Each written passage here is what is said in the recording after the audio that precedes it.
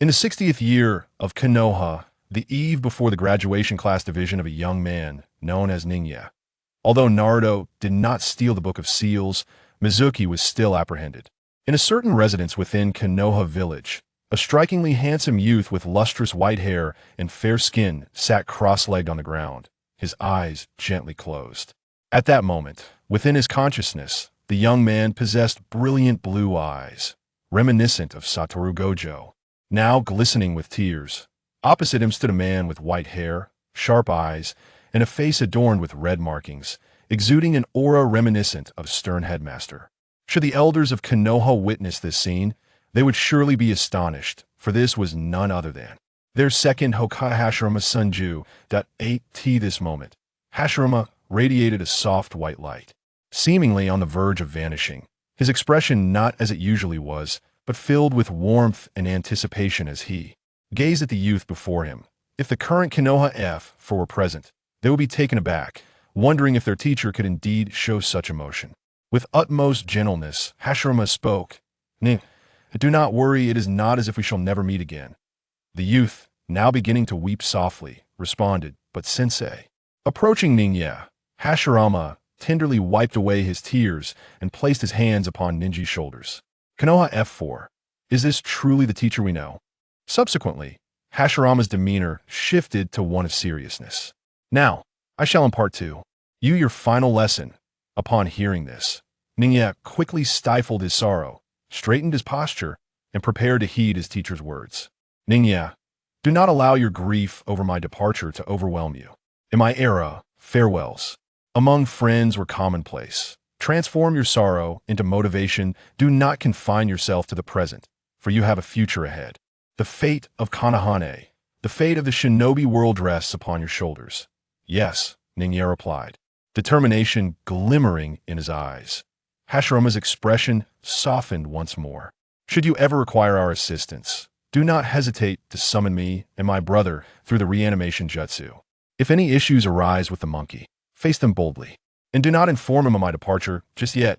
Take care of yourself. This moment, tears brimmed in Ninja's eyes. After Hashirama spoke, the white light intensified, and he gradually faded away. With his disappearance, Ninja could no longer suppress the flood of tears, acutely feeling the pain of parting. Sensei, farewell. The following day, Ninja woke early, freshened up, and had breakfast. He donned a pair of glasses reminiscent of those used to diminish one's presence in anime, placed his ninja headband over his shoulder, and set off for school. Upon arriving at the classroom, he noticed that there were still few students present. Ninja chose his seat and began to read a book.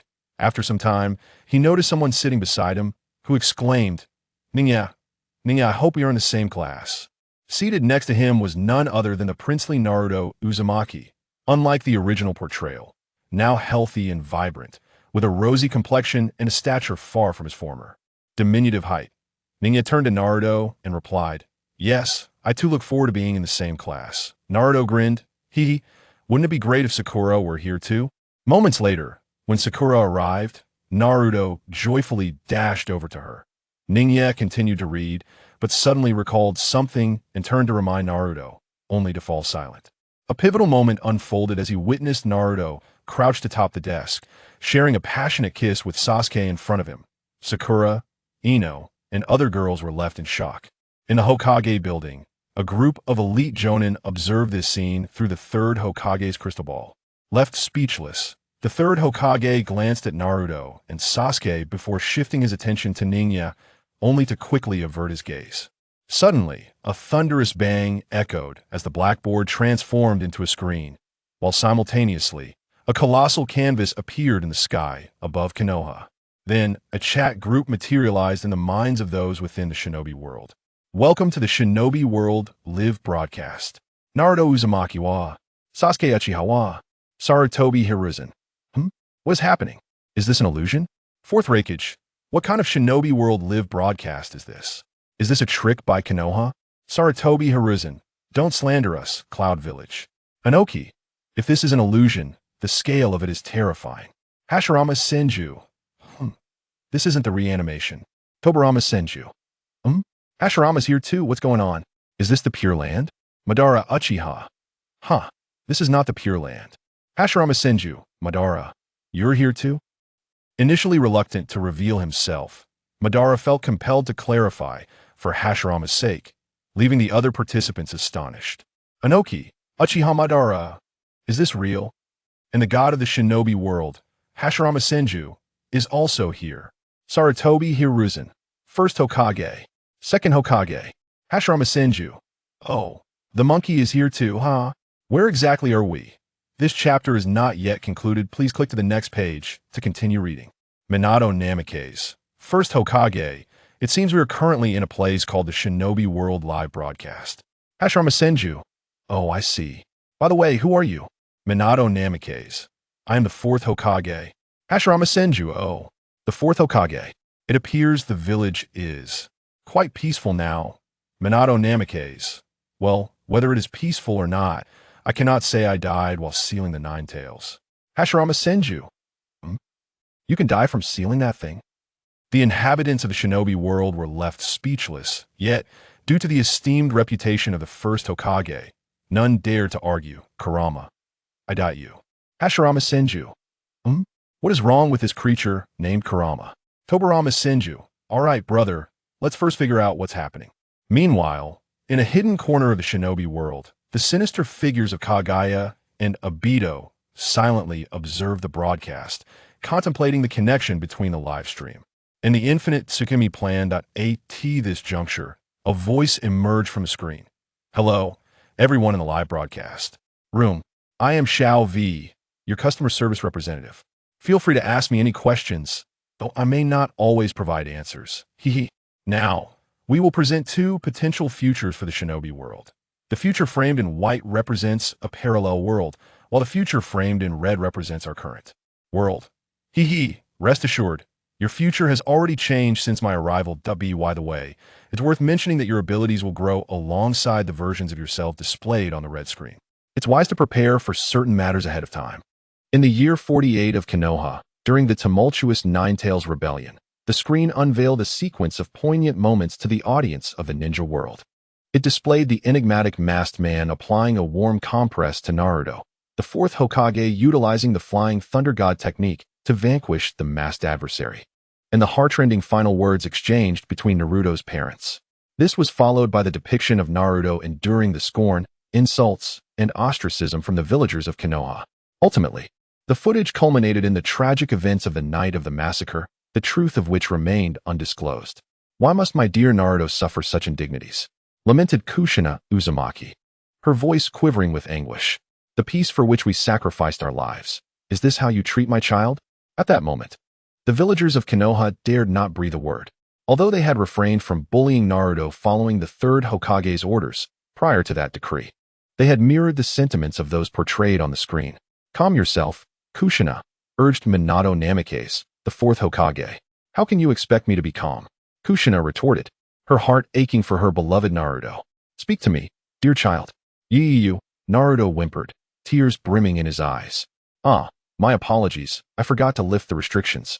Chuckled the voice, redirecting the focus to Naruto and Sasuke, who were lost in a fervent kiss, their eyes rolling back in bliss. The ninja world fell into a stunned silence. Goodness, are the youth of today so audacious?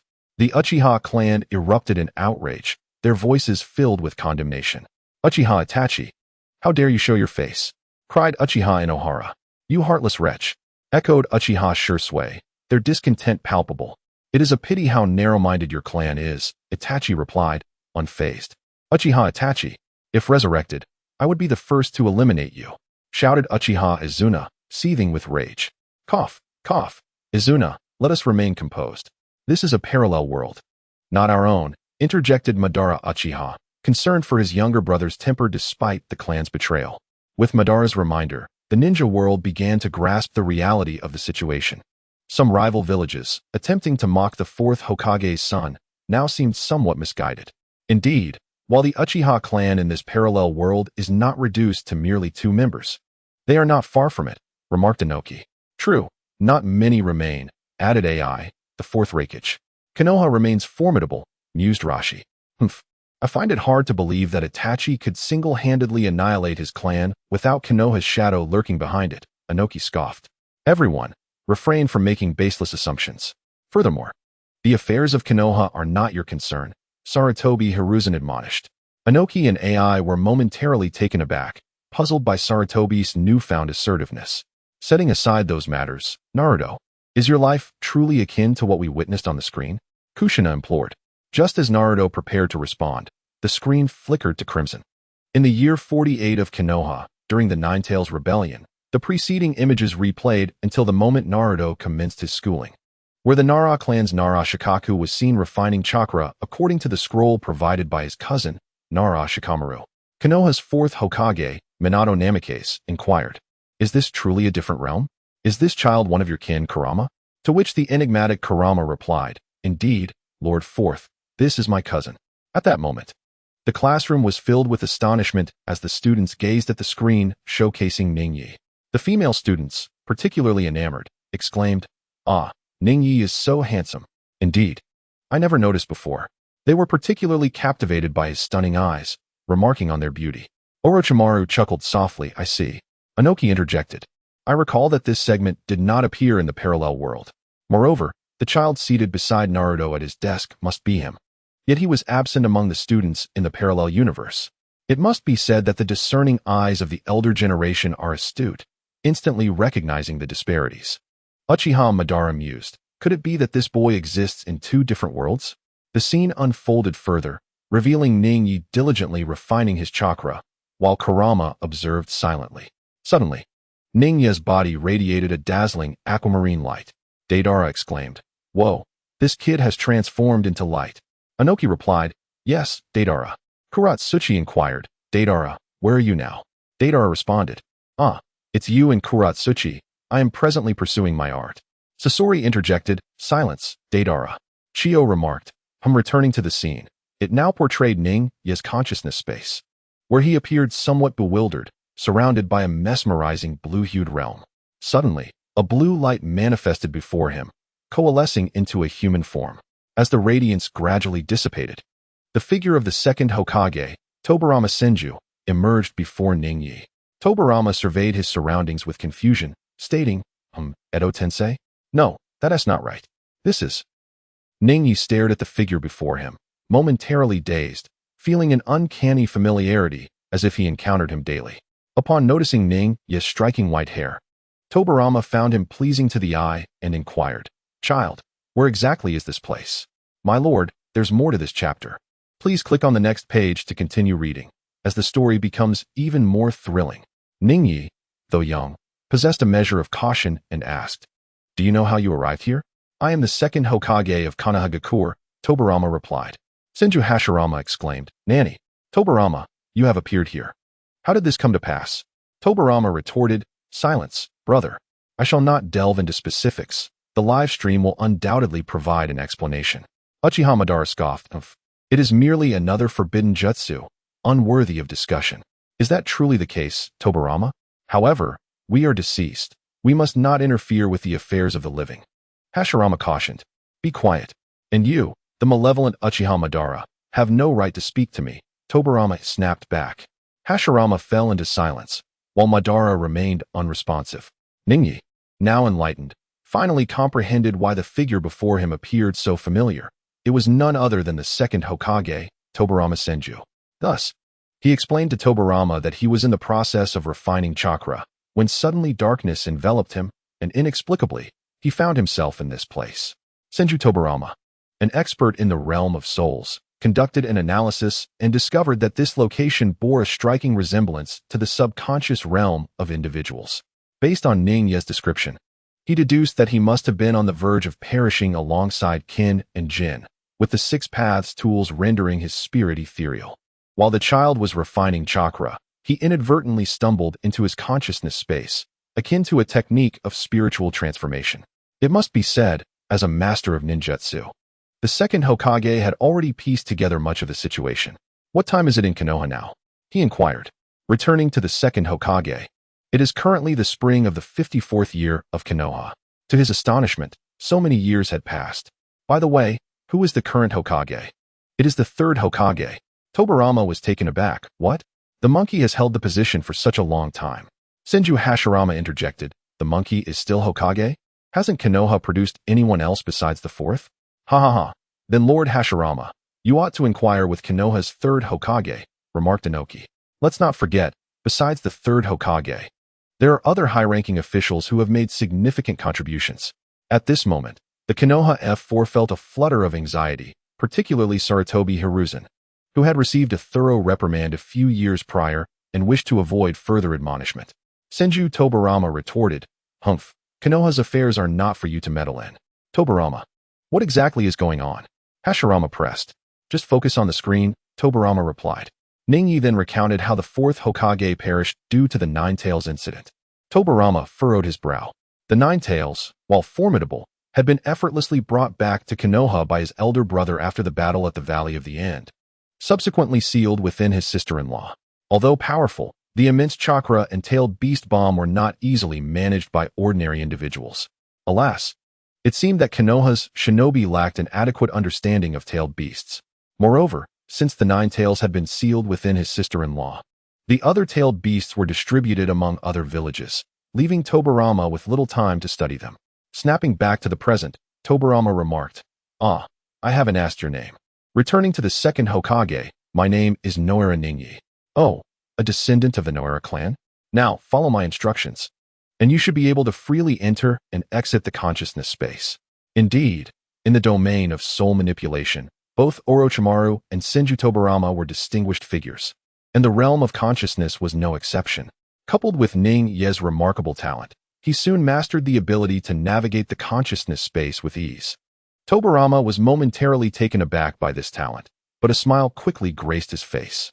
The younger generation of the village was quite intriguing, provided they were not inherently malevolent like the Uchiha. Ningyi soon regained consciousness and found his cousin, Noira Xianjian, gazing at him intently. Ningyi, how are you? Is your body all right? Yes, brother, I am perfectly fine. Inuzuka Jinkan let out a sigh of relief. Had anything happened to Ningyi? How could he possibly explain it to his late uncle and aunt? Phew, all is well. By the way, how is your chakra extraction progressing? I have successfully extracted it. Oh, that's nothing. Extracting chakra is not something accomplished in a day. What? You've already completed it. Has it really been less than half an hour? Could that be the reason for the recent glow? How astonishing.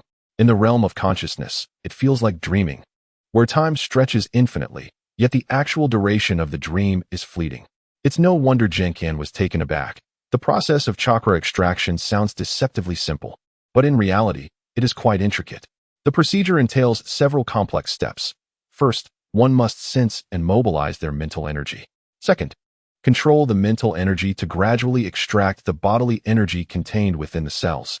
Third, combine the extracted bodily energy with mental energy to form chakra, allowing it to circulate within the body. Finally, store the formed chakra within oneself. Typically, it takes an average person about a week to succeed, while a genius might require 2 to 3 days. Extracting it in just 30 minutes is indeed extraordinary. Upon witnessing Ning Yi's achievement, the inhabitants of the ninja world could hardly contain their astonishment. Senju Hashirama, how long did it take us to extract chakra, Madara?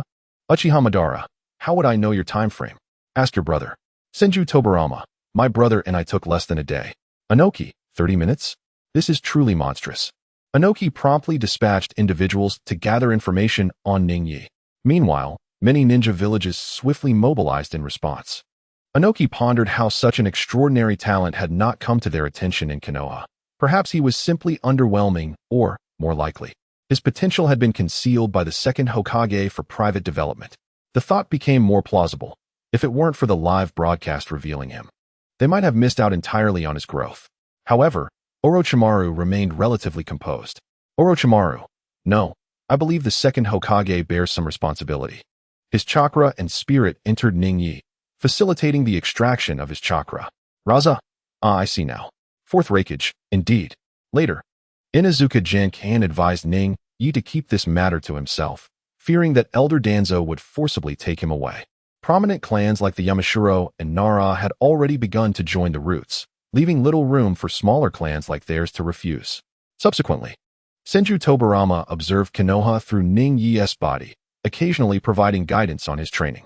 The The more he offered advice, the more pleased he became, as Ningyi grasped concepts with remarkable ease, occasionally presenting imaginative yet reasonable ideas. Talented individuals who demonstrate understanding are always well-liked. And Tobirama considered the prospect of taking on another disciple quite favorable. However, he is not in a hurry at the moment. On one hand, he wishes to assess the character of this child.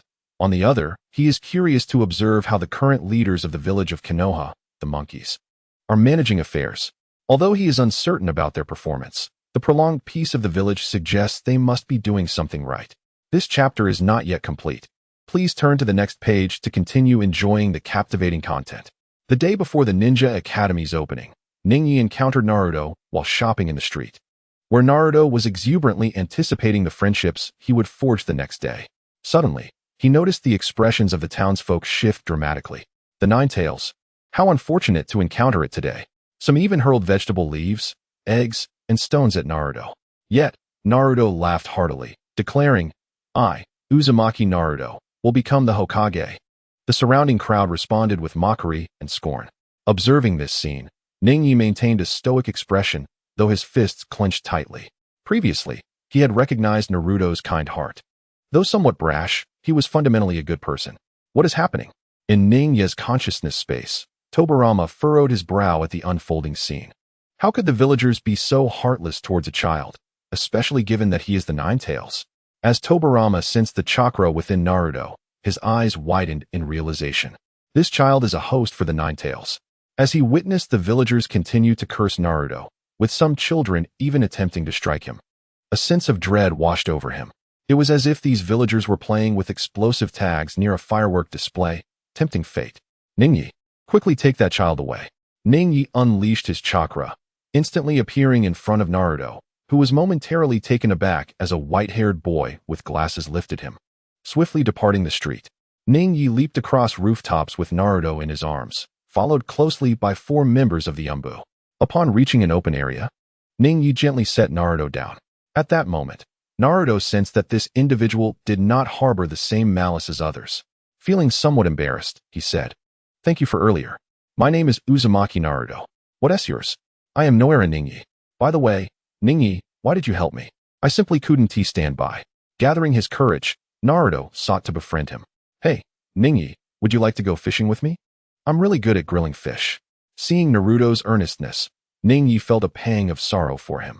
Meanwhile, Tobirama, with his eyes closed, deeply furrowed his brow, reflecting on how the villagers of Konoha seemed to lack basic understanding regarding the Jinchuriki. For some reason, Ningyi sensed a gentle aura emanating from Naruto. Hearing Ningyi's agreement, Naruto leapt with excitement, exclaiming, "Yes, let us go." He then led Ningyi toward his secret base. The third Hokage observed this scene through a crystal ball, surrounded by documents recently gathered by the Umbu. Is that a little one from the Noira clan? Is he unable to tolerate this? It must be a child's empathy. At the very least, he possesses a good heart. At that moment, the door to the Hokage's office swung open, and Danzo strode in with an imposing demeanor. "Hisashi, how could you allow a Jinchuriki to make friends in broad daylight? Naruto has reached the age where friendships are natural. A Jinchuriki does not require emotional attachments. Hand him over to me, and I shall train him to become Konoha's weapon. I have already stated that Naruto's affairs are none of your concern. And remember, Danzo, I am the Hokage. You will come to regret this, Hisashi." With that, Danzo stormed out, slamming the door behind him. Kushina Uzumaki inquired, "Third Hokage, what is going on? Isn't my Naruto just the same as before? And Danzo, what do you mean by weapon? Explain that to me." "Ahem, Kushina. It was my folly that led to this situation. Rest assured, I have already issued a gag order regarding Naruto. He is doing much better now," Sarutobi Hiruzen replied. "Yes, Mom, I no longer worry about food, and I have made friends like Knight and Shikamaru. Overall, I am quite happy now," Naruto asserted. One cannot deny Naruto's thoughtfulness. It is instinctual for children to shield their parents from worry. "I see you are referring to Naruto Uzumaki," Gaara remarked. Having experienced ostracism himself, he felt a strange kinship with Naruto, though they were both missing a father figure. Temari observed Gaara with a complex expression. Naruto led Knight to his secret hideout, which was equipped with rudimentary fishing gear. It seemed he had been living this way for some time. Rolling up his sleeves, Naruto picked up a branch to assist with the fishing line, prepared the bait, and cast his line into the water. Knight also took up a branch to fish. Throughout, Naruto engaged Knight in conversation. Tomorrow marks the start of school. I wish we could be in the same class. I also hope to be in the same class as you, Naruto. Knight replied, praising Naruto's kind-heartedness and generosity, albeit somewhat excessively. Not at all. I am not that great. After receiving such compliments, Naruto bashfully scratched the back of his head, his nose practically bubbling with joy. Seeing the two interact harmoniously, Tobirama Senju felt a sense of relief, though his expression soon turned serious. What on earth is the monkey doing? To Tobirama, there were two approaches to dealing with Jinchuriki. One could envelop them in love or utterly suppress their emotions, treating them solely as weapons. Was Danzo not concerned that Naruto might one day explode, potentially unleashing the Nine Tails once again? After finishing their grilled fish, the two bid farewell. Upon returning home, Knight meditated and entered his consciousness space, where Tobirama began guiding him in his training. The next day heralded the commencement of the Ninja Academy. Numerous parents accompanied their children to school, including Noara Kakashi, who brought Knight along. Upon arriving at the school, the parents initially chatted with one another while their children explored the campus. The trio of Inuzuka, Shino, and Hinata engaged in casual conversation, while Inuzuka firmly pinched Kiba's ear, admonishing him to refrain from causing trouble. Hyuga Hizashi, bearing an air of indifference, held Hinata's hand as she shyly cast her gaze downward, seemingly searching for someone. Inside Naya, Tobirama observed the lively little ones, feeling a sense of fulfillment for having established the Ninja Academy in his earlier days. Suddenly, sensing something amiss, Tobirama turned his gaze in the same direction as Naya, spotting a man whose expression suggested a debt owed to him, leading a fair-skinned young gentleman. Onlookers whispered among themselves upon their arrival. What is up with the second Hokage? Humph, that inherently wicked Uchiha brat. Even without the Sharingan activated or a ping-pong paddle in hand, Tobirama could instantly recognize the malevolent Uchiha clan. With piercing eyes, he scrutinized Fugaku and Sasuke, particularly focusing on the latter, whose sinister visage exuded a distasteful aura. Uchiha Sasuke retorted, Tobirama Senju, you are the true embodiment of wickedness. The chapter is not yet concluded. Please turn to the next page to continue reading. Tobirama responded, Humph, Uchiha brat, I indeed harbor a disdain for you. Uchiha Izuna interjected. Tobirama, what do you mean by a wicked face? Senju Hashirama chimed in. Enough, Tobirama. How many times must I remind you that the Uchiha clan is also a family of great love? Tobirama retorted, Humph, brother. I am well aware of the profound and fervent nature of Uchiha love. Tobirama, no one understands the Uchiha better than I do. As all gathered, the third Hokage ascended the stage to speak of the will of fire. In the vibrant village of Konoha, the flames of life continued to burn. The little ones gazed at the third with admiration, itching to charge into battle. Tobirama, watching his brother's face, sighed, Alas, monkey, you have aged. Soon, it was time for class assignments, and predictably, Naya found himself placed in the strongest class. The girls in the class chattered excitedly around Sasuke, who appeared visibly annoyed. Naya felt fortunate that wearing glasses spared him from their attention. At that moment, a kind-hearted individual, bearing a scar on his nose, entered. Classmates, please take your seats and maintain silence. It must be said that teachers possess an innate authority over students, despite the tradition of teacher slaying among Hokages. Before long, the little ones returned to their seats, and just as Irika began his introduction, Naruto made a grand entrance, only to be promptly sent to stand by the door as punishment. The time for self-introductions arrived, and one by one, the students presented themselves. When it was Naya's turn, he stepped forward and addressed the audience in a modest tone. My name is Nayanara. I enjoy tofu and fish, and my dream for the future is to live in peace.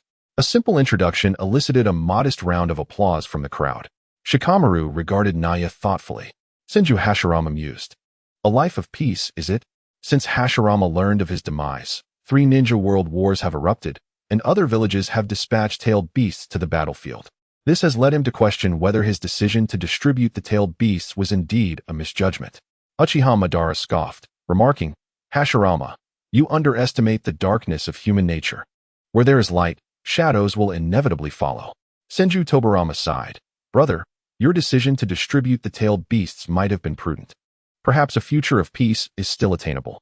Tobirama gazed resolutely at the screen displaying Ninya. The scene continued as Iruka called Naruto back. Iruka's feelings towards Naruto were complex. His own parents had perished at the hands of the Nine Tails, yet he understood that Naruto bore no blame. However, the resentment within him proved insurmountable. Naruto shouted, "Listen up.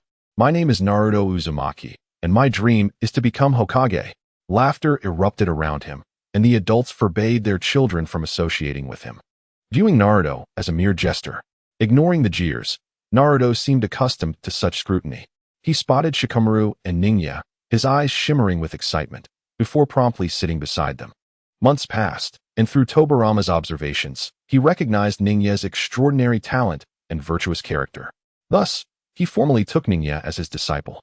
Over these months, Tobirama tailored a rigorous training regimen based on Ningya's physical data, encompassing shuriken throwing, chakra control, and storage techniques. One day, the school announced an examination. Ningya examined the paper, which predominantly featured prompts such as, discuss your perspective on life in Konoha, your thoughts on the third Hokage, and your interpretation of the will of fire. Rather than a test, it resembled a survey. Anoki remarked, "Goodness, third Hokage, you're indoctrinating them from a young age." Saratobi Hiruzen responded, "Anoki, refrain from such accusations. It's not indoctrination. I aim to instill the will of fire in these children, to cultivate a spirit unafraid of adversity." The villagers of Konoha were instantly moved by the third Hokage's words. Anoki conceded, "Hiruzen, you truly excel." However, at that moment, the third Hokage was sweating profusely, recalling that he might have become a tad overzealous. "Ningya, allow me to respond to these questions and observe how the monkey interprets my answers." "Of course, teacher." Ningya adeptly relinquished control of his body to Tobirama, who first assessed life in Konoha. Following his observations over the past months, he noted certain deficiencies within the village. He acknowledged the third Hokage's merits before highlighting areas for improvement, suggesting that he sometimes exhibited indecisiveness and urging him to strive harder in the future. Regarding the will of fire, he stated, "Wherever Konoha flourishes, the fire shall endure." He directly criticized the third Hokage for misunderstanding the essence of the will of fire, asserting that it required updates and refinements. At first glance, this seemed unproblematic. However, it was a valid critique from the second Hokage directed at the third. Ningyi, following the line of thought presented by Fei Jian, found no issue and thus submitted his answer sheet. As night fell, within the Hokage building, the third Hokage, serving as the principal of the Ninja Academy, felt compelled to personally revise the thoughts of the new generation, particularly focusing on the esteemed Xiaochang class. He commenced by grading their examination papers. Nara Shikamaru mused, how splendid it would be to gaze at the clouds, fish leisurely, and be free from worries regarding life in Konoha. This lazy lad. Akimichi Choji remarked, the grilled beef tongue, tenderloin, and heart from our family's barbecue restaurant possess delightful texture and flavor. Of course, Ichiraku ramen is also exquisite, with a delectable broth and perfectly chewy noodles. This little glutton makes me hungry just reading it. As the third Hokage graded the students' papers, he noticed their reverence towards him, the Hokage. Although the will of fire seemed somewhat immature, it was of little consequence. He could simply visit the school more frequently to deliver speeches. Until he reached Noera Ning Yi's paper, which was filled with evaluations of life in Konoha, criticizing him, the third Hokage, and even denying the will of fire. For the first time, the third Hokage encountered a student who dared to critique him, and his expression darkened. After taking a moment to compose himself and puffing on his pipe, he penned a comment. Unrealistic and superficial. One must first manage oneself before passing judgment. The will of fire cannot be defined at whim. He then marked a large 0. It seemed he would need to have a private conversation with Ningyi soon, as the latter had grown too close to Naruto. Tsunade chuckled, The third Hokage actually gave the second Hokage a 0. Anoki remarked, Saratobi is impressive. You directly refuted your teacher's understanding of the will of fire. The fourth Raikage added, the third claims the second's strategies are superficial. Naruto laughed. I see now how Ningyi came to alter grades back then. Saratobi Hizashi interjected, that teacher, I wasn't Senju Tobirama cut him off. Silence. In an instant, the entire ninja world erupted in laughter at the third Hokage's expense. Students daring to counter their teachers was indeed a source of great amusement. At that moment, the third Hokage wished to find a hole to hide in, utterly embarrassed. He had once believed himself to possess a profound understanding of the will of fire. Yet he had become somewhat arrogant, challenging the very essence of his mentor's wisdom. The chapter does not conclude here. Please turn to the next page to continue reading. The following day in the classroom, Ningyi confronted the zero-marked paper with a bewildered expression as he locked eyes with Tobirama. Teacher Tobirama regained his composure and stated sternly, It appears that this monkey possesses a rather superficial understanding of the will of fire and dared to refute my perspective. It seems Konoha has not fared well in recent years. Ningyi, look. I scored 90 points. Naruto exclaimed excitedly, having achieved such a high score for the first time. For months, his scores in ninjutsu and mathematics had languished in single digits. But now he had miraculously attained an impressive mark. Ningyi set down the paper, congratulating. Well done, Naruto. Hey, Ningyi, you must have scored high too, Naruto said, glancing at the zero-marked paper in confusion. He glanced at Ningyi's exam paper, then at his own. The signature was indeed correct. Ningyi need not worry. You will surely perform well next time. Thank you, Naruto. Soon, news of Ningyi's paper spread, and some began to mock him. It must be a mistake in the grading. Ningyi is not that poor. Naruto vehemently defended him against the mockers, but to little avail. Ningyi noticed that his teacher Tobirama's face had started to redden, and he quietly felt sorrow for the third Hokage. When school was dismissed, Naruto took the initiative to invite Ningyi for a bowl of Ichiraku ramen, mentioning he had extra ramen tickets. Are you worried I might be upset? Ningyi observed Naruto, who was attempting to divert his attention. Perhaps Naruto could indeed empathize with the pain within one's heart. At Ichiraku ramen, as Naruto and Ningyi enjoyed their meal, a figure approached and asked, May I sit here, young ones? They turned to see none other than the third Hokage, Hiruzen Sarutobi. Naruto beamed at the sight of him. Grandpa Hokage, you're here for ramen too. Indeed, the ramen here is delightful. It always leaves one craving for more. With that, the third Hokage settled beside Naruto. You flatter me, Lord Third, the chef said, a hint of bashfulness in his demeanor. Same as always. Right away, the third Hokage and Naruto engaged in light conversation about school life, occasionally glancing at Ningyi, who wore a smile, seemingly unfazed by the presence of the Hokage. Naruto then introduced Ningyi to the third Hokage, lamenting, the grading on yesterday's exam must have been an error. The teacher must have misjudged Ningyi. After their meal, the third Hokage remarked, By the way, Ningyi is it? Yes, Lord Third. No need to be so formal. Accompany this old man to the Hokage Tower. Think of it as a stroll to aid digestion. All right, you should head home, Naruto. Well, okay then. Reluctantly, Naruto returned home, wishing he could chat longer with the third Hokage. Upon arriving at the Hokage Tower, they entered the Hokage's office.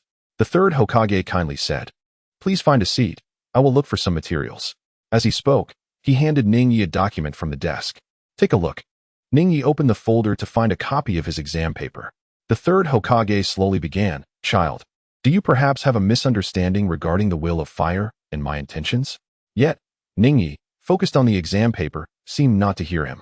Observing this, just as the third Hokage was about to continue, Ningyi suddenly looked up, his eyes flashing a brilliant blue.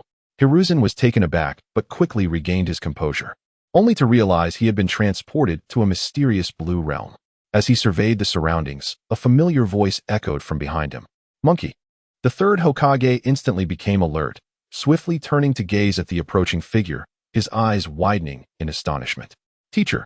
He initially suspected it was an illusion and disrupted his chakra, only for Tobirama to say, Don't bother. Monkey, I specifically brought you here. Is it truly you? Lord Second? The third inquired, disbelief evident in his voice. Are you implying that my teacher is a fabrication? Tobirama, with arms crossed and eyes narrowed, scrutinized Sarutobi Hiruzen. The third Hokage felt a surge of excitement, as it was characteristic of his teacher to evoke such reactions. Tobirama proceeded to reveal embarrassing tales from Hiruzen's youth, such as drunken ramblings, peeping on women, and other indiscretions. All right, I acknowledge it's you, teacher. Hiruzen quickly interjected, anxious that his teacher might divulge even more sensitive secrets.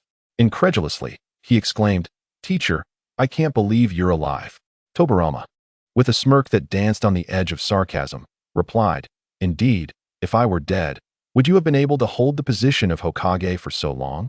This statement sent chills down Hiruzen's spine, prompting him to hastily clarify, Teacher, That was not my intention.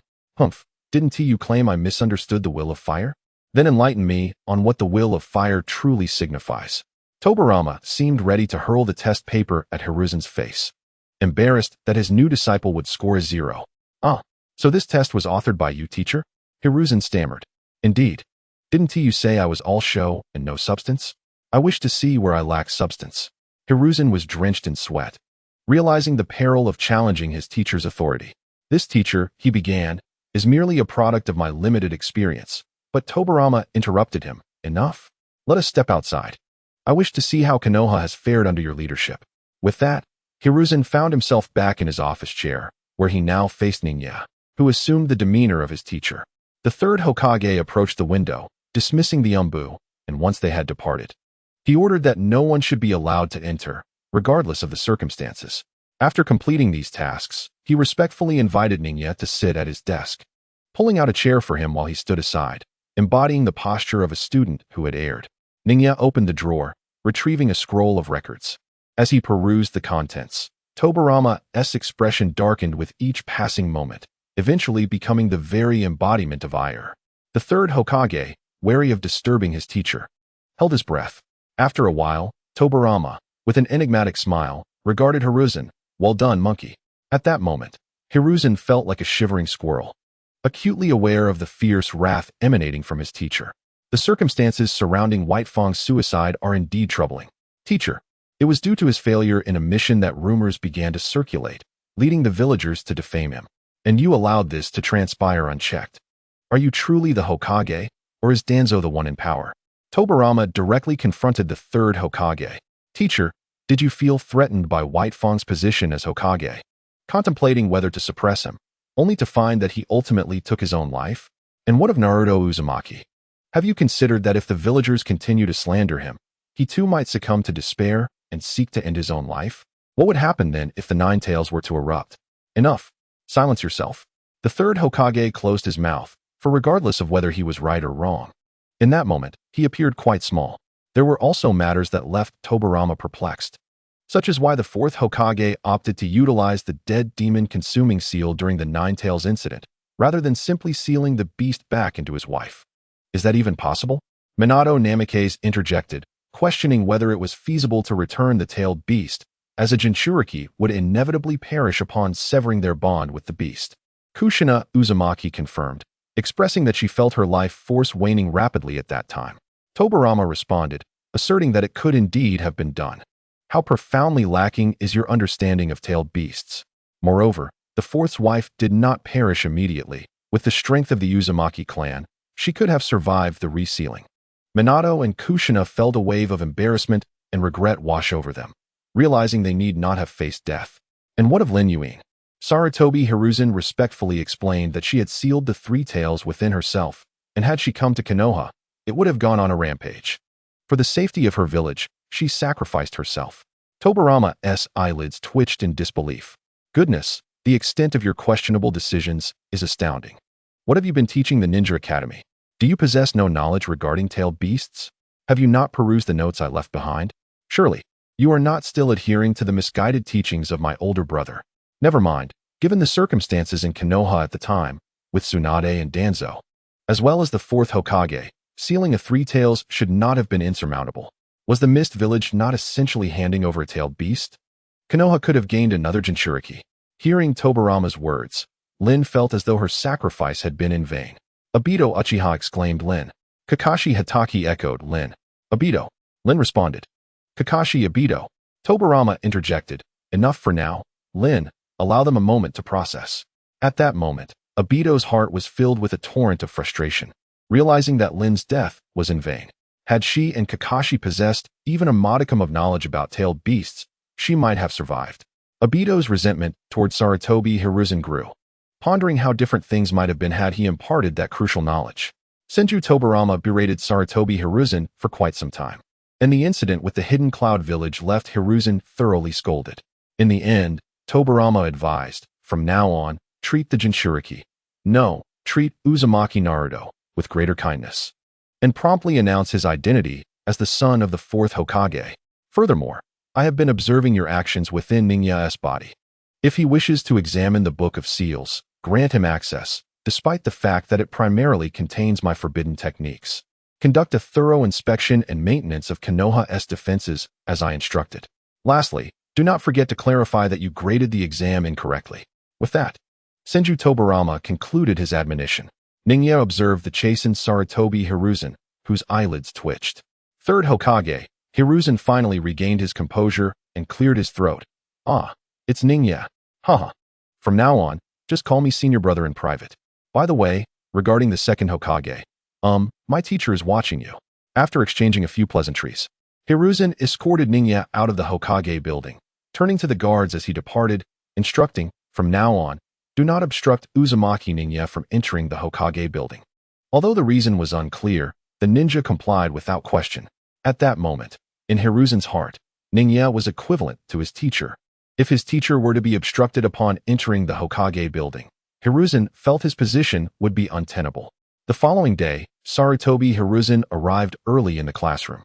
Noticing most of the students had gathered, he slowly rose and addressed the group of young students. The exam papers you submitted the day before yesterday were commendable. However, I inadvertently marked one incorrectly, which was an oversight on my part. Naruto, filled with excitement, shouted, Grandpa Hokage, was it Ningya's paper? Cough, indeed. It was Ningya's exam. I was quite busy that day and ended up making an error. The third Hokage approached Ningya, and upon seeing his face, recalled the scathing rebuke he had received the previous day, causing him to shudder. Cough, Ningya, right? I sincerely apologize for the mistake. Please hand me your exam paper so I can rectify it.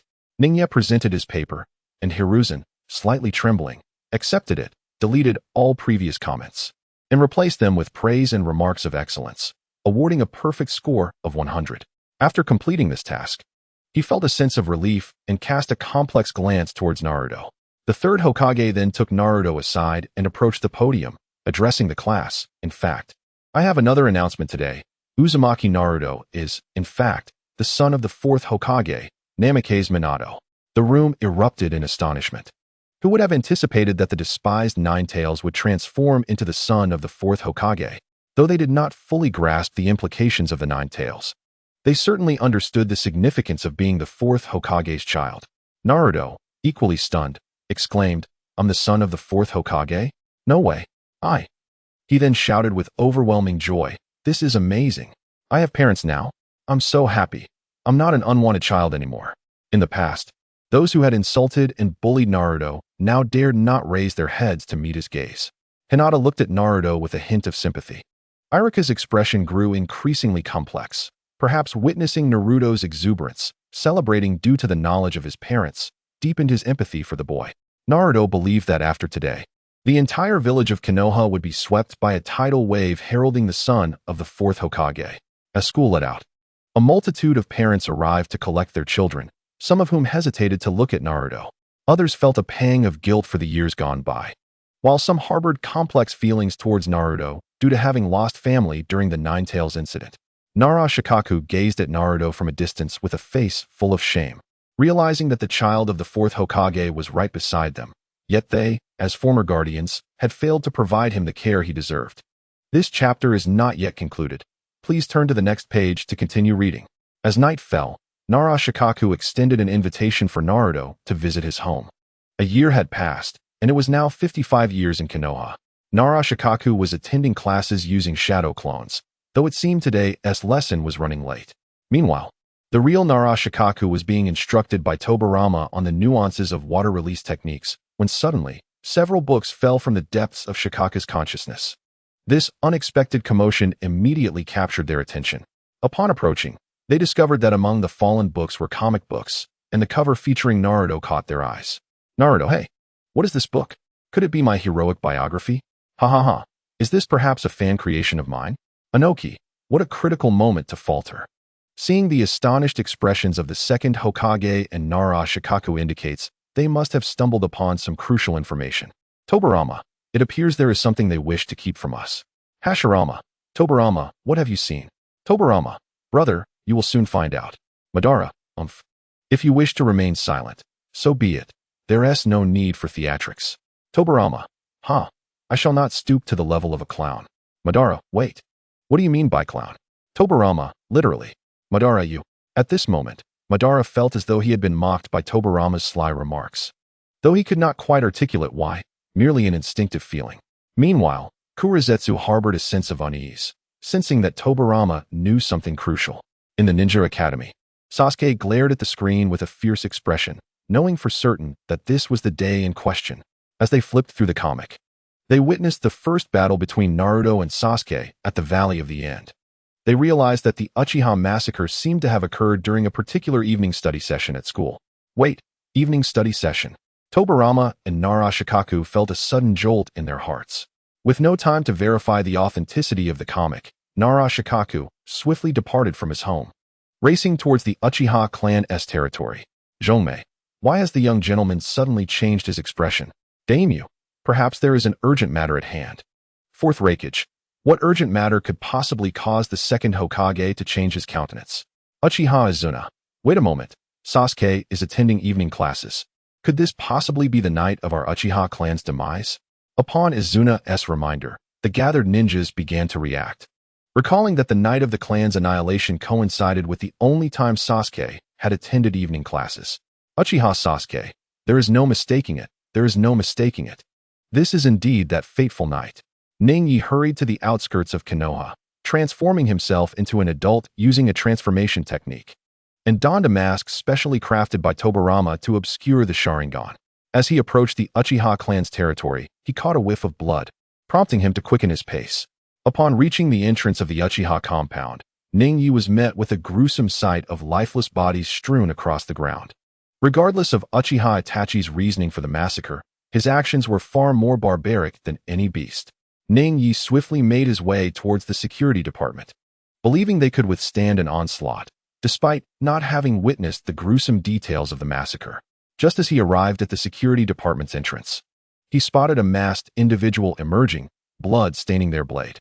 Ningyi and Tobirama realized it was already too late. What is happening? Does Uchiha Itachi have accomplices? Sasuke's recollections did not include the masked man, and Ningyi and Tobirama's understanding of that night was limited to Sasuke's perspective. The white screen displayed nothing of Obito, merely showcasing Sasuke's viewpoint. Daimyo, what? Uchiha Itachi has accomplices. Fourth Raikage, I refuse to believe that a mere 13-year-old could orchestrate a clan's annihilation. Kisame, goodness. I thought the rules of our mist village were extreme enough. It appears someone is even more audacious. Minato, if I am not mistaken, this individual is the same masked man who instigated the Nine-Tails rampage. Naruto, does that mean Ningyi is in danger? At that moment, Uchiha Madara pondered, what is this brat Obito up to? While the Uchiha clan was destined for destruction, I did not expect this to be his doing. He is quite ruthless. Ever since the Uchiha had betrayed him, indulging in the comforts of Konoha, Madara had envisioned the eventual downfall of their clan. Within the Akatsuki organization, the members observed Uchiha Itachi, who maintained an expressionless gaze fixed on the screen, seemingly detached from the unfolding events. Deidara, why does this masked man remind me a bit of Tobi? Obito felt a jolt of anxiety and quickly responded, how could that be, Deidara-senpai? I am merely an intern within the Akatsuki. I could never be such a remorseless fiend. Haiden, with a gleeful expression, looked at Itachi. I never imagined that Itachi would enjoy killing so much. What do you say? Care to join the cult of the evil god? Itachi remained aloof.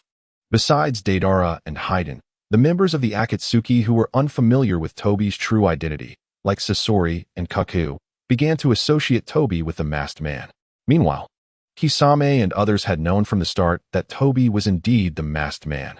On the other side, after Uchiha Itachi employed the Tsukuyomi on Uchiha Izumi, he tearfully concluded their encounter. Subsequently, Itachi regained his composure and began his slow journey home. In the security department, the teacher inquired, shall we take action? Upon hearing Senju Tobirama express his perception of the masked man before them as another member of the Uchiha clan, Ningya felt overwhelmed by the sheer number of Uchiha present. Let me take over, he said, sensing that the monkey had likely also noticed the situation. All they needed to do was hold him off. Understood, teacher. Gradually, Senju Tobirama regained control of his body.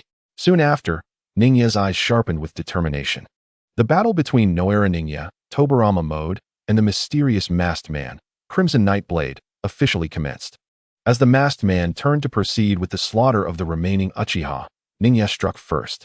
Utilizing the water release, water bullet technique, he unleashed a barrage of water projectiles that shot forth like bullets, targeting the masked man. However, the water bullets passed right through his form, inflicting no damage. Remarkable. There is indeed someone else, the masked man remarked. Konoha's elite strategized on how best to confront this formidable adversary. This phasing technique appears exceedingly difficult to counter, remarked Minato Namikaze. Who would have thought such troublesome ninjutsu existed within the ninja world? Added Inoki. Minato only managed to defeat him by exploiting a flaw during his attack, recalled Saratobi Hiruzen. So, to vanquish that masked man, one must strike during his offensive? Pondered the fourth Reikage. It seems we must rely on swiftness to secure victory, concluded Meitoromi. No, perhaps he cannot maintain this phasing indefinitely, suggested Kakashi Hatake. If that is the case, we must leverage broad and sustained ninjutsu to ascertain the duration of his phasing. As the champions of the ninja world considered their strategies for overcoming this enigmatic foe, the masked man suddenly teleported before Ningya, drawing his blade. In an instant, Ningya expelled a torrent of water, forming a circular barrier. Yet, the masked man effortlessly traversed the water barrier and, with lightning speed, emerged behind Ningya, cleaving him in two. However, the severed Ningya erupted in a magnificent explosion. Simultaneously, Uchiha Itachi, having just slain his parents, heard a distant commotion and raised his gaze towards the security department. Have they encountered trouble? He wondered. Then hastened towards the source of the disturbance. As the smoke cleared, the masked man's attire lay in tatters, yet his mask remained unscathed. He tore away the remnants of his sleeve, reflecting on his earlier carelessness. Tobirama recognized that the masked man revealed vulnerabilities during his attacks. Drawing from his vast experience, Tobirama surmised that this phasing ability might stem from the masked man's Mangekyo Sharingan. If that were indeed the case, it could be advantageous. Any ocular technique from the Mangekyo Sharingan must possess certain limitations, suggesting that the masked man might not be able to phase indefinitely. At that moment, Uchiha Itachi launched a surprise attack from behind Ningya, unleashing the fire release, great fireball technique, as a colossal fireball burst forth from his mouth.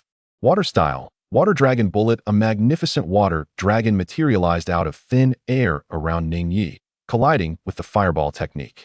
The impact created a dense mist that swiftly enveloped the three individuals. Itachi and the masked man, utilizing the dynamic visual acuity of their Sharingan, scrutinized their surroundings. Yet they failed to detect Ningya's presence.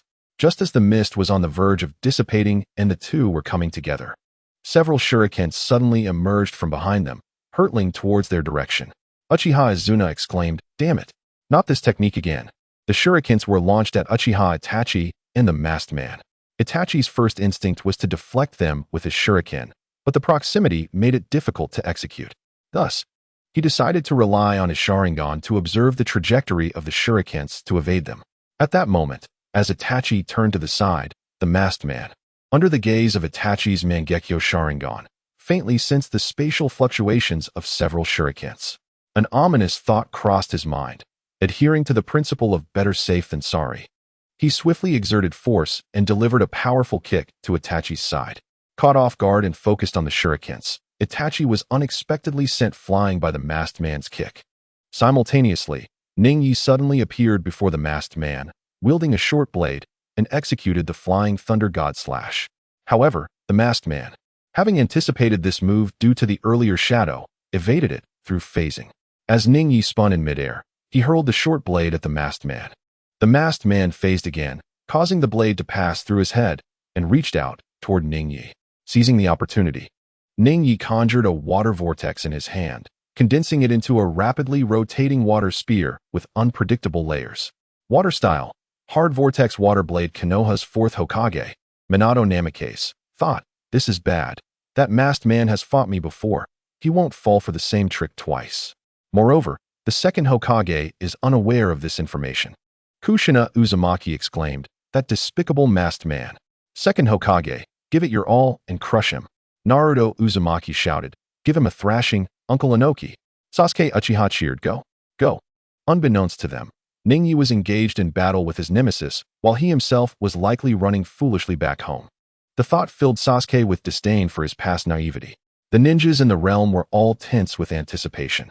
In that moment, Ningyi utilized the second stage of the Flying Thunder God technique as the masked man approached, successfully teleporting behind him. The masked man was reminded of a haunting memory from years past, when he was attacked by his mentor, a nightmare that lingered for years. Move. Move now. He urged himself, and in an instant, a part of his body phased, narrowly avoiding the strike. Emboldened by his evasion, the masked man swiftly swung his blade at Ningyi. However, Ningyi was prepared. He had already gathered water needles in his mouth. Water style, heavenly cry?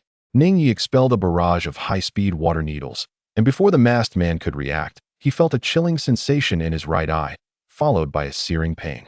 The water needles pierced directly through the masked man's right eye and out the back of his head.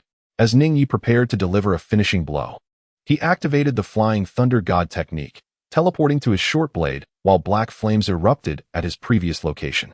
As a formidable warrior of the Warring States period, Tobirama instantly discerned the ninjutsu before him. Could it be the Kagaya clan's technique? No, it seemed he could not control the flames. It was Amaterasu. Uchiha Itachi, with his Sharingan activated, fixated intently on Ningyi. The recent kick from the masked man had nearly incapacitated him.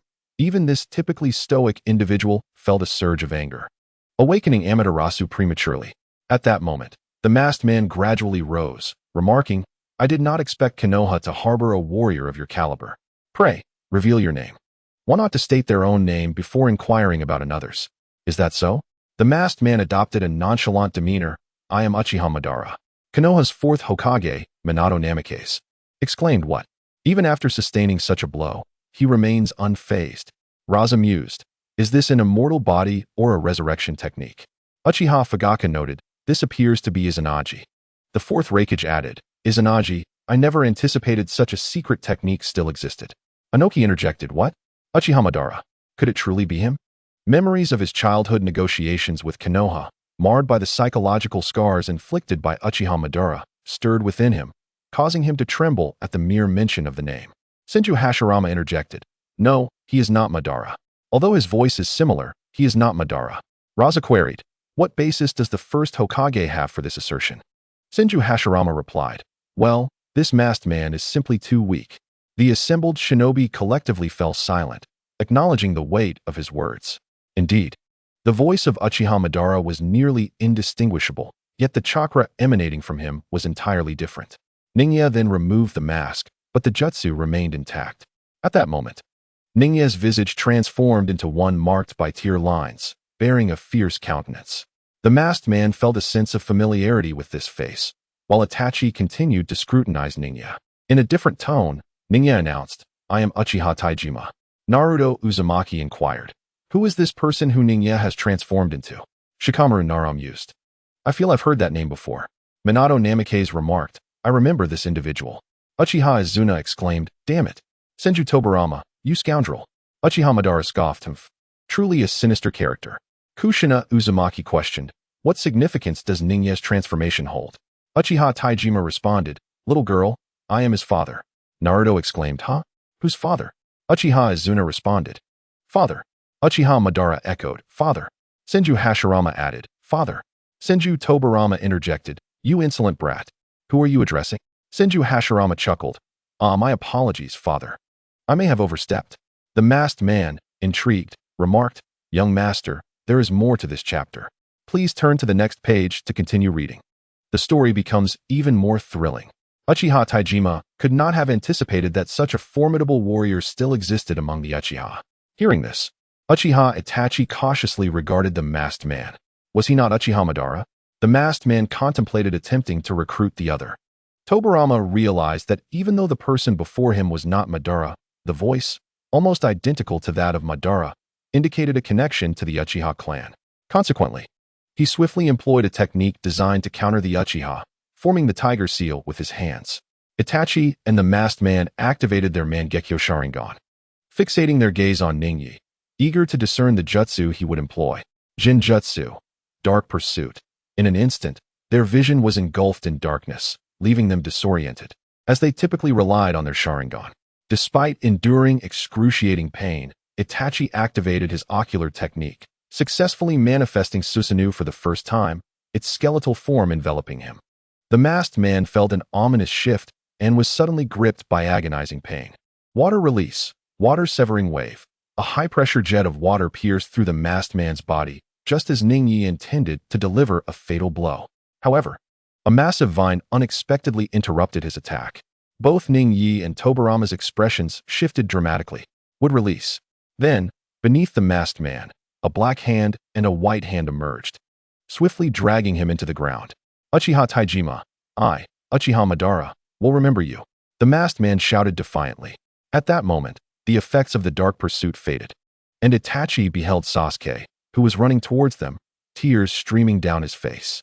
Upon returning to the clan's grounds, Sasuke had discovered a scene strewn with corpses. Upon reaching home, he found his parents lifeless. Just as he was about to succumb to despair, a distant explosion jolted him awake. He instinctively assumed that invaders had besieged the Uchiha clan and that his brother was engaged in battle against them, compelling him to suppress his sorrow and rush towards the security division. As he saw Sasuke approaching, Itachi was momentarily taken aback, but then noticed a group of Umbu rushing towards them. Breathless, Sasuke was about to speak, "Brother, Mom and Dad, Tsukuyami." Itachi unleashed the Tsukuyami upon Sasuke, and in a mere 3 seconds, the poor boy was inundated with visions of his clan's annihilation. Unable to withstand the horror, he collapsed. Subsequently, Itachi's form transformed into a crow and vanished. Has he fled? Tobirama sighed. As a formidable warrior of the Warring States period, his battle experience was incomparable to that of the two young Uchiha. However, if their intent was solely to escape, pursuing them in his current state was evidently impractical. He then donned his mask once more.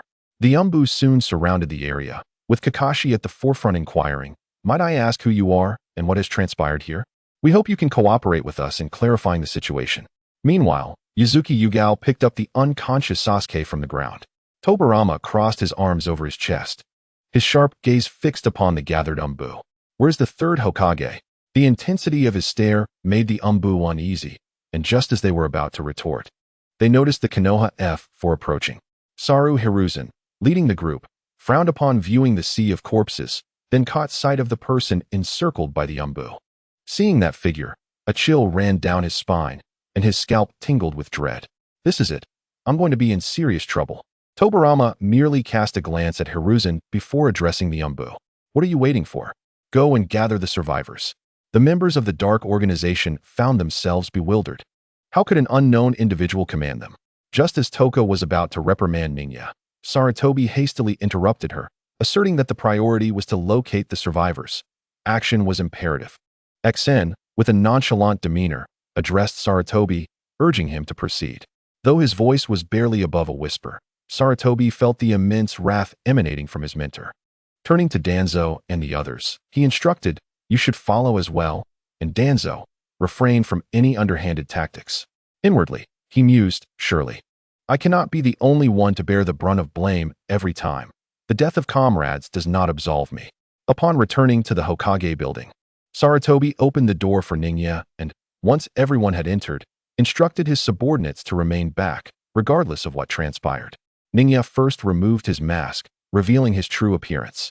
Just as Sarutobi was about to speak, a resounding slap landed on the third Hokage's face. At that moment, Sarutobi felt a stinging pain but dared not retort. Mito was momentarily taken aback, while Danzo was the first to question, "You little brat." Another slap silenced him, leaving him dazed. Soon after, Toka and Mito also received a slap. "You insolent child. How dare you?" Danzo began to retaliate, but Sarutobi swiftly restrained him, exclaiming, "Danzo, stop." Yet another slap followed, causing both sides of Danzo's face to swell. "Danzo, you have certainly grown more capable over the years," Sarutobi remarked. Danzo appeared utterly bewildered. What is happening? At that moment, the chakra of Tobirama erupted, creating a gust of wind that instilled fear in the four present. Danzo's eyes widened in disbelief as he gazed at Ningya. "This chakra, could you be the second Hokage?" With Danzo's reminder, Toka and Mito also realized the truth, trembling in awe. They stammered, "Is it truly you, sensei?" "Silence!" Tobirama bellowed. Instantly, they ceased their chatter, and the instinctive reaction further convinced them that their familiar mentor, the second Hokage Senju Tobirama, had returned. Tobirama coldly inquired, "What on earth transpired tonight? Is this how you manage Konoha after I sacrificed for you?" The Konoha F4 exchanged glances. aware that whoever spoke first would be the focus of ire. After a prolonged silence, Tobirama slammed the table, demanding, "Speak." Toka, mustering her courage, replied, "Sensei, we adhered to your policies regarding the Uchiha, assigning them to the guard division. We never anticipated matters would escalate to this level." Sarutobi grew increasingly anxious upon hearing this, thinking, what a foolish ally. Tobirama, stifling a laugh, retorted, "So, it is all my fault then." Realizing her mistake, Toka quickly countered. The annihilation of the Uchiha clan is akin to Konoha severing one of its own limbs. Despite any animosity he held towards the Uchiha, Tobirama would never have allowed their extermination. Little did he know, his disciple was even more ruthless. Please share with me the manner in which you managed the Uchiha clan during this period." The four individuals were left with no choice but to honestly recount the events. As for deceiving the teacher, well, it might have worked on the first Hokage, but to fool the second Hokage is merely tempting fate. Indeed, during the Ninetales incident, suspicion fell upon the Uchiha, leading to their ostracization. The entire village harbored disdain for them. Tobirama's veins bulged as he listened, exclaiming, "You have merely replicated my previous measures against the Uchiha, but what of the policy of conciliation? After all these years, you should at least understand the principle of rewarding a good deed after a reprimand. The narrative is not yet complete. Please turn to the next page to continue enjoying the captivating content. Instead, you chose to relentlessly pressure the Uchiha, making rebellion an inevitable outcome." Tobirama inquired, "What then of Itachi Uchiha's massacre of his clan? Surely, this involves your actions." It was indeed a lamentable fate for such a prodigy to belong to the Uchiha. Sarutobi Hiruzen replied, "Teacher, we truly did not foresee that he would resort to such drastic measures." Hiruzen felt profoundly wronged, as he had hesitated on how to address the situation, unaware that Itachi would take matters into his own hands. The three others nearby appeared anxious, for Danzo had left the Uchiha with two dire options, while they fanned the flames from the sidelines. Tobirama, noticing their expressions, surmised the truth. Such ruthless strategies stemmed from Danzo, while Koharu and Hamura lacked conviction and sided with him regarding the massacre. Hiruzen remained indecisive, and Danzo exploited this weakness to strike swiftly. "Danzo, you were the one who issued the order for the massacre, were you not?" he stated in an interrogative tone that resembled a declaration. "Indeed, teacher, it was all my doing," Danzo admitted without hesitation. "Ah, the Uchiha massacre certainly harbors darker secrets," remarked Onoki. "We must express our gratitude to the higher-ups of Konoha. This way, we shall no longer have to grapple with the Uchiha," added A. "Konoha's internal strife is truly impressive," stated Raza. Gaara glared fiercely at the man who claimed to be his father, questioning, "Do you have the audacity to utter such words? What on earth is happening here?" shouted Sasuke Uchiha. "Humph, wicked Uchiha brat, come at me if you dare," taunted Shimura Danzo. "Danzo," exclaimed Shisui Uchiha. Kabuto, filled with malice, directed his glare at Danzo on the screen. At that moment, a pale hand rested on Kabuto's shoulder, and a raspy voice echoed, "Calm yourself, Kabuto." Quickly regaining his composure, Kabuto replied, "My apologies, Lord Orochimaru." Tobirama scrutinized Danzo closely, astonished at how the boy had grown so extreme. However, he soon detected something amiss. "Danzo, what happened to your right arm?" Danzo's heart skipped a beat. Hiruzen interjected, "Teacher, Danzo's right arm was injured during the Ninja World War. I did not inquire about that. I asked whether you freed it yourself, or if I must do so personally." Upon hearing this, Danzo instinctively sought to conceal his hand, but Tobirama instantly teleported beside him, tearing open the sleeve of his right arm with a swift motion. Tuanzang's right hand, a fusion of the Senju and Uchiha, was suddenly revealed before the crowd. Upon seeing the Sharingan on Tuanzang's arm, the Uchiha clan was engulfed in fury. Uchiha Izuna exclaimed, "Tuanzang, I shall kill you." Uchiha Inaho shouted, "Tuanzang, you shall not escape your fate." Uchiha Hakadai declared, "Tuanzang, how many Uchiha have you harmed in secret?" Uchiha Shana threatened, "Tuanzang, I will not spare you." Sasuke, overwhelmed by emotion, unconsciously activated his Sharingan, which swiftly evolved into the double Tomo form. The children of the Uchiha clan also awakened their Sharingan in response. Yenoyu, observing this scene, sighed complexly. Upon noticing the visage of his elder brother etched upon Tuanzang's shoulder, Tobirama's rage ignited. Realizing that his demise was imminent, Tuanzang hastily began to weave hand signs. However, as it was the initial version of his arm, he had yet to update it with Uchiha Shin's right arm, resulting in a delayed activation of his Izanagi. Yet, he faced none other than the once unrivaled speed of the ninja world. Slow as it was, it proved fatal. Before Izanagi's incantation could conclude, Tobirama utilized the Flying Thunder God technique to instantaneously appear beside Tuanzang's right hand, swiftly severing Tuanzang's arm with a kunai. It turned out that when Tobirama first sliced through Tuanzang's right sleeve, he had inadvertently left a Flying Thunder God mark. Poor Tuanzang found his resurrection coin utterly useless, lost without a trace. However, he still had a chance to retaliate. He reached for his right eye, intending to activate Kodo Amatsukami. Yet, in an instant, darkness enveloped his vision, rendering even his Manjikyu Sharingan ineffective. As pain shot through his right eye, his sight returned, only to reveal Tobirama gripping his right eye firmly. In that moment, Tuanzang felt a chilling despair and frustration, realizing that his abilities had been rendered futile, stripped away by his own teacher. Tobirama, seething in anger at the sight of the Manjikyu, thought, "Which genius have you tormented now?" He then advanced and delivered a barrage of strikes upon Tuanzang. The three onlookers dared not utter a sound, witnessing Tobirama dismantle Tuanzang with the ease of an adult reprimanding a child. After a time, Tuanzang's face was left battered and bruised, resembling that of a pig's head, and he found it arduous to utter even a single word. With Tuanzang's chakra sealed, he was imprisoned. "I shall settle this matter tomorrow," commanded Sarutobi Hiruzen, hastily ordering for Tuanzang to be taken away, fearful that his teacher's wrath might lead to Tuanzang's demise. The Uchiha clan cheered. "Well done. That was splendid. What a relief."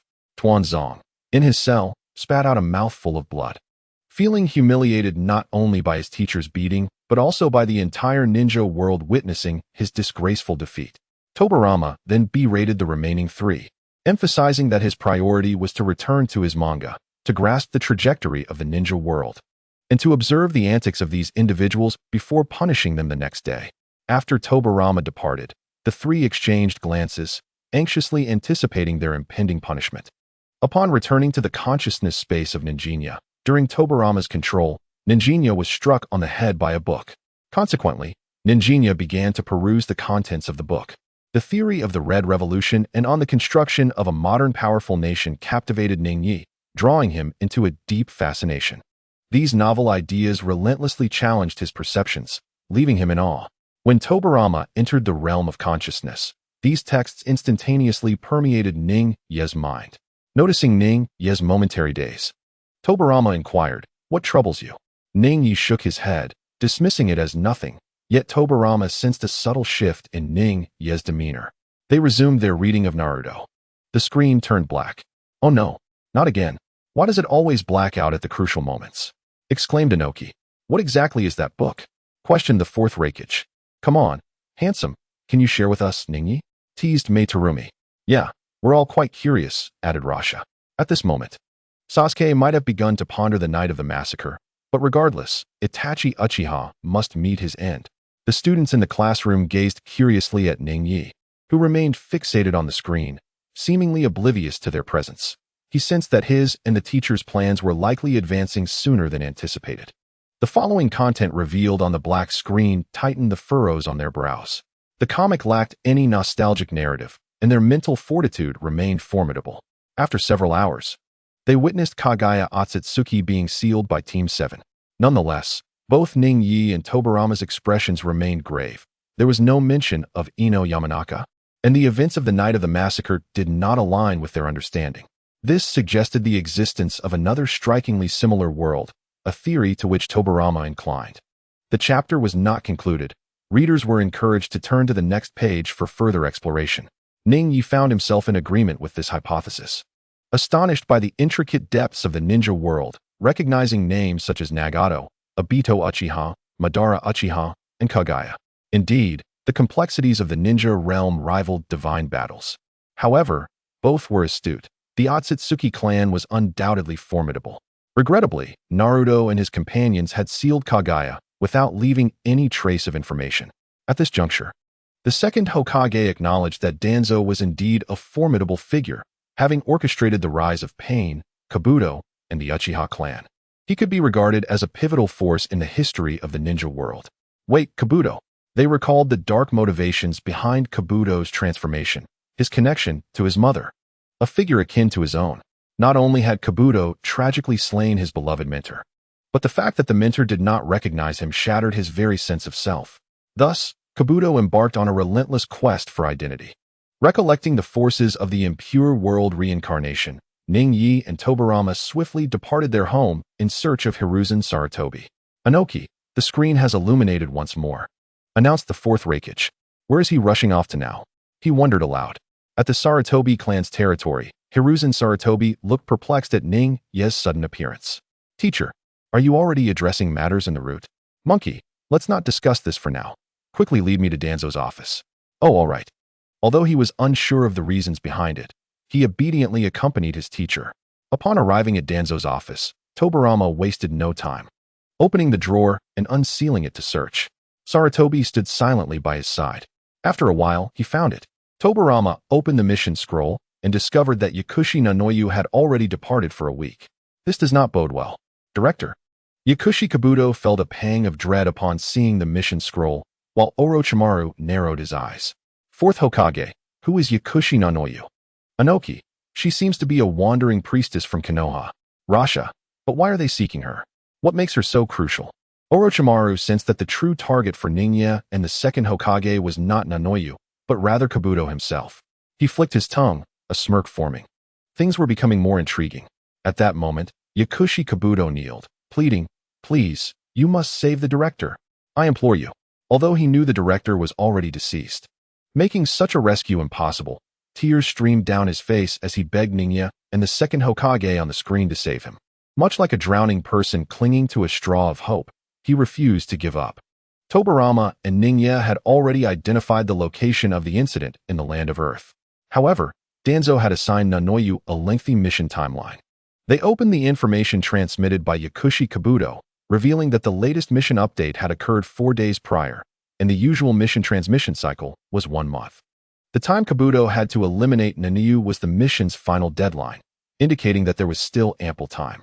Tobirama opened a map to confirm the route, his finger pausing momentarily over the land of grass. "I recall my sister-in-law's clan is situated here, along with that troublesome group from Grass Village." He then turned to Sarutobi. "Monkey." "Yes, teacher." Upon hearing his teacher call him, he immediately stood straighter. "If Itachi Uchiha comes looking for you, handle it your way." "Oh, understood." Tobirama felt the complexities of the ninja world were profound. Some matters required a semblance to another realm. Too much alteration could lead to irreversible consequences. Yet, certain things must change, otherwise his conscience would be troubled. "Regarding the demise of the land of whirlpools, it is too late for me to address your reasoning now. I am granting you a chance to amend it." "Yes, teacher, I shall follow your instructions. First, do not concern yourself with how I acquired this information. It is said that remnants of the Uzumaki clan remain in the village hidden in the grass. Send someone to gather intelligence. If the information proves accurate, do whatever it takes to bring them back. Should they resist, ensure they replace their leader with someone more reasonable." "Understood." Hearing this, Sarutobi breathed a sigh of relief. After all, it was merely Grass Village. Even if they were strong, they were still just a small nation's ninja village. If they truly disobeyed, he would not hesitate to replace their leader. Though this past year had been fraught with anxiety, at least things felt considerably more secure now. This can all be attributed to the return of their teacher, Tobirama Senju, the pillar of their spirit. Years ago, their mentor perished in a battle against the forces of Kin and Jin and the Yunin, which left them despondent, for without hope, a person is truly in dire straits. Now that their teacher has returned, his posture has notably straightened. After giving his instructions, Tobirama and Nai returned to tidy up. The following day, Danzo was sentenced to life imprisonment. Although Tobirama is known for his ruthlessness, he ultimately could not bring himself to harm his own disciple. However, his decision not to kill does not imply he would prevent others from taking action. He would leave the matter to the future Uchiha. After all, the calamity was of his own making, and he must bear the consequences. Last night, he and Nai watched Boruto again, realizing the deeper intricacies of the Otsutsuki. It became apparent that the ninja world harbors even greater secrets of the Otsutsuki. Although the manga only depicted Kawaki sealing Naruto, both he and Nai foresaw that should the Otsutsuki invade, the ninja world might indeed face its end. Perhaps, while placing hope in others. one must also have faith in their own strength. Tobirama also observed the power of technology within Boruto. The term technological talent lingered in their minds, as they recognized the formidable influence of technology.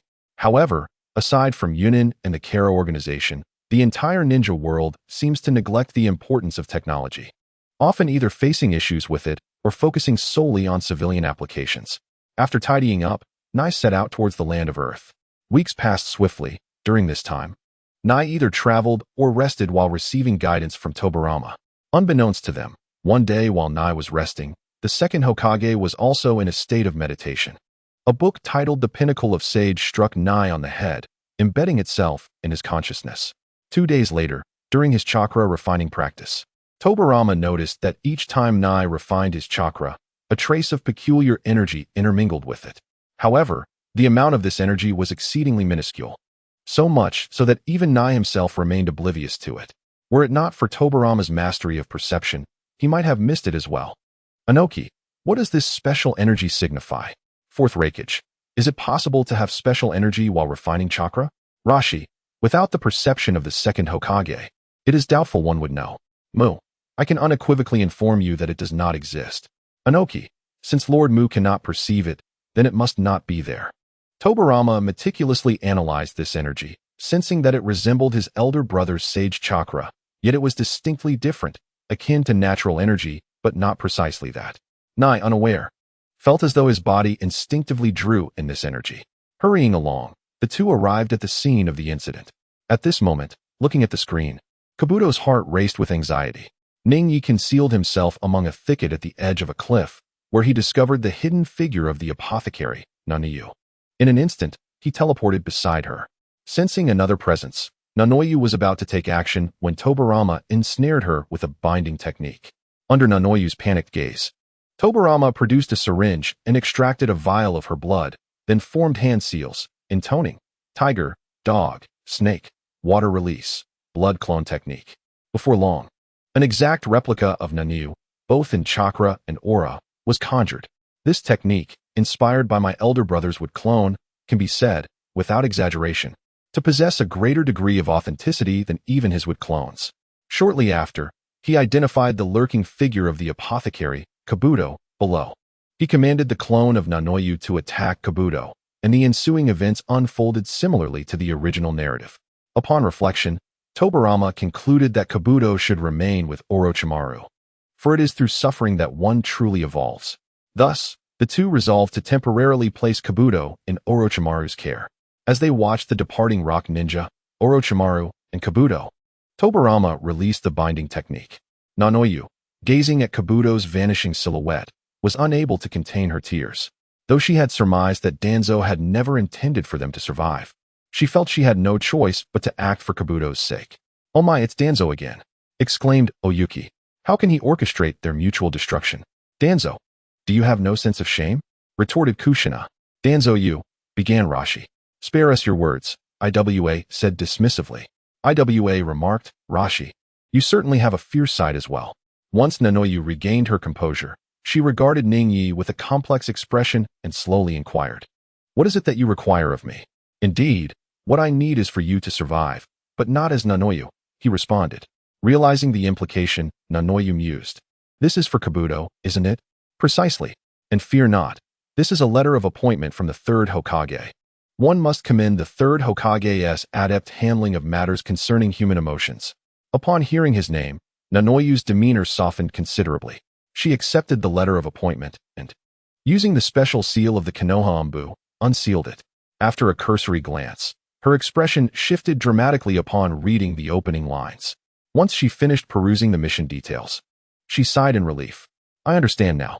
The contents of the appointment indicated that the Uchiha clan had been annihilated, leaving primarily children as the sole survivors. Her mission was to serve as a caretaker for the remaining Uchiha in their homeland.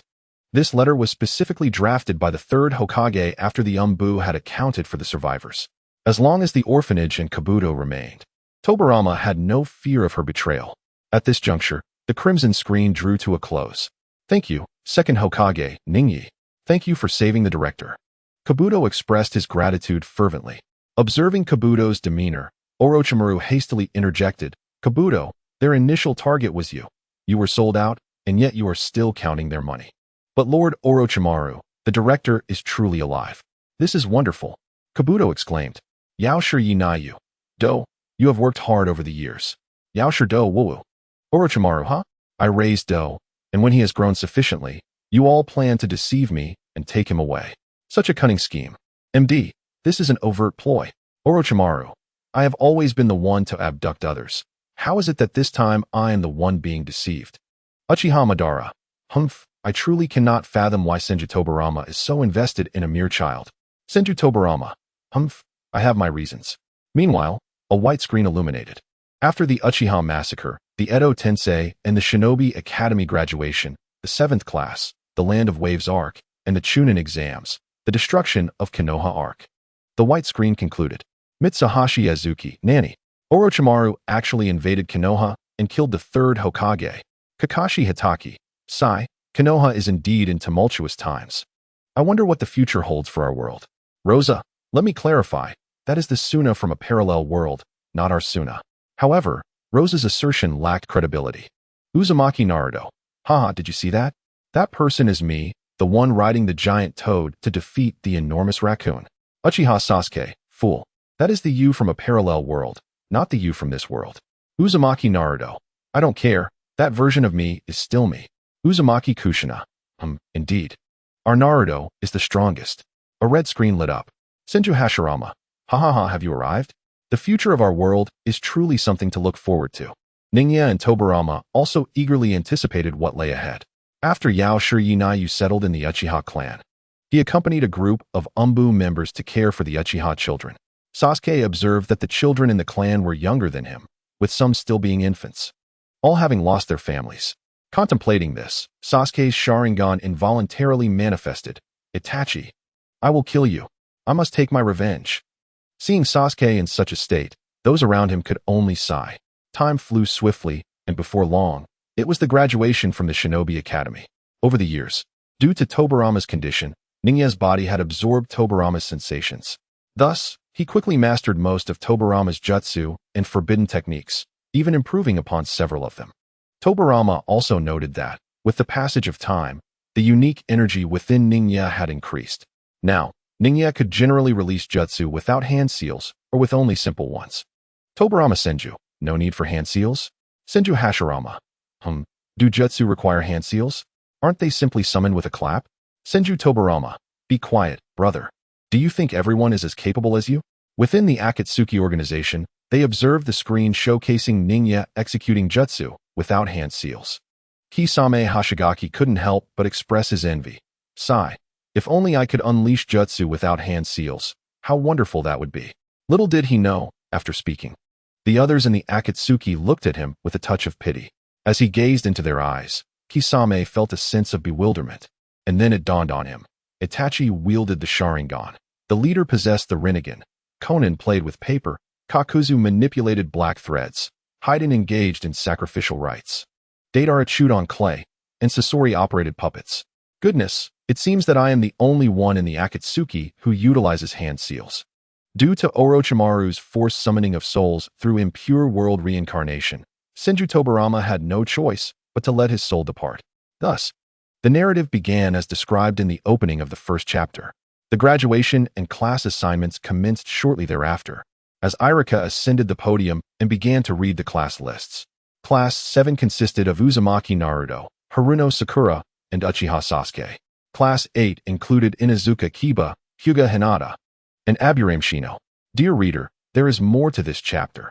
Please turn to the next page for further excitement. Class 9 comprised Sai, Uzumaki Karui, and Shin. Class 10 contained Nara Shikamaru, Yamanaka Ino, and Akimichi Choji. That concluded the class assignments. At this moment, Naruto grew anxious. Wait, Irika-sensei, did you forget someone? Ningya hasn't been assigned yet. Irika responded, Nara Ningya's position has already been arranged by Lord Hokage, so you needn't worry, Naruto. So that was the case. After the assignments were completed, Ningya was the first to depart, while the other students quietly remained in the classroom, awaiting their guiding jonin. Ningya's role was that of the leader of Danzo's route.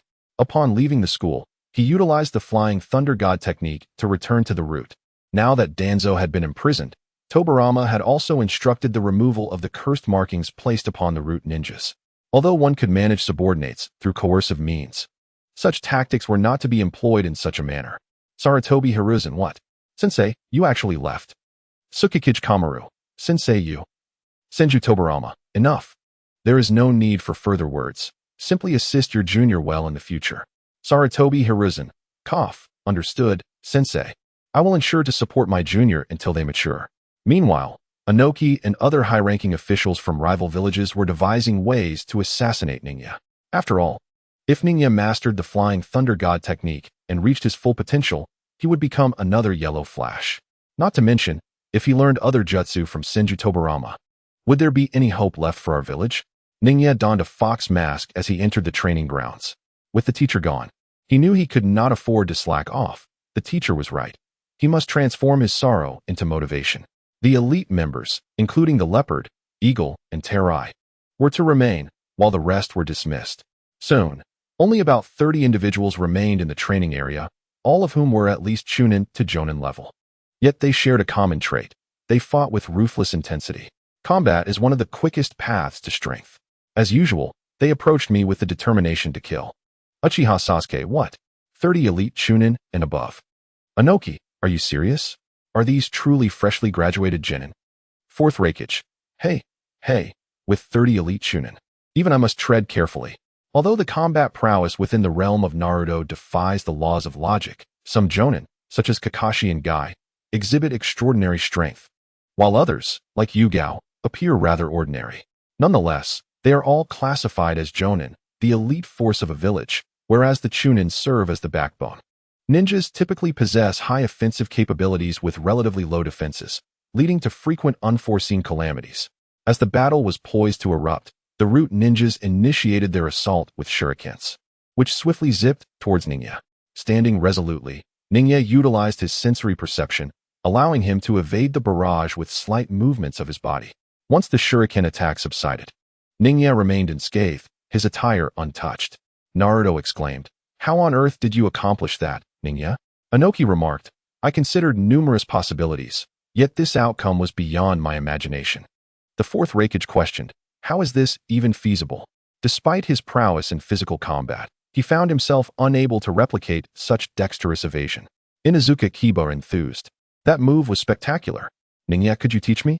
With the shuriken assault thwarted, the group resorted to long-range ninjutsu, fire release, great fireball technique, water release, water dragon bullet technique, and wind release, great breakthrough.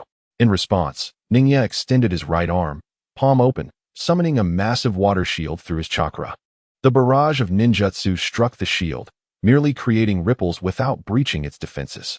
Suddenly, 8 water dragon heads emerged from the shield, launching at remarkable speed towards the assailants. The root ninjas, witnessing this, scrambled to evade, while others employed ninjutsu to defend themselves, utilizing earth release, earth-style wall, and water release, water formation wall. Those who managed to evade seized the opportunity to engage in close combat with blades or kunai. Ningya, in turn, drew his katana to confront them. Despite the overwhelming number of adversaries and their lethal strikes, Ningya, relying on his acute sensory perception, adeptly dodged their lethal maneuvers and countered their attacks with his blade. For a moment, the assailants found themselves at a disadvantage and retreated. However, as they jumped back, the kunai they had previously used to obscure Ningya's line of sight were hurled towards him. In close proximity, Ningya deflected the kunai with his sword, but some were laced with explosive tags, which detonated upon contact with his blade. The explosions erupted, enveloping the area in a thick cloud of smoke. Had they succeeded? Yet, the seasoned jonin detected flickers of lightning within the smoke, sensing imminent danger. "Quick, take cover," they cried. Suddenly, a powerful bolt of lightning shot forth from the smoke, striking those unable to evade. In the aftermath, the affected individuals lay incapacitated, their skin charred, hair frizzled, and eyes rolled back in unconsciousness. Nearby ninjas hastily dragged them to the awaiting medical ninjas, who commenced their healing efforts as usual. Naruto Uzumaki, huh? What just happened? Shikamaru Nara, it was too fast to comprehend. On the other hand, Inoki, who had long been accustomed to battles involving lightning release, discerned the technique. "Inoki, It appears that the initial explosion was triggered by the lightning release clone. In the midst of utilizing the clone, Nai swiftly teleported to the opposite side and harnessed the immense electrical current generated by the explosion to interact with the current in his hand, allowing the lightning from the clone to return instantaneously to Nai. Inoki had yet to convey a crucial point. This powerful current returned to his hand at an alarming speed. A miscalculation could result in dire consequences. Choji Akimichi, although I do not fully understand, it certainly seems impressive. Nai launched his assault, executing the water release, great water surge wave. Suddenly, torrents of water erupted around him like crashing waves. In an instant, Nai drew his sword and performed the flowing ripple slash, charging forward with the blade, water spiraling around him to form a massive vortex. Most were unable to evade the strike and were swiftly overwhelmed. After the deluge, many lay unconscious on the ground. Since Nai used the back of his blade, they were merely knocked out. Otherwise, they would have been severed. Those who remained unscathed quickly retaliated as Nai revealed his presence.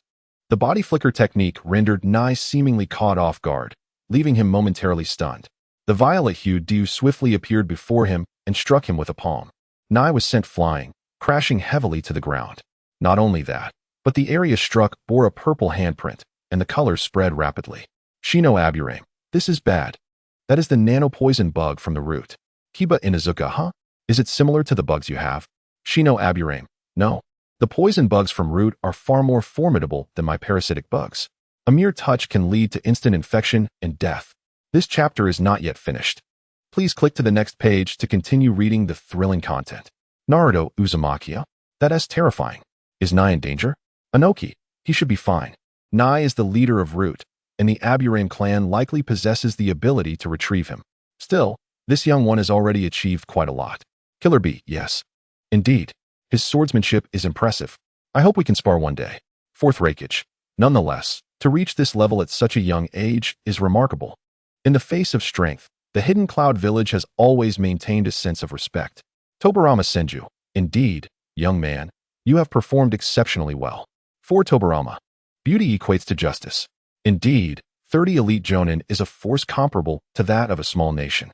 Moreover, these are the elite Jonin of Konoha, renowned for their unparalleled caliber and strength among the 5 great nations. Some powerful figures within the ninja world pondered if they would perform as well as Nai were they in his position. However, seasoned warriors from the Warring States period sensed a peculiar tension, as those from that era remained perpetually vigilant. Uchiha Taijima, something feels off. Uchiha Haken, it seems rather strange. Senju Bujin, this is an illusion. Perhaps those most familiar with illusions are not the ones who wield them, but rather those who frequently oppose them. Senju Bujin, having battled the Uchiha for a lifetime, instinctively recognized this as an illusion. Anoki, what? This can't be an illusion, can it? Senju Hashirama, is it not? Anoki, ahem. If the first Hokage says so, then it must be true. On the screen, has it ended? Yamanaka Fu and Yono Takegain let out a sigh of relief. And then Yono Takegain stepped forward to retrieve the poisonous insects.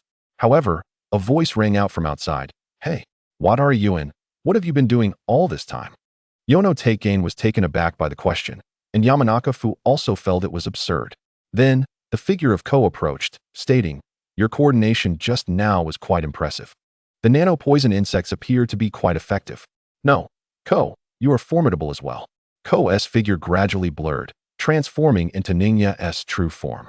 The two were taken aback, gazing at Ningya and Takegain's arms, only to see Ningya's figure dissipate, morphing into Ko's likeness.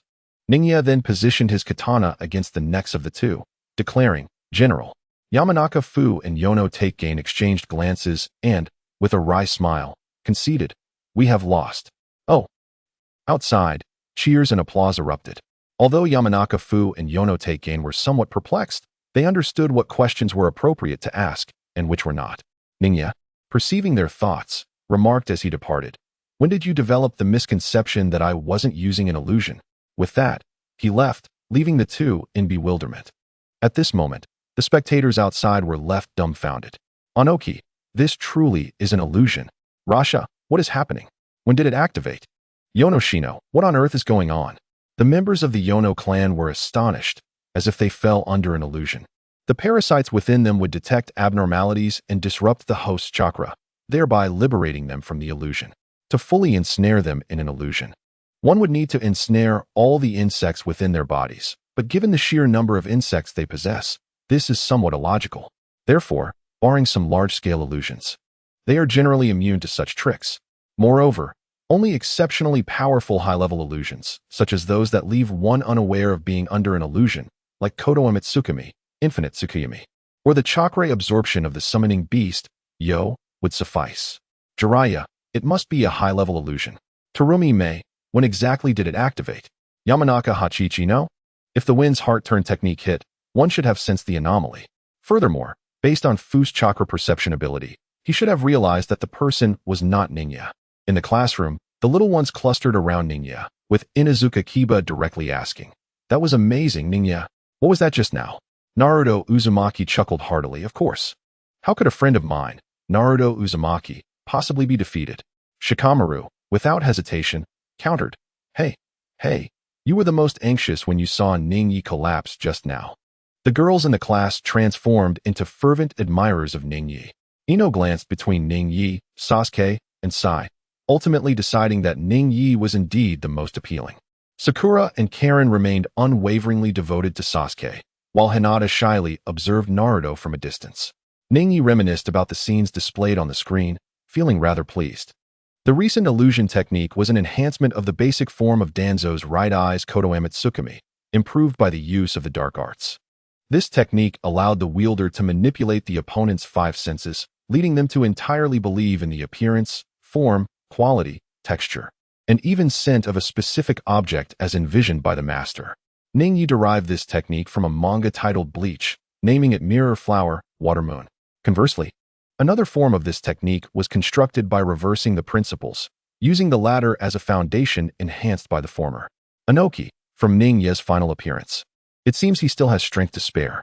Raza, is he really that strong? Terumi Mei, oh my, Ningyi is not only handsome, but also incredibly powerful. It's simply enchanting. Tsunade Humph, you up there, how can you, being of a certain age, seduce the young ones of Konoha? Have some dignity. Terumi Mei, oh. But it appears that you, Lady Tsunade, are older than I. Tsunade, what did you say? Jiraiya, ahem, Tsunade, in my heart. You will forever be 25. However, Tsunade paid no heed to Jiraiya's comment. In a certain inn within the land of fire, a loud crash echoed as Tsunade smashed her fist into the table. What did that Terumi Mei say? I'm merely a bit older than her. And she dares to call me old. Ino, standing nearby, tearfully remarked, Lady Tsunade, she did not say you were old, and besides, we are practically out of money now. You've broken the table and the floor, we'll have to pay for the damages. Upon hearing about the cost, Tsunade instinctively began to gather her belongings. She then peered out the window, ensuring no one was around, before whispering to Ino, while no one is watching, let us make a run for it. Before Ino could respond, Tsunade swiftly grabbed her luggage and deftly climbed out the window. Wait, Lady Tsunade, don't leave me behind. Ino hurriedly clutched her stuffed animal and skillfully followed suit. Over the past few months, Ningyi has been relentlessly training. During his leisure hours at night, he meticulously organized and annotated various books, integrating his understanding. Tobirama authored works such as on the evolution of the Sharingan, special emotional chakra attributes, and management of the soul. This chapter is not yet complete. Please click to the next page to continue indulging in the captivating content. Ningyi placed the aforementioned books into a scroll and proceeded to organize additional texts such as cell biology, theories of biological evolution, the scientific Big Bang, and electrodynamics. The bait is set. Now, one simply awaits the catch. Naruto Uzumaki, bait? Where does this bait come from? Aren't these just books? Sakura Haruno, foolish Naruto. It's merely a metaphor. Naruto Uzumaki, I see now. Anoki, are we to use these books to lure someone? Fourth Raikage, ahem. By the way, Ningya, have you considered selling these books? Just moments ago, a group of scientists from the village hidden in the clouds swiftly reached out to him, imploring him to acquire these books, which they deemed invaluable treasures. One must admit that the technological advancements in the world of Naruto are rather skewed. The land of snow boasts trains and chakra armor, while it appears other villages remain oblivious to such innovations. Despite the presence of telephones and radios in the Naruto world, messages are still conveyed via ninja hawks or carrier pigeons. Should they obtain these books, These scientists expressed confidence that they could elevate the power of the village hidden in the clouds to new heights. The fourth Reikage, witnessing their fervent enthusiasm, also recognized the significance of these books. Ningya Shiranui commented, "You need not worry about the fourth Reikage. These books will indeed reach them, though it may require some time." He added silently to himself, "And who knows where they will be from by then?" Nara Shikaku interrupted the third Hokage's attempt to object, sensing that Ningya's words held deeper meaning. The third Hokage quickly composed himself, realizing that Ningya must have a plan. Fourth Reikage, ahem, I extend my gratitude to you. Ningya, Orochimaru. Ningya, the fish you await is not so easily caught. At this moment, Orochimaru felt as though the truth he sought was concealed within those few books of Ningya's, yet he was not so easily swayed. Ningya Shiranui, I also possess the Mangekyo Sharingan. Orochimaru, ahem, Ningya, when shall we discuss this further? Jiraiya, goodness, Orochimaru, you change your demeanor quite swiftly. Orochimaru, Jiraiya, you don't understand. This is the future direction of the ninja world. Kurenai Yuhi, if Ningya intends to ensnare Lord Orochimaru, will the plan to dismantle Konoha still proceed? Gaara, ahem, I must clarify that the dismantling plan is led by Orochimaru and has nothing to do with our sand village. Anoki, do you expect me to believe that? Those who have attained the rank of Kage are not easily underestimated, such as the fourth Reikage, whose seemingly brash demeanor belies a keen intellect. In the land of rice, at the village hidden in sound, Ningya brought along oil girl Ryoma and Shinkaku Tanuki. With his flying thunder god technique, he could swiftly escape should circumstances turn dire. The guards at the entrance of the village hidden in sound immediately halted the trio, stating, "This is the village hidden in sound. Please halt." Ryoma stepped forward, producing an invitation to the Chunin exams from within his robes. "We are ninjas from the village hidden in the leaves, and under the orders of Lord Hokage, we have come to formally invite you to participate in the Chunin exams." He then presented the invitation for the guards to inspect. The two guards perused the document briefly before exchanging glances. "We understand, however. We must first seek permission from our superior. We kindly ask you to wait here." "No problem." The Chunin exam, how intriguing. Orochimaru glanced at the invitation in his hand, his tongue flicking out. He then observed the visitors from Konoha through a concealed white snake at the entrance of the Sound Village. It seems this is not merely an invitation to the Chunin exam. After receiving approval, a member of the Sound Ninjas soon arrived at the entrance. The ninja spoke. "Lord Orochimaru requests your presence." Ryoma nodded in understanding, "Lead the way." Thus, the three followed the Sound Ninja into the reception room. Upon entering, they found Orochimaru seated on the sofa, scrutinizing them. Ningya noticed a young man standing behind Orochimaru, characterized by white hair, 2 red dots on his forehead, and red eyeshadow. Kagaya Kimimaro? Just the name alone evokes a connection to Kagaya Otsutsuki, not to mention the Shikatsu Miyaku and the ability to manipulate bones. Ningya averted his gaze and turned to Orochimaru. Through his perception, he discerned that Orochimaru's physical condition was far from optimal, particularly regarding his mental state. After completing his examination, Orochimaru greeted, "Hehehe, is that you, Ryoma? It has been quite a while." "Indeed, it has been a long time, Orochimaru. Initially, I did not pay much attention to the invitation from Konoha for the Chunin exam, but the arrival of someone like you carries a different significance. So, did the old man send you, or is it the new leader at the root?" At this moment, Orochimaru's gaze shifted to Ningya, his aggressive eyes brimming with fervor. He had long coveted the body of this young man before him. Several years ago, after the Night of Annihilation, Orochimaru had sought a transaction with Danzo for the Sharingan, offering the new arm of the first Hokage as a condition, believing Danzo would not refuse. Yet, since that day, he found himself unable to contact Danzo. It was only through reports from spies within Konoha that he learned of Danzo's imprisonment. He had not given it much thought, assuming that the old man had kept Danzo confined for a short while, as was typical. After all, confinement for a day or two would typically result in release. Months passed, and when he realized that Danzo had yet to be freed, curiosity prompted him to use a summoning white snake to infiltrate the prison, where he was shocked by the sight of Danzo's miserable state. When had the old man become so audacious? Normally, he merely reprimanded Danzo verbally, but this time he had taken action. Consequently, he awakened the concealed white snake within the roots to uncover the truth. To his surprise, he discovered that nearly every night, the young man before him would suddenly appear at the root, engaging in combat with numerous ninjas in the training grounds. The young man's combat prowess and robust physique deeply captivated Orochimaru. Although he was not an Uchiha, Orochimaru had already considered Ningya as his primary candidate for the reincarnation technique. Be cautious, Orochimaru. Yamanaka Ryoma sternly admonished upon observing Orochimaru's predatory gaze toward Ningya. As a former colleague, Yamanaka Ryoma immediately surmised that Orochimaru harbored malicious intentions toward Ningya. Orochimaru withdrew his gaze. Hehehe, my apologies. I was rather rude just now. So, you must be the new leader of Root. Aren't you going to introduce yourself? It is a pleasure to meet you, Mr. Orochimaru. My name is Nara Ninja, and indeed, I am the newly appointed leader of Root, a descendant of the Nara clan. I find it rather perplexing that the old man would appoint you as the leader of Root, by virtue of your youth. You seem rather too young for such a position.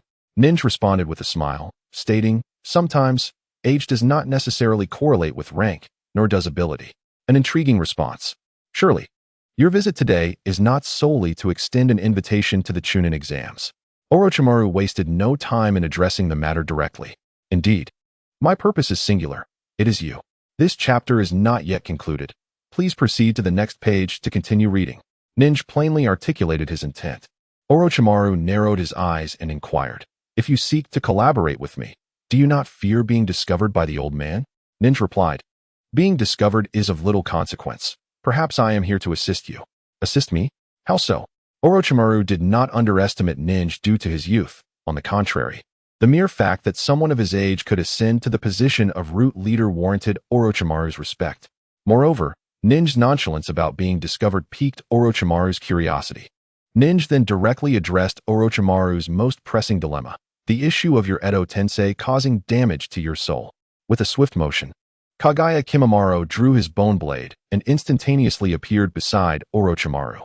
The revelation of Orochimaru's greatest secret astonished Kimimaro, yet there was no time for contemplation. The priority was to protect Lord Orochimaru. Yamanaka Ryuma and Shigeru Tanuki also teleported to Ninja's side, adopting a battle-ready stance. Just as tension escalated, Orochimaru interjected, It seems you are indeed worthy of your position as the new leader, presenting me with an irresistible proposition right from the start. What is it that you require of me? To be frank, the issue of the incompatibility between his soul and body due to Edo Tensei had plagued Orochimaru for quite some time. The damage to his soul resulted in a decline in his mental acuity, a painful reminder of the time he was nearly obliterated by Uchiha Itachi's Genjutsu. Consequently, he became increasingly obsessed with the Sharingan, particularly the Manjikyu Sharingan. Note, many elements in these chapters are derived from the author's speculations based on the manga, original works, and various supplementary texts, which could be regarded as derivative creations. Recognizing that Orochimaru was inclined toward collaboration, Ninja stated directly, I would like to request your assistance in researching the specific training methods for Yin-Yang release chakra. Indeed, Ninja's visit was to delve into the intricacies of Yin-Yang release. Orochimaru noted that Ninja's inquiry bore a resemblance to his own past explorations into the truths of all ninjutsu within the ninja world, leaving him somewhat astonished. He had not anticipated that the inquiry would pertain to Yin-Yang release. Ningyi directly conveyed his intentions to Orochimaru. Elucidating the concept of Yin-Yang ninjutsu, Yin represents the power of the spirit, and the techniques of Yin can manifest forms from the formless. Yang embodies the strength of the body, and Yang techniques can infuse life into forms. The fusion of the two constitutes Yin-Yang ninjutsu. Orochimaru listened, captivated, as this was the first time he encountered such a detailed description of Yin-Yang ninjutsu. He had previously wondered why Ningyi sought the training methods for Yin-Yang, considering that Konoha also possessed similar techniques.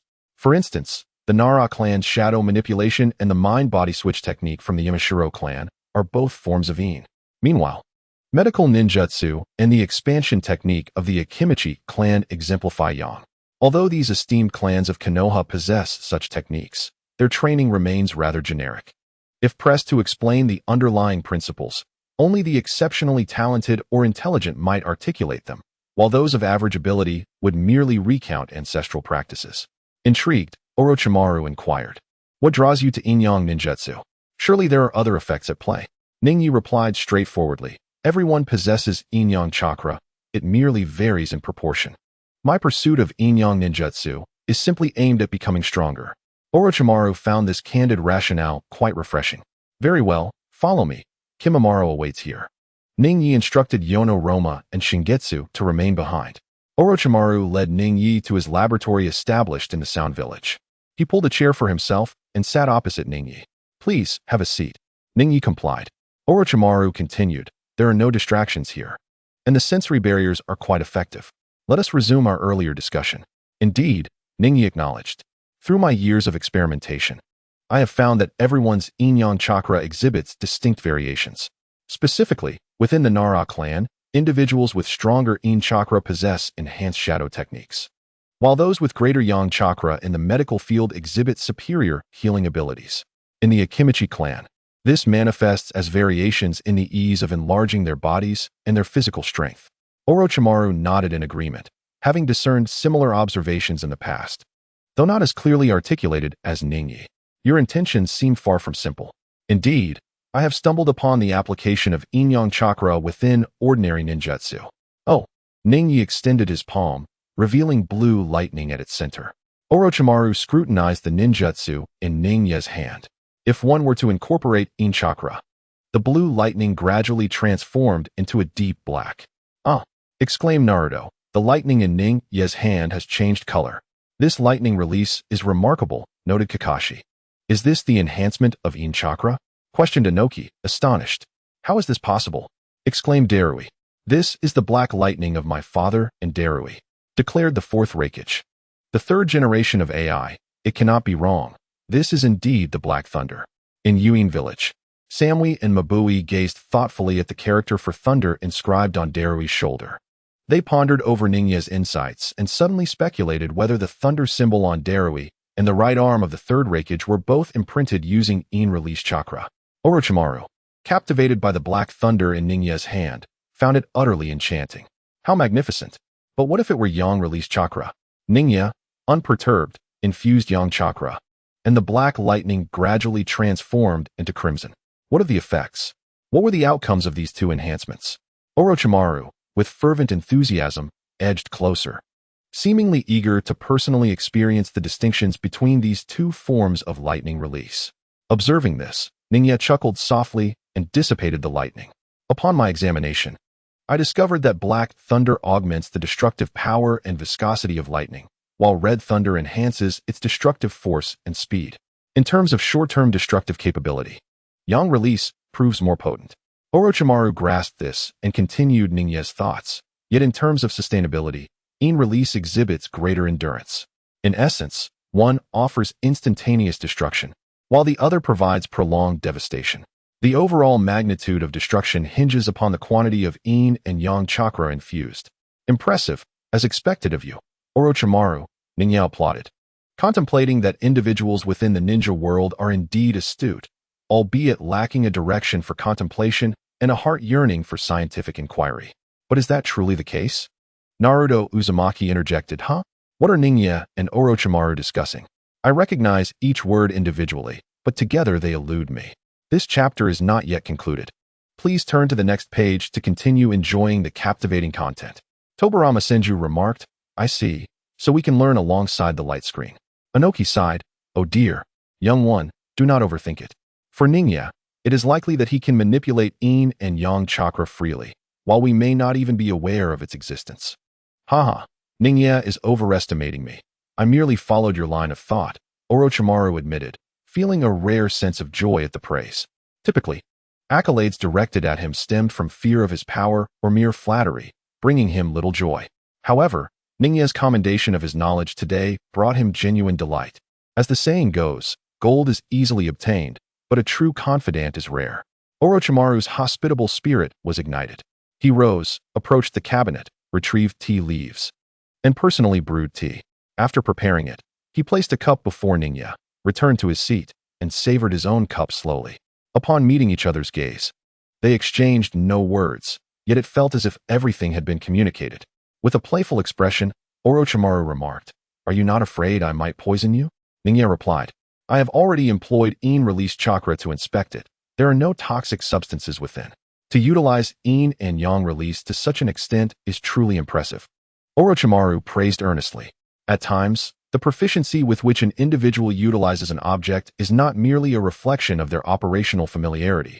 Rather, it is in the unconscious behaviors exhibited in their daily life that true mastery is revealed. Jiraiya, Orochimaru serves tea to others. Orochimaru, humph, if I encounter someone I admire. Serving tea is merely a triviality. Jiraiya, goodness, we have worked together for so many years, yet I have never witnessed you serving me tea. Orochimaru, do you deserve it? Jiraiya, such words, how unrefined. Ignoring Jiraiya, Orochimaru directed his attention to the screen. Is this the truth behind the technique? Ningyi sipped the tea a few times before setting down the cup. The tea is quite pleasant. As long as it suits my palate, we may continue. That was merely a lightning release. The other elemental techniques and yin-yang chakra can also be enhanced. Indeed, I have a question, he continued. Since you are now adept at manipulating yin-yang chakra, why not seek Tsunade instead of me? It is well known throughout the ninja world that Tsunade's medical ninjutsu is formidable. And based on my previous observations, her yang release chakra should be quite potent, with her yin attributes not being inferior either. Wouldn't it be wiser to approach her, rather than to consult a rogue ninja like myself? Tion, exactly. Lady Tsunade is undoubtedly the best choice. As Tsunade's #1 fan, Tion eagerly endorsed her. Sarutobi Hiruzen. Indeed, my disciple, Tsunade possesses exceptional chakra control.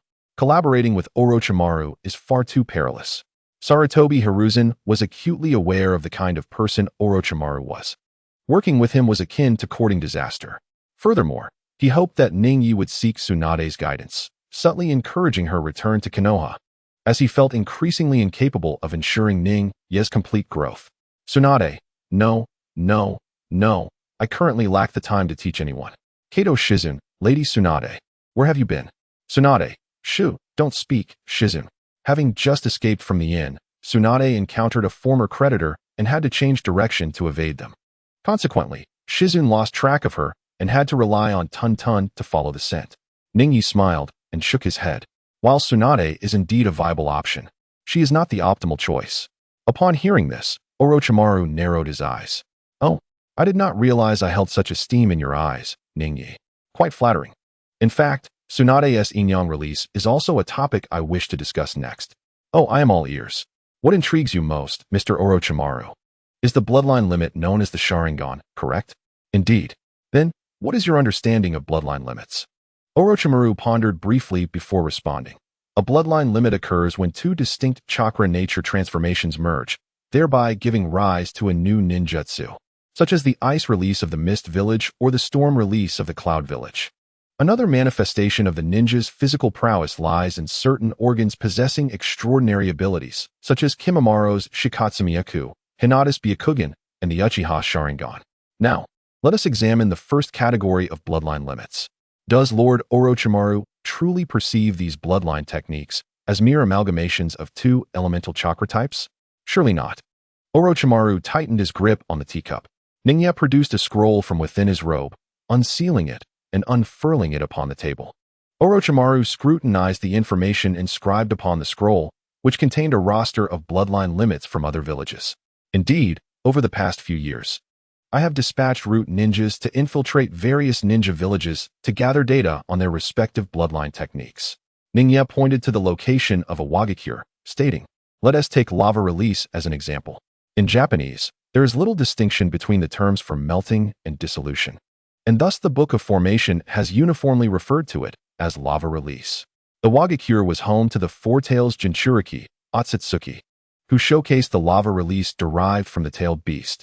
His lava release is a combination of fire and earth chakra, manifesting as lava or magma. It is said that Inoki's granddaughter utilizes lava release that combines water and earth chakra, taking the form of lime. Ningyi then gestured towards the land of water, revealing that, according to investigations, a prodigious ninja from the Kirigakure's Terumi clan possesses dual bloodline limits. Her lava release is a fusion of water and earth chakra, manifested as corrosive liquid and magma. In Kumogakure, the Raikage retainer, Daida, also employs lava release, which similarly amalgamates water and earth chakra, taking the form of rubber ninjutsu. Orochimaru continued Ningyi's discourse. While both utilize lava release, the manifestations differ. Indeed, setting Otsutsuki aside, The remaining 3 ninjas' techniques all stem from the combination of water and earth chakra. One might assume that differing ratios of these chakra types lead to varying manifestations. However, this is merely a superficial explanation. The true crux lies in the subtle differences in the yin and yang chakra that they subconsciously incorporate while employing their bloodline techniques. There are instances where, even if one forcibly merges wind and water chakra, it does not yield the effects akin to ice release. It is as if these 2 chakra types lack the necessary binding agent for their fusion or the catalyst that facilitates their interaction. Yin and yang chakra fulfill this pivotal role. Each ninja possesses a unique ratio of yin and yang chakra, and the quantities infused during ninjutsu application further vary, resulting in diverse manifestations even when utilizing the same dual chakra combination. This chapter is not yet concluded. Please proceed to the next page for further reading. The proportions of the yin chakra contributed by Daida and Inoki's granddaughter differ, yet both exhibit viscous characteristics. The Terumi clan ninja incorporates both yin and yang chakra, sometimes resulting in corrosive and adhesive properties, indicative of yin release. At other times, it exhibits traits reminiscent of Otsutsuki's lava, representative of yang release. Additionally, the 3rd and 4th Kazekage, along with the Troy of Kumogakure, all employ magnet release, yet variances in the ratios of wind and lightning chakra, as well as the yin and yang chakra, yield differing manifestations at times. However, ninjas generally emphasize the importance of inheritance with hand seals, the flow of chakra through their body's meridians, and the control of chakra ratios becoming habitual. Thus, the variance in the proportion of yin-yang chakra is often minimal. For instance, the wind release of the Hidden Cloud Village and the lava release of the Hidden Stone Village are quite similar. At this moment, the gathered individuals in the ninja world were utterly astonished. Anoki, is this really how it is? Kuratsuchi, so that's the reason our village's lava release is different from others. Suchikage, I have learned much. 4th Reikage, although I find it somewhat incomprehensible, it does not hinder my admiration for your brilliance. Tsunade, such a knowledgeable young man. Hashirama Senju, indeed, my disciple possesses an exceptional ability to derive broad principles from specific examples.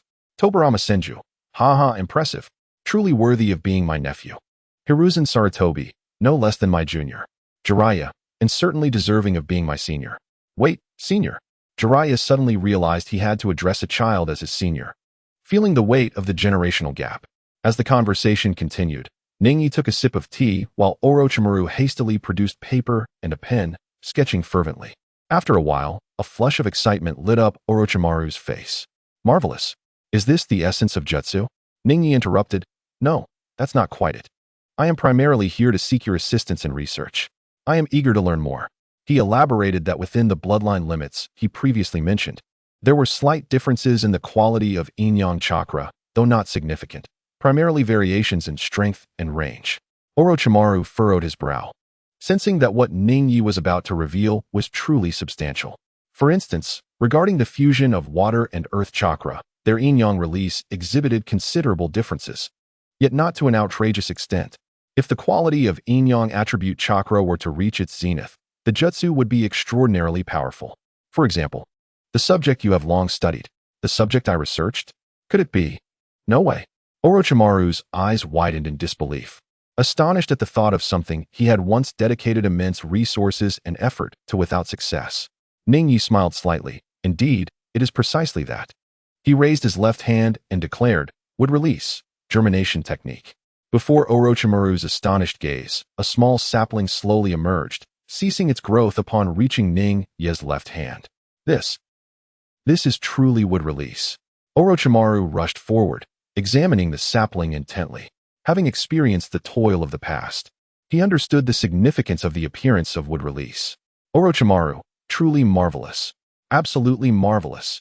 Tsunade, this is indeed the wood release of my great-grandfather. Hashirama Senju, haha. Splendid. The descendants of Konoha are truly remarkable. Anoki, had it not been for the live broadcast, we would have remained unaware that Konoha harbored would release ninjas. 4th Reikage, incredible. This news is indeed astonishing. Sarutobi Hizashi remarked. Well, this is merely a routine operation for Ningi. He continued. I had no idea that Ningi possessed wood release. How could the second Hokage conceal this even from me? Rasha sighed. The geniuses of Konoha truly seemed to emerge one after another. The students in the classroom gazed at Ning Yi in shock. Typically, he remained inconspicuous, achieving only average results in both written and practical exams. Although we have just discovered that he was concealing his abilities, perhaps this concealment has gone a bit too far. While the students were unaware of the true power of wood release, it was renowned as the signature technique of the first Hokage, Hashirama Senju. Uchiha Madara exclaimed, "How is it possible that merely incorporating yin-yang release chakra could create wood release?" Senju Tobirama retorted with a chuckle, "Look at your lack of insight. You sound like an old man who has just emerged into the world. This is nothing extraordinary." Madara, incensed, responded, "You old Senju." Tobirama replied, "If you have the ability, come over here." Madara thought to himself, "Damn, he is currently in the Pure Land." He quickly composed himself, realizing that if this boy were to cultivate yin-yang release, it would be impossible for him to possess the truth-seeking orbs. It was simply inconceivable. Orochimaru, his gaze fervent, looked at Ning Yi, realizing that the truth of ninjutsu had indeed been unveiled by this individual. Ning Yi stood up to pour tea for both himself and Orochimaru. Pausing to take a sip to calm himself, this was only one aspect of the revelation. Orochimaru found himself at a loss for words, thinking, calm? How am I supposed to remain calm? Yet, he stifled his astonishment, trembling as he held the teacup, taking a few sips to steady himself. It is widely acknowledged that wood release is the signature skill of the Senju clan's first Hokage. However, many in the ninja world are misled. It was not the wood release that established the first Hokage's legacy, but rather the first Hokage who brought glory to wood release. Orochimaru nodded in agreement. Having studied the cells of the first Hokage and found them to possess remarkable vitality, he believed that even if the first Hokage had utilized another bloodline limit, he would still have been a formidable force in his era. The first Hokage possessed an extraordinary amount of yang release chakra, granting him a robust physique and formidable healing abilities. So, what means did Uchiha Madara, as the adversary of the first Hokage, possess to counter such strength? Ning Yi paused and turned to Orochimaru, who instinctively replied, "The eternal Mangekyo Sharingan." No, could it be? Orochimaru recalled Ning Ye's mention of yin-yang release chakra. If there was an extreme form of yang release, then there must also be an extreme form of yin release. Ning Yi confirmed, indeed. Uchiha Madara possesses the pinnacle of yin release. Thus, his mental prowess is extraordinarily formidable, so much so that apart from the first Hokage, his enemies are left with nothing but fear. Anoki remarked, "No wonder the strength of the first Hokage and Madara is so immense." He concurred with Ning Ye's assertion regarding Madara's mastery of extreme yin release chakra, recalling his own experience of being swiftly defeated by Madara, which still instilled a profound sense of fear in him. Hashirama Senju. "Ah, it appears I possess the ultimate yang chakra, huh? Madara, you wield the ultimate yin chakra." This chapter is not yet complete. Please click to the next page to continue enjoying the captivating content. Madara Uchiha. Ningya, in terms of theory, I, Madara Uchiha, would gladly call you the strongest. The stone tablet of the Uchiha clan records, a deity sought stability, dividing yin and yang into two levels, their oppositions interacting to create all things. At that time, it was merely understood as the amalgamation of the powers of Senju and Uchiha. However, from Ningya's perspective, it likely refers to the fusion of yin release and yang release. Madara Uchiha utilized this principle to awaken the Rinnegan. Madara Uchiha, truly an impressive lad. After Ningya spoke, he retrieved a scroll from his robe, unsealed it, and placed a culture vial on the table. Orochimaru focused intently. Within was a single Tomo Sharingan. Could it be? Without further ado, Ningya opened the vial and took out the eye, placing it in the palm of his right hand. Orochimaru held his breath, fixated on the Sharingan in Ningya's hand, fearing he might miss a detail. He observed as a dark, shadowy chakra enveloped the Sharingan in Ningya's right hand. In a moment, the single Tomo evolved into a double Tomo, and then into a triple Tomo. Orochimaru's pale face flushed with excitement, his breath quickening. Yet his eyes remained glued to the Sharingan. Indeed, the transformation did not end there. The triple Tomo began to spin rapidly, intertwining to form a red pentagram pattern. Orochimaru exclaimed, "The kaleidoscope Sharingan. Anoki, no way. The Sharingan can truly evolve through yin release chakra." Fourth Reikage, impressive. Tsunade, the young man is incredible. Madara Uchiha, this is astounding. Uchiha Itachi, Is this truly the kaleidoscope Sharingan? Uchiha Kagami. Indeed. This is the kaleidoscope Sharingan. Uchiha Sasuke. Impossible. I refuse to believe that the evolution of the Uchiha clan Sharingan is so simplistic. The second pillar was filled with disbelief. The pride of the Uchiha clan, the Sharingan, had indeed undergone such a simple evolution. Though skeptical, his body instinctively gravitated towards Ningya. Orochimaru laughed maniacally. Haha, this is it. This is the truth. Ningya then ceased the flow of Yin chakra, allowing Orochimaru to observe. Although Orochimaru gazed greedily at the kaleidoscope Sharingan, a voice within him insisted that this was not the end. This was not the conclusion. After a lengthy observation, he withdrew his gaze, filled with immense admiration for Ningya, who had unraveled the secret of the kaleidoscope Sharingan. Ningya felt merely fortunate. The manifestation of the kaleidoscope was partly due to his inexplicable ability to control high-quality Yin and Yang chakra, and partly due to his profound analysis of Fugaku's kaleidoscope alongside Tobirama. It is believed that the Uchiha clan may no longer need to resort to brutal methods for the evolution of the Sharingan. Perhaps Fugaku should express his gratitude to the two of them. At this moment, Ningya, in an effort to broaden Orochimaru's perspective, directly stated, "In truth, this merely possesses the ocular power of the Mangekyo Sharingan, yet lacks the ocular techniques." Upon hearing this, Orochimaru appeared momentarily taken aback. In fact, I have not truly unraveled the secrets of the Mangekyo Sharingan. The evolution of the Mangekyo Sharingan relies on the intense emotions of its wielder, which generate a unique chakra within the brain, subsequently affecting the optic nerves and causing changes to the eyes. This is the manifestation of the eye that reflects the soul. However, the essence of that unique chakra consists of high-quality Yin-release chakra and emotional chakra generated by feelings. The latter can alter the properties of the former, thus producing the ocular techniques of the Mangekyo Sharingan. Orochimaru continued his analysis. I see. So it implies that the absence of elements necessary for the transformation of Yin-release chakra, akin to a catalyst, leads to this situation. Therefore, does this mean that the Mangekyo Sharingan in your possession, Ningya, holds ocular power yet lacks ocular techniques? Indeed, Ningya affirmed. And I have conducted experiments that revealed the usage of the Mangekyo Sharingan necessitates a substantial amount of Yin-release chakra or exceptionally high-quality Yin-release chakra. However, the Uchiha generally do not possess such abundant and high-quality chakra. Consequently, their bodies instinctively compensate with their inherent Yang attribute chakra. Moreover, I previously mentioned that Yang attribute chakra is closely linked to one's physical strength. Should there be a significant deficiency in Yang attribute chakra, the user's body will exhibit defects. The most critical of these is the Yang release chakra in the eyes. If it continues to be lacking, it ultimately leads to blindness. Kakashi Hatake interjected, what? Excessive use can lead to blindness? He had been utilizing the three-tomo Sharingan, yet he was unaware that it was merely a Mangekyo Sharingan, leaving him in the dark about its implications. This is indeed vital information, remarked Inoki. So, does that mean that in future encounters with powerful Mangekyo users, we only need to endure? Questioned the fourth Reikage. That cannot be right. I recall that Madara did not appear to suffer from blindness during his time. Inoki countered. Izuna Uchiha added, no, in my lifetime. I often faced similar tribulations alongside my brother. The members of the Akatsuki organization turned their gazes toward Itachi Uchiha, curious to ascertain whether Ningya's claims were accurate regarding the physical torment and potential blindness.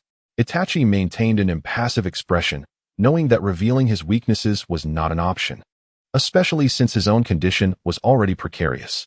Nearby, the masked man observed Itachi, aware that Itachi's utilization of the Mangekyo had led to his physical afflictions. He then cast a glance at his own right side, contemplating. So, it is the cells of Hashirama that provide me with high-quality Yang release chakra, thus sparing me from the side effects of the Mangekyo. I find myself wary of Ningya. Intelligent individuals are admirable, yet excessive cleverness can be a double-edged sword.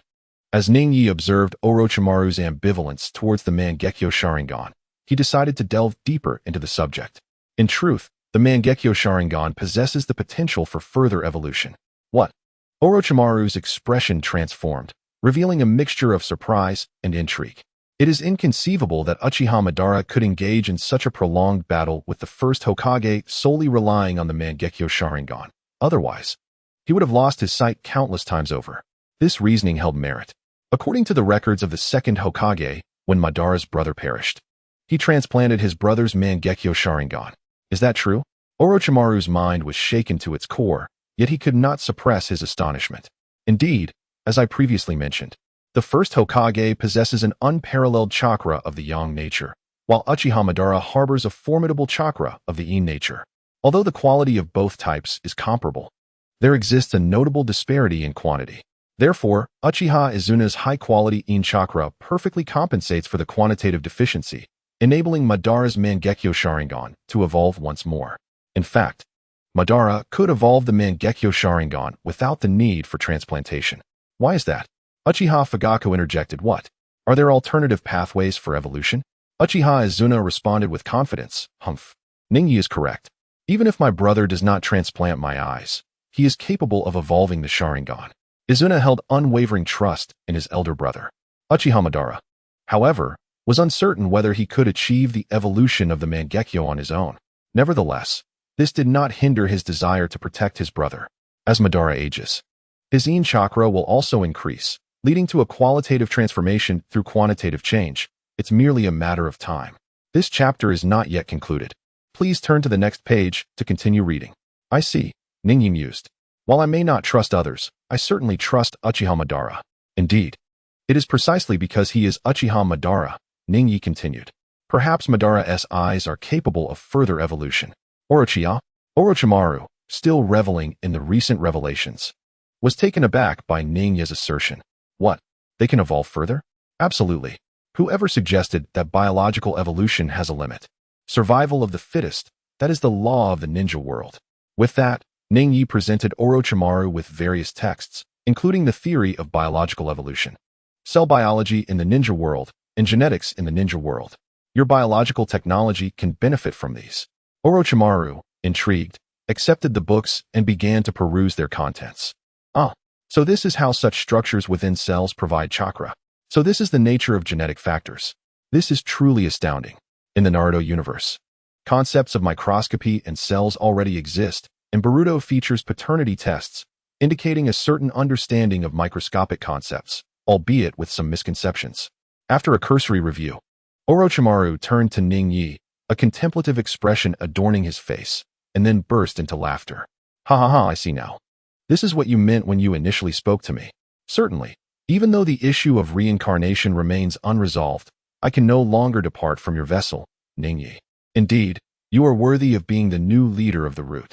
Ningyi stood and extended his right hand towards Orochimaru, welcoming him aboard the grand ship of science. Mr. Orochimaru. Orochimaru reciprocated the gesture, stating, "It is I who should be honored. I look forward to your guidance henceforth." Their hands clasped together. Konoha's elite were taken aback by the realization that Ningyi had transcended from being just one of them, a disciple of the second Hokage, the new leader of the root, and a partner to the legendary Sannin, Orochimaru. Instantly, Ningyi's stature grew in the eyes of the villagers of Konoha. Ningyi conveyed to Orochimaru that he felt relatively proficient in controlling yin-yang release chakra. However, he expressed dissatisfaction with both the quality and quantity. Orochimaru took Ningyi under his wing, conducting various assessments with advanced machinery. It must be noted that Orochimaru's professionalism was remarkable. The laboratories and equipment in Konoha were not nearly as sophisticated or abundant as those in the Sound Village. This disparity stemmed from the third Hokage's long-standing, yet incomplete recognition of the power of technology. After an hour of analysis, Orochimaru fell into contemplation as he examined Ningyi's physical data. Ningyi chose to sit quietly nearby, respecting Orochimaru's focus. Occasionally, Orochimaru perused the books provided by Ningyi, nodding in acknowledgement from time to time. After several more hours, Orochimaru remarked, "I have a general understanding of your physique. Your spiritual energy is immense, followed closely by your physical strength. With such formidable spiritual power, controlling chakra is as effortless for you as moving your arm. However, there exists within you another unique energy. By comparing the cursed seals and Hashirama's cells, I have discerned that this force appears to represent a higher level of evolution." At this moment, Ningyi grasped Orochimaru's intent. "You mean evolution? Indeed, this energy within you embodies the culmination and elevation of natural energy, far surpassing ordinary forms of natural energy. Yet, due to its elevated nature, it is more challenging to control, hindering your body from harnessing it effectively. Orochimaru's expression grew fervent as he continued. Furthermore, I speculate that the yin-yang chakra and the elemental chakra within you are presently undergoing evolution under the influence of this power. They are akin to being in a period of cultivation for their evolution, and once sufficient time has passed, they will awaken. It is likely that you will undergo a transformation yourself. At this moment, Ningyi began to entertain the notion of evolution as articulated by Orochimaru. And there existed another reason for this belief. His current age was rather tender. Although his physical prowess was commendable, it still lacked the fortitude to endure the ramifications of such an evolution. In summation, perhaps in a few years, the concerns he expressed would dissipate effortlessly. Oftentimes, it is true that those embroiled in a situation are perplexed, while onlookers possess clarity. Both he and the second Hokage had overly fixated on yin-yang chakra, inadvertently overlooking the elemental chakra. Had they detected changes in the elemental chakra, they might have also contemplated the possibility of evolution. If it truly were an evolution, then it would indeed be comprehensible. Senju Tobirama remarked, so it is indeed undergoing evolution. That makes perfect sense. Hatake Kakashi mused, after extensive analysis. It turns out the changes in elemental chakra were neglected. Tsunade stated, after all the commotion, it appears it is merely a matter of youth. Anoki chuckled. To possess such strength and analytical ability at this age is truly formidable. The fourth Raikage commented, Konoha indeed harbors many geniuses. Jiraiya speculated, could it be that Ningyi is the prophesied child? Orochimaru replied, Jiraiya, you remain as naive as ever. If destiny truly exists, I would argue that Ningyi is its progenitor. Jiraiya stammered. Orochimaru, you, Tsunade interjected, no need for your stammering. I find myself in agreement with Orochimaru. Clinging to the notion of fate after all these years, you have yet to mature. Hyuga Niji remained silent. Nara Shikaku pondered aloud, speaking of which, the ninja world has persisted for so long. We have paid attention to yin-yang chakra, yet why has no one deliberately sought methods to enhance it? Senju Tobirama responded. It is quite simple, practicality. Nara Shikaku exclaimed, ah, I see. I am enlightened. Shikaku, ever the astute individual, instantly made numerous connections. Uzumaki Kushina inquired, what? What exactly is the reason? Uchiha Madara remarked, so practicality is indeed the crux of the matter. Nara Shikaku elucidated, it is not that no one has sought training methods. Rather, it is deemed impractical. For instance, elemental ninjutsu is far more specific and useful. One can master a fire technique in a matter of days or months, while mastering yin-yang chakra is exceedingly difficult, potentially yielding inferior results even after 3 months compared to a month's training in elemental ninjutsu. Hence, people have begun to overlook these arduous and thankless pursuits. The Nara clan's shadow manipulation technique exemplifies yin release. They merely exploit one aspect of yin release chakra. Although their control is formidable, enhancing its potency proves to be quite a challenge. Furthermore, the evolution of ninjutsu has been exceedingly slow over the years. Shikaku sensed foreboding. It seemed the future of the ninja world was on the cusp of transformation. At this juncture, Ningyi addressed Orochimaru. This chapter is not yet concluded. Please turn to the next page to continue reading. It appeared that you have already devised a solution to the issue of the impure world reincarnation.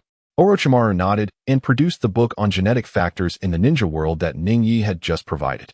Indeed, this tome has resolved most of my quandaries, he acknowledged. It seems you have also considered the application of cloning technology. Indeed, the application of cloning technology can significantly mitigate the issue of mismatched souls and bodies. It appears that ocular organs such as the Sharingan, a form of bloodline limit, could also be mass-produced through cloning. In theory, this is entirely feasible. I could utilize my own cells to clone the Sharingan, thereby resolving the issue of rejection associated with it. Both Orochimaru and Ningyi couldn't help but chuckle at the thought of Kakashi's usual nonchalant demeanor. Kakashi, that's excessive. What's this nonsense about being nonchalant? It's merely a consequence of overexerting my Sharingan. Obito, come on, Kakashi, you must admit it. Might Guy, don't worry, Kakashi. Regardless of how nonchalant you appear, I wouldn't think any less of you. Minato, what? Kakashi is being nonchalant? How old is he? Jiraiya, ahem, of course, I, the great sage, also have my share of contributions. After all, Kakashi is my #1 fan. Kushina, is it a book like the tale of strong will and perseverance? Then why has Kakashi become nonchalant? Jiraiya, ahem, let us skip this topic for now and see what Ninja and Orochimaru plan to do next. Though Jiraiya felt a sense of pride in his work the paradise of indulgence that had captivated the ninja world, he also felt a tinge of embarrassment, for he, the legendary Sannin, had his own dignity to uphold. Asuma, indeed, will Orochimaru still collaborate with Tsunagakure to invade Konoha? Orochimaru, well, that is a matter of uncertainty. They are two different issues. Anko, Orochimaru. You, Ninja and Orochimaru exited the laboratory and proceeded to the meeting room. Once seated, Orochimaru remarked, "It seems a new breeze is about to sweep through Konoha, but will those old-timers allow you to proceed?" Ninja responded with ease, "Rest assured, even if discovered. I possess my own methods to gain their support." How enviable indeed, Orochimaru thought, feeling a twinge of jealousy toward Ninja. In his own time at Konoha, he faced numerous restrictions from the elders, and at times, funding had to come from Danzo. However, Danzo was a dangerously greedy individual, and collaborating with him was akin to courting disaster. Ultimately, when his human experiments were exposed, Orochimaru was forced to defect from Konoha. Reflecting on his past struggles, he sighed. Noticing Orochimaru's demeanor, Ninja ventured, "Do you have any intention of returning to Konoha, Orochimaru?" Orochimaru was taken aback. He did not doubt Ninja's sincerity, yet he inquired, "Why? And how would I return? Even if I did, the elders would once again monitor my every action. This life of constant scrutiny is not one I desire." Orochimaru, don't jest. I believe you have more ideas to redeem yourself than I can imagine. It's quite simple, just pin it on Danzo. After all, he was involved in the human experiments, and the third Hokage was already aware. He simply lacked the resolve to act. Orochimaru scrutinized Ning-Yi with a chuckle, finding the situation quite intriguing. He was perplexed as to why Ning-Yi held such significance among the elders, yet he dismissed the thought. Shaking his head, Orochimaru declined, stating, "I shall return to Konoha only when this new wind rises within its walls. Although I am unsure why you choose to remain concealed, it is evident that you face considerable troubles. Nevertheless, I shall offer you my assistance." Ning-Yi had anticipated this outcome long before. Indeed, the Otsutsuki clan had always posed a challenge for both him and his master, primarily due to their limited understanding of the clan. Although the manga contained scant information about the Otsutsuki, it was woefully inadequate. Ning-Yi valued Orochimaru not only for his prowess, but also for the potential collaboration in studying the Otsutsuki clan. However, the existing Otsutsuki in the ninja world were limited to Kaguya and her two oblivious sons, along with Ishiki. Ning-Yi also had his eyes on the scientist Amato, but the Shell organization's secrecy thwarted his efforts. Orochimaru then divulged his original intentions. "When I first received the invitation to the Chunin exams, I thought it was time for a new wind to sweep through Konoha. Yet, with your presence, I feel indifferent to other winds. Does a new breeze emerge only after the old one dissipates? Indeed, I sense that the elder has grown feeble. Under his leadership, Konoha has begun to decay. Perhaps it is time to infuse new vigor. Could you share your plans?" Ning-Yi inquired. "Of course. My primary aim is to invite Tsunagakure to join in the invasion of Konoha. Their financial woes have long troubled them, leaving them no choice but to collaborate with me for survival. But will the fourth Kazekage and the higher-ups of Tsunagakure acquiesce? Even if he disagrees, the upper echelon will compel him to comply. Sometimes, war serves as a direct solution to internal strife." Ning-Yi understood and replied, "Then let us proceed with the plan." Orochimaru, taken aback, questioned whether he had misheard. Ning-Yi further elucidated, "However, if Raza agrees, we must eliminate him directly. Furthermore, Tsunagakure currently grapples with a transitional crisis." Orochimaru's eyes gleamed with understanding as he grasped Ning-Ye's implication. "So, you mean that Raza's demise would cripple Tsunagakure, forcing them into a corner?" "Indeed. With both Chiyo and Elope showing no intention of re-emerging, they would be left with limited options. The higher-ups would undoubtedly reject any candidate from other factions as the Kazekage. But with time running short, the new Kazekage would likely not emerge from their ranks." Ning-Yi continued, "Precisely. Konoha need only assist the new Kazekage in opposing the upper echelon." Orochimaru, captivated by Ning-Ye's audacious idea, stared intently and remarked, "Ha. Ning-Yi, are you contemplating controlling Tsunagakure?" Ning-Ye's expression remained impassive as he responded, "However, You must not eliminate the third Hokage. After Konoha's collapse, he will step down. For many years, the third Hokage has continuously provided resources and manpower to him and the teacher. During the Inyang escape experiment, the third Hokage resolutely decided to draw upon the resources of the Konoha F4 families. Once Mito Gate In and Tanshin Koharu discovered the destination of these resources, they dared not utter a word of protest. Even after stepping down from his position, the third Hokage still wields considerable influence. There are indeed matters and future plans that require his involvement. Very well, I shall have Sound assist Konoha when the time comes. The two have already prepared their traps, merely awaiting the Sand Village to take the bait. Rosa, damn. Why must the Konoha collapse plan still proceed? Terumi May, ha ha ha. It's amusing. This time, it's still Konoha and Sound conspiring against the Sand. Anoki, Rosa, you are still not assertive enough. Fourth Raikage, Wind Shadow. How can you let the higher-ups dictate your actions in such crucial matters? That's rather embarrassing. The Raikage declared, in our Cloud Village, we are united as one. The strong possess the authority to decide. If you can surpass me, I would gladly let you take my place as Raikage. I, Gaara, father this time. You cannot escape death. Although Gaara witnessed his battle against Naruto Uzumaki beneath the white canopy, he was profoundly moved by Naruto's unwavering determination to protect his comrades. Despite being a Jinchuriki like himself, he now wishes to transform himself. When he tentatively called Temari's sister and saw her incredulous yet joyful expression, he perhaps felt a glimmer of warmth reminiscent of Yashimaru from years past. As for Kankuro, he was fine, but Rosa, who was he? Gaara expressed that they were not well acquainted. Yuhi Kurenai, is the Konoha collapse plan truly destined to continue? Sarutobi Isuma, cheer up, Kurenai. At least this time Orochimaru is not an enemy. Hatake Kakashi, rather than calling it the Konoha collapse plan, it might be more accurate to refer to it as the Sand collapse plan. Sarutobi Hiruzen, it seems that after this, I too shall have to step down. Jiraiya, Tsunade, Kakashi, and Orochimaru, perhaps it is time for you to reclaim your rogue ninja identities. As for the three of you, who will take on the mantle of fifth Hokage this time? Sarutobi Hiruzen has come to realize Orochimaru's significance to Ningya and the second Hokage. Yet he still grapples with an emotional barrier when it comes to Orochimaru. Jiraiya, no, old man. You know I am unsuited for such responsibilities, especially since I must seek the child of prophecy. Hatake Kakashi, third Hokage, I am still too young and lacking in ability, and besides, I must teach Naruto and the others.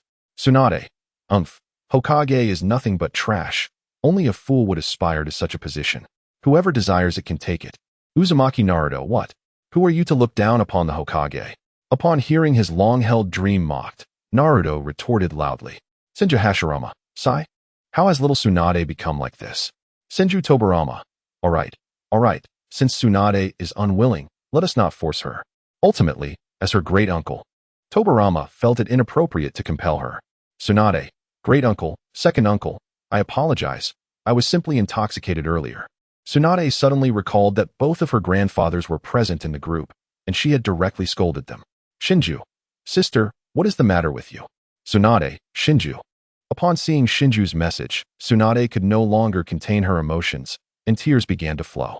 In response, Shizune and Tonton hurried to comfort her. Senju Tobirama, how about you, Kakashi Hatake, become the fifth Hokage of Konoha? Senju Tobirama remarked, after all, in the manga, you are also the sixth Hokage. A few years earlier doesn't matter, does it? Kakashi Hatake, Lord second Hokage, I have only just come to understand myself. Perhaps we should choose someone else.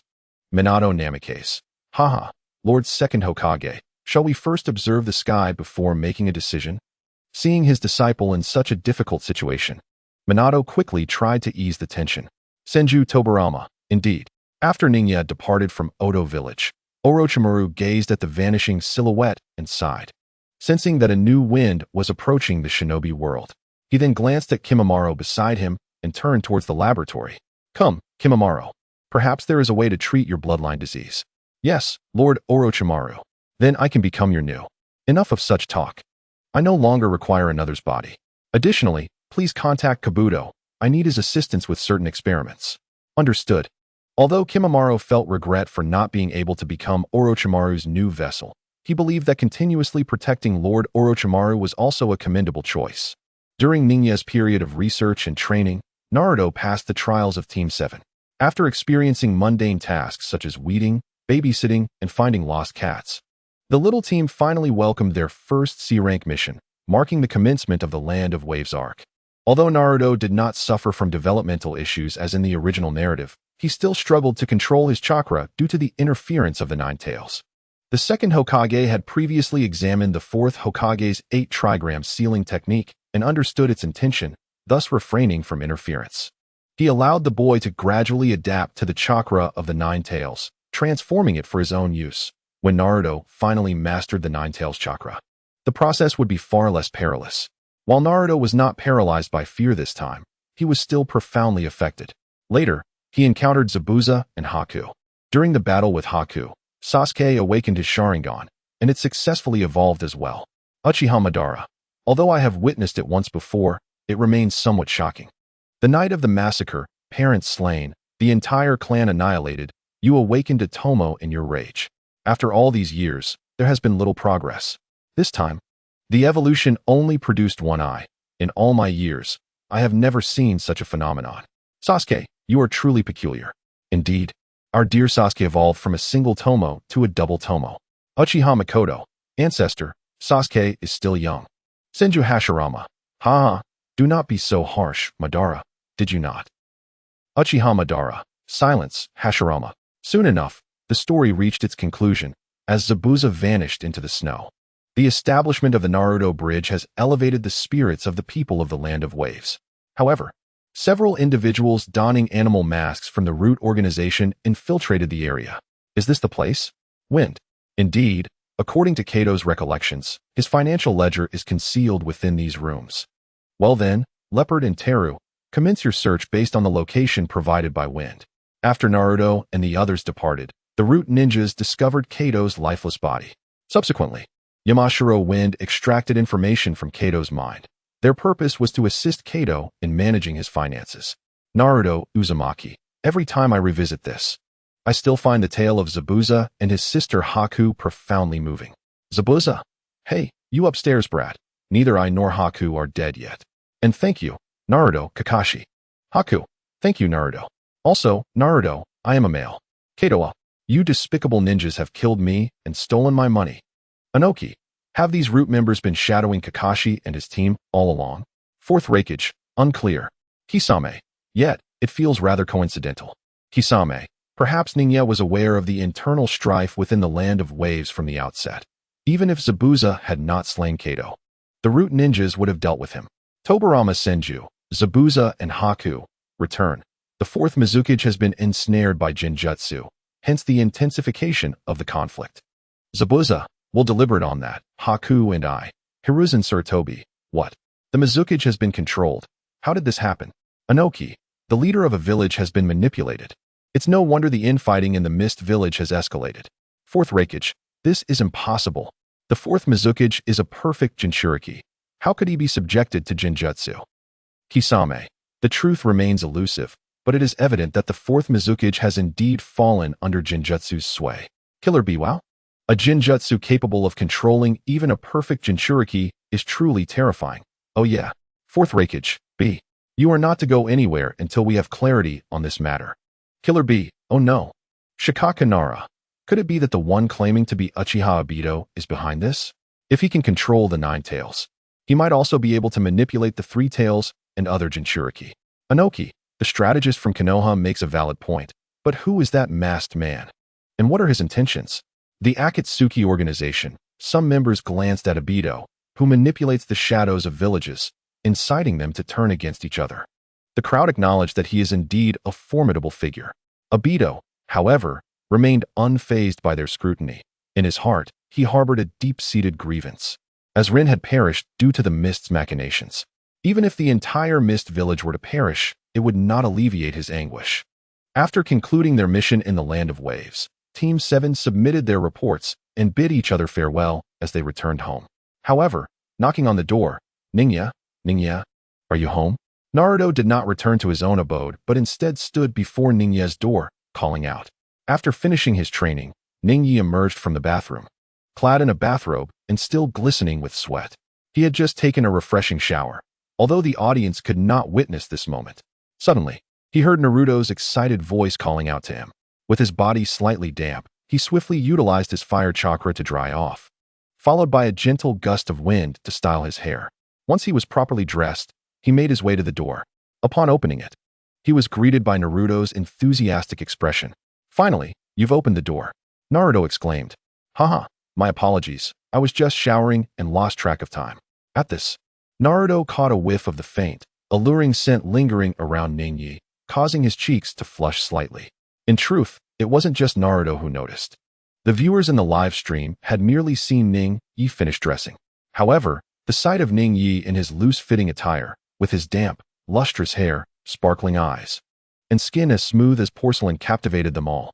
This enchanting image of a beauty emerging from a bath left a profound impression on the audience's hearts. The boys were somewhat unfazed, but the girls reacted differently. Kakashi, ahem, not bad, kiddo. Ino, W8I. Kurenai, ahem, Ning-Yi, your skin looks lovely. Kurenai, oh my, what a handsome young man you are. Tsunade, ahem, you should control your drool. He is still just a child. The young girls in the classroom erupted in excited screams, prompting Ning-Yi to adjust his glasses and lean closer to Shino, striving to minimize his presence. Ahem. Naruto quickly snapped out of his thoughts, shaking off any inappropriate ideas. "Oh, I'm sorry. I didn't realize you were just bathing." Ning-Yi casually replied, "No worries. It seems you just finished your mission." Eager to share his experiences in the land of waves, Naruto was filled with excitement. Observing Naruto's enthusiasm, Ning-Yi suggested, "All right, let us discuss it inside." "Okay." Naruto followed Ning-Yi into the house. While walking to the living room, Ning-Yi inquired, "By the way, what would you like to eat tonight?" Naruto hesitated for a moment, scratching his head, feeling a bit bashful. I don't know if I should." "Just relax. Consider it a reward for completing your mission," Ning-Yi encouraged. "Then I won't hold back. I'd love to have the braised ribs and fish you made last time." "Sure, and let us invite Irika-sensei as well." "All right." During dinner, Naruto animatedly recounted the adventures of Team 7 in the Land of Waves. Meanwhile, Irika-sensei quietly listened alongside Ning-Yi, occasionally offering words of encouragement and praise to Naruto, who beamed with happiness, scratching his head in delight. The atmosphere was genuinely warm and heartening. For Naruto, sharing his successes and joys with others perhaps represented the greatest luxury in his heart. "Kushina, thank you for taking care of our Naruto, Ning-Yi and Irika." "Minato, yes. Thank you both, Ning-Yi and Irika, for providing Naruto with a sense of warmth from home." "Yumino, Irika. No, fourth Hokage. It is I who must express my gratitude for your contributions to Konoha. In your absence, it is only right that we show our concern for Naruto." "Nara Shikamaru, no need for thanks, Naruto's father. Naruto and I are friends. This is merely our duty." "Uzumaki Naruto, that's right. Mom and Dad. It's not just Nara and Irika-sensei. There are many others in Konoha who care for me." Days passed, and Nara Shikamaru appeared to be strolling through the streets, though he was actually on the lookout for the presence of Sunagakure ninjas. Then, around a corner, he spotted Naruto, Sakura, and the Konohamaru Corps. As if summoned, he approached them. "Naruto, are you playing a game?" "Ah, it's Shikamaru." Naruto responded enthusiastically. "Hello, Shikamaru-kun." Sakura greeted politely, though her acquaintance with him was limited. In school, he had a presence akin to that of Shino. Konohamaru chimed in. "Hey, Shikamaru, long time no see." Shikamaru ruffled Konohamaru's hair. "Yes, it's been a while, Konohamaru. You've grown so much. Is this your friend?" He recalled encountering this little rascal during his visits to the Tsurutobi clan while searching for the third Hokage, when the boy was still in his toddler years. "I'm Udon. I'm Moegi. I am Nara Shikamaru. It is a pleasure to meet you." Shikamaru knelt down, extending his hands to shake with the two youngsters, who were delighted that he treated them as equals rather than mere children. While shaking their hands, Shikamaru discreetly sensed their chakra. He discovered that Udon possessed a remarkably high affinity for water chakra. This chapter is not yet concluded. Please turn to the next page to continue reading. Moegi, on the other hand, exhibited a high affinity for both water and earth chakra, along with a commendable quality of yang chakra. It was no surprise that she would eventually master wood release, albeit her current abilities did not seem particularly formidable. Shikamaru then turned his gaze to Konohamaru, noting the boy's impressive talent, nearly having created his own version of the Rasengan. He praised them. Your Konohamaru core is quite impressive. Hee. At that moment, Naruto noticed some peculiar individuals passing by. Sakura soon followed suit, her gaze fixating on their forehead protectors, exclaiming in surprise. What are Sunagakure ninjas doing here? Shikamaru replied. The Chunin exams are approaching. We are holding them in conjunction with other villages. I see, Naruto said. Nanny. The Chunin exams? Indeed. You might want to inquire with your teacher, Kakashi, to see if he agrees to let you participate. Upon hearing this, Naruto's imagination conjured an image of himself clad in Chunin attire, exuding confidence as he gazed at Sasuke, while Sakura rushed into his embrace. Hee. A silly grin spread across Naruto's face. Naruto called out to Sakura, urging her to hurry. Come on, Sakura. Kakashi-sensei will surely agree to our participation in the Chunin exams. I can hardly contain my excitement. After bidding farewell to their companions, Naruto and Sakura set off to find Sasuke. Ninja instructed Konohamaru and the others to obediently follow their teacher's guidance for the next few days before departing. Ninja made his way into a dimly lit alley and called out, "Come forth." Soon, a figure emerged from the shadows, greeting him with, "I have been waiting here for quite some time, Lord Ninja." Ninja glanced at the newcomer and inquired, "How have you been faring with your director these past few days?" To which the reply came, "Thanks to you, I have been quite happy." Indeed, the visitor was Kabuto Yakushi. After returning from the Sound Village, Ninja had summoned Kabuto to his side and subsequently led him to the Uchiha clan's territory. Initially, Kabuto believed Ninja intended to conduct some experiments with Orochimaru within the Uchiha compound. However, upon encountering a woman tending to Uchiha children, he felt an inexplicable warmth radiating from within, melting the icy barriers that had encased his heart for years. The woman, too, noticed his presence and visibly startled upon seeing Kabuto. Ninja then directed Nonayu to lead him and Kabuto to her residence. Along the way, Kabuto and Nonayu regarded one another with curiosity. Kabuto wished to know her identity, while Nonayu was eager to learn about Kabuto's well-being over the years. Upon arriving at her dwelling, Ninja instructed Nonayu to remove her disguise.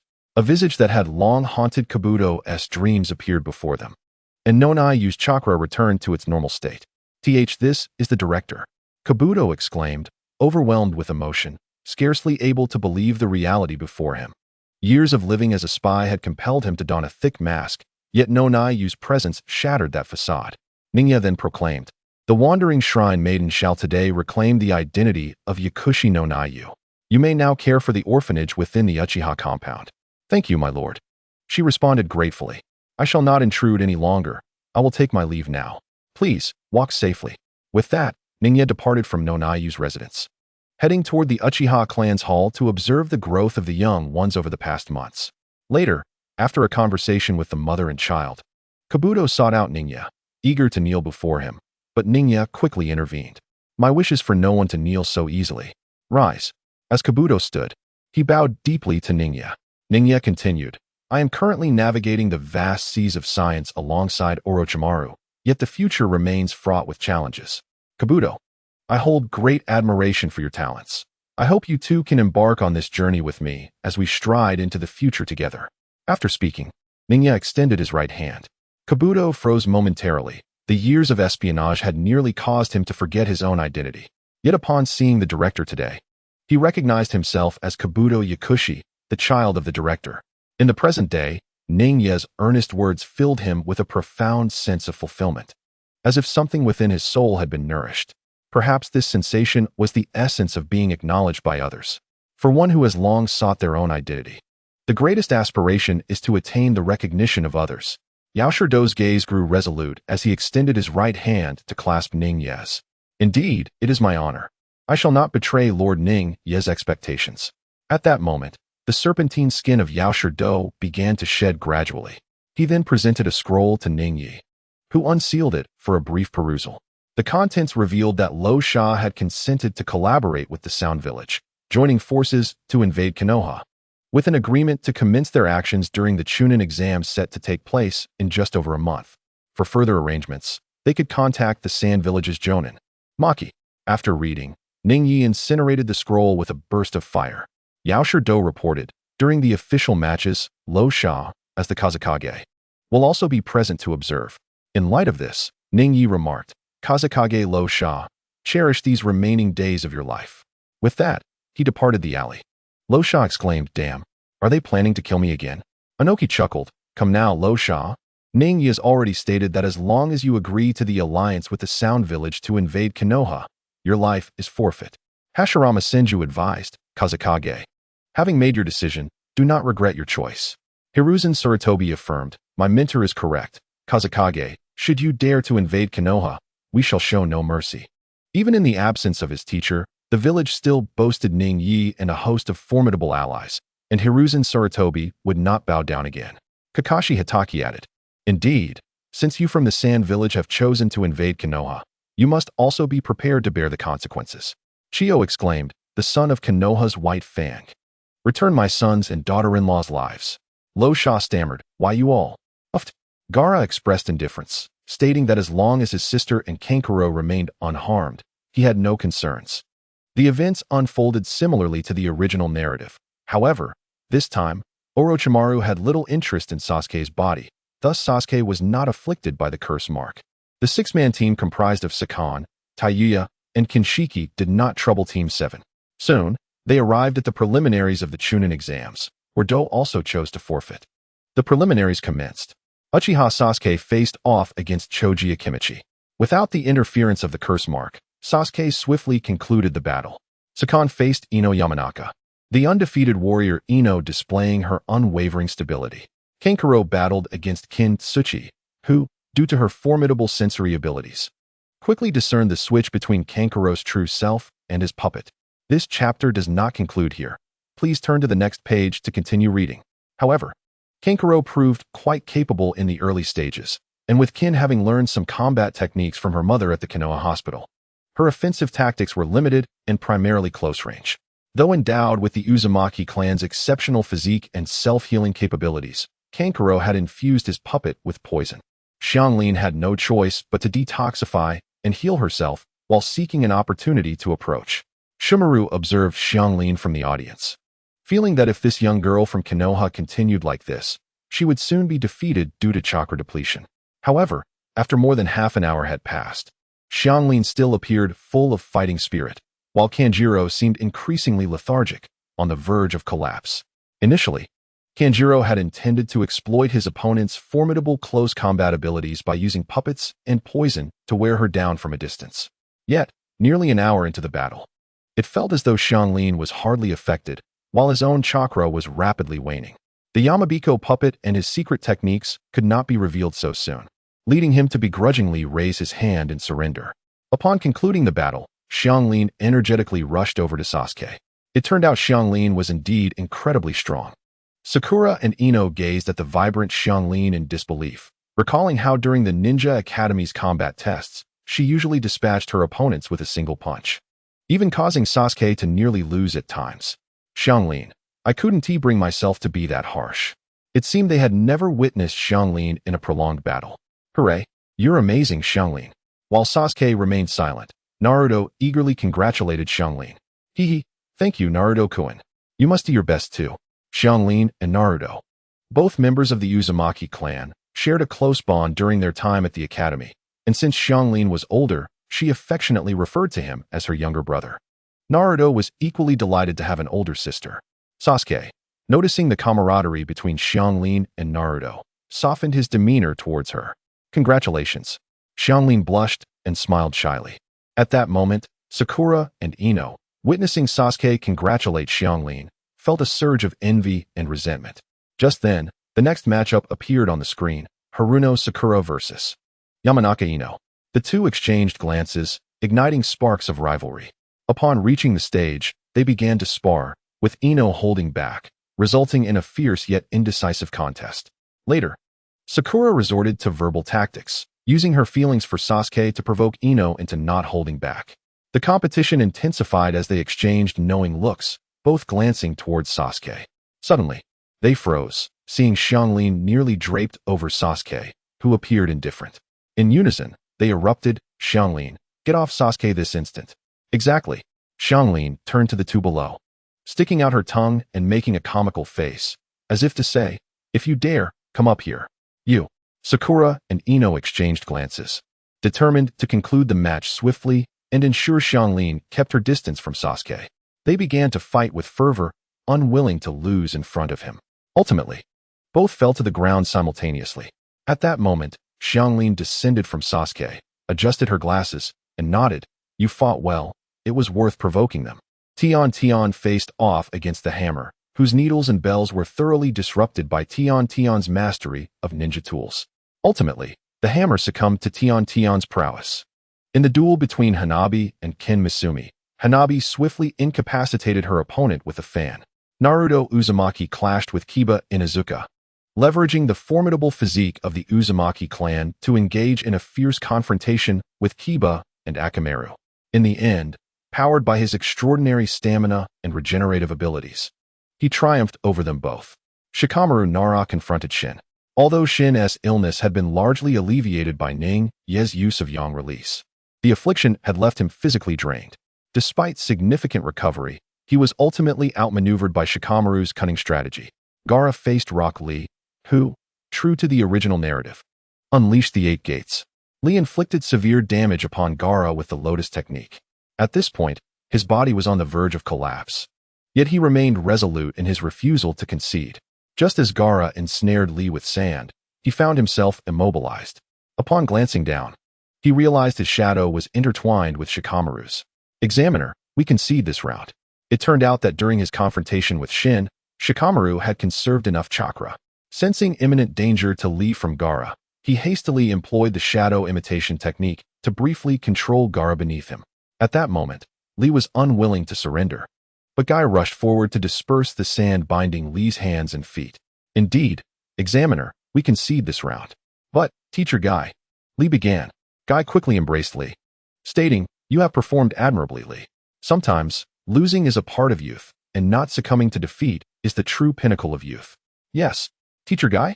The two embraced in exhilaration, exclaiming in unison about youth. Guy then gave a thumbs up to Shikamaru in the audience, flashing a proud smile in gratitude. While Shikamaru felt a wave of embarrassment, Might Guy remarked, Shikamaru, was it? Thank you for saving Lee. Yes, thank you, Shikamaru, Lee echoed. Guy did not wish for Lee to meet the same fate as in an alternate world, where Gaara had shattered his limbs. Hinata Hyuga faced Neji Hyuga, and, as in the original tale, bolstered by Naruto's encouragement, she mustered her courage but ultimately fell to Neji. In her defeat, she provoked Neji's ire, leading to her collapse. Upon seeing Hinata lying on a stretcher, Sarada rushed forward, prompting the medical ninjas to carry her away. Moments later, Hinata and Sarada returned, to the astonishment of all, as Hinata, once pale and unconscious, now sported a much healthier complexion. The ninjas from other villages marveled at Sarada's medical expertise. Tosu Kiname confronted Choji Akimichi, who suffered a crushing defeat at the hands of Tosu's thunderclap. Sai, having not been matched, advanced directly to the next round. Thus, the preliminary rounds of the Chunin exam concluded. The formal competition is set to take place next month, where participants will first draw their match numbers, solidifying their opponents for the upcoming battles. In the first match, Naruto Uzumaki faces Neji Hyuga. In the second, Shikamaru Nara goes up against Temari. The third features Shino Aburame versus Gaara. The fourth sees Toshiro versus Sai, and the fifth match pits Tenten against Sasuke Uchiha. As for the one who did not find an opponent, Konohamaru Sarutobi advances directly, with a month remaining before the official tournament. Naruto seeks to have Kakashi train him during this period. However, as in the original narrative, Kakashi instead recommends Naruto to Ebisu. Ebisu, being a conventional instructor, teaches Naruto to control his chakra. Ultimately, it is Jiraiya who ends up mentoring Naruto. Kushina Uzumaki. Kakashi, are you feeling a bit mischievous? Our Naruto kindly came to seek your guidance, and you dismiss him so casually. Kakashi Hatake, huh? Well, Kushina, I find myself somewhat ill-suited to instruct Naruto. Kushina Uzumaki, silence. I see you are simply partial. This chapter is not yet concluded. Please click on the next page to continue reading. Minato Namikaze. Alright, Kushina, Ebisu is quite capable. And besides, wasn't he a Jiraiya-sensei who ultimately taught Naruto? Jiraiya, exactly, Kushina. If you don't trust Ebisu, can you not place your faith in me, the illustrious sage of Mount Myaboku? Kushina Uzumaki, it is precisely because it is you that I harbor doubts. You are certain to lead my Naruto astray. Jiraiya, fine. That stings. Although Naruto's alluring techniques are impressive, I, Jiraiya, am a paragon of virtue. I merely appreciate the artistry involved. At the root, due to Shino's need to confront the Jinchuriki of the Sand Village, Naya has granted Shino a month-long leave to properly mentor his protege. Meanwhile, as Shino's father, Ryoma, accompanies Naya to the Land of Wind to deal with Rasha, he imparts some wisdom regarding insect cultivation for Shino to share with his student. After organizing matters, Naya and Ryoma utilize the Flying Thunder God technique to teleport to the Sound Village.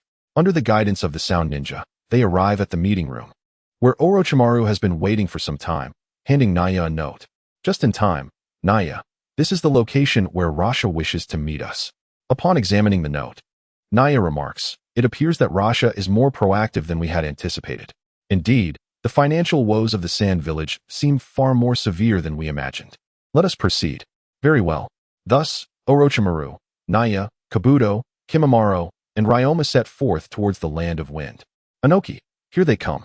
Tobirama Senju, it seems this time Rasha cannot escape his fate. Rasha, do not speak as if my demise is inevitable. Fourth Raikage, is it not? Rasha gazes at the even more lavish assembly than in the previous parallel world, feeling a pang of bitterness within. Yakura, ha, serves you right. Naya, give it your all. Rasha, Yakura you. Yakura, what of it? Just await your fate. Jin, Yakura-sensei. Yakura, Rasha, a traitor to his village, deserves no pity. Jin, how can that be? Teacher Yitsong, you are not. Yitsong, this matter should be directed towards the higher-ups of Sunagakure. This group has chosen to betray me in their pursuit of peace with Kirigakure, the former leaders of Sunagakure. Yitsong, do not speak nonsensically. Even if the truth is as you say, what of it? Everything is for the sake of Sunagakure. Yitsong ba? A bunch of shameless scoundrels. Anoki, It seems every village harbors its shadows. Fourth Raikage, What sort of beings are the leaders of Sunagakure? The most contemptible in our Kumogakure are those who betray their comrades. The Sunagakure higher-ups. You dare.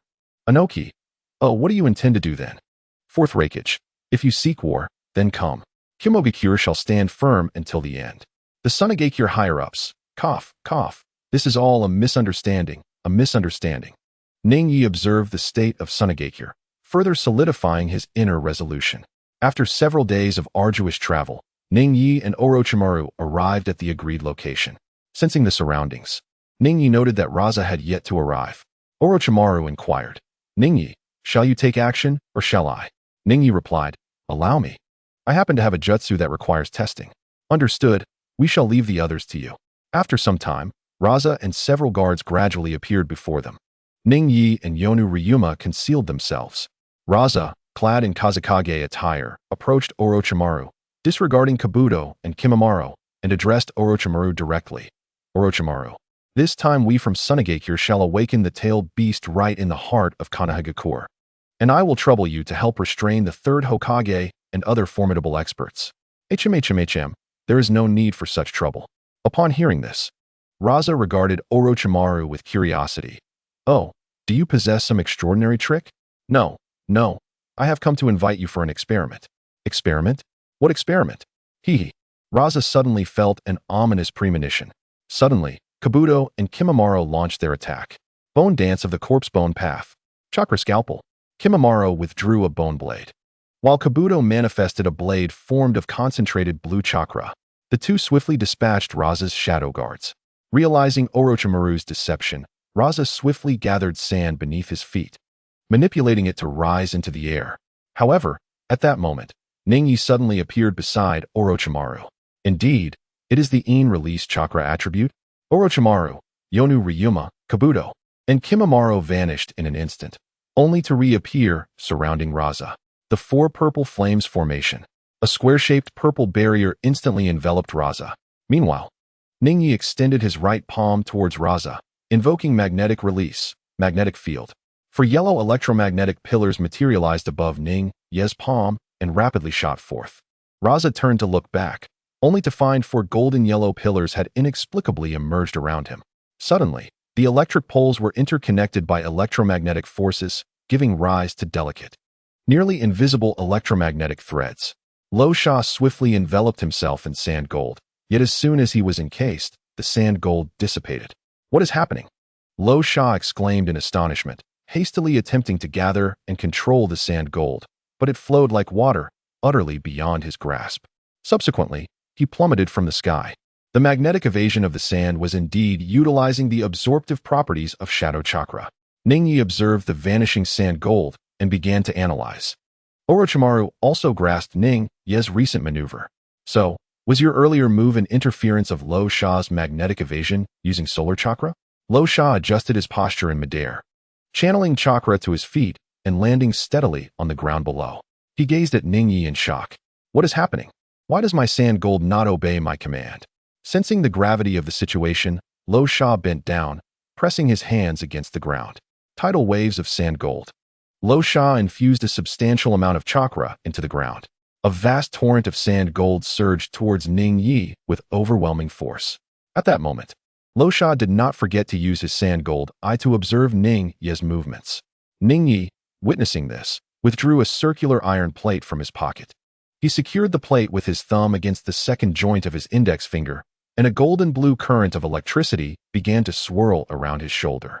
Lo Sha quickly shielded his body with a portion of his sand gold armor, sensing an imminent and lethal threat despite not knowing its nature. Ningyi, relying on his formidable perception, locked onto Lo Sha's position. Faced with the oncoming deluge of sand gold, Ningyi swiftly flicked the iron plate with his thumb. Magnetic cannon. The moment Ningyi released the plate, the golden-blue electric current from his arm surged forth in unison. A beam of electromagnetic energy, as thick as an arm, pierced through the torrent of sand gold at a speed nearly imperceptible to the naked eye. Lo Sha instinctively sidestepped. Perhaps the waves of sand gold had slowed the electromagnetic cannon's velocity. He felt a sharp pain in his left arm, followed by a searing sensation that gnawed at his heart. This chapter is not yet concluded. Please click the next page to continue reading.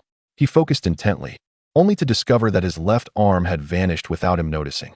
Lo Sha's breath faltered, yet he gritted his teeth and persisted with his right hand, attempting to command the sand waves to engulf Ningyi. Meanwhile, Ningyi's left hand began to emanate a dark chakra, directly infusing it into the torrent of sand gold. What is this? Lo Sha suddenly realized he could no longer control the sand waves. The sand gold began to morph into tiny, pellet-like particles, launching a widespread attack towards Lo Sha like a shotgun blast. Raining sand gold. This is bad. As Lo Sha prepared to flee, he found himself immobilized. He hastily looked down, discovering that two sandy arms had ensnared his feet. Were you so preoccupied with the above that you neglected the below? Nevertheless, he forcefully attempted to control the surrounding sand gold for protection, but the hastily gathered sand was insufficient. The sand barrier was soon shattered, and Lo Sha was instantly battered by the rain of sand gold, sustaining severe injuries. Observing the gravely injured Rasha, Ningyi did not hesitate to pierce his heart with the Flying Thunder God technique and the Kusanagi sword. Once he confirmed that Rasha was truly deceased, Orochimaru and the others dismantled the four purple flames formation. Orochimaru glanced at the surrounding sand and the wound on Rasha's left shoulder, remarking, "Is this the result of the magnetic release experiment? Both Yin release and Yang release appear remarkably powerful. Well, let us proceed as planned." Orochimaru then summoned the giant snake, which promptly devoured Rasha and the Shadow Guardian. Subsequently, he disguised himself as Rasha. "Ha ha ha. Ningyi, you did splendidly," exclaimed Yi Tsang. "You. Alas, in the end, I could not escape death," Rasha lamented. "I never imagined that Ningyi, at such a young age, could slay a shadow-level powerhouse," commented Inoki. "I certainly could not have achieved such a feat at his age," said the fourth Reikage. "No. This time it seems that Ningyi's magnetic release happened to counter Rasha's," noted Mu. "Nevertheless, one cannot deny his accomplishments, Bandaged Man. His electromagnetic cannon is a technique worthy of renown, not to mention the other formidable skills he is yet to reveal," replied the Ghost Lantern, Mengetsu. "It is only fitting to say he is indeed a disciple of a master of ninjutsu," remarked the second Reikage. "Sigh, our sand-hidden village cannot escape calamity this time," lamented Shaman. Ningyi and Ryoma then returned to Konoha, while Orochimaru proceeded towards the Land of Fire following the original route of the Wind Shadow. Upon returning home, Ningyi tidied up and was just about to rest when he heard Naruto's voice outside the door. Ningyi, are you home?" Naruto was indeed quite well informed. Ningyi walked to the door, and as he opened it, he was met with an excited Naruto. "Ningyi, you're finally back. Where have you been these past few days?" I had a mission and went on a journey, Ningyi replied.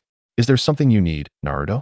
Naruto, brimming with pride, exclaimed, listen to me, listen to me. I've learned a super powerful ninjutsu. Do you want to see it? Intrigued, Ningyi asked, oh, what kind of ninjutsu is it? Hee, it's an incredibly powerful ninjutsu. Let us go, Naruto said, pulling Ningyi along as they sped away. They soon arrived at the place where Naruto had been training with Jiraiya. Hey, Ningyi, watch closely, Naruto said. Pig, dog, rooster, monkey, and horse, summoning technique. He quickly formed the hand seals and slapped his palm on the ground. Instantly, a thick cloud of white smoke billowed forth. As the smoke cleared, a small toad with orange skin and dressed in deep blue appeared. Hey, Naruto, what did you summon me for this time? The toad inquired. Hey, Toad Gigi. This is my friend Ningyi. I wanted him to see my summoning technique, Naruto replied. At this moment, it was evident that Naruto had developed quite well. His chakra volume and control were significantly superior to those in the original story. Thus, during his first practice of the summoning technique, he had bypassed the tadpole stage and summoned Toad Gigi directly. Toad Gigi then scrutinized Ningyi from head to toe. Due to the abundant natural energy of Mayaboku Mountain, the toads residing there possess a heightened ability to perceive the presence of such energy, surpassing even that of ninjas. Under the keen perception of Fukusaku, the natural energy aura emanating from Ningyi is remarkably potent. Where did Naruto find such an impressive companion? Fukusaku greeted warmly, exclaiming, Ah, you must be Naruto's friend. I am Fukusaku. Just look at you, standing tall and poised, clearly a person of distinction. Since you are a friend of Naruto, you are also my friend. Should you require anything, feel free to contact me through Naruto. Naruto gazed at Fukusaku in disbelief, astonished by the transformation in demeanor. Ningyi responded, Greetings, Fukusaku. I am Shiranui Ningyi. It is a pleasure to meet you. Inwardly, Ningyi mused. Is this the perception of the toads from Mayaboku? I underestimated it. After exchanging a few more words, Fukusaku returned to Mayaboku Mountain. Naruto, rubbing his nose, chuckled. So, Ningyi, wasn't that quite impressive? Indeed, very impressive, Ningyi replied. Haha. I knew you'd think so. By the way, let me introduce you to the legendary Jiraiya, the one who taught me this technique. I can ask him to teach you as well. Ningyi looked at Naruto with gratitude, saying, Thank you, Naruto. Your thoughtfulness is more than enough. At the renowned hot spring resort of Konoha, where Naruto first encountered Jiraiya, the two soon discovered Jiraiya hiding in the bushes. Spying with a telescope in one hand and a notepad in the other, his expression decidedly lewd. Tsunade exclaimed, Jiraiya, you are still the same. Kurenai added, the great Jiraiya. One of the legendary three, really? Yugao remarked, I can't believe Jiraiya would engage in such behavior. Tobirama observed, is this truly one of Konoha's legendary three? How can he be so lecherous? A chorus of Konoha women cried out, a pervert. Hiruzen coughed, Jiraiya, how can you behave like this? Jiraiya retorted, old man. You're one to talk. Hiruzen replied, that was years ago, since the incident a few years back when he was caught peeping in the women's bathhouse.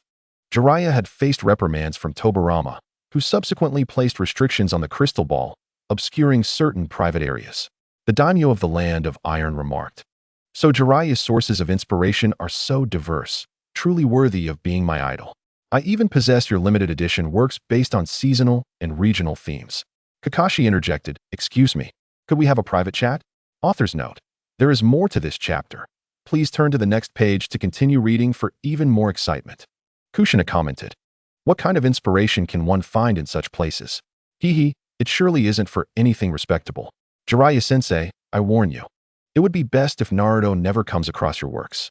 In an instant, the tales of Jiraiya's lecherous behavior and his penchant for scribbling risque notes spread throughout the shinobi world, though most adult males had been aware of it already. Just as Naruto was about to step forward, Ningyi was a heartbeat quicker. In a flash, Ningyi snatched away Jiraiya's telescope and notebook. Oh, but this is a place where peeping is strictly prohibited, he declared.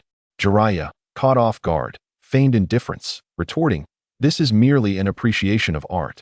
A child like you wouldn't comprehend. Return the telescope and notebook to me at once. Ningyi adjusted his glasses and replied, to articulate peeping so eloquently is quite impressive. Yet such behavior constitutes an invasion of privacy and a profound disrespect towards women. Realizing that Ningyi was just a child and reluctant to retaliate, Jiraiya continued to distort his behavior into something artistic, hoping to tempt Ningya with enticing tales from the bathhouse. However, Ningya remained unfazed, maintaining his aloof demeanor, embodying the role of a disciplinary committee member before the onlookers. Tsunade remarked, Ningya is quite right. Jiraiya, you should cease your excuses. Yuhi Kurenai added, indeed. Ningya is in the right. Terumi May chimed in, I must say, young man, you look quite cool in that stance. Ningya's rebuttal against Jiraiya's lewd behavior instantly garnered the admiration of the women in the shinobi world. Konoha's second Hokage, Tobirama Senju, interjected, humph, frog brat. If you continue to mislead my disciple, I shall not hesitate to summon you back through the Edo Tensei for a lesson. Jiraiya protested, but Lord Second, I am merely sharing the dreams of men. Tobirama retorted sharply, silence. Yes, sir. Jiraiya sighed at Ningya's unwavering demeanor. I had intended to resolve this peacefully, but seeing you act this way, alas.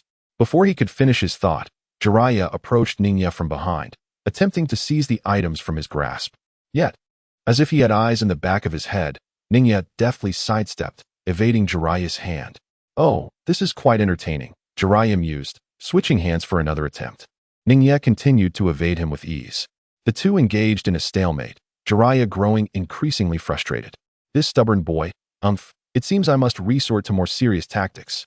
Adopting a serious demeanor, Jiraiya suddenly glanced over Ningya's shoulder, widening his eyes in feigned surprise. There stands a beautiful woman clad only in a towel. With a grin, he thought, every boy would likely fall for such a diversion. As he bent to grab the telescope and notebook from Ningya, he was met with Ningya's serene indifference. Observing Ningya's composure, Jiraiya's hand froze mid-air, ultimately descending as he sighed. All right, I concede. I shall cease my peeping. Turning around, he spotted Naruto, who had been watching the spectacle unfold. Instantly feeling embarrassed, he exclaimed, Naruto, what are you still staring at? Get moving and train with me. Orochimaru, haha. Jiraiya, you still look as flustered as ever. Jiraiya, humph. Orochimaru, do not revel too soon. There shall come a time when you too will find yourself in a predicament. Orochimaru, then let us await that moment with bated breath. Soon after, Ningya accompanied Jiraiya and Naruto to their usual training grounds. So you are Naruto's friend. What a misunderstanding it was, Jiraiya exclaimed with a hearty laugh. I did not expect Naruto to have such an upright companion. Indeed, this grilled meat is quite exquisite. As he savored Ningya's secret grilled delicacies, Jiraiya continued to shower praises. Of course, Ningya's culinary skills, along with Uncle Jiraiya's, are unmatched in Konoha. Naruto chimed in as he relished the grilled delicacies. All right, you two, slow down. There is plenty more to enjoy, Ningya said, skillfully flipping the meat and adding seasoning. When the trio had just arrived, they encountered a wild boar drinking from a nearby stream. Just in time for dinner, feeling somewhat hungry, they decided that this wild boar would serve as their evening feast. After a while, only the bones of the boar remained, while Naruto and Jiraiya, with satisfied bellies, licked their lips, still yearning for more. Jiraiya remarked, Ningya, if I may say, your culinary prowess is quite impressive, surpassing that of most chefs in the ninja world. As the sage of the toads, I have nearly tasted every delicacy in the realm, and my words carry weight. How about this? As a token of gratitude for this feast, is there a jutsu you wish to learn? Lord Jiraiya, one of the legendary Sannin, may consider teaching you. Indeed, Ningya, the perverted sage, is exceptionally skilled. Ningya pondered for a moment and replied, might I request you to demonstrate your oil fire technique, Mr. Jiraiya? Oh. Jiraiya raised an eyebrow in mild surprise. It seems you have heard tales of my exploits. Very well, prepare to be amazed. Jiraiya strode towards a nearby waterfall, forming hand seals and inhaling deeply. Fire release, great fireball technique. A bizarre, colossal fireball erupted from his mouth, colliding with the waterfall and instantly generating a vast cloud of steam. As the steam dissipated, flames engulfed the entire waterfall.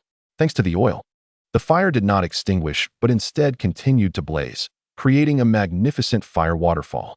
Well, what do you think? Jiraiya looked at the two with pride. Impressive. Incredible. I want to learn it. Naruto exclaimed. Indeed, a remarkable ninjutsu. Jiraiya elaborated on the technique's principles. By converting chakra within your body into oil, you expel it from your mouth and simultaneously ignite it using fire release techniques. Ningya nodded thoughtfully, while Naruto was utterly perplexed.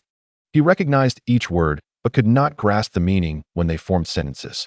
Ningya contemplated how this technique bore a resemblance to his own method of infusing yin-yang chakra into fire release. With the explosive energy of the sun and the enduring nature of the moon, Jiraiya, in an effort to facilitate comprehension for the two, produced a special oil that had been meticulously processed. He then proceeded to mold chakra into oil right before their eyes. Ningya dipped his fingers into the oil held by Jiraiya, and with a determined effort, attempted to form oil using his own chakra. Observing this, Jiraiya reminisced about his own early attempts at mastering this technique and chuckled, "Ha ha ha, it's entirely normal not to succeed on the first try. Even as the legendary Toad Sage, I too had my struggles." Suddenly, his eyes widened in astonishment as he witnessed Ningya successfully creating oil. "Ah, this is remarkable." The oil in Ningya's possession was distinct from Jiraiya's. It was crafted from yin-yang chakra, primarily influenced by the yin attribute. This chapter is not yet concluded. Please proceed to the next page for further reading. Ningya approached the waterfall, adhering to the hand signs as instructed by Jiraiya. Unlike Jiraiya, who stored the oil in his mouth, Ningya adhered the chakra oil to the tips of his index and middle fingers. With a flourish, he unleashed the fire release, great fireball technique, resulting in a colossal dark flame erupting from his mouth. The obsidian fire collided with the previous fiery waterfall, instantly incinerating its flames and transforming the cascade into a dark, ominous waterfall, exuding an eerie aura. "Wow, Ningya, your black flames are incredibly impressive," Naruto exclaimed without hesitation. Meanwhile, Jiraiya, momentarily taken aback, transformed into a bewildered elder, fixated on his phone. Did I really just teach that? Has he succeeded on his first attempt? And what is this dark flame? Is it a transformation of nature? Years of confidence, once diminished by the talent of Minato, were once again shaken. It appeared that Naruto's friend was no ordinary individual. He would have to inquire with the old man later. Uchiha Shursui. This flame bears a striking resemblance to Itachi's Amaterasu. Uchiha is Zuna. It is a black flame that incinerates its target completely. Orochimaru. No, while it may seem similar, Itachi's is likely purely a yin attribute flame. Ningya's flame, however, incorporates both yin and yang chakra, with a predominance of the yin attribute. Following a black screen, after a period of practice, the trio made their way to the Rising Sun Lodge, where they indulged in a hot spring together. Jiraiya, reveling in the warmth of the spring while sipping on a drink, relished the moment. "Ah, this is the essence of life." Subsequently, Ningya and Naruto, wrapped in towels, joined him in the spring. After a while, the three of them enjoyed a serene soak. As time passed, and they felt sufficiently relaxed, Naruto and Ningya decided to rise and prepare to leave the warm waters. At that moment, Jiraiya cracked a joke, swiftly approaching the two and playfully yanking away their towels. Laughing heartily, "Ha! One must embrace the experience of a hot spring to truly enjoy it. By the way, Ningya, why are your hands so long?" The mist obscured Jiraiya's view somewhat, but Ningya replied, "Mr. Jiraiya, that is not my hand." "Oh, well." After the three individuals emerged from the Rising Sun Tower, they each bid farewell and returned home. However, Jiraiya appeared deeply affected, his mind burdened as he made his way towards the Hokage building. He took a few steps, sighed, and repeated this pattern. Minato Namikaze remarked, "What seems to be troubling you, Jiraiya-sensei?" Hiruzen Sarutobi observed, "He certainly appears to be shaken by something." Tsunade interjected, "Humph. It must be because he attempted to spy but was thwarted by Ningya." Jiraiya responded, "Huh? Tsunade, do you truly believe that I am only capable of spying in your eyes? Isn't that the case?" She retorted, "All right, let us not dwell on that." Jiraiya noticed his own despondency reflected in the sky, which struck him as peculiar. After all, it was merely a failure to spy. It shouldn't have affected him to such an extent. Upon reaching the Hokage building, Jiraiya opted not to leap through the window this time, instead knocking on the door to enter.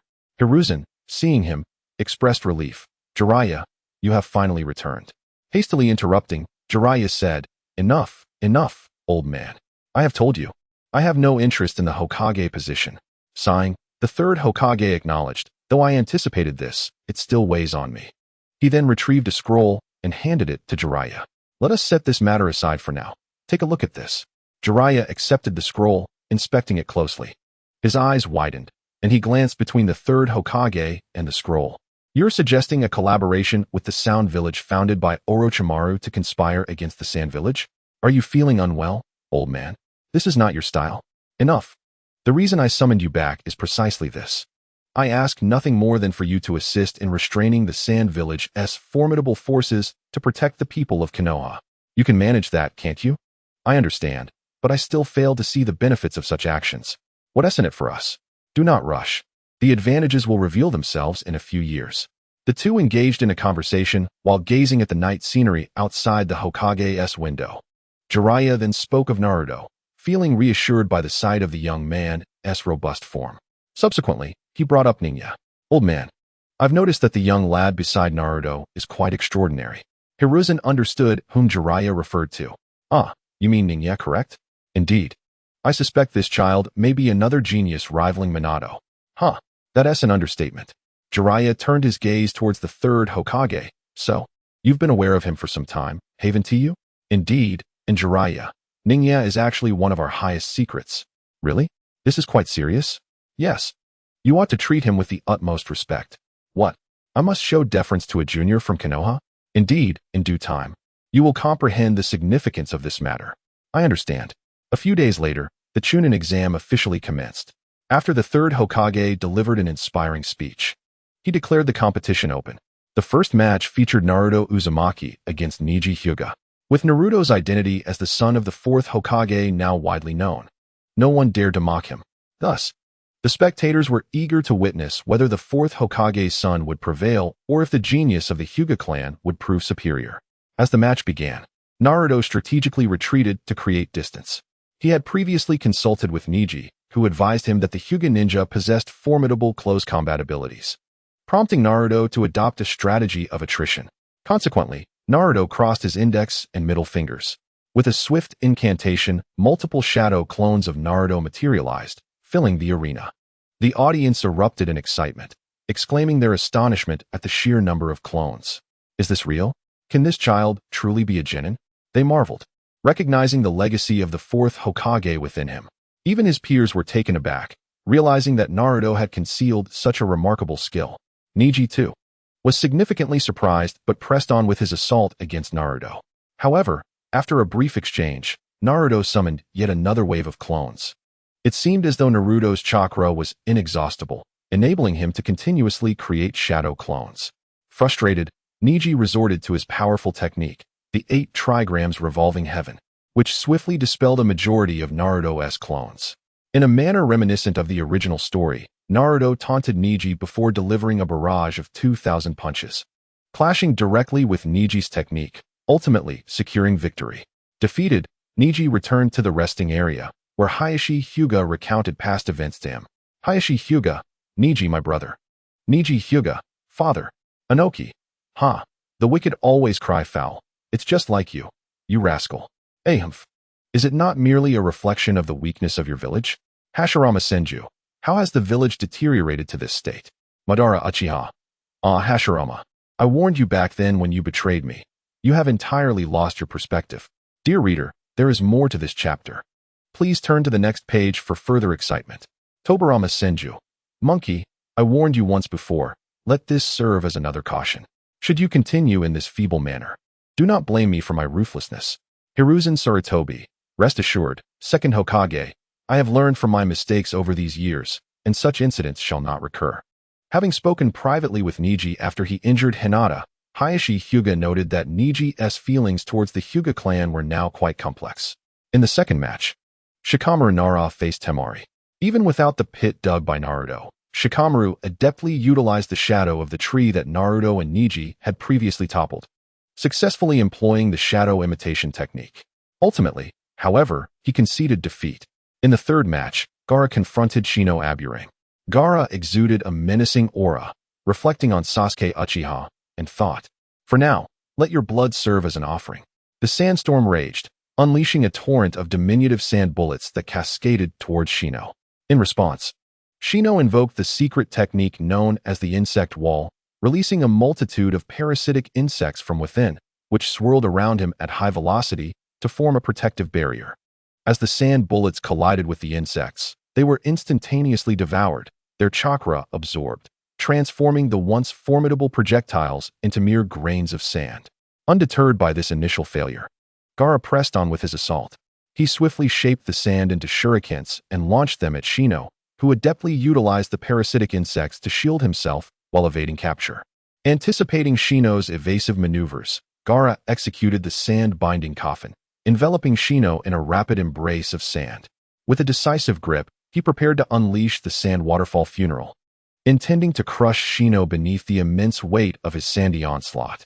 The onlookers grew anxious at the unfolding scene. Naruto, Shino. Inuzuka Kiba, Shino. That Sand Village scoundrel. How infuriating. Hinata, Shino-kun. Kurenai, have faith, Shino will be unharmed. However, Gaara soon realized that the chakra connection between him and the sand-binding coffin had vanished. His gaze fell upon Shino, entirely swathed in parasitic insects. The insects, having consumed the chakra within the sand, allowed it to cascade down like a gentle stream. Understanding that it was time to escalate the situation, Gaara formed hand seals, summoning a torrent of sand from beneath his feet, which surged forth as a colossal wave aimed directly at Shino. In response, Shino hastily employed his jutsu, summoning insects from the surroundings with the secret technique, Insect Summon, and simultaneously creating cocoons with his chakra to rapidly hatch more insects for the fray. A vast swarm gathered around him, and Shino unleashed the parasitic insect tornado, directing it toward the oncoming wave of sand. The dark vortex collided with the brownish-yellow tsunami, resulting in a fierce clash where the sand obliterated some of the insects, while the insects voraciously consumed the chakra embedded within the sand. For a moment, neither force yielded. Kanjiro, what? Gaara's technique has been thwarted. Temari, this is incredible. Naruto, well done, Shino. Keep it up. Inuzuka Kiba, go for it, Shino. Defeat him. Both Shino and Gaara intensified their chakra output. Yet, Shino's reserves ultimately paled in comparison to Gaara's. Soon, the black tornado began to dissipate, and the sand wave diminished significantly. Ultimately, Shino was engulfed by the sandy tide. Seizing the moment, Gaara commanded the sand with precision, utilizing its pressure to successfully obliterate Shino. However, as Shino's body shattered, rather than blood, a swarm of black insects erupted forth. Revealing the secret technique, Insect Clone, it became evident that what had been destroyed was merely Shino's insect duplicate. Silently, Shino materialized behind Gaara and launched a swift counterattack, unleashing the secret technique, Insect Jewel, as a torrent of parasitic insects surged forth from his sleeves, hurtling towards Gaara. Due to Shino's prior calculations regarding Gaara's automatic defense triggered during the battle with Rain Shinobi and Lee, he strategically positioned himself at the very edge of its activation range. The automatic defense's sand was indeed too slow to react, allowing the insects to swiftly envelop Gaara's entire body. The sand armor adorning Gaara was rapidly devoured by the insects, leading to its disintegration. Seizing the opportunity, the parasitic insects began to consume Gaara's chakra. Just as the parasitic insects were about to continue their assault on Gaara's chakra, he suddenly erupted with a fierce cry. His right face morphed into a monstrous visage of sandy yellow adorned with blue patterns, and even his right half underwent a transformation. Gaara, of the desert spirit, has arrived, exclaimed the onlookers. That's the state of Gaara, remarked Naruto Uzumaki. Indeed, in this form, he is formidable, acknowledged Sasuke Uchiha. Is the Konoha collapse plan finally commencing? Questioned Inoki. Has war truly begun? Sighed Jiraiya. Upon witnessing Gaara's transformation, Maki leapt from the venue, with Kankuro and Temari hastily following suit. As they reached Gaara's side, Nara Shikamaru and Yujito quickly shielded Shino. The audience, still bewildered, suddenly saw a figure donning a fox-faced mask materialize in the arena. This masked individual was none other than Ningya. A flurry of white, ethereal feathers descended upon the audience. Nirvana technique. The spectators were suddenly overcome with an intense wave of drowsiness, their bodies succumbing to sleep before they could resist. Maki, witnessing this, felt a surge of elation. Now was the time to manipulate the noble officials and villagers, instilling fear in Konoha's ninjas.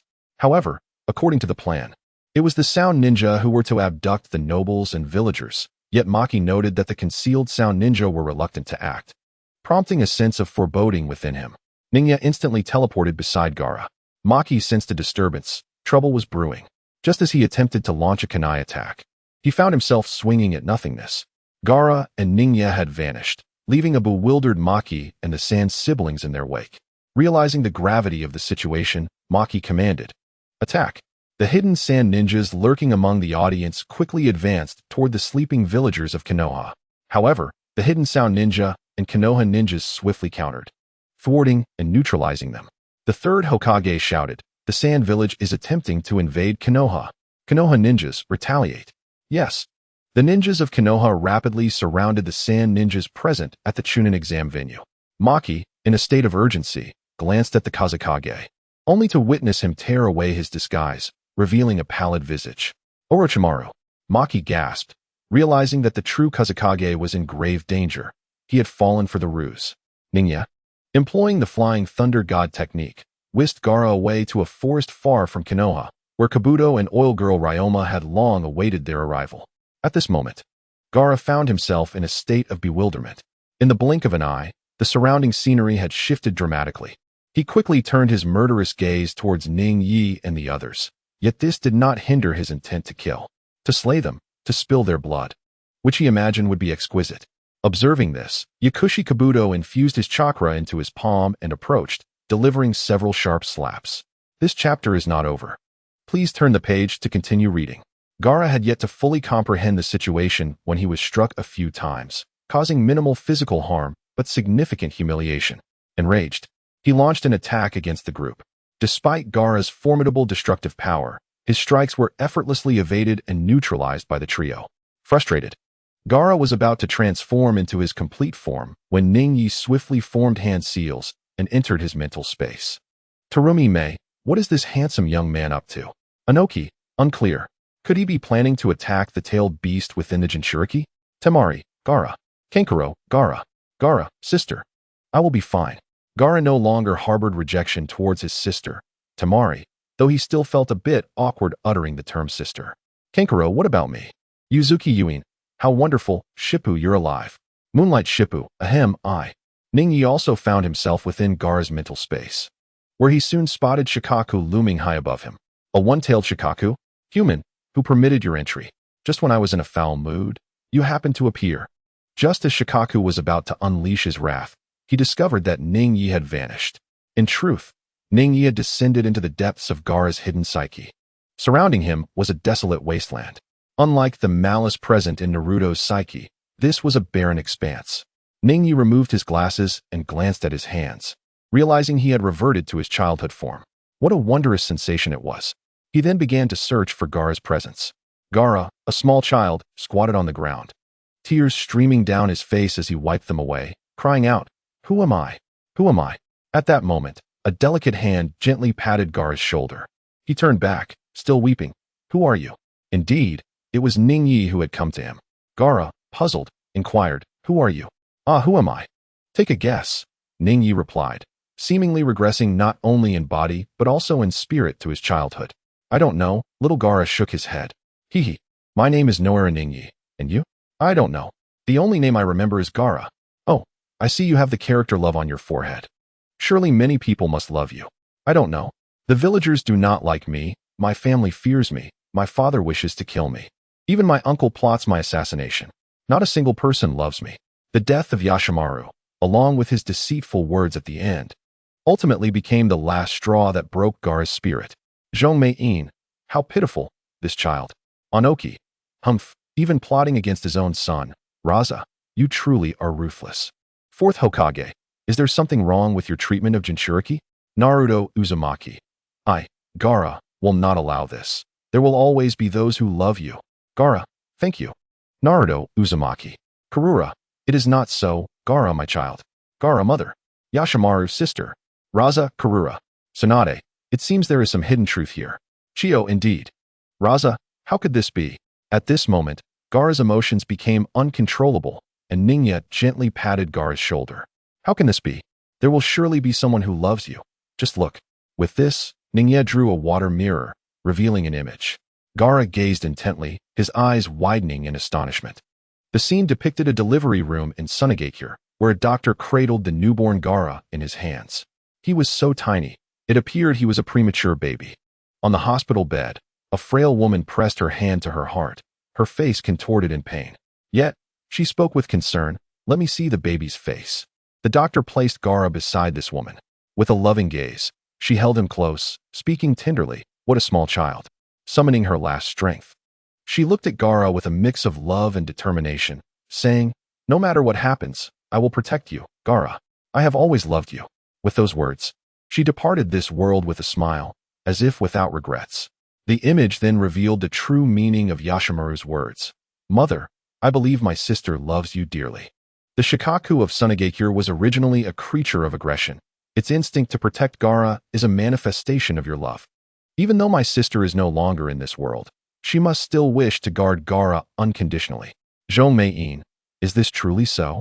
Kushina Uzumaki, it is undoubtedly true. What mother does not love her child? Gaara, mother, is this true? Karura, yes, Gaara, this is true. I have always loved you. Yashimaru, sister, I apologize, it was I who. Karura, it is all right. I can see you were compelled, struggling within for a long time, dear brother. Temari, mother. Kankuro, mother. Raza, Karura. Tsunade, quiet upstairs. Do not disturb this family's reunion. Kushina Uzumaki, exactly. Can't you see the mother and child are reconnecting? Zhongmei-in, indeed. Do not intrude upon their warmth. Raza, I.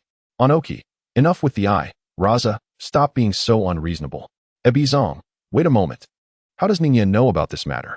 Chio, indeed, this matter is known only to myself, Rasha, and a select few. The people of the ninja world have finally come to realize that, by age, Ningya should not have been born at that time. So how could he possibly know about this incident? The childlike Ningya then turned to Gaara and said, "Hee, I haven't deceived you, have I? Look, there truly is someone who has always loved you. You have never been alone. Someone loves me, and yes, Uncle Yashimaru must love you too. You have never been just anyone. You are Gaara of the Sand Village, cherished and loved." As Ningya's figure and Gaara's began to blur, they ultimately vanished. When Gaara opened his eyes, he found Ningya outside, having removed his mask. "You are Shiranui, Ningya." Suddenly, as if recalling something, he hurriedly stood up, grasped Ningya's hand in a panic, and urgently inquired, "Was that true? Did my mother truly love me all along?" Ningya smiled and replied, "Of course, it is true. This is the body-mind depth technique, an enhanced version of the memory reading technique from the Yamashiro clan. Young master, there is more to this chapter. Please turn to the next page to continue reading. It only gets more exciting. It can even reveal events from when a person was just born." Yamashiro Ino, what? Our Yamashiro clan's secret technique can be so powerful? Yamashiro Hichi, this. Anoki. So, that explains why Ningya could reveal the events from Gaara's birth. Fourth Reikage. I never expected there to be such an extraordinary technique. Nagato, however, looked gravely at the sky, for the Pain's human path possesses a similar mind-reading technique. This ability can forcibly extract memories and souls from others. Yet, he had never attempted to retrieve memories from when someone was just born, as accessing deeper, older memories requires a greater amount of chakra. Thus, he could not help but admire the prowess of this young man. Meanwhile, Ningya in the classroom appeared unable to maintain his composure. He understood that while he could perform the body-mind shallow technique, he could not achieve such a level, making it highly probable that he was deceiving Gaara. Ningya then looked around and gently said, "If you don't believe me, you can observe our surroundings." Gaara, at that moment, noticed the area around him. He saw a woman formed of sand, possessing only an upper body, cradling Gaara and Ningya with her arms protectively. Gaara was so overwhelmed that he could hardly articulate his excitement. "Yes, indeed, this is your automatic defense, the power your mother has always used to protect you." Ningya then gazed at the sand figure, removed his glasses, and said, "Pleased to meet you, Auntie. I am Shiranui Ningya, a friend of Gaara." Friend. Gaara was taken aback upon hearing this word. Indeed, as a weapon of the Sand Village, friendship was something he believed he could never attain. "Friendship, you say?" Gaara gazed at Ningyi, a warm sensation rising within him. Was it not so? Ningyi looked at the hand that Gaara had just grasped. Yes. Gaara tightened his grip on Ningyi's hand as well. Once they parted, Ningyi smiled and said, "As a token of our friendship on this first meeting, please indulge in a good night's sleep." Before Gaara could react, Ningyi enveloped his hand with chakra and pressed it against Gaara's abdomen. The 8 trigrams seal manifested in a swirling pattern on Gaara's belly, surrounded by peculiar black markings. Meanwhile, Shikaku, the tailed beast within Gaara, suddenly sensed something from the heavens. Before it could react, a crimson Tori network swiftly separated it from Gaara. How infuriating! Gaara felt an unprecedented sense of lightness wash over him. a soothing relaxation that led him to drift off into slumber involuntarily. Gaara, friends? Thank you, Ningyi. Ningyi, it is nothing. There will be times when I need your assistance. Gaara, understood. Raza, Gaara, you are one of our sand villages. Anoki, humph, enough of that, Raza. Are you not aware of how you treat others? Ningyi discreetly drew a vial of blood from Gaara and handed it to Kabuto, who stored it with care. Subsequently, Ningyi led everyone back to Konoha using the Flying Thunder God technique. At the Chunin exam venue, Konoha's might was evident as they unleashed a whirlwind of fierce techniques, Rasengan, lightning release, and fire release techniques. While the elite Jonin and special Jonin of Konoha pushed Sand Village to the brink of defeat. On the streets of Konoha, the skilled fighters deployed various techniques to neutralize the invading Sand Shinobi. Observing this, Maki sighed. Sand Village had succumbed.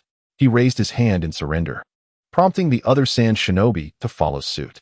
The Konoha ninjas rapidly moved in to detain the surrendered Sand Shinobi. The third Hokage breathed a sigh of relief. Negotiations would soon commence, but this time, Sand Village should brace themselves. Days later, Konoha was nearly restored and rebuilt. While it was termed reconstruction, the damage had not been significant. Most of Konoha's populace had been discreetly evacuated to shelters prior to the Chunin exam, coupled with the early concealment of numerous powerful fighters.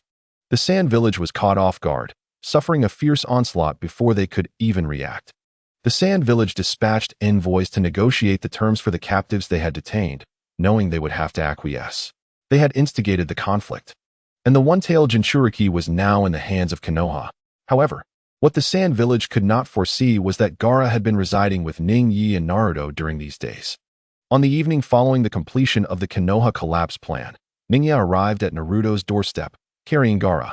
Naruto, still somewhat disoriented, was taken aback to see Ningya bearing the previously menacing figure, now peacefully asleep.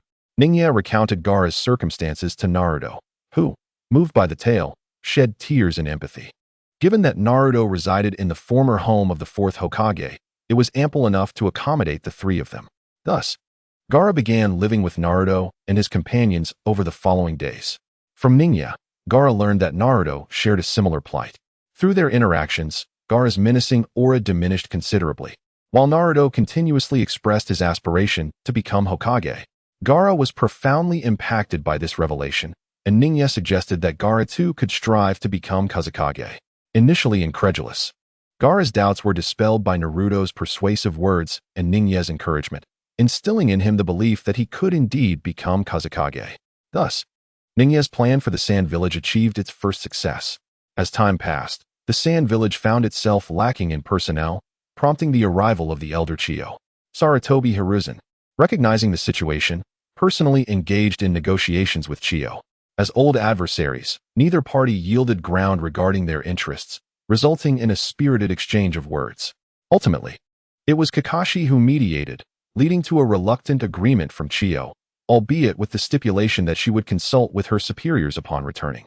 After her departure, Kakashi and the third Hokage exchanged knowing glances, followed by shared laughter. Subsequently, the captives from the Sand Village were set to return home. Gaara bid a heartfelt farewell to Naruto and Ningya, promising that he would indeed become Kazekage.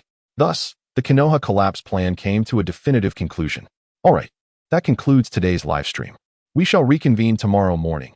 Everyone, do rest well, announced Xiao Vi.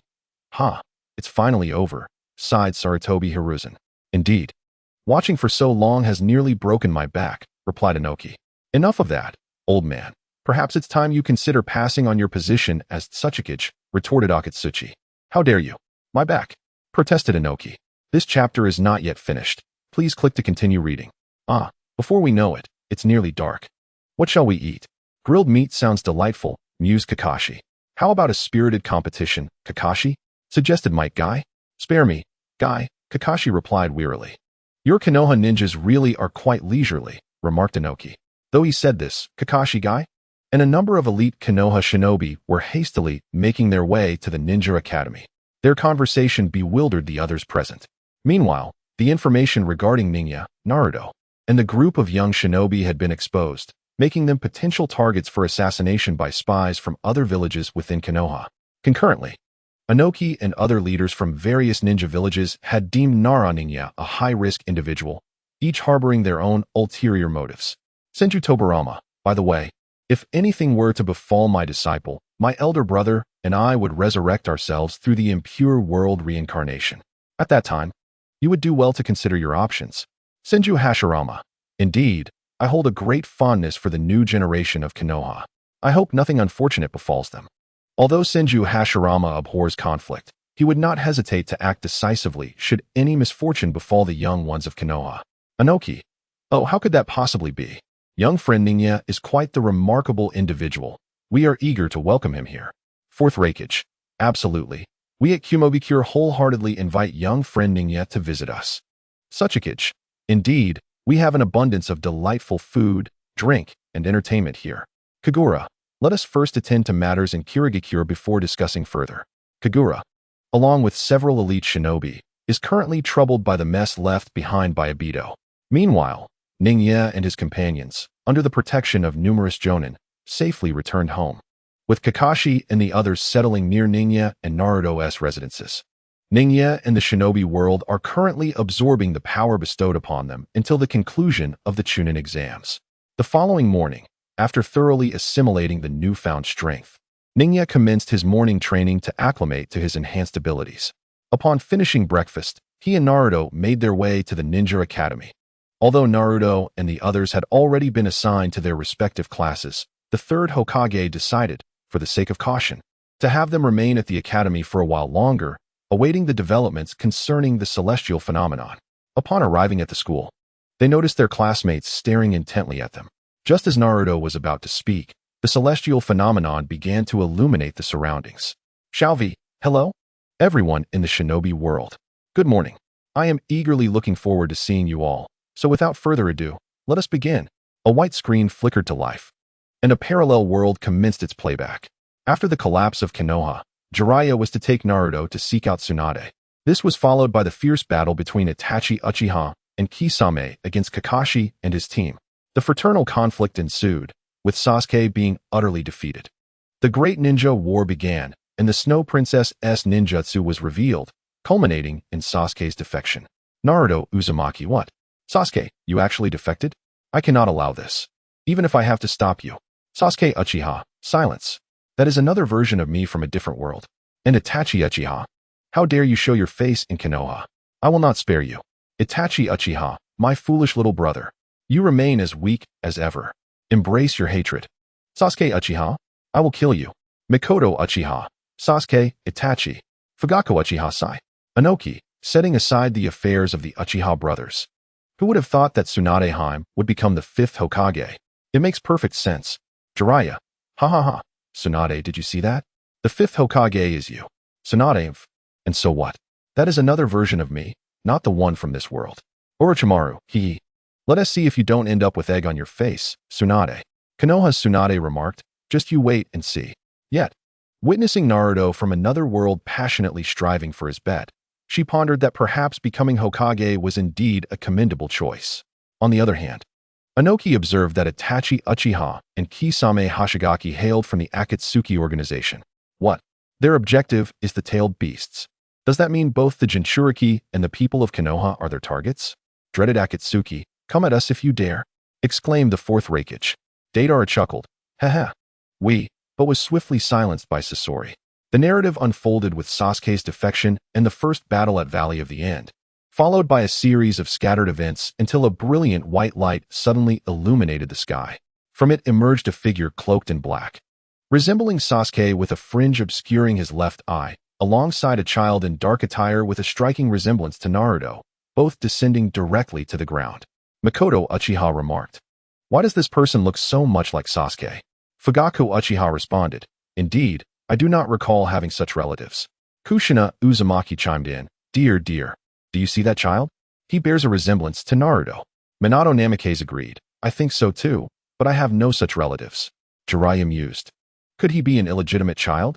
Kakashi Hatake interjected, Jiraiya-sensei, please refrain from projecting your own stories onto this situation. Apologies, it's just a habit, Jiraiya sheepishly admitted. Upon seeing their faces and hearing Jiraiya's words, the inhabitants of the ninja world were flooded with dramatic scenarios. Sasuke surveyed Konoha. and their plow indicated they had arrived in Naruto's childhood, with a stern warning not to disclose their identities as future beings, lest they incur dire consequences. Wait, they are from the future, exclaimed Hiruzen Sarutobi. Mikoto Uchiha noted. So this is the future Sasuke. He appears to have matured significantly. But why is he dressed in a robe? Kushina Uzumaki exclaimed. So, this child must be Naruto's offspring. Is that true? I'm about to become a grandfather. Minato exclaimed. Naruto cleared his throat. Mom and Dad, that is from another world, not ours. Even Naruto felt a tinge of embarrassment. Kushina pressed on. Oh. Does that mean you have a girl you like, Naruto? With a grin, Naruto replied. Of course, it's Sakura. Ouch. Before Sakura could react, Ino fiercely stepped on Naruto's foot and sternly warned, Naruto, I advise you not to speak carelessly. If that child's mother is not Sakura, but someone else, your words might cause her great distress. Just as Naruto was about to retort, he fell silent upon seeing Ino's serious expression. Inoki remarked, I never anticipated even beings from the future would appear. Shikaku Nara added, given the appearance of the light curtain, it is not surprising that future beings would emerge. Madara Uchiha incredulously exclaimed, how is this possible? This simply cannot be. Senju Hashirama. Madara, what troubles you? Senju Tobirama. He seems quite anxious, doesn't he? Uchiha Madara's mind was in turmoil, pondering the fate of the future. Has the Moon Eye plan failed? Obito and Kagaya both wore expressions of distress, particularly Kagaya, who felt that it was only a matter of time before his true identity was revealed. This chapter is not yet concluded. Please turn the page to continue reading. Sasuke and Boruto remained in Konoha, engaging in performances, where the audience learned that Boruto is Hinata's child, and Sasuke's relationship with Sakura might be more than it appears. Sakura Haruno. Ha. Ino, did you see that? Now you understand, my relationship with Sasuke is indeed special. Yamanaka Ino. Sakura, what are you so proud of? That's from another world. This one may not be the same. Kushina Uzumaki. Exactly. This is a different world altogether. Sakura Haruno. Humph, just wait and see. I will surely be with Sasuke in the future. Sakura then approached Sasuke, her expression filled with flirtation, saying, Sasuke-kun, look at that world. Sasuke was indifferent to who his future partner might be. He was solely focused on understanding the extent of his future powers. Yet, some were concerned about their future companions. Like Kushina Uzumaki. Hihi, which little girl is Hinata? Come speak with Annie. Hinata Hyuga. Aunt Kushina, well. Hinata was momentarily stunned upon seeing her future self married to Naruto, with children already grown, and she fainted from excitement. Kushina Uzumaki. Oh, how sweet. So, the little girl from the Hyuga clan has always had a liking for our Naruto. What exquisite taste. Hayashi Hyuga, that fourth Hokage's wife, is from that world. Minato Namikaze. Ahem, Mr. Hayashi. Our Naruto will take good care of Hinata. Kushina Uzumaki. Yes, indeed. Our Naruto will definitely look after Hinata well. One Tihi Naruto? Naruto Uzumaki. Mom, I haven't. Classmates, quiet. Naruto Uzumaki. Yes. Everyone seemed to agree. Everyone knows that Hinata has feelings for you. Why are you still oblivious? Sasuke, Boruto, and Naruto were at the training field, awaiting Jiraiya for their training session. After waiting for a considerable time without seeing him, Sasuke suddenly sensed something, gazing up at the sky. A figure floated above, with pale skin, long light blue hair tied in a high ponytail, lacking eyebrows, and 2 dots on their forehead, adorned with horn-like headbands, dressed in white clothing, carrying a glowing red fish basket, and wielding a glowing red fishing rod. Sasuke looked gravely at the newcomer. Minato Namikaze. Is that the Urashiki mentioned by the previous Kage? Kushina Uzumaki. He intends to take our Naruto away. Fourth Raikage, wait. That is the Byakugan. Hayashi Hyuga. How is that possible? I recall that our Hyuga clan does not have such a person. Could it be? Sarutobi Hizashi. What is it, Hinata? Is there some hidden truth? Hyuga Hizashi. It concerns the 3rd Hokage. According to my ancestral records, it seems our Hyuga clan originated from the moon. Could he possibly hail from the moon? Anoki. From the moon, you say? Kagaya Otsutsuki. So you have indeed arrived, Urashiki. Kagaya had initially intended to observe discreetly, but upon seeing Urashiki, she could no longer contain herself. Minato Namikaze. Do you recognize the visitor above? Kurizetsu. Kurizetsu almost exclaimed mother, but stifled the surge of excitement within. However, Kagaya paid no heed to Minato. Despite her unease, she fixated intently on Urashiki. Uchiha Madara. Could it be Kagaya Otsutsuki? Senju Hashirama. Madara, what troubles you? Uchiha Madara. It is nothing. Urashiki effortlessly ensnared Naruto with a fishing rod, while Sasuke, having lost his chakra, could only attempt to strike with his sword. Just when it seemed dire, Jiraiya arrived, but was swiftly ensnared by Urashiki as well. Urashiki transported Naruto to a cave, intending to extract the Nine Tails chakra, only to be thwarted by the 8 trigram seal. Just as he was about to forcefully draw the chakra, Sasuke and the others arrived, successfully rescuing Naruto. Kushina Uzumaki. Phew. Thankfully Minato's 8 trigram seal is quite sturdy. Otherwise, Naruto would have been in peril. Minato Namikaze. Yet our adversary is quite formidable. He surely will not relent easily. In preparation for Urashiki, Jiraiya instructed Boruto to practice chakra synchronization, yet Boruto remained affected. Later, while strolling, he inadvertently arrived at the Hyuga estate, where he caught Niji's attention, leading to a conversation between Naruto and Boruto. Meanwhile, Sasuke found himself discussing little Sasuke with Naruto. Through their encouraging exchanges, both Naruto and Boruto regained their confidence. However, through the dialogue between Boruto and Niji, as well as Boruto's own musings, the audience in the live stream began to comprehend that Niji seemed to have perished in the future. Rock Lee, this cannot be. Niji is a prodigious ninja. How could he possibly die? Tenten, how could this happen to Niji? Mike Gaiwa, I absolutely will not allow such a fate to befall this world. Hyuga Niji, Lee, Tenten, teacher guy. Upon witnessing the death of his counterpart in another world, Niji's initial thought was whether he too would meet the same fate, filling him with sorrow. Yet, seeing those who cared for him, much of his despair seemed to dissipate. Indeed, he had people who cared for him and whom he wished to protect. Hinata Hyuga, brother Niji. Hyuga Hizashi, Niji-sai. Just as the two resumed their training, Urashiki arrived. As he prepared to confront Naruto and Boruto, Sasuke intervened, and Jiraiya launched a surprise attack from behind. But suddenly, Urashiki's Byakugan transformed into a pair of blue Rinnegan eyes. With a piercing glare, Urashi materialized behind Jiraiya, directly piercing his chest with a fishing rod. Uchiha Madara, what? Nagato, Rinnegan. How is this possible? Upon witnessing Urashi's Rinnegan, Nagato could no longer remain composed. The sage's eye, endowed with the Rinnegan, had led him to believe he was the chosen savior. Now, he was confronted with the existence of another who possessed the Rinnegan. Jiraiya, this is the same eye as Nagato's. How can this be? Hiruzen Sarutobi, is this truly the legendary sage of the Six Paths Eye?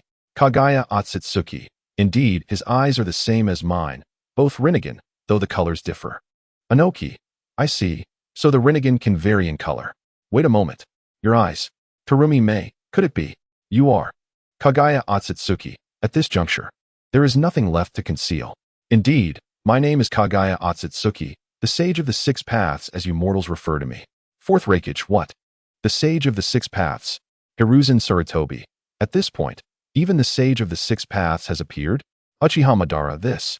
Minato Namikaze, wait. The Sage of the Six Paths is named Kagaya Otsutsuki.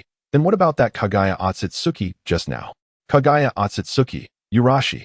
How dare you show your face? The chapter is not yet complete. Please click to the next page to continue reading the captivating content. Kagaya Otsutsuki, mother, at this stage. Do you still adhere to your original plan? Kagaya Otsutsuki. Chakra has always belonged to me. The Otsutsuki clan has now arrived. Urashi, Yuin. You will regret the decisions made back then. Anoki, what in the world is happening? Hiruzen Sarutobi, the Otsutsuki clan. Are they the ones intending to harm Naruto? Orochimaru, it appears so. Kagaya Otsutsuki. Mother, could it be that you were? Kagaya Otsutsuki. Of course, otherwise, why would I have initiated the infinite Tsukuyomi? You two wretches still seek to thwart me. Uchiha Madara. Obito Uchiha. Kakashi Hatake. Obito, why do you seem perplexed? Obito Uchiha. Oh, I accidentally sent the wrong message. Rin Noera. Obito, are you still trying to hide the truth at this point? Kakashi Hatake, what is there to hide? Obito Uchiha. Rin, I am sorry. The time is not right. Kakashi Hatake, what is happening? Uchiha Madara. Wait, Sage of the Six Paths. How do you intend to stop the infinite Tsukuyomi? Wasn't it recorded as the ninjutsu that brings peace to the world? Kagaya Otsutsuki. Is that how I recorded it? Did you misunderstand or misinterpret? Uchiha Madara, what is going on? Kagaya Otsutsuki. Alas, this matter must be traced back 1,000 years. At this moment, the screen's image came to a halt. Thus, the Sage of Six Paths recounted the childhood of his brothers and their mother to the inhabitants of the ninja world. Eventually, the two brothers uncovered the truth behind the infinite Tsukuyomi and collaborated to seal Kagaya. He then elaborated on the history of the shinobi religion, detailing the tumultuous love-hate relationship between Indra and Ashura. The audience in the live stream appeared utterly bewildered, grappling with the revelations regarding the 10 tails, the infinite Tsukuyomi, and the connection to Indra and Ashura. Oh, I had no idea that this was the origin of ninjas. I've certainly gained new insights, remarked Inoki. I never realized that the Senju clan and the Uzumaki clan were descendants of Ashura, while the Uchiha clan descended from Indra. It's no wonder they possess such formidable power, added Sarutobi Hiruzen. It turns out that our Hyuga clan is actually descended from the brother of the Sage of Six Paths. No wonder the historical records claim we originated from the moon, observed Hyuga Hizashi. Meanwhile, Orochimaru noted Kagaya Otsutsuki, pondering the implication that her clan might also be their descendants. Alas, it seems the future is fraught with turmoil, lamented Nara Shikaku, sensing the depths of the ninja world's complexities. Wait, Sage of Six Paths, are you implying that the infinite Tsukuyomi transforms people into white Zetsu? Questioned Uchiha Madara. Indeed, confirmed Kagaya Otsutsuki. What on earth? Who altered the inscriptions of my Uchiha clan stele? Madara exclaimed. At that moment, Obito felt a tumult of emotions, wondering if both he and Madara had been deceived. Black Zetsu, drenched in cold sweat, sensed imminent exposure. The members of the Akatsuki organization glanced at the outer path golem behind them, realizing it was merely the empty shell of the 10 tails. Nagato coughed up a mouthful of blood, exclaiming, So, all this while we have been duped, even though the deceiver was also misled. A heavy silence fell over the Akatsuki. Wait, I recall that the Akatsuki aim to collect tailed beasts. Is it possible they seek to resurrect Kagaya Otsutsuki through the infinite Tsukuyomi? Inoki speculated. It's conceivable. Sarutobi Hiruzen agreed, shocking the audience. Hey, don't unjustly accuse us, shouted Deidara. Exactly. Our leader appears to be completely oblivious, added Haiden. Shinra Tensei, with a sudden force. Haiden was sent flying, yet he bore a look of contentment. Let us observe the heavens before discussing future matters, suggested Pain. Indeed, the Otsutsuki clan, particularly Kagaya? Perhaps we misjudged our mother in the past, mused Kagaya's brother, Hagoromo. Yes, brother, we should have communicated more with her, agreed Hagoromo's sibling. Kagaya merely scoffed. As the white screen continued, Inoki declared, Let us witness the true prowess of the Rinnegan and the Otsutsuki clan. The inhabitants of the ninja world focused intently on the unfolding events. In the climactic moment, Sasuke unleashed the Uchiha back body slam against Otsutsuki Urashiki, who retaliated with a powerful elbow strike. Ultimately, Sasuke's chakra rejuvenated, revealing the eternal Mangekyo Sharingan and the Rinnegan with 6 Tomo. Naruto and Boruto resonated with chakra, collaboratively employing the Taijutsu spiraling sphere. Urashiki, displaying a certain nonchalance, unleashed the heavenly wind wave meteor dragon palace. Just as he prepared to exert his strength, Jiraiya stealthily attacked from the side with a spiraling sphere. Urashiki's moment of concentration was abruptly interrupted, allowing Sasuke to seize the opportunity and unleash the lightning release. Kirin, instantly disrupting Urashiki's aura. Together, the father and son duo of Naruto successfully overcame Urashiki. Ultimately, as they parted ways, Jiraiya instructed Sasuke to erase any memories related to himself and Naruto. Subsequently, trivial matters and events unfolded, leading to Naruto and Jiraiya embarking on a 2.5-year training journey. As the white screen faded to black, a complex array of emotions enveloped the minds of those in the ninja world. Otsutsuki Kagaya remarked, How is it possible for Urashiki to be defeated so easily? Inoki pondered, what can be said about the Rinnegan and the Otsutsuki? Hiruzen Sarutobi noted, his abilities are formidable, yet his combat experience appears lacking. Uchiha Madara commented, a waste of potential, possessing great power yet unable to wield it effectively. Senju Hashirama interjected, Let us not be so harsh, Madara. He may still harbor hidden strengths. Indeed, both Hashirama and Madara sensed the threat that Urashiki posed. Minato Namikaze sighed in relief. Fortunately, our opponent underestimated us. Otherwise, Naruto could have been in peril. Orochimaru observed, This individual's physique is quite impressive. Tobirama Senju remarked. How unfortunate that he has squandered such a promising hand. Kaguya retorted, Humph, do you truly believe the Otsutsuki possess only this level of capability? The inhabitants of the ninja world had merely jested about the situation. The mere existence of an individual like Urashiki was already enough to challenge the very fabric of reality. The thought of a multitude of Otsutsuki invoked a sense of impending despair. A palpable sense of crisis began to permeate the hearts of those in the ninja realm regarding the celestial beings of the Otsutsuki clan. A red screen illuminated the scene. Following the Chunin exams, Hiruzen Sarutobi summoned Jiraiya and Kakashi to the Hokage's office. Hiruzen, straightforward in his approach, addressed them directly. Young masters, there is more to this chapter. Please turn to the next page to continue reading, as the subsequent events are even more thrilling. This incident has passed, and it is time for me to step down. Jiraiya, Kakashi, I hope you can understand. Jiraiya responded, Enough, old man. You know I have already declined this position. Kakashi added, I apologize, third Hokage. But I do not believe I am prepared to take on the mantle of Hokage just yet. Hiruzen sighed, his expression laden with concern. Observing this, Jiraiya hastened to console him. Very well, old man. I will do my utmost to persuade Tsunade to return and assume the role of Hokage. Then I shall rely on you. The third Hokage replied, a smile returning to his face. Realizing he had been outmaneuvered, Jiraiya understood that his mentor had anticipated his quest to convince Tsunade to reclaim the Hokage title. Upon returning to the streets of Konoha, Kakashi encountered Itachi Uchiha. They met at a bridge, where the next chapter of their story awaited. Uchiha Itachi and Kisame Hashigaki confronted Kakashi, Yuhi Kurenai, and Asuma Sarutobi. The two sides exchanged several blows, and eventually, Itachi employed Tsukuyomi against Kakashi, who endured a torturous 72 hours within its confines. Just as Kisame was about to seize Kakashi, a loud shout echoed Konoha's gale. Mato Gai delivered a powerful kick to Kisame, sending him flying across the distance. As Kisame regained his footing, he questioned, Who dares? The proud azure beast of Konoha, Mato Gai. Gai revealed his gleaming white teeth.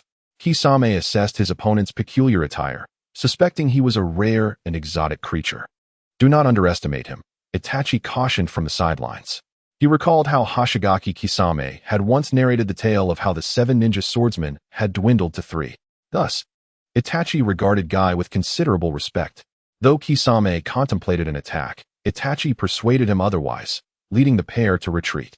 Meanwhile, Jiraiya had taken Naruto on a quest to find Tsunade. Jiraiya and Naruto ventured towards the short volume street. Ningya, using the Flying Thunder God technique, arrived at the Village of Sound, following Orochimaru to his laboratory. Orochimaru, living up to Ningya's expectations, successfully utilized the unique compatibility of Uchiha Shin's organs, cloning the Sharingan from his cells. Although it remained uncertain whether the clone resembled the original, it was nonetheless impressive. However, Ningya warned Orochimaru not to transplant the Mangekyo Sharingan to Uchiha Shin, lest he escape. Orochimaru nodded in agreement. Ningya's visit, it seemed, was not merely to observe the progress of the experiment. Without further ado, Ningya vanished using the Flying Thunder God technique. Upon reappearing, he presented several white entities with green hair before the onlookers. Indeed, these were white Zetsu, captured using traps during his time at the Uchiha clan's territory. Orochimaru recognized them as Zetsu from the Akatsuki, albeit missing their right halves of black matter, specifically, white Zetsu. Do you wish for me to study these beings? Ningya confirmed that these entities could be cultivated using the cells of the first Hokage. What? Orochimaru exclaimed in surprise, fully aware of the vitality inherent in Hashirama's cells.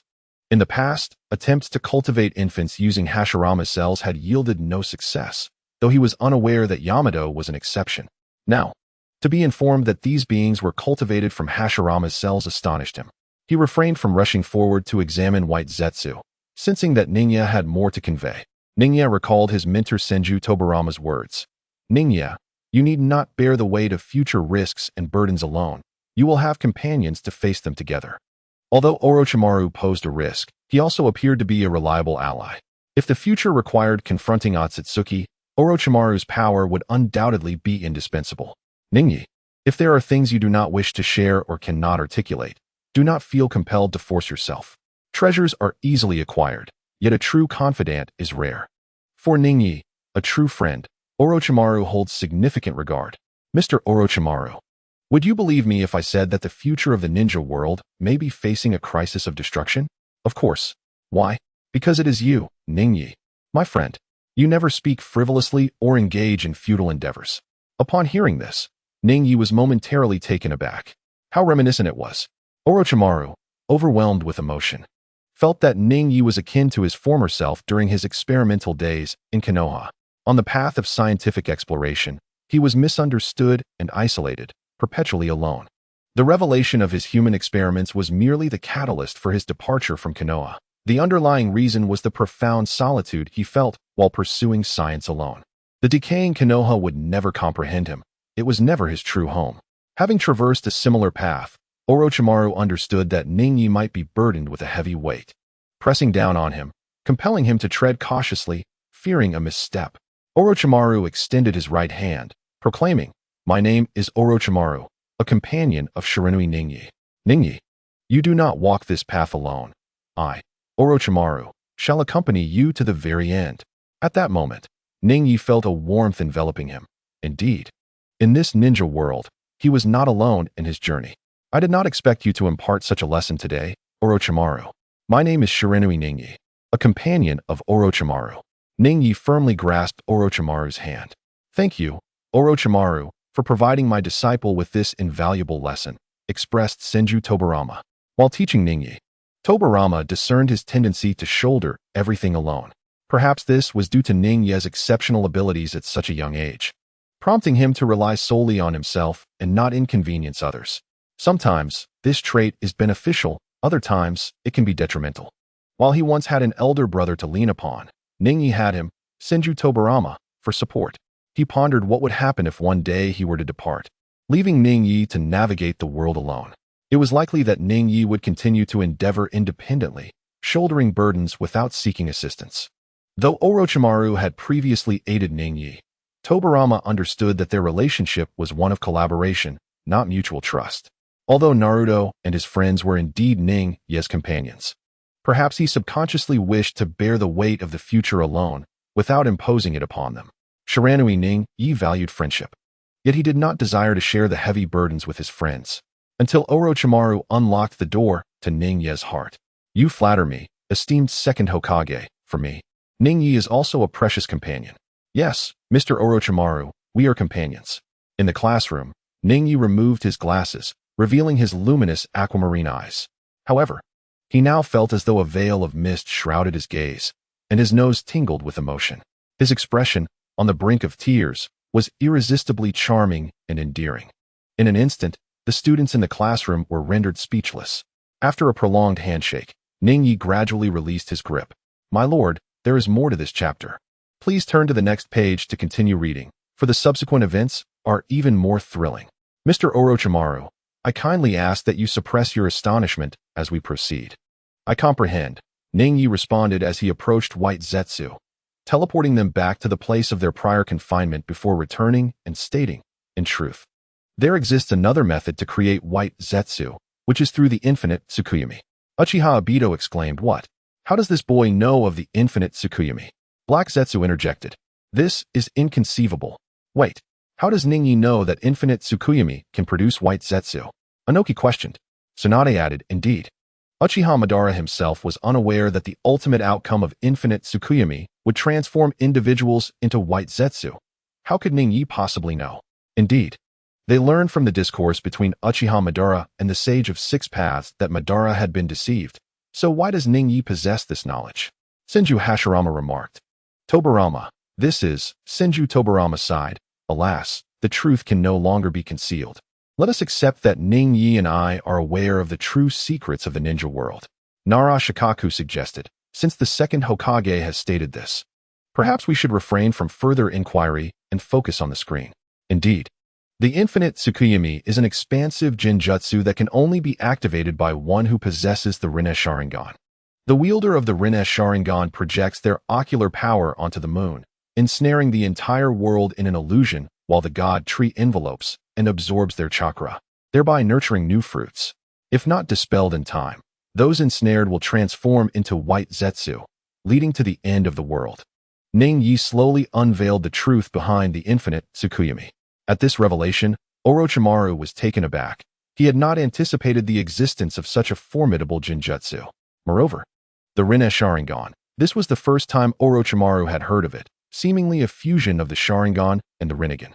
What, then, is the Rinne Sharingan? It is the ultimate evolution of the Sharingan, an extraordinary amalgamation of yin and yang chakra, facilitating a monumental transformation.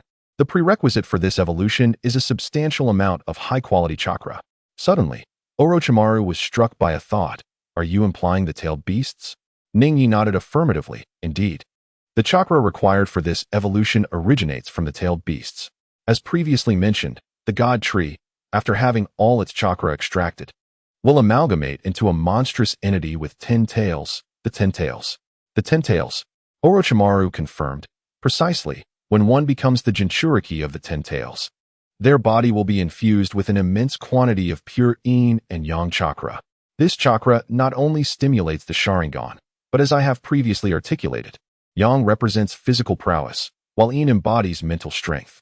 A powerful mental force can catalyze the evolution of the Sharingan, while physical strength can enhance one's bodily capabilities.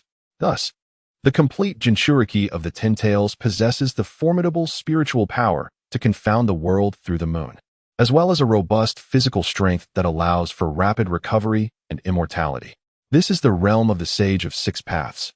Uchiha Obito. This lad indeed understands the 10 tails, and he is well aware of the Jinchuriki as well. Anoki, is this the level of the Sage of Six Paths? Just hearing Ningya's description is terrifying. It is hard to fathom a single individual wielding such immense power. Fourth Raikage, truly daunting. Nara Shikaku, Ningya. Are all those of the Sage of Six Paths similar? Nara Shikamaru, not entirely. What I mentioned on the screen is merely one manifestation of the Sage of Six Paths. There are various other forms. For instance, the Otsutsuki Urashiki was also a formidable being of this level, albeit lacking in caution and combat experience. Narashikaku, I see. It seems you bear a heavy burden, Ningya. The Sage of Six Paths divided the chakra of the 10 tails into 9 parts, which later became the 1 tails through 9 tails. The physical form of the 10 tails transformed into the outer path golem. Orochimaru, although knowledgeable of the tailed beasts, was hearing about the outer path golem for the first time. Indeed, the mention of the outer path golem inevitably brings to mind your former organization, Akatsuki. You left too early. Their plan to capture the tailed beasts had yet to commence, so it is understandable that you were unaware. I see. You are also familiar with the origins of Akatsuki. Yes, it was founded by Jiraiya's disciple in the Land of Rain. Currently, the leader of Akatsuki is that fellow named Yahiko, now known as Pain. His eyes are the Rinnegan. Indeed, but the current Pain is merely a corpse puppet. The true leader is Nagato. Moreover, within Akatsuki, Tobi is the mastermind. He manipulated Danzo and Hanzo to assassinate the members of Akatsuki, successfully corrupting Nagato and leading to the current state of the organization. Tobi. While I suspected he was no ordinary individual, I did not anticipate him to be the true puppeteer. Jiraiya, Danzo, Hanzo, you two actually conspired to assassinate my disciple. Hanzo of the Salamander. I was merely following Danzo's orders back then. Shimura Danzo, you speak nonsense. I merely provoked you slightly. You had already harbored resentment towards Akatsuki. How could you allow such a powerful force outside your control in the Land of Rain? Hanzo of the Salamander, left speechless. Akatsuki, Universal Pull. Pain launched an assault on Obito, who hastily phased to evade. You believe that little brat's words so easily? Humph. It was you who killed Juzo and the group with the Great Buddha, was it not? And now you still wish to deceive me? The Eye of the Moon plan. I have never heard you mention it. Shinra Tensei. Nagato's killing intent directed at Obito intensified. Konan also obstructed Obito's path, while Deidara and Sasori prepared to assist Konan. Though Konan may be a bit proud, she has certainly received care from others.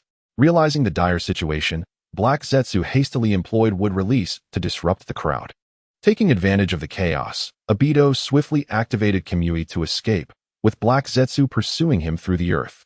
Speaking of Akatsuki, he too was a man of madness.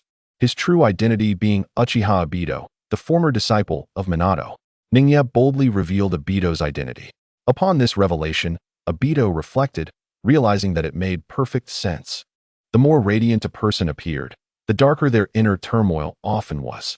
Orochimaru, with his profound understanding of human complexity, found it unsurprising that someone like Obito could succumb to darkness. Indeed, he had orchestrated the Nine Tails disruption and had a hand in the Uchiha clan's massacre, a veritable madman. Kakashi exclaimed, "What? Obito, is it true? Did you really cause the Nine Tails chaos?" Kushina cried, "Obito, what wrongs did we commit against you? Why have you treated us this way? You have caused Naruto to grow up without parents. Minato and I were truly blind." The chapter was not over. Readers were prompted to turn to the next page. Minato questioned, "Obito, is it really you? Did you do this because of Rin?" Obito responded with a sardonic laugh, "At this point, I shall not hide the truth. Indeed, it was I who orchestrated everything. If you seek a reason, why is it that you always arrived late when we were in peril? Both Rin and I suffered. Yet when I controlled the Nine Tails to harm your wife, you arrived with such timeliness." Tsunade retorted, "You heartless beast. Spare us your pretentiousness." Mei remarked, "Indeed. What right do you have to criticize the fourth Hokage?"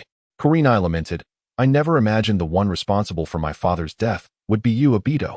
In a moment of collective outrage, those from Konoha who had endured the Nine Tails rampage unleashed their fury upon Obito, yet he remained unfazed.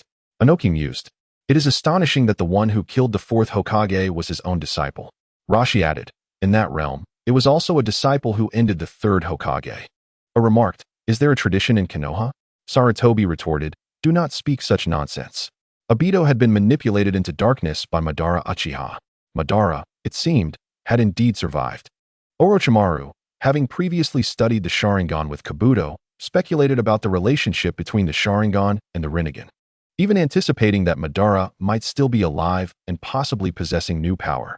Indeed, after his battle with the first Hokage in the Valley of the End, he had not perished.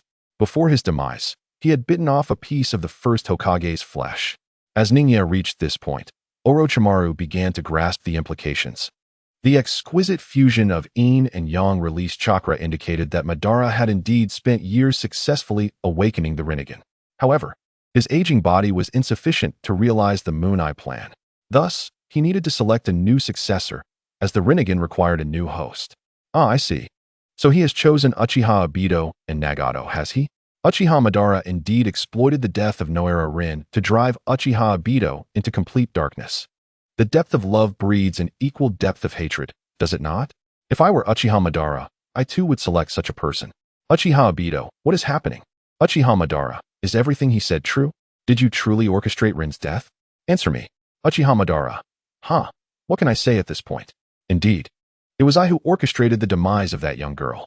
Uchiha Obito, why? Why choose me? Uchiha Madara, Obito, have I not taught you? To manipulate the hearts of men, one must utilize the darkness within them.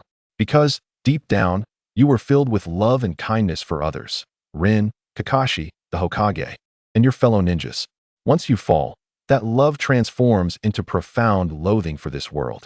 It aligns with what Orochimaru once said, the deeper the love, the deeper the hatred. Uchiha Obito, Uchiha Madara. You, Noera Rin, Obito, Minato Namikaze, alas. I never anticipated that we were ensnared in Uchiha Madara's machinations from the very beginning. Tsunade, considering his previous words, was he not also a victim of manipulation? Uchiha Madara, in the Akatsuki organization, Nagato finds himself in a state of despondency, having realized that the Rinnegan is not even his own. He feels as though he has been ensnared in a conspiracy since birth. Konan hurriedly arrives to console and encourage him, and soon Nagato regains his composure. Yahiko has perished. If he were to remain in despair, what would become of Konan? He cannot falter. Thus, Uchiha Madara schemes against Obito, compelling him to execute the Eye of the Moon plan. Orochimaru, however, remains perplexed. Why would Uchiha Madara seek to utilize the infinite Tsukuyomi? Theoretically, transforming all beings in the ninja world into white Zetsu, what benefit would that bring him? Indeed, this is where Uchiha Madara was deceived. The tablet of the Uchiha clan was tampered with. Consequently, Uchiha Madara misconstrued the words left by the Sage of Six Paths, believing that only the infinite Tsukuyomi could save this world. He misinterpreted the infinite Tsukuyomi as an immense illusion, allowing individuals to remain entrapped in a world of dreams, thus achieving peace in the ninja realm. Now it becomes clear why Uchiha Obito would carry out the Eye of the Moon plan. Furthermore, It is surprising that Uchiha Madara also places his hopes in such an ethereal concept. He possesses a naive side as well. Indeed. And the one who deceived Uchiha Madara is someone you know. I recognize him. Orochimaru ponders. Could it be Zetsu? I recall that this fellow occasionally associates with Uchiha Obito. Precisely, to be specific, it is Black Zetsu, a being who claims to be the will of Uchiha Madara. Uchiha Madara, Black Zetsu. Come forth. What is the meaning of this? Black Zetsu. Ah, Lord Madara, do not heed this fool's words. I am your will. How could I ever betray you? Senju Tobirama, Black Zetsu. How can you still be so stubborn at this point? Or do you wish to continue concealing the truth? The third son of Otsutsuki Kagaya. Otsutsuki Kinshiki, what? I have another brother? Otsutsuki Hagoromo, is this true? Mother. Otsutsuki Kagaya, alas, has it finally been revealed? Black Zetsu. It has indeed been challenging for you all these years. Black Zetsu, mother. It has been no burden. Every moment has been worthwhile. Uchiha Madara, damn it. So it was you, Black Zetsu. You have been deceiving me all along. Black Zetsu. Han, what of it? You are merely a pawn in my plan to resurrect Mother, and now you cannot do anything to me. Uchiha Madara, just wait, Black Zetsu. I will not let you off the hook. Though Uchiha Madara spoke these words in his live stream, he had already begun a private conversation with Ningya and Orochimaru, revealing the precise location of his corpse and hoping they could perform the impure world reincarnation. Ningya and Orochimaru responded that they first needed to locate the body, suspecting that Black Zetsu might have relocated it. Black Zetsu's ultimate goal was to allow the Ten Tails to absorb the nine-tailed beasts, fully resurrecting the Ten Tails. After which the Jinchuriki would utilize the God Tree to cast infinite Tsukuyomi, providing Black Zetsu the opportunity to revive Otsutsuki Kagaya. Ningya also shared insights about the current state of the shinobi world with Orochimaru, who furrowed his brow, astonished at the depth of the hidden truths within. Nevertheless, he stated, I understand, Ningya. I will not inquire about the source of your information. I appreciate your trust in me, Orochimaru. Now, how may I assist you? Ningya responded with a serious tone. Indeed, if I am not mistaken, the Otsutsuki clan will invade our shinobi world in the future. I require your assistance to overcome them. Orochimaru promptly replied, This chapter is not yet finished. Please click to the next page to continue reading the thrilling content. I am willing to alleviate your worries. Senju Hashirama, the Otsutsuki clan, you say? Alas, the shinobi world is fraught with difficulties. Uchiha Madara, is it akin to that strange being, Urashiki's race? Anoki, is this truly the case, Ningya? Will the Otsutsuki clan genuinely invade in the future? Kagura, indeed. If there are many beings like Urashiki, what shall we use to counter them? Otsutsuki Kinshiki, alas, beings from beyond? Mother, do you have any news? Otsutsuki Kagaya, now you are concerned. The main branch of the Otsutsuki clan has likely caught wind of my actions. They will soon send someone. The previous Otsutsuki Urashiki is proof of this. Nara Shikaku, Ningya, do you have any plans? Shinobi Ningya, indeed, my teacher and I devised a plan long ago. However, the live stream has begun to expose us. Nara Shikaku, alas. This is troublesome. Observing Ningya on the screen, Shikaku surmised that Ningya and the second Hokage intended to contact Orochimaru and others to develop in secrecy until they possessed sufficient strength to reveal themselves. The live stream has unveiled their true selves, leaving one to ponder the consequences that may follow. Ningyi has directly informed Orochimaru about the history of the shinobi clans and various families. It becomes clear why their physiques and secret techniques are so uniquely extraordinary. Orochimaru nodded in acknowledgement, yet he noted that Junmaru's bloodline illness has already begun to manifest. Ningyi also provided Orochimaru with a selection of scientific literature and more detailed texts on human anatomy. He remarked that for the next few years, he would rely on Orochimaru to monitor his body and ascertain when the latent energy within might be activated. Furthermore, he expressed his desire for the future inhabitants of the shinobi world to possess at least the means of self-preservation, even if they lack the ability to counterattack. Otherwise, should everyone become mere fodder for the God Tree, the future of the shinobi world would be irrevocably doomed. Understanding the gravity of this matter, Orochimaru acknowledged that with these texts, the future of the shinobi world would undoubtedly be vibrant. In the ensuing days, Ningyi remained with Orochimaru, diligently practicing to enhance his yin-yang chakra. He discovered that the mysterious energy within him was progressively augmenting his chakra whenever he trained in a certain discipline. Additionally, he and Orochimaru frequently collaborated to extract yang-released chakra from the cells of Hashirama, which continuously bolstered Ning Ye's physical strength. As he was unaware of the whereabouts of Uchiha Madara's remains, and because Naruto's ultimate Yin-Yang chakra had yet to awaken, Ning Yi resorted to extracting Yin release from the cloned Sharingan to fortify his mental prowess. Upon returning to Konoha, Ning Yi was greeted by the news that Tsunade had ascended to the position of 5th Hokage, even without the legendary Sannin's battle. Naruto's persuasive words inspired Tsunade to embrace her role as Hokage. Coupled with Naruto's radiant personality and his striking resemblance to Tobirama, Tsunade, despite her notorious luck in gambling, found herself resolute in her determination to lead. Moreover, her fear of blood, which had long plagued her, seemed to dissipate as if her brother, Tobirama, had returned in spirit. Time has flown by so swiftly, Ning Yi mused, deciding it was time to return home. Just as he reached his doorstep, a member of the Umbu materialized before him. The Umbu, bowing respectfully, announced, "Ning Yi, the Hokage requests your presence. If you have urgent matters to attend to, you may finish them first." The 3rd Hokage had always emphasized the importance of respecting those present, and the Umbu dared not treat the situation lightly. "Understood. Let us proceed," Ning Yi replied. The Umbu promptly escorted him to the Hokage's office, then vanished without a trace. Ning Yi knocked gently on the door, receiving a response from within. He slowly pushed the door open, turning to close it softly behind him. To his surprise, seated in the Hokage's chair was a woman with golden twin tails, adorned with a diamond-shaped mark on her forehead and clad in formidable front armor. The office also housed the 3rd Hokage, 2 elders, Jiraiya and Kakashi, all present in this gathering. As the 3rd Hokage greeted Ning Yi with warmth, he exclaimed, "Ah, Ning Yi has arrived. Allow me to introduce you to our esteemed 5th Hokage, Tsunade." "Greetings, esteemed Hokage. My name is Nara Ning Yi," he said respectfully. "Oh, so you are the famed Ning Yi," Tsunade replied, her interest piqued. "On the way to Konoha, that little rascal Naruto kept mentioning your name. And Jiraiya spoke highly of you as a prodigious ninja. I am eager to see what extraordinary talents you possess." Upon hearing this, the 3rd Hokage quickly interjected, "Ahem, Tsunade. Do not frighten the boy. I merely jest," she retorted playfully. "But tell me, old man, why are you so invested in this lad? Even a genius ninja deserves a measure of restraint, does he not?" "Ahem, Ning Yi is a person of remarkable lineage, someone to be trusted," the 3rd Hokage replied. Glancing at Ning Yi, who feigned deep contemplation, Tsunade and her companions were bewildered, while Sarutobi and his associates held their breath, aware that Ning Yi was engaged in silent discourse with the 2nd Hokage. After a moment, Ning Yi lifted his gaze and addressed the 3rd Hokage. "My master has given his consent."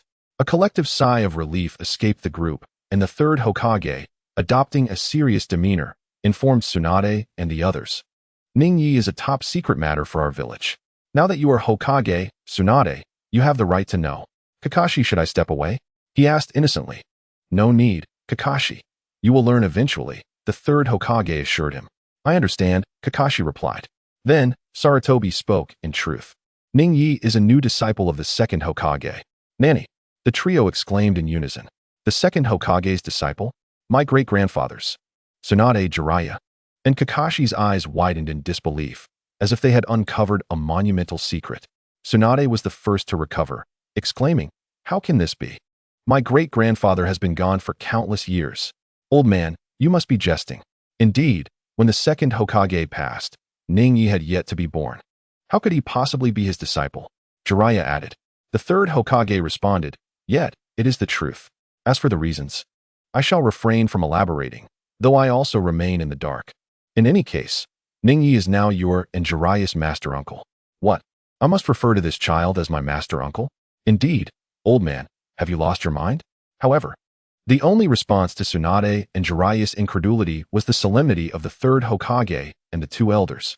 Tsunade, still skeptical but slightly convinced, turned to Ning Yi and inquired, "If you are indeed my great-grandfather's disciple, do you possess any proof?" Without hesitation, Ning Yi demonstrated the Flying Thunder God technique. "Oh, this is indeed the Flying Thunder God," Jiraiya remarked, aware of the technique's intricacies as a mentor to Minato. Noticing Tsunade's stunned expression, Ning Yi continued, "My master mentioned that as a child, you used to gamble with the 1st Hokage, often denying your losses when you lost. What are you saying? I was generally the victor when I gambled with my great-grandfather, Tsunade retorted weakly. However, those present were well aware of her infamous title as the Big Fat Sheep, and they clearly doubted her words. My teacher also said that you wet the bed when you were a child, often sneaking off to hide your blankets, and when discovered, you insisted it was my teacher's fault. All right, I understand. I admit you are my great-grandfather's disciple. Is that enough, little master uncle? Please, stop talking about it. Tsunade hurriedly covered Ning Ye's mouth. She did not wish for such embarrassing childhood tales to be revealed to so many people. Hashirama, haha. Little Tsunade indeed lost a bet with me in her youth and refused to acknowledge it. Naruto, haha. I can't believe Granny Tsunade used to wet the bed as a child. Tsunade, hee Naruto, is it? You're currently in Konoha, right? Once I return, I guarantee you'll forget this incident. Kushina, ahem, Sister Tsunade. Naruto is still young and doesn't understand. Minato, yes, Lady Tsunade, he is merely a child. Tsunade, it's fine. I know how to handle children. At that moment, Naruto in the classroom shivered. Days later, after finishing breakfast, Ningyi heard Naruto's shouting. Ningyi, are you home? It seemed Naruto had encountered some joyous news. Ningyi smiled and got up to open the door for him. Sure enough, as soon as he opened the door, he saw Naruto, eager to share his news. All right, what's going on? Come in and tell me. Oh, excuse me. Ningyi poured tea for Naruto, who sipped while speaking. Ningyi, you certainly won't believe it. Our Team 7 has just completed an S-rank mission. An S-rank mission? Ningyi was genuinely surprised, for S-rank missions pertain to matters of national secrecy, potentially involving participation in wars at the invitation of other nations, assassination of key figures, or transportation of confidential documents. Theoretically, a lower ninja team like theirs should not be assigned such tasks. Surprised, aren't you? Naruto nodded in satisfaction. We went to help the princess of the land of snow reclaim her country. Upon hearing Naruto's words, Ningyi understood the mission that Team 7 had undertaken, one that he and his teacher had witnessed in the movie The Snow Princess Ninja Chronicles. Listening to Naruto recount their experiences, Ningyi gained a vivid understanding of the land of snow, especially its technology. The technology of the land of snow? Sled cars, trains, and chakra armor. What mattered was not merely the items, but the technological knowledge and talent. Ningyi had secretly marked the land of snow in his mind.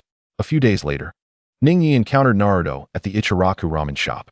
Although Naruto was eating happily, Ningyi sensed that he was troubled by something. Following Ningyi to the park, Naruto sighed deeply. Ningyi, do you think power is truly that important? Oh, power? Of course, it is quite important. Is it truly so that one can sacrifice everything for the sake of power? Oh, has something transpired? Well, while I was on a quest with the lustful fairy to find Granny Tsunade, we encountered Sasuke's elder brother. However, it appears that Sasuke harbors intense hatred for his brother, leading to a fierce confrontation between the two. Ultimately, Sasuke was rendered unconscious by his brother, and upon awakening in the hospital, he bore an expression filled with animosity. Although there seemed to be no issues during our time in the land of snow, upon returning, a few days later, my teacher Kakashi and I observed his reckless training, which left his body marred with injuries. Kakashi admonished him, stating that such behavior would only lead to his physical ruin, yet he remained obstinate. Subsequently, I found myself in a clash with Sasuke over this matter. Ningya also became aware of Sasuke's current state. Having been brutally defeated by Itachi Uchiha and subsequently disheartened by Naruto, he found himself lost. Lacking Orochimaru's cursed seal and guidance, Sasuke was adrift. Hence, Ningya spoke to Naruto. Naruto, Sasuke faces his own struggles. It is only natural that you do not comprehend him. You must respect his choices. However, Naruto was evidently taken aback by Ningya's response and hastily retorted. Naruto, one who does not understand the suffering of others should refrain from advising them. Sooner or later, you will come to understand Sasuke, though I sincerely hope that day does not arrive. After saying this, Ningya gently patted Naruto's shoulder and departed, leaving Naruto in a state of bewilderment. At the Uchiha clan's grounds, after surveying the area, Ningya arrived at Sasuke's doorstep and knocked. Sasuke promptly opened the door, his face etched with impatience. What is it? I have something to discuss. If you have business, speak quickly. Do not interrupt my training. Well, since you are so busy, I shall refrain from intruding for now. Are you mocking me? If there is nothing of consequence, kindly leave. Where should I begin? Oh, let us start with the massacre that occurred here 6 years ago. Upon hearing this, Sasuke's eyes widened, and he lunged for Ninya's collar, but grasped nothing but air. Yet, he spoke urgently. What are you saying? What do you know? Observing his eagerness, Ninya replied directly. I am referring to the truth behind the Uchiha clan's massacre 6 years ago. Without a moment's thought, Sasuke declared, the truth? What truth could there be about the Uchiha massacre? It was him. It was Itachi Uchiha who slaughtered our clan. Is that truly your belief? What else could it be? You cannot expect me to discuss this matter on your doorstep. In the living room of the Uchiha household, Ninya sampled the tea Sasuke had poured. It was rather delightful. Yet, Sasuke, seated across from him, was far from relaxed, his eyes fixed intently on Ninya, as if fearing he would flee. Rest assured, I shall not run. Nevertheless, Sasuke maintained a grave demeanor. Sasuke, after all these years, do you truly believe that Itachi merely extinguished the Uchiha clan so simplistically? What else is there to say? That man awakened our clan's legendary Mangekyo Sharingan. Indeed, the Kaleidoscope Sharingan is formidable, yet it is not as invincible as one might envision. Sasuke retorted directly, what do you know? The Kaleidoscope Sharingan belongs to my Uchiha clan. And what of your father? Ninya interjected abruptly, causing Sasuke to momentarily falter, puzzled as to why Ninya brought up his father. Your father, Uchiha Fugaku, was the clan leader and captain of the police force. Do you truly perceive him as so feeble that he could be vanquished without a trace of resistance by the Kaleidoscope Sharingan? No, my father is indeed formidable.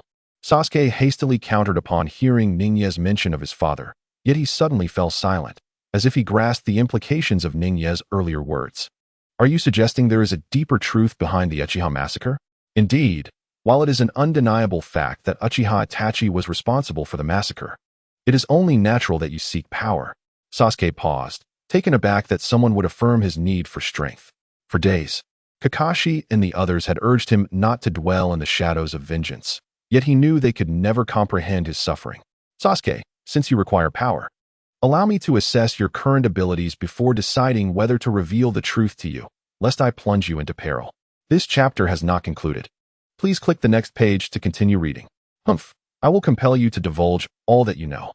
On this bright and sunny day, Sasuke and Ninya stood opposed in the courtyard. Sasuke initiated the assault, swiftly closing the distance to Ninya, launching a powerful punch aimed at him. His impatience was palpable. Ninya merely tilted his head slightly, evading the strike. When Sasuke realized he had missed, he unleashed a flurry of punches, which Ninya deftly dodged, before utilizing his foot to trip Sasuke. However, Sasuke quickly regained his balance midair, retrieving shuriken from his leg pouch and hurling them toward Ninya. Anticipating Sasuke's ploy, Ninya sidestepped to avoid the shuriken. Yet, as Sasuke landed, he suddenly swung his arm, causing the previously launched shuriken to spring back into action, entangled with wire that ensnared Ninya. Soon, the wires had bound Ninya securely. Biting down on one of the wires, Sasuke swiftly formed hand seals. Oof, it's over. Fire release, dragon fire. Suddenly, Ninya, ensnared by the wires, transformed into electricity, coursing through the wires and directly into Sasuke. Sasuke cried out as he was instantly electrified, losing consciousness shortly thereafter. Our invincible pillar has fallen once more. Observing this, Ninya approached and employed medical ninjutsu to heal Sasuke.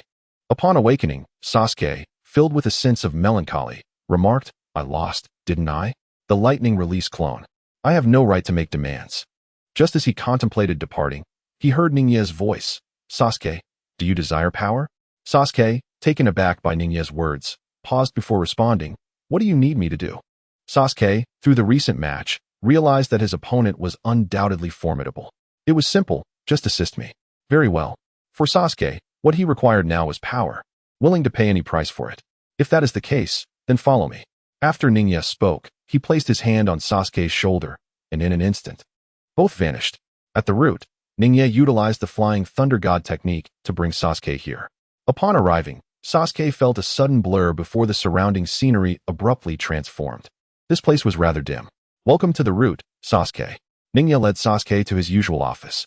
Sasuke, I require your assistance over the coming years, and in return, you shall have the opportunity for vengeance. Understood. What must I do? Ninya responded, shortly, I will devise a training plan with my associates, and you will assist us in our experiments. When do we start? Now. In the Sound Village, at Orochimaru's laboratory. Ninja brought Sasuke, once more using the Flying Thunder God technique. Orochimaru was already accustomed to Ninja's sudden appearances. He paused his work and turned to him. However, this time, it seemed that Ninja brought someone who was not a root ninja.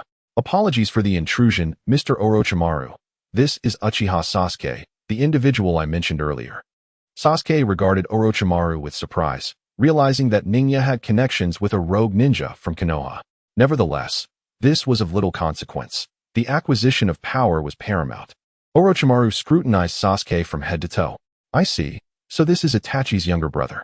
Upon hearing the sensitive name Itachi, Sasuke immediately exclaimed, Do you know Uchiha Itachi? Where is he? What is your relationship with him? Orochimaru frowned at Sasuke's outburst, and with a swift motion, his arm transformed into a serpent, binding Sasuke and silencing him. Quiet down, brat. I do have some history with your brother, but I prefer not to discuss him.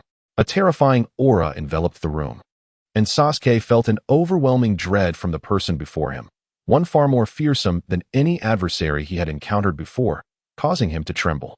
Without the experience of facing Orochimaru in the forest of death and the encouragement from Naruto, Sasuke found himself deeply unsettled by the prospect of confronting an insurmountable foe. Excluding Uchiha Itachi, of course. Seeing that it was time to intervene, Ninja remarked, Enough, Mr. Orochimaru. Do not frighten him too much. This is a living Uchiha. I believe he will greatly aid our research progress. Very well, for Ninja's sake, I shall let you off this time. But remember, no shouting in the laboratory. With that, Orochimaru released Sasuke. Cough, it's fine. As long as it is for vengeance, I am willing to do anything. Sasuke stated directly. Observing the strength of both Orochimaru and Ninja, he felt confident in his potential for rapid growth. Naruto Uzumaki, huh? Ninja, why have you brought Orochimaru to teach Sasuke? He harbored intentions of seizing Sasuke's body. Orochimaru remarked, Little brat, do not speak recklessly. I have lost interest in others' bodies. What piques my curiosity about Sasuke is his significant research value as a member of the Uchiha clan. Sasuke Uchiha responded, It matters not. As long as I can attain power, I am willing to do anything. Naruto Uzumaki interjected, But, Kakashi Hatake reassured, Enough, Naruto.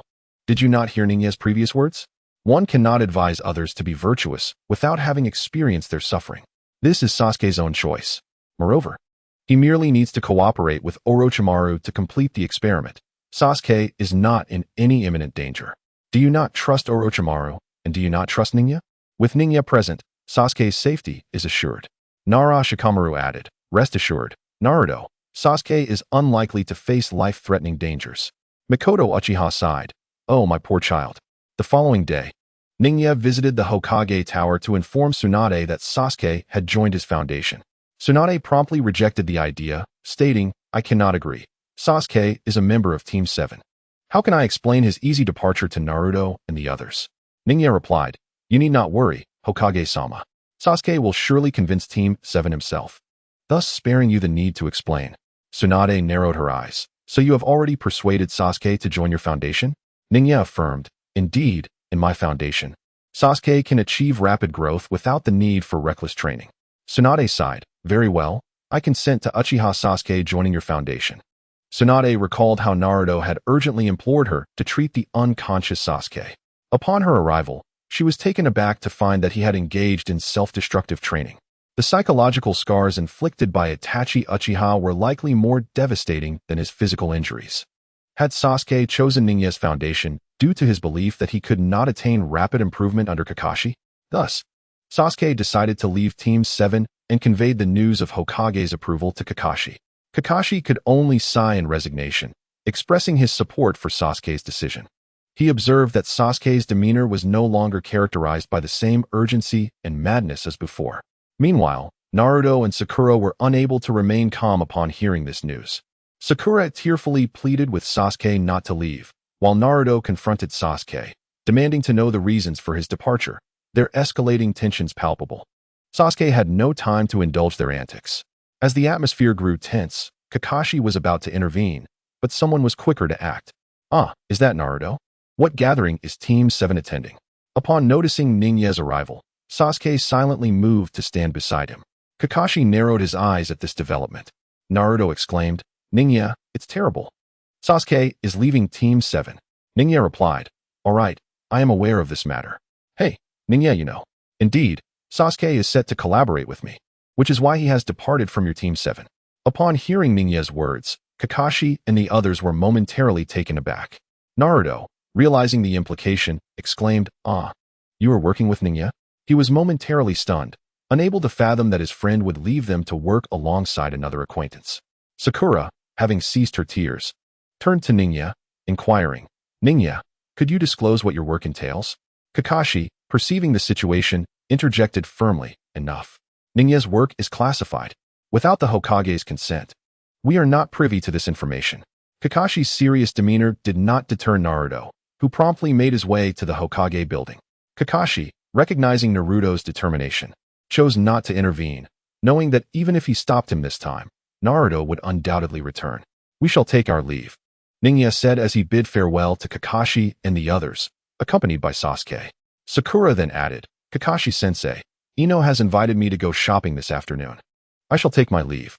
With that, Sakura departed as well. Observing the departing figures, Kakashi sighed, contemplating that it was time to replace the flowers for Rin. He then walked in the opposite direction of Sakura. At the Hokage building, Naruto was vociferously demanding, "Why won't Granny Tsunade tell me about Ningya and Sasuke's work?" Tsunade replied, "Naruto, I have reiterated countless times that Ningya and Sasuke's work is confidential and cannot be disclosed at this time." "Granny," Naruto protested, to which Tsunade responded, "I am the Hokage. You must obey." "Understood," Naruto conceded, recognizing the gravity of Ningya's assignment from Tsunade's stern expression. Meanwhile, Ningya and Sasuke had reached a corner, where they utilized the Flying Thunder God technique to depart. A short while later, Sakura peeked out, wondering, where did everyone go? In the ensuing days, Kakashi led Naruto and Sakura in completing various missions. Meanwhile, Sasuke and Ningya trained under Orochimaru's guidance, often sparring, though Sasuke primarily served as a punching bag. Orochimaru frequently assigned Sasuke various training regimens, subsequently evaluating his physical condition. During one midday, when Naruto went to visit Ningya, he discovered Sasuke at Ningya's residence. Ningya instructed Naruto to wash up first. After freshening up, Naruto intended to ask Sasuke about his well-being, but was instead greeted by the sight of Sasuke and Ningya harmoniously preparing a meal in the kitchen. At the dining table, Ningya and Sasuke quietly shared their meal. Over time, Sasuke had grown accustomed to living and training alongside Ningya. He found that having companionship while training to enhance his strength was indeed a commendable choice. Despite being defeated each time he challenged Ningya, and enduring some peculiar tasks set by Orochimaru, which were followed by physical assessments, he appreciated the journey they were on together. However, he did not harbor any aversion towards this life. Naruto, surprised by the unexpectedly harmonious atmosphere between the two, felt a twinge of discomfort within himself. Consequently, he cheerfully recounted events from the recent past to Ningya. After finishing their meal, Naruto engaged in conversation for a while longer before taking his leave. As he gazed at Ningya and Sasuke, who stood at the doorway to bid him farewell, an inexplicable sense of unease lingered in his heart. Uchiha Mikoto remarked, "Ah, thank you, Ningya. I can sense that Sasuke has not been this happy in quite some time." Uchiha Sasuke quickly retorted, "Mother, that is not true." Uchiha Mikoto responded, "Indeed. Our Sasuke is the most tsundere of them all." At that moment, Sasuke in the classroom was nearly driven to distraction by embarrassment. The girls exchanged glances between Sasuke and Ningya, a peculiar sense of irritation brewing within them.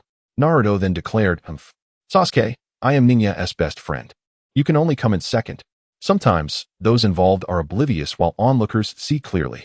Naruto could easily discern that in the video. He felt envious of the time Ningya and Sasuke spent training and cooking together. Sasuke countered, Naruto, you still remain unaware of Ningya's true vocation." That vexatious Sasuke. Sparks ignited in their eyes once more. Until one day, a flash illuminated the sky. Two figures descended from above, gradually alighting upon the ground. Once they reached the earth, everyone could finally discern their appearances. One had short, resplendent golden hair, sparkling blue eyes, fair skin, and finely chiseled features. The other possessed sleek, raven-black long hair. And though his eyes were slightly squinted, his long, curled eyelashes added an alluring charm. They appeared to be of similar age to Naruto and his companions. Yamanaka Ino exclaimed, "Wow, they are incredibly handsome." Terumi Mei added, "Indeed, these two young men are just as striking as Ningya. I I wonder who they are? Tsunade commented, ahem. These two lads are quite appealing. How come they haven't appeared in our world? Anoki mused. Could this be yet another distinction between our two worlds? Ningya and Tobirama looked at the figures on the screen, puzzled. Who were these two? Why did they evoke no recognition? After landing, the two swiftly teleported to a higher vantage point. The dark-haired boy curiously surveyed the surroundings, while the golden-haired boy maintained a stoic expression, showing little interest in their new location. The former produced a fan, unfurling it as he remarked, interesting, so this is Konoha village? Subsequently, he retrieved a turtle with a blue shell and a pink body from his pocket. The turtle stated, indeed, however, the temporal coordinates have significantly shifted, placing us in a different era than what Lord Uchiha originally intended. We are currently in the era of the 5th Hokage, while Lord Uchiha's original setting was during Naruto's childhood. Young master, there is more to this chapter. Please click the next page to continue reading. As the story grows even more captivating, due to an erroneous spatial maneuver, we have arrived in an era slightly later than our intended destination. Moreover, Lord Pu will make his appearance in a few days. Most importantly, the information you possess can only be conveyed to Lord Ningya. Divulging more could severely disrupt the future. I understand. After saying this, he tucked the plow back into his pocket. Oh Hayaki, what? The future of our world does not belong to Sasuke and Boruto. Nara Shikaku. This implies that perhaps the future of our world diverges from that of theirs. 4th Hokage, the strategist of Konoha, makes a valid point. Kushina Uzumaki. It's not Boruto. I still wish to meet our grandson from this world. Minato Namikaze. Alright, Kushina, what matters now is determining the identities of these two children. Hashirama Senju. I must say, these two children bear a striking resemblance to my disciple, Hiruzen Sarutobi.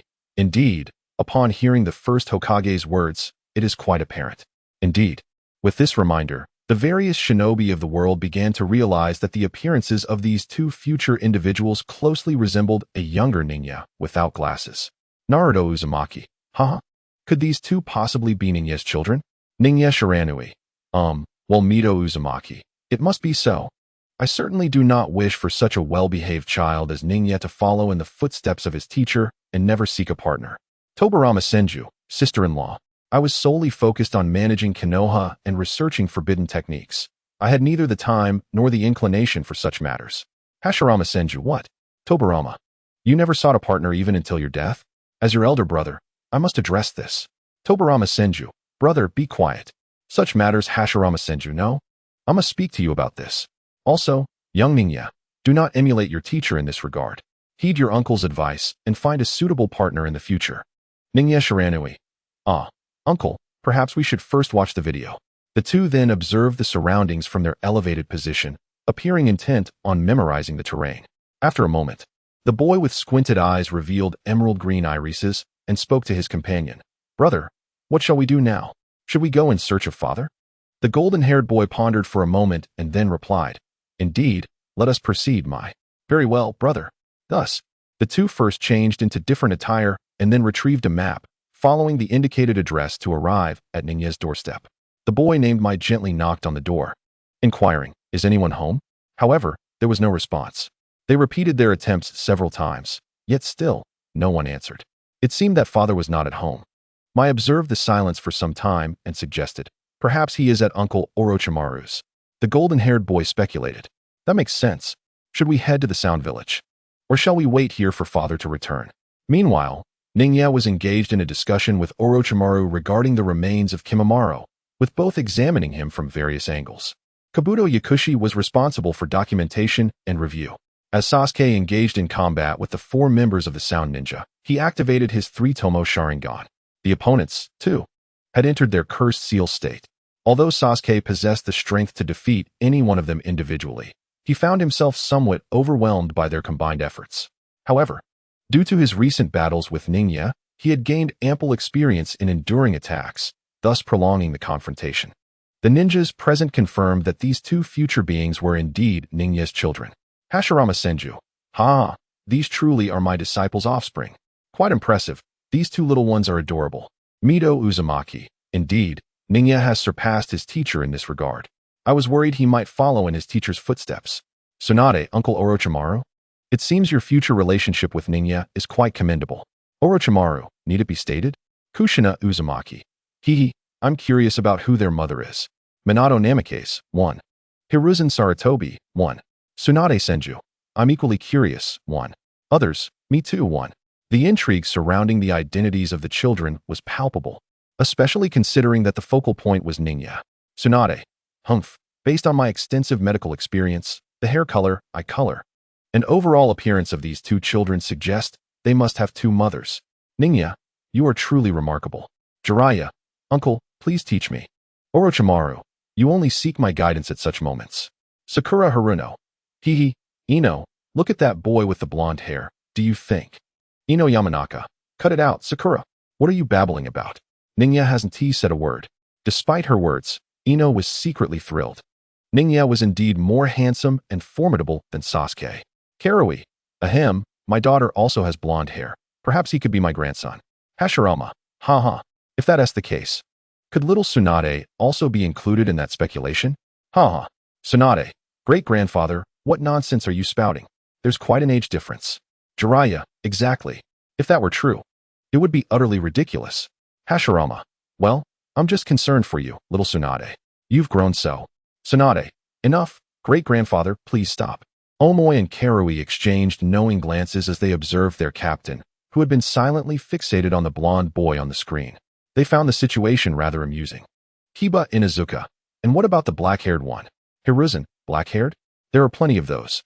The sheer number of individuals with black hair and green eyes left everyone momentarily at a loss. Just as Mai and her brother contemplated whether to head to the Sound Village or remain, a voice interrupted them. Do you have business with this family? Two individuals turned to the source of the voice, and at that moment, the newcomer was none other than Naruto, who intended to invite Ningya for a meal at Ichiraku Ramen. However, he unexpectedly encountered these two at Ningya's doorstep. Upon seeing Naruto, the pair momentarily froze before regaining their composure. Mai was the first to speak. Indeed, we are distant relatives of this family, and we came to pay an unannounced visit today, only to find them absent. Ah, that explains it. No wonder you bear such a resemblance to Ningya. You are indeed his relatives, Naruto exclaimed with enthusiasm. Welcoming the revelation, he stepped forward warmly. Hihi, my name is Uzumaki Naruto, and I am Ningya's closest friend. I often rely on his kindness. With politeness befitting Ningya's relatives, he continued, I am Mai, and this is my brother, Kong. Wonderful to meet you both, Naruto replied, glancing up at the sun before suggesting, I presume you haven't had your meal yet? Would you care to join me for lunch? Ningya typically returns only in the evening if he is not home at noon. Ah, that seems a bit inappropriate, Mai responded hesitantly. Not at all. I have plenty of complimentary vouchers unused. Let us be off. Without waiting for their reply, Naruto took their hands and led them away. Mai chuckled softly, remarking, truly, Naruto is as spirited as ever, even in his youth. Indeed, Kong agreed. At Ichiraku Ramen, Naruto relished his meal, devouring the ramen with gusto, while Kong and Mai enjoyed theirs with a graceful speed. In no time, their bowls were emptied completely. Upon exiting the ramen shop, Naruto contentedly patted his belly and declared, Indeed, Ichiraku Ramen is the best. What do you think? Mai responded, the flavor is delightful, with a lingering aftertaste. The chef truly puts in great effort. And thank you for treating us to this meal, she added. Kong nodded in agreement. Naruto waved off their gratitude, saying, I mentioned you are Ningya's relatives. Since he is away, it is only fitting that I treat you. Besides, Ningya has already treated me to many meals, so consider this a small token of gratitude towards him. It seems you share a very close bond with Ningya, Mai observed. Indeed, we are the best of friends, Naruto exclaimed. Later, he took them on a tour of Konoha village until Tsunade, Ningya's distant relative, scrutinized the two with skepticism. They not only bore a striking similarity to Ningya, but their chakra also mirrored his, showing no signs of transformation techniques. With Ningya absent and Shinjin on a mission, Tsunade was momentarily at a loss. Eventually, she decisively grabbed Jiraiya. Jiraiya, Naruto, you two will look after them until Ningya returns. Leave it to me, Jiraiya replied.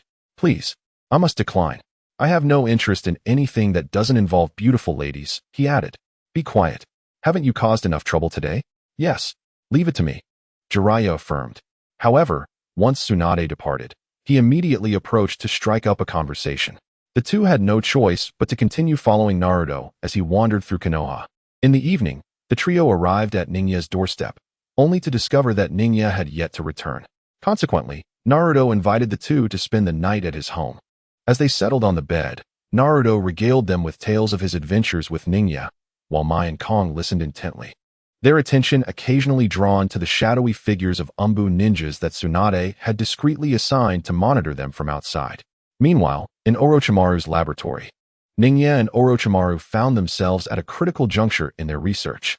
Ninja addressed Orochimaru, stating that the combination of yin-yang chakra in such proportions, coupled with high-quality natural energy, could significantly mitigate and compensate for the irreversible losses of genetic factors. Additionally, by supplementing bodily nutritional energy, they should be able to devise a treatment. Drawing from various medical and biological texts, both Ninja and Orochimaru recognized that Kimimaro exhibited symptoms akin to osteosarcoma.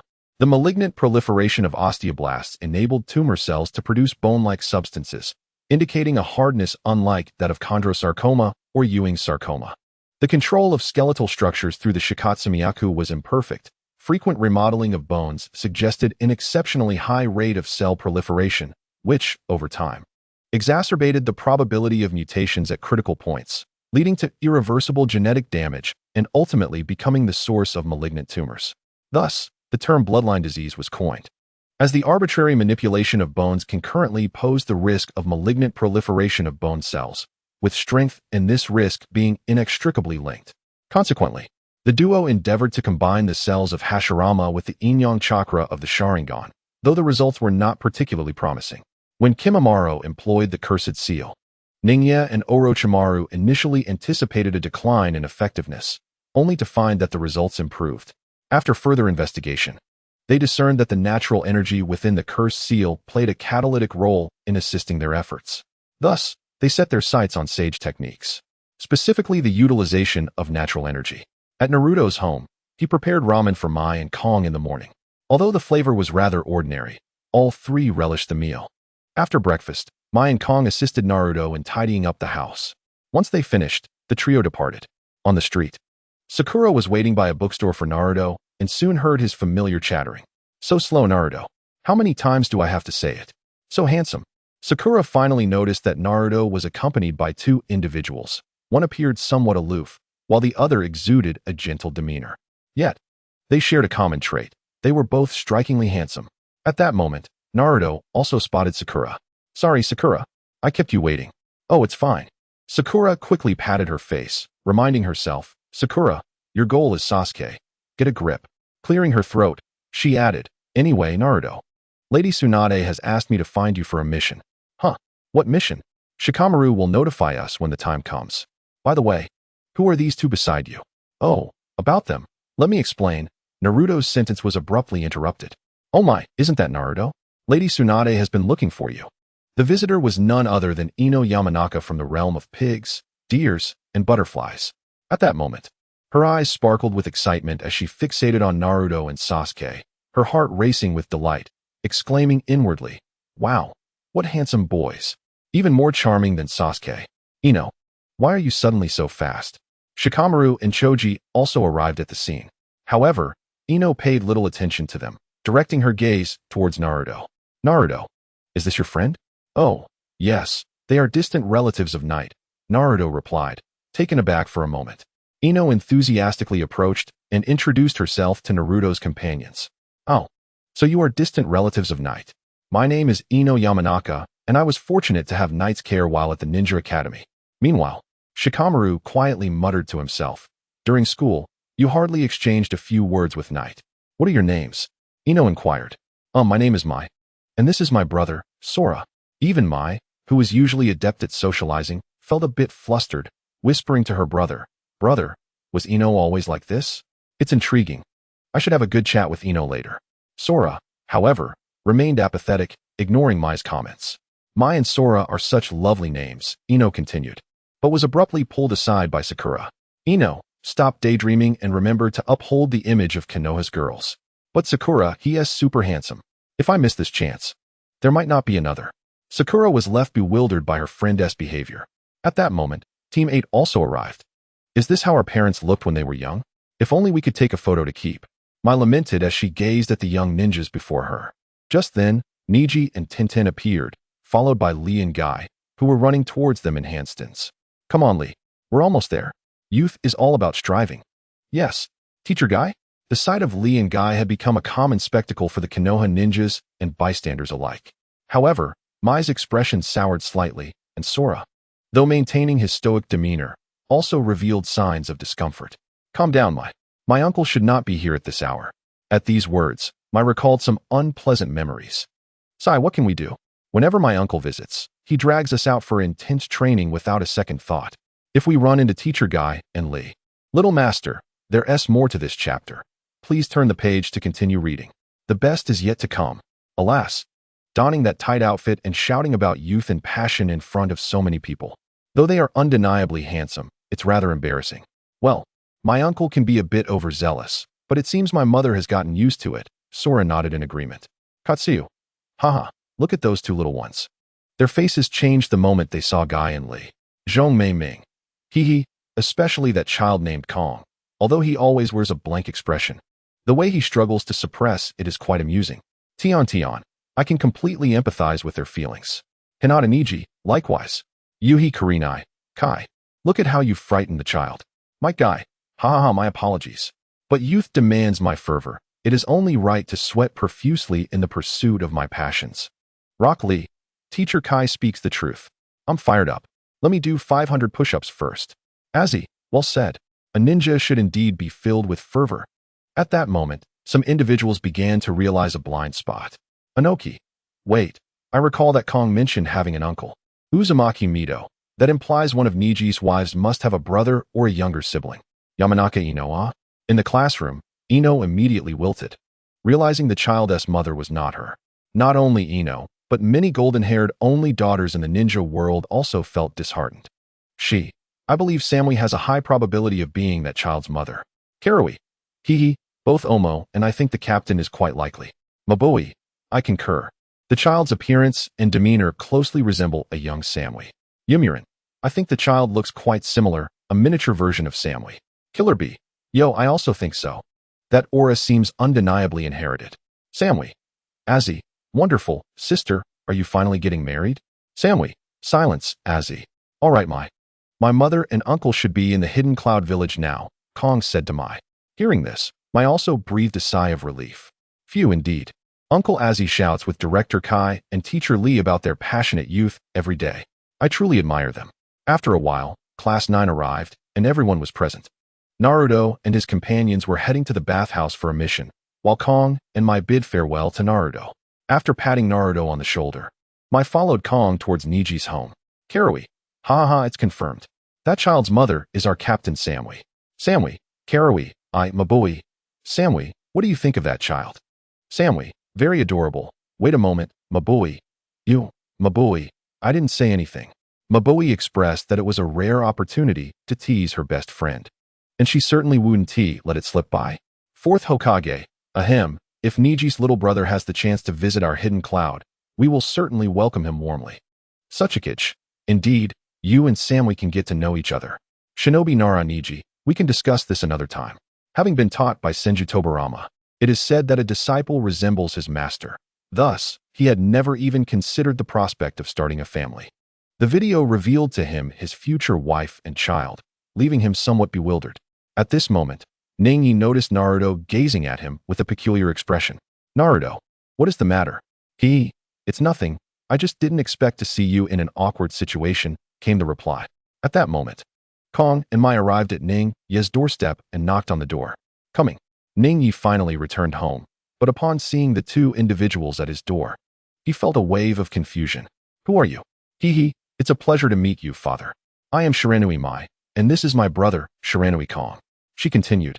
Though it may be difficult for you to believe, we actually hail from the future as your children. Mai stepped forward to explain their origins. Ning Ye fell silent, as if a realization dawned upon him.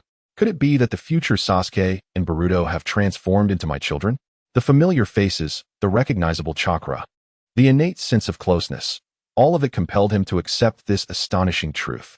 Please, come inside. Ning Yi reluctantly invited them into his home.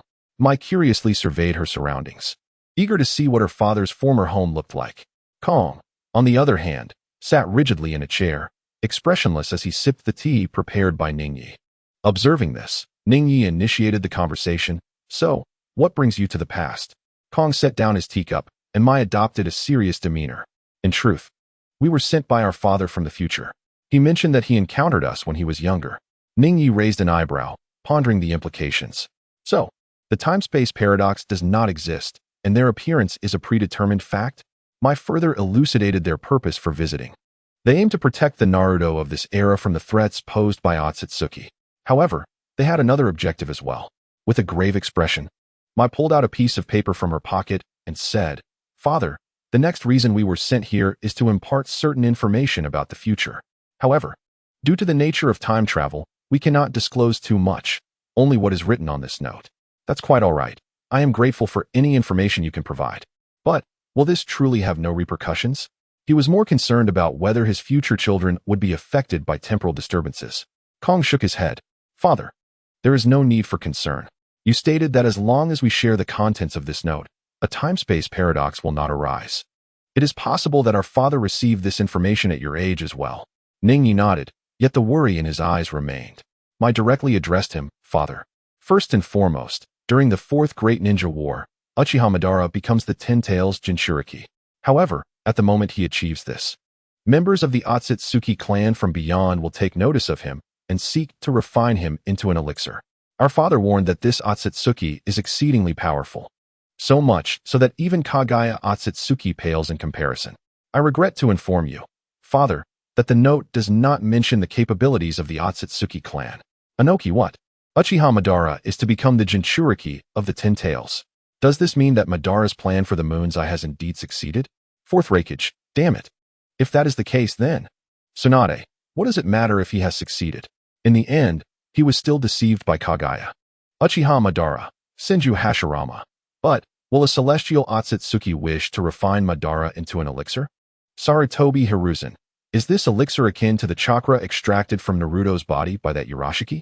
Senju Tobirama, precisely, this elixir is a substance for enhancing power. Uchiha Madara, as the Jinchuriki of the Ten Tails, serves as the finest material for such an elixir. This chapter is not yet complete. Please click the next page to continue reading the captivating content. Uchiha Madara, should he come, I will ensure he regrets it. When has Uchiha Madara ever endured such humiliation? Regardless of the disparity in strength, what does it matter? He is Uchiha Madara. No one has yet instilled fear in him. Otsutsuki Kinshiki. Yet, compared to him, does my mother seem insignificant? Just how terrifying is that power? Otsutsuki Mamashiki. Indeed, brother, I fear I cannot even fathom it. In the moon, Otsutsuki Kagaya murmured. Could it be the main branch? At this moment, Kagaya felt bewildered. Surely, the Otsutsuki clan would not dispatch the main branch to deal with her? Contemplating this, she hesitated to break the seal. I see. It appears we must thwart this Otsutsuki clan. Yes, father, this Otsutsuki is not the ultimate adversary. Upon hearing this from Mai, Ningya also had a realization. Father, our true ultimate enemy in the ninja world is Otsutsuki Shirjima. Otsutsuki Kagaya, Nani. Otsutsuki Shirjima. He still exists. Otsutsuki Kinshiki. What is it, mother? Is this Otsutsuki Shirjima formidable? Otsutsuki Kagaya. The strength of Shirjima is no longer the issue. Among the Otsutsuki clan, he is the one closest to divinity. Nay, he is akin to a deity. To him, the rest of us Otsutsuki are no more than mortals. Anoki, Nani, is he truly that powerful? Narashikaku. So, you mean to say that the final enemy we face in the ninja world is tantamount to the deity of the Otsutsuki? Senju Hashirama. Alas, the future seems fraught with numerous challenges. At this moment, the inhabitants of the ninja world were at a loss for words. In their eyes, an existence akin to the Sage of Six Paths represented their deity. Now, to be told that their ultimate foe is the deity of the Otsutsuki clan is staggering. Nonetheless, despite this revelation, they were reluctant to relinquish hope. Until despair arrives, they shall not abandon hope. When despair comes, they must seek a way to find hope. Otsutsuki Shirjima has consumed an excessive amount of fruits and has continuously reincarnated, ultimately transcending dimensions and the very concept of life and death. In the end, he has become a godlike entity within the Otsutsuki clan. Otsutsuki Shirji has perceived our shinobi world.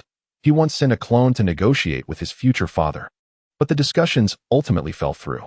Thus, in our era, Otsutsuki Shurji shall one day lead the Otsutsuki clan in an invasion of the shinobi world. Father and Uncle Orochimaru are also preparing for the impending incursion of the Otsutsuki clan. With a serious expression, Mai conveyed the contents of the note. Ningya, too, pondered gravely over the matter of Otsutsuki Shurji, realizing that he had indeed not perished, the deity of the Otsutsuki clan. Terumi Mei remarked, to transcend dimensions and defy death. What concept is this? Sarutobi Hizashi replied, it remains unclear. It seems to surpass our comprehension. Ao questioned, is it possible that the shinobi world is destined for destruction? The inhabitants of the shinobi realm also sensed an impending darkness enveloping the future. At that moment, a voice broke the silence. Narashikahiza stated, not necessarily. Fourth Raikage inquired, what insights does the strategist of Konoha possess? Narashikahiza continued, did you all notice that the child named my mentioned Otsutsuki Shurji had sent a clone to negotiate with Ningya? Ebizo pondered, could it be? Narashikahiza affirmed, since Shurji is willing to send a clone to negotiate with Ningya, it is likely he fears Ningya's power. Moreover, he leads the Otsutsuki clan in the invasion rather than confronting the shinobi world alone. Thus, we may conclude that he lacks the confidence to defeat Ningya and his comrades single-handedly. Anoki agreed, indeed. The strategist of Konoha speaks wisely. Based on our past experiences, negotiations arise from mutual apprehensions and dependencies, and when the power disparity isn't overwhelmingly vast. Fourth Raikage concurred, precisely, we are not destined to lose. Sarutobi Hizashi questioned, does this imply that Ningya is the future hope of our shinobi world? Senju Hashirama laughed, certainly, there can be no mistake. This young one possesses remarkable prowess. Rashi added, is Ningya truly the hope of the shinobi world? At this moment, the people of the shinobi realm began to comprehend the truth. Their hope had always resided in Nara Ningya. Senju Tobirama interjected, just ensure to cooperate well with my known disciple. Refrain from any underhanded actions. Otsutsuki Kagaya scoffed, impossible. Absolutely impossible. The power of our clan's deity, Otsutsuki Shurji, is beyond your imagination. Father, the note contains no more than this. I apologize, we cannot divulge further. Mai said to Ningya. After all, they could not even disclose matters concerning their mother, for fear that it might incite a temporal paradox, alerting Otsutsuki Shurji to the future and prompting his premature arrival in the shinobi world. What are you all discussing? I am already grateful for the information you have shared. Ningya replied, even if our adversary is a deity of the Otsutsuki, we shall never concede defeat. Indeed, we believe in you. Both Mai and Sora responded. Thus, that afternoon and evening, Ningya took the time to procure a variety of ingredients, preparing a sumptuous dinner for the two of them. As night fell, Ningya regaled them with tales of the Konoha's young heroes. As the imminent arrival of Uchiha was drawing near, Ningya devoted the days leading up to it to training alongside Naruto and Jiraiya. Meanwhile, Mai and Sora covertly observed, eager to discern when Uchiha would make his entrance. Finally, after several days, Naruto and Ningya awaited Jiraiya at the training grounds in Konoha. Suddenly, Ningya seemed to sense something. Abruptly looking up, he beheld an individual whose entire form, save for his hair, was a striking blue, while the rest of him gleamed white, suspended in the air. With a smile gracing his face, he gazed down at Naruto, pondering, is this the childhood version of Uzumaki Naruto? Indeed, he appears rather feeble. He then cast a glance at Naruto's side, only to freeze in astonishment. Could this be Nara Shikamaru? This is bad, we must flee. In the midst of Naruto and Ningya's bewildered expressions, Uchiha swiftly ascended into the sky, only to vanish in an instant, then reappear, flying back. He wore an expression of near survival, exclaiming, phew, I almost forgot this is the childhood version of Nara. Suddenly, Uchiha was struck by a bold notion.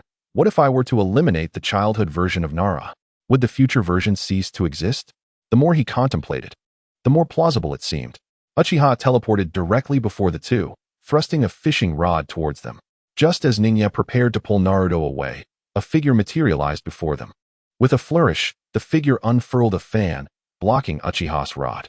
It was Naramai. Oh dear, Mr. Uchiha, are you not a tad too eager? She remarked, surprised to see him in this era. Uchiha, taken aback, regarded Mai with surprise. At that moment, a sense of impending danger washed over Uchiha, prompting his body to instinctively evade. In a flash, Sora appeared behind Uchiha, executing a lethal draw. In an instant, Uchiha felt a numbness in his right arm. followed by a sharp pain. Looking down, he discovered a smooth incision on his right shoulder, his arm severed. "You wretched fiend, Nara Sora!" he exclaimed, rage boiling within him. Sora, brandishing a katana, approached Mai with an expression of cold indifference, stating, "I had intended to sever your head." Uchiha, seething with fury, swiftly retrieved a medicinal pill with his left hand, consuming it. Miraculously, the flesh of his recently severed shoulder began to regrow, his arm rapidly regenerating. "If I cannot contend with Nara, I shall surely handle you two brats," he declared. With that, Uchiha unleashed a flurry of fishing hooks through his red glowing rod. Launching a long-range attack. Wind release, wind barrier. Mai wielded her fan, summoning a gust that formed a protective barrier, effectively neutralizing Uchiha's assault. Realizing his first strike had failed, Uchiha's eyes transformed into the crimson six-tomo Rinnegan. Yomi's path. A dark portal materialized behind Uchiha, and in an instant, he vanished into its depths. The void remained fixated on the spot where the figure of the elusive Yura had vanished, and in an instant, he unsheathed his blade, striking at Naruto. A dark portal materialized behind Naruto, and as a slender crimson thread emerged, it was swiftly severed by a single stroke from the void.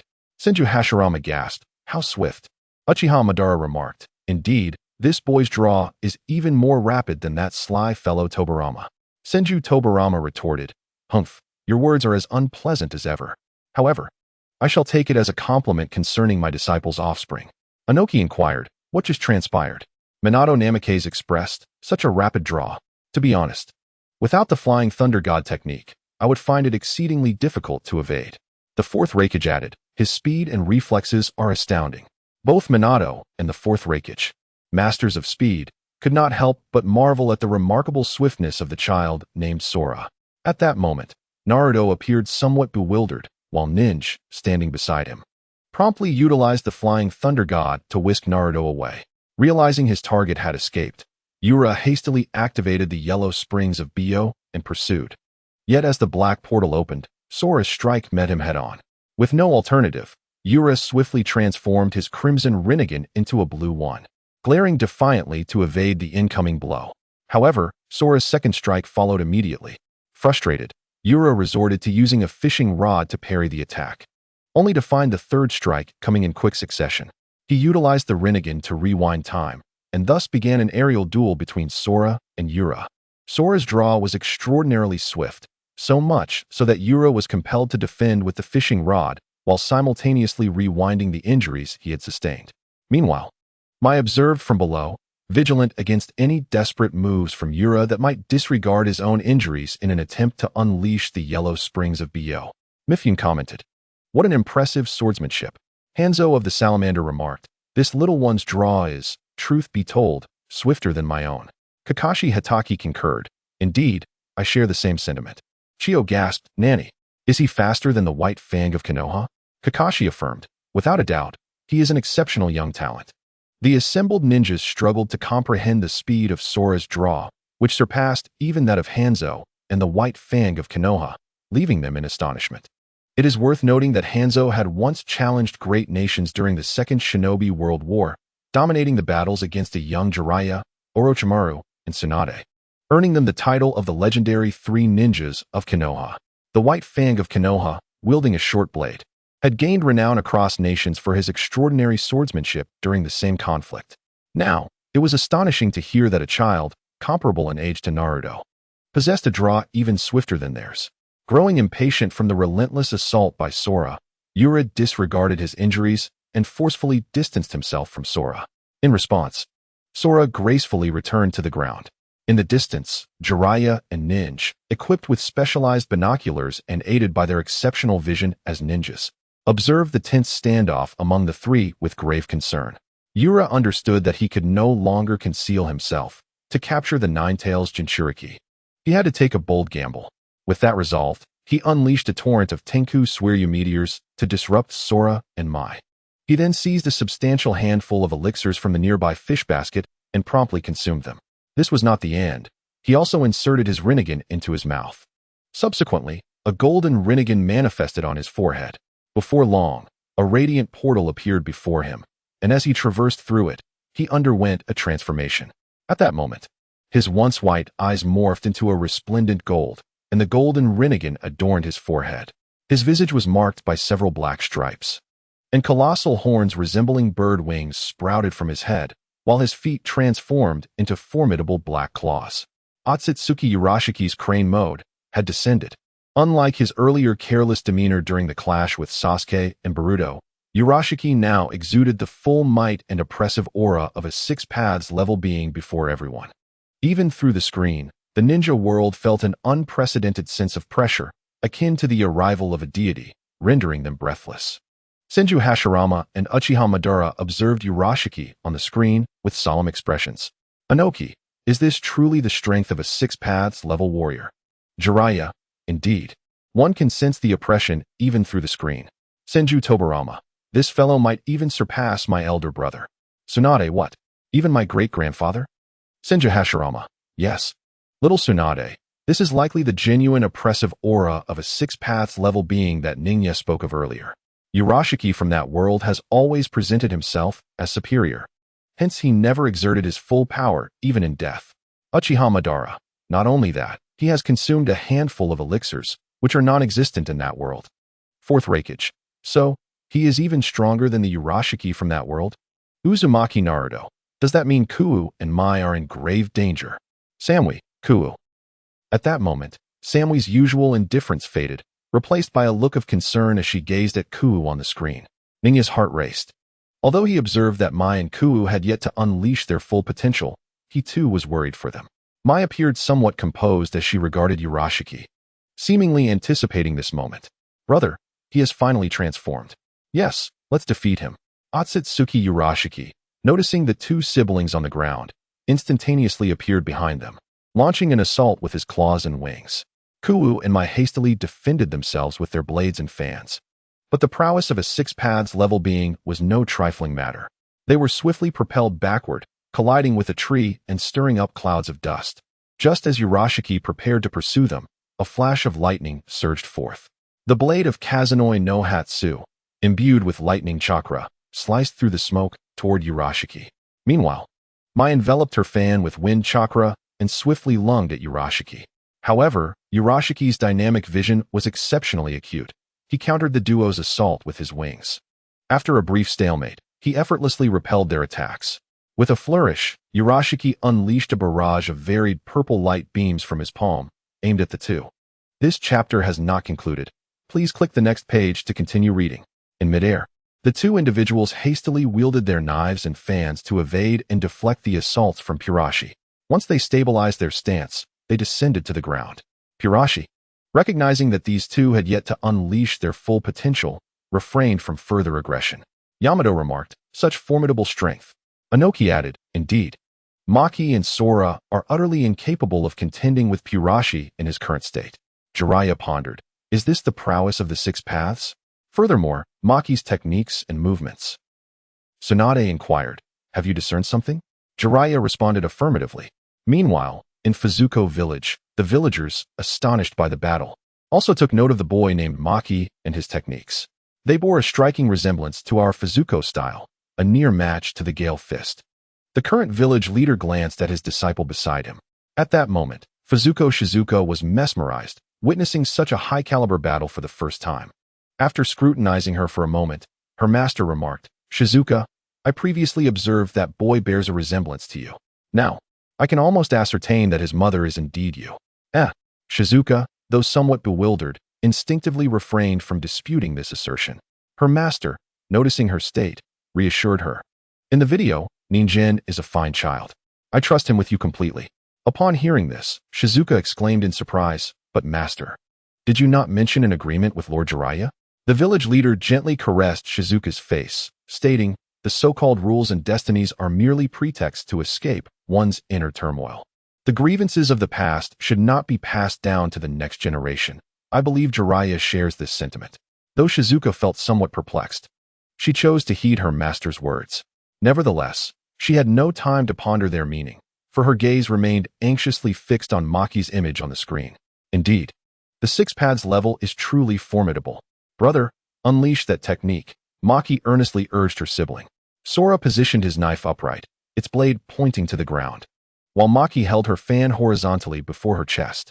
Observing their movements, Purashi's expression turned grave. Suddenly, in the visual display, Inazuma Sora cried out, "Bankai! Kyuten Ayo Raime!" Dark clouds rapidly gathered in the previously clear sky, accompanied by thunder and lightning. Abruptly, a bolt of lightning struck, illuminating Inazuma Sora below, casting a brilliant radiance. Once the brilliance waned, Sora's figure was revealed, his hair standing on end, eyes glowing blue, skin radiant, and clad in a blue yukata, surrounded by flickering lightning.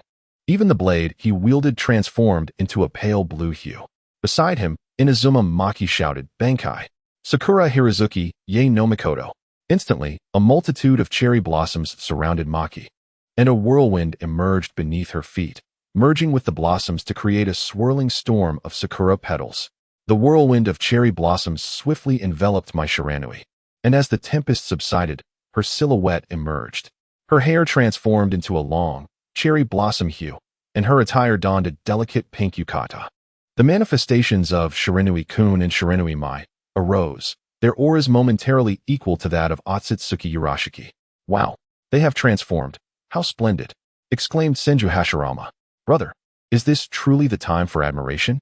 It appears these two children have attained a strength rivaling the six paths," remarked Senju Tobirama. "Indeed, judging solely by their presence, these two have certainly ascended to my level," acknowledged Otsutsuki Kagaya. "Such a phenomenon is truly astonishing." Uchiha Madara mused, his demeanor slightly perturbed.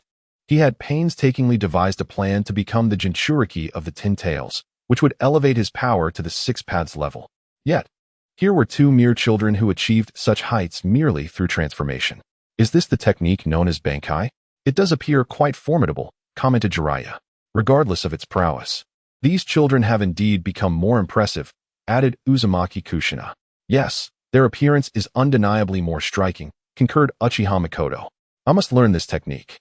It is just too cool," declared Uzumaki Naruto. "Absolutely, it is incredibly stylish," affirmed Inuzuka Kiba. Ningyi contemplated the two figures on the screen, recognizing the potential for this technique to serve as inspiration for his future studies of Bleach. The standoff among the three exuded an overwhelming chakra pressure. Not only Jiraiya, Naruto, and Ningyi felt it, but even Tsunade, seated in her office, sensed the oppressive atmosphere. The elite of Konoha turned their gazes toward the training grounds behind the mountain. Otsutsuki Urashiki observed the two with a grave expression and initiated the attack, unleashing the celestial technique, Tenku Sumarai no Mikoto. This time, the violet radiance intensified. With a thunderous crack, Shiranui-mai drew her blade, unleashing a colossal lightning slash that obliterated all violet light. Utilizing her palm, she directed the technique, Natsuki Ryusei no Mai, toward Otsutsuki Urashiki, causing an abundance of cherry blossoms to materialize around him. The technique, Kokei Sakura Fubuki, swiftly coalesced into a sphere, encasing Urashiki, who noticed the blossoms gradually crystallizing. In haste, he enveloped himself with energy. As the blossoms surrounded him, they gradually formed into ice crystals, eventually culminating in a pink orb. Suddenly, the orb shattered, and Urashiki emerged, albeit adorned with numerous wounds. Furious, he declared, "You two shall not escape my wrath." Channeling his energy, he invoked Tenku Suwa Ryusei no Hashikiri, raising his wings adorned with purple energy, swiftly diving from the sky, transforming his wings into razor-sharp blades aimed at the two. In response, Shiranui-mai drew her sword to counter the attack. With a thunderous strike, she ascended. The momentum of her upward slash intensified by her other hand pushing against the blade. The colossal violet blade collided with the blue strike, neither yielding, resulting in a momentary stalemate. The reverberations produced by the clash of two formidable forces instantaneously radiated outward. In a moment of urgency, Sakura hurriedly spread the cherry blossom winds around the battlefield to mitigate the impact of the shockwaves. Yet, given that the confrontation involved two individuals of the Six Paths level, and that Sakura was acting hastily, even with the diminished force, the earth trembled violently, cracking beneath their feet, while trees were uprooted. In the distance, Ningyi sensed the impending disaster and immediately transported Jiraiya and Naruto to safety using the Flying Thunder God technique. Meanwhile, the investigating ninjas, Umbu, and spies from other villages were violently thrown back by the shockwave. Those of weaker constitution perished instantly, while the stronger ones were left unconscious, colliding against distant mountains. Uncertain of their fate. Back in Konoha, the populace felt the ground quaking fiercely, followed by a tempestuous wind, causing widespread alarm. What is happening? Is it an earthquake? After a brief moment, the tremors ceased. The villagers gradually regained their composure, only to be met with scenes of devastation, cracked earth, collapsed buildings, and the ruins of structures scattered throughout. Amidst this chaos, experienced ninjas shouted, "Don't just stand there. Civilians should head to shelters or open areas. Everyone else, hurry and rescue those in need." Quickly. In response, the villagers mobilized, organizing rescue efforts or evacuating. The younger ninjas rolled up their sleeves, eagerly joining the rescue operations. At the epicenter of the battle, Sora and Urashi hovered above a seemingly bottomless chasm, confronting each other while the flora and fauna around them lay obliterated. The onlookers from the ninja world were left speechless, utterly taken aback by the scene before them. After a moment, some began to regain their voices. Naruto Uzumaki, this is unbelievable. Anoki, this is utterly terrifying. Sarutobi Hiruzen, is this the power of the six paths? Fourth Reikage, this is beyond exaggeration. Otsutsuki Kagaya, their strength surpasses even our own level of expertise. Jiraiya, just the aftermath nearly brought Konoha to ruin? Raza, this is truly frightening. Uchiha Madara, this is only because Dance of the Shining Fire has mitigated the shockwaves. Otherwise, the residual force alone would have obliterated the Land of Fire and its surrounding regions. The collective realization among the ninja world regarding the six paths level solidified. The potential to annihilate entire nations was but a trivial endeavor for such power. As the Dance of the Shining Fire surveyed the surroundings, she remarked, "Oh dear, it seems we have much to attend to. Brother, let us resolve this swiftly." In response, Urashi prepared to unleash his full energy, invoking the celestial technique, Tensu Spiral Star Dragon Palace. From his palm, he released a star-shaped formation of purple chakra, conjuring a colossal black-purple royal ribbon fish, which expelled a massive crimson-purple chakra sphere from its mouth. It appears that the opponent harbors similar intentions, dear brother. This time, it is imperative that we triumph in the skies. Otherwise, the restoration will prove to be quite laborious. Indeed, this technique shall determine the victor. Dance. As the violet energy sphere surged towards them, I took the initiative, declaring, petal flow, cherry blossoms falling, reflected flowing clouds. A multitude of cherry blossoms converged, forming a colossal blossom. At the heart of this floral spectacle, energy coalesced, culminating in a sudden burst of pink light. This pink radiance collided with the violet energy sphere. In that very moment, unknowingly, Inazuma unsheathed his blade against Urashi, executing a decisive slash, thunderous blade, silence of heaven and earth. Channeling his entire essence into the strike, he swung his sword, cleaving through with a singular motion. A flash of azure light illuminated the scene, followed by the dissolution of the cherry blossom light. As Urashi and the violet sphere were effortlessly severed in twain, the inhabitants of Konoha, upon hearing the resounding impact, quickly turned their gazes, their eyes widening in disbelief. What on earth is that? This must be a trick. Surely, I am dreaming today.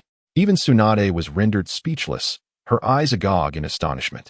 Ningya and Jiraiya stared intently at the heavens, while Naruto inquired, "Hey, perverted sage, Ningya, what is that? It can't be real." Above them, the sky was rent asunder. The atmosphere seemingly carved open, revealing the cosmos in all its clarity. Not only that, but people from the Land of Fire and neighboring nations also gazed upwards in awe. Is this the power of the divine? The audience in the live stream was once again left agog. Anoki. Sigh. I find myself at a loss for words. Razaha? Just from this residual force, we cannot fathom how many times we have perished. Fourth Reikage. At this distance, it is futile to run. Jiraiya. What would happen if that blade struck the ground? What indeed? The crowd dared not contemplate the possibilities. After Urashi was cleaved in half, I hastily ejected a capsule, which rapidly expanded and enveloped his remains. Subsequently, the capsule shrank back into my grasp. Now, Urashi could not even utilize his wedge. The battle concluded. It was time to return to Uncle Orochimaru. The two of us reverted from our released forms to our original states. Ningya instantly teleported over, ready to speak. But I interjected, "Father, let us postpone our discussion for now. We must restore this place to its former state." Ningya nodded in agreement. and I retrieved a capsule from my pocket, enlarging and opening it to reveal a palm-sized crimson crystal sphere. Reincarnation Izanagi. The red crystal emanated a brilliant crimson light, which shot into the sky and began to diffuse.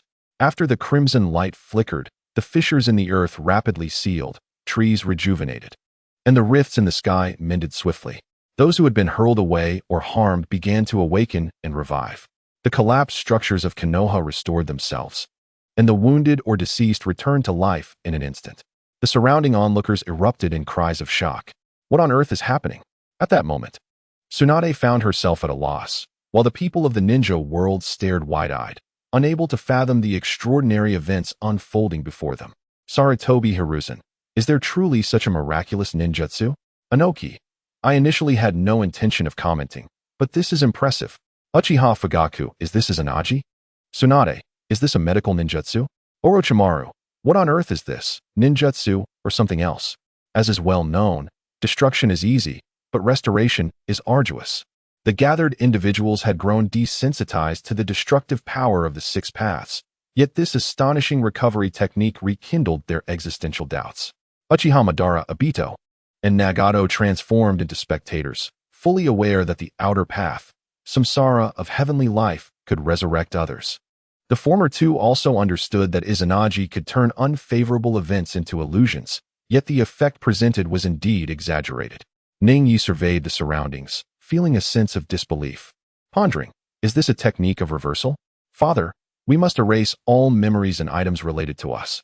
In the ninja world, only you are privy to our existence. Mai expressed her reluctance as she explained to Ningyi. At that moment, Ningyi comprehended that the time for parting had arrived, nodding to signal the two to proceed. Then, Kong produced a capsule, opening it to reveal a pink heart-shaped crystal pendant. Ningyi paid little mind to it, while Mai squinted in curiosity. Kong infused chakra into the pendant and declared, all-encompassing memory deletion. Instantly, the pendant emanated a violet radiance, surging upward and swiftly enveloping the entire ninja realm. In Konoha, Sakura suddenly felt a wave of disorientation, glancing around in confusion. Why am I on the street? The surrounding villagers shared a similar bewilderment.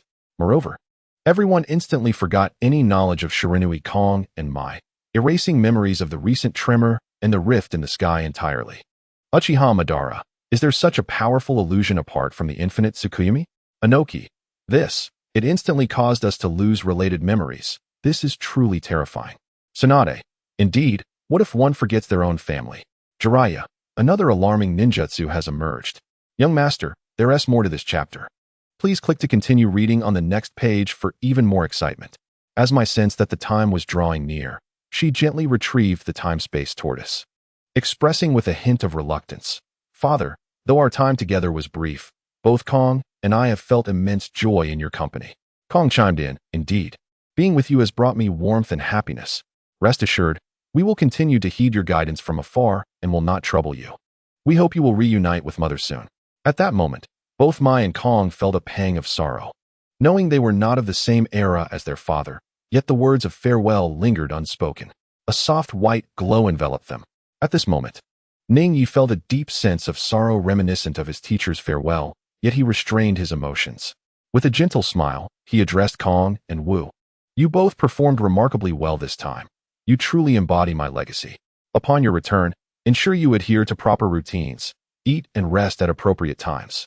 Should you feel weary from your studies and training, allow yourselves ample respite, for your health is paramount. Rest assured, I shall not permit you to vanish in this era.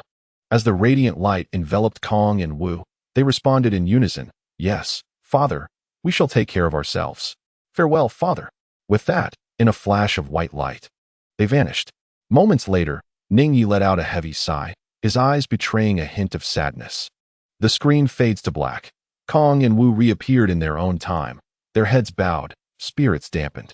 After a while, Kong regained his composure and gently spoke to his brother. Let us proceed. Wu, our father awaits our news. Indeed, on their way back, to lighten the mood, Wu teasingly remarked, brother, confess, what price did you pay for Sister Ida to grant you such an abundance of versatile chakra? Kong replied with an impassive expression. I merely informed her of our undertaking. She generously bestowed that pendant upon me to assist us. Wu, Skeptical, squinted playfully. Oh really? Then why did you return with swollen lips the other day? Kong, taken aback, stammered, impossible. I clearly wait, no? Wu feigned surprise, then with a mischievous grin inquired, well, I was just guessing, but it seems I hit the mark. So what progress have you made? Ningyi shook his head, quickly regaining his focus. He realized he bore the weight of the future. During the Fourth Great Ninja War, foes stronger than Kagaya awaited. Ningyi, why did you arrive so swiftly? At least inform me and the perverted sage. Naruto and Jiraiya had also arrived at the training ground. Ningyi replied, my apologies. I was preoccupied with urgent matters. But it is settled now. Naruto suggested, is that so? Then let us indulge in some Ichiraku ramen together. I'm quite famished. Indeed, I too am hungry, Jiraiya chimed in. Allow me to treat you both. Hooray. Long live the perverted sage. Ningyi, let us hurry. Yes, let us go, Ningyi agreed. However, as Naruto and Jiraiya turned away, they exchanged knowing glances and smiled. From a distance, they observed Ningyi standing alone, appearing somewhat despondent. Naruto then proposed an idea to Jiraiya. Sarutobi Hiruzen remarked, phew, the incident involving the future individual has finally passed. Anoki, however, numerous questions remain. Nara Shikaku, the Fourth Great Ninja War, where Uchiha Madara becomes the Ten Tails Jinchuriki, the extraterrestrial Otsutsuki's assault, and the ultimate foe of the future, Otsutsuki Kinshiki? Tobirama. Firstly, regarding the Fourth Great Ninja War, considering the ages of those two children, the outbreak of conflict should not be far off from the present. Yet, we must clarify the objectives behind the Fourth Great Ninja War. Is it akin to previous conflicts in the ninja world? Nara Shikaku. No, I believe that. According to Ninya's account of the Ten Tails Jinchuriki and the Moon Eye Plan, our adversary in the forthcoming war may well be Uchiha Madara. Sarutobi Hizashi, Shikaku makes a valid point. Alas, the thought of Uchiha Madara becoming the Ten Tails Jinchuriki is alarming. His power may rival that of the likes of Urashiki. We might be facing dire consequences. Senju Tobirama, do not forget the extraterrestrial Otsutsuki. Even if Kagaya's plan succeeds, should she be unsealed, our primary foe will likely still be that Otsutsuki. Otsutsuki Kinshiki, a foe even stronger than my mother? I truly wonder how Ninya will overcome such a challenge. The inhabitants of the ninja world understand that Ninya ultimately triumphed over the invading Otsutsuki. Otherwise, his future offspring would not exist in this era. Nara Shikaku, perhaps Ninya relies on his own strength to vanquish the invading Otsutsuki. Senju Hashirama, indeed, it is quite plausible. As my disciple's child has already reached the level of the Sage of Six Paths at such a young age, I trust my disciple's power will be even greater. Anoki, Lord Hashirama speaks wisely. If Ninya's child possesses such strength, Ninya himself must be even more formidable. Otherwise, the deities of the Otsutsuki clan would have no need to negotiate with him. Senju Tobirama, hence, I have previously asserted that you lot only need to cooperate with my disciple. Should anything happen to him, the entire ninja world would be doomed. Raza Ahem, the second Hokage is correct. If anything were to befall Ninya, we have no means to contend with a sage-level threat. Anoki, precisely. Our immediate priority must be to ensure Ninya's safety. Anoki promptly rescinded the assassination order against Ninya. Not only him, but the majority of the ninja world's higher-ups also abandoned their assassination plans. The remaining few were fervent individuals who wished for the complete destruction of the ninja world. At this juncture, the leaders of various nations could only adopt appeasement policies. After all, antagonizing Ninya was not an option. If they were to fall into disfavor with him, and the Otsutsuki clan were to invade, their fate would be sealed. Fourth Raikage, ahem. When does Brother Ninya plan to visit our hidden cloud village for the engagement ceremony with Samui? Samui, Lord Raikage, I have yet to meet Ninya, and besides, he is still just a child, is he not? My boy. But what does that matter?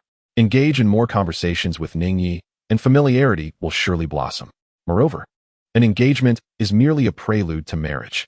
If, by chance, the child does not materialize, it could lead to significant complications. Azzy, indeed, sister.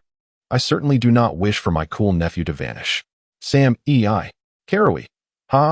Exactly. Captain, you wouldn't want any misfortune to befall your future child. Would you? Omoi, precisely. If you, Captain, do not wed Ningyi, then Kong will not come into existence.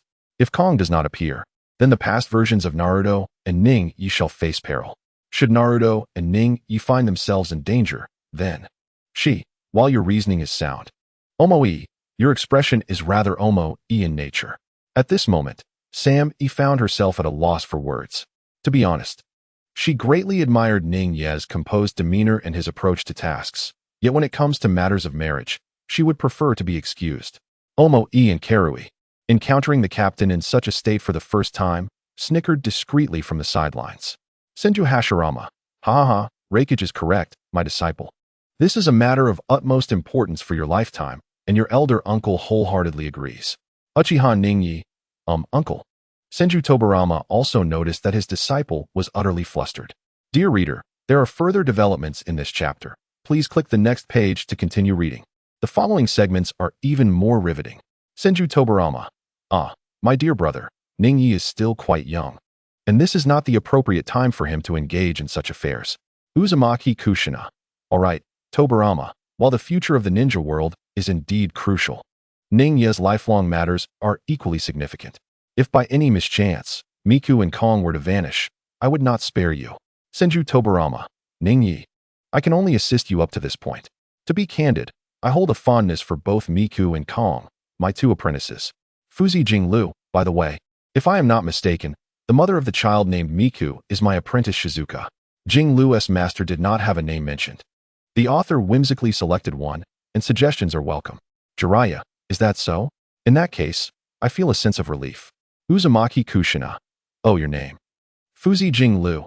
Indeed, as everyone can observe, the other child employs our Fuzi-style ninjutsu and taijutsu, and bears a striking resemblance to Shizuka. Tobirama Senjua? So, has the mother of the other child been identified as well? Tsunade. It seems so, but Jiraiya, how did you come to know this? Jiraiya, ahem. What is truly important now is the mother of Miku. In the ninja world, yet again, a woman with black hair and green eyes felt a profound sense of loss and sorrow. Fuzi Jinglu found amusement in not exposing Jiraiya's oversight. Fuzi Jinglu. Alright, Shizuka, why don't you have a word with Ningyi? Fuzi Shizuka. Yes, Ningyi, believe in our efforts. Our children will surely appear before us soon. Uchiha Ningyi. In the classroom of the Ninja Academy, Ningyi was momentarily startled by Shizuka's declaration. After hearing those words, the girls in the classroom reacted as if their tails had been stepped on, instantly becoming irate. What is this woman, Fujiko Shizuka, thinking? How shameless! They exclaimed. Does she really believe that Ningya belongs to her? At that moment, the girls felt as if a cherished possession was about to be snatched away from them. Just then, an unexpected voice floated in. But, isn't her mother the one who dances? The girls lowered their heads in disappointment, displaying expressions akin to defeated canines. Meanwhile, the denizens of the ninja world were equally taken aback by Fujiko Shizuka's audacious declaration. Kakashi Hatake. Ahem, this is rather bold, isn't it? Hybe, truly a warrior.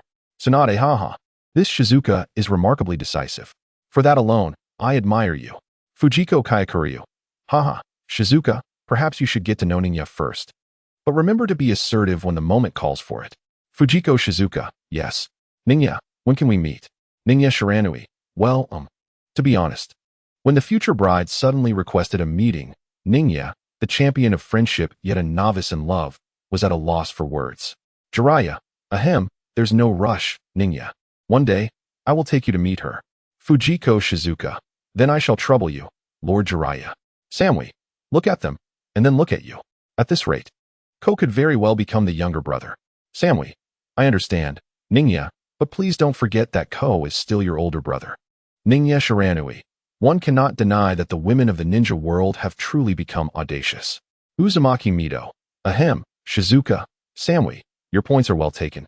But Ningya is still just a child. Such matters should be reserved until he matures. Samui, of course. Fujiko Shizuka, I understand. Senju Hashirama. Speaking of which, my nephew's child is quite impressive. At this age, he has already surpassed both me and Madara. Ha, splendid. This is precisely how the future should unfold. At that moment, the people of the ninja world, upon hearing the first Hokage's remarks, suddenly realized something. If Ningya's child is so remarkable, then perhaps we should consider. Roko ahem. Ningya, my daughter is merely 3 years older than you. As the saying goes. Anoki, hold on, my granddaughter, Kuratsuchi, is undoubtedly the best choice. Yuan sure, our Mizukage, Terumi Mei, is top-notch in both strength and beauty. Fourth Raikage. Humph. Ningya is Samwi's husband. You all should stand back. Ahem, Ningya. It would be best if you two had several children. Samwi, Lord Raikage. Nara Shikaku nudged the silent Yamankei, suggesting he should speak up.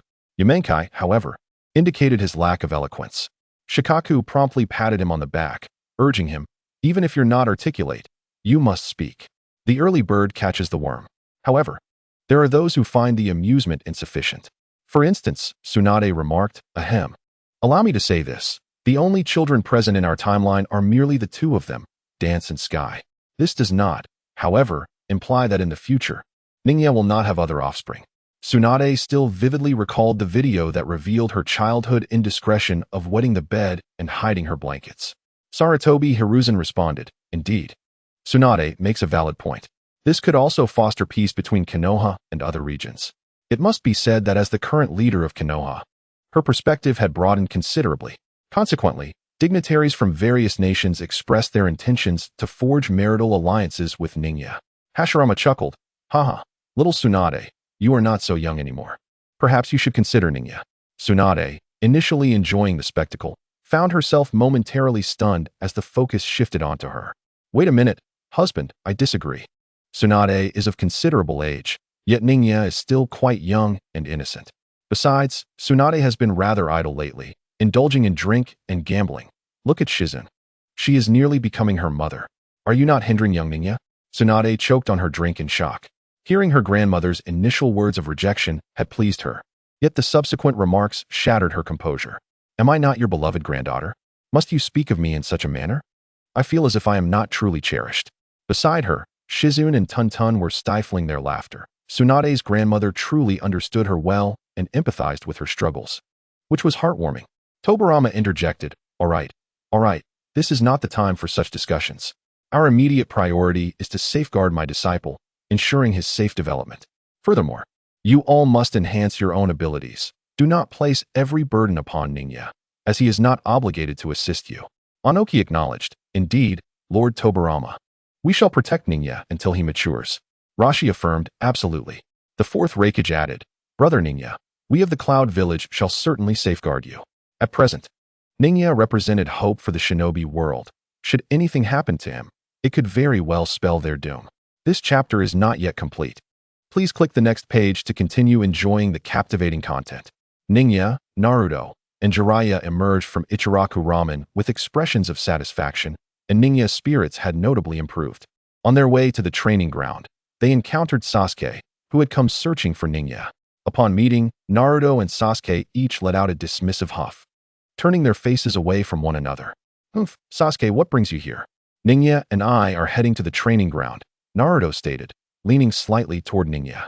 I am here to find Ningya for a mission, Sasuke replied, casting a displeased glance at Naruto, who stood beside Ningya. The two exchanged fiery glares.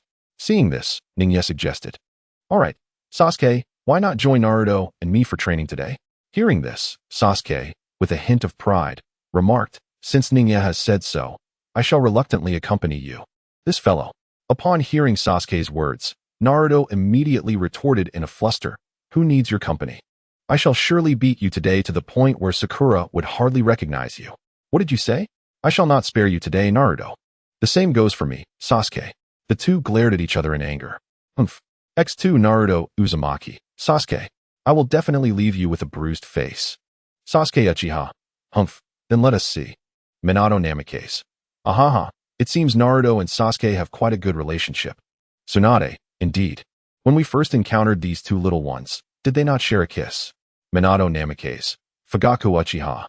Naruto Uzumaki. Humph. Sasuke Uchiha. Humph. Jiraiya. Moreover, this little fellow Ningya is not only popular among girls, but also among boys. Kushina Uzumaki. Jiraiya-sensei, you had better be referring to friendship. The four soon arrived at the training ground. Having just finished their meal, they were not in a hurry to commence training. Thus, one pair of two. I have no cards left. Sasuke tossed his cards aside. Damn it. Naruto cried out, holding a joker. All right, Naruto, you must accept your defeat. With that, Ningya took out a brush, dipped it in erasable ink, and drew a large circle on Naruto's face. Sasuke then shamelessly drew a turtle on Naruto's face. Upon seeing his reflection in the mirror, Naruto shouted in fury. Damn it. Just wait. I will draw something even more outrageous on your faces. However, both Ninja and Sasuke were skeptical, as Naruto was too naive and impulsive at that moment, nearly revealing everything on his face. After some time, 1 pair of 5. I have no cards left. After Sasuke discarded a pair, he skillfully picked up the brush and dipped it in ink, but suddenly paused. Seeing this, Naruto boldly declared, Humph. If you're going to draw, hurry up. I am not one to renege on my debts. Ninja then handed the mirror to Naruto, who took it and exclaimed, Ah, who is this? Of course, it's you, foolish Naruto. At that moment, Naruto's face was covered in ink, leaving Sasuke with no space left to draw on. The inky-faced Naruto was officially unveiled. Inuzuka Kiba puffed, Ha ha, Naruto, your face is just too funny. Hinata Hyuga, Naruto-kun.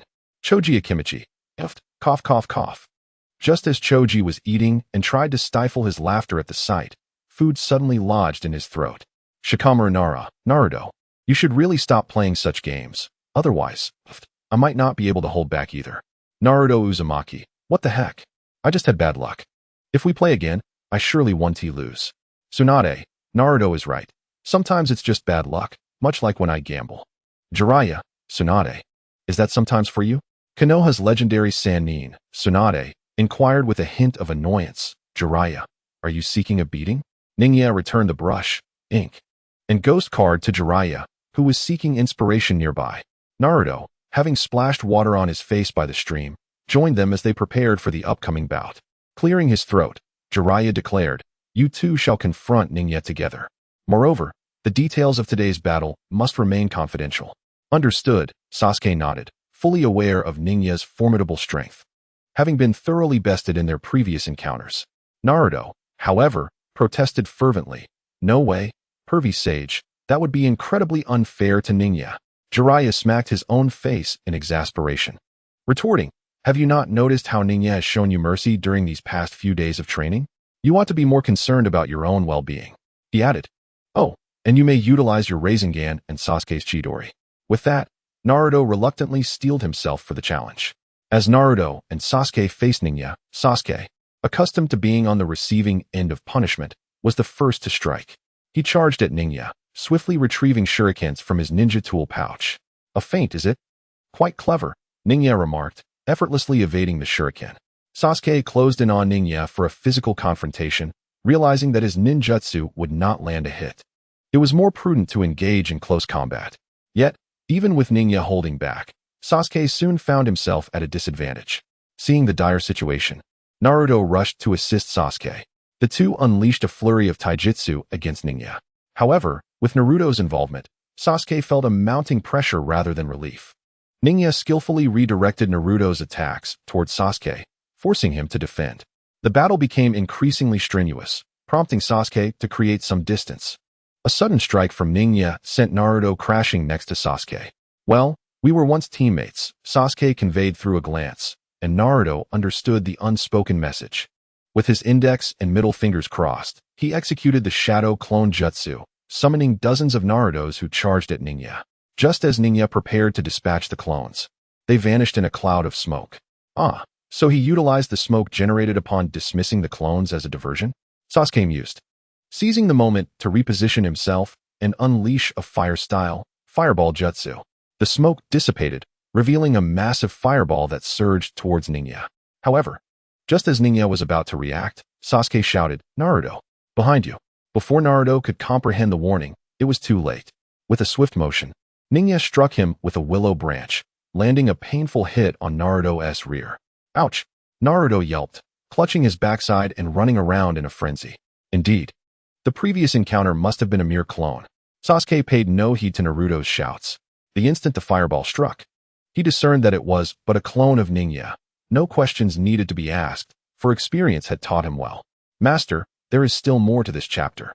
Please turn to the next page to continue the enthralling tale. Ninja, that insufferable foe, I shall unleash my ultimate technique this time. Naruto swiftly dashed to Sasuke's side, whispering fervently, Can this truly work? Sasuke wore a skeptical expression. Rest assured, this technique is undoubtedly effective, Naruto replied, brimming with confidence. Ninja too was curious to see what Naruto would conjure. Before long, Naruto employed the shadow clone technique once more, this time channeling a vast amount of chakra to summon hundreds, if not thousands, of clones. They charged towards Ningya with fervor. Ningya, prepare yourself. The clones erupted into a cloud of smoke, yet this time, they did not vanish. Instead, a myriad of enticing Naruto figures emerged, relentlessly attempting to seduce Ningya with their allure. Seduction technique, harem jutsu. At the sidelines, Jiraiya was instantly caught off guard, spurting a fountain of blood, which propelled him skyward. Concurrently, in the ninja realm, numerous onlookers were similarly swept into the air.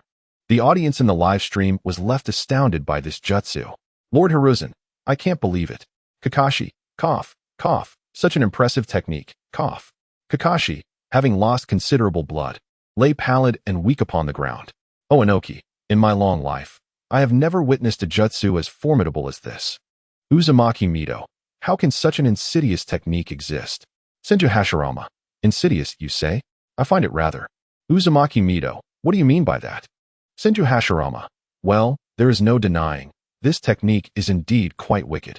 Senju Tobirama, Naruto, you have truly transformed the shadow clone into something extraordinary. Uchiha Madara, a tedious jutsu. Uzumaki Kushina, Naruto, you are never to develop such jutsu again, do you hear me? Naruto, but I finally found inspiration for it. What do you think, Dad? Uzumaki Kushina, hehe. Yes, Minato, what is your opinion? Namikaze Minato, cough. Naruto, at this moment, you must heed your mother's words. Jiraiya, cough, cough. I just wonder if our little master can endure this. Faced with the multitude of enchanted Narutos, Ningya's eyelids did not flutter. He transformed the twig in his hand into a water whip. With a vigorous flourish, he wielded the whip, obliterating all surrounding Narutos. Sasuke silently lowered his hands, which had been poised to form seals. He should never have placed his trust in Naruto's scheme. Naruto, astonished by the failure of his tactic, could only watch as the remaining Narutos bravely surged forward, only to meet their heroic demise. There was no other option. Now Naruto and Sasuke had to gamble everything. Naruto began to harness the chakra of the Nine Tails, the vibrant orange energy surging forth from within him. His power and speed soared to unprecedented heights. Sasuke, I will distract Ningya. Seize the opportunity to launch an attack, he declared. Understood, Sasuke replied, activating his Sharingan with 3 tomo. In an instant, Naruto propelled himself forward at breathtaking speed, aiming a punch at Ningya. However, Ningya merely sidestepped the attack, deftly wielding a slender branch to strike at Naruto's rear. The sound of impact echoed, yet rather than a pained cry from Naruto, a cloud of smoke enveloped the area. The charging Naruto was merely a shadow clone. At that moment, Sasuke unleashed his Chidori, while Naruto prepared his Rasengan, both targeting Ningya from opposite directions. Yet, Ningya effortlessly raised his arms, palms open, directing his focus towards them. Water release, water shield. Suddenly, a circular water shield materialized before both Naruto and Sasuke.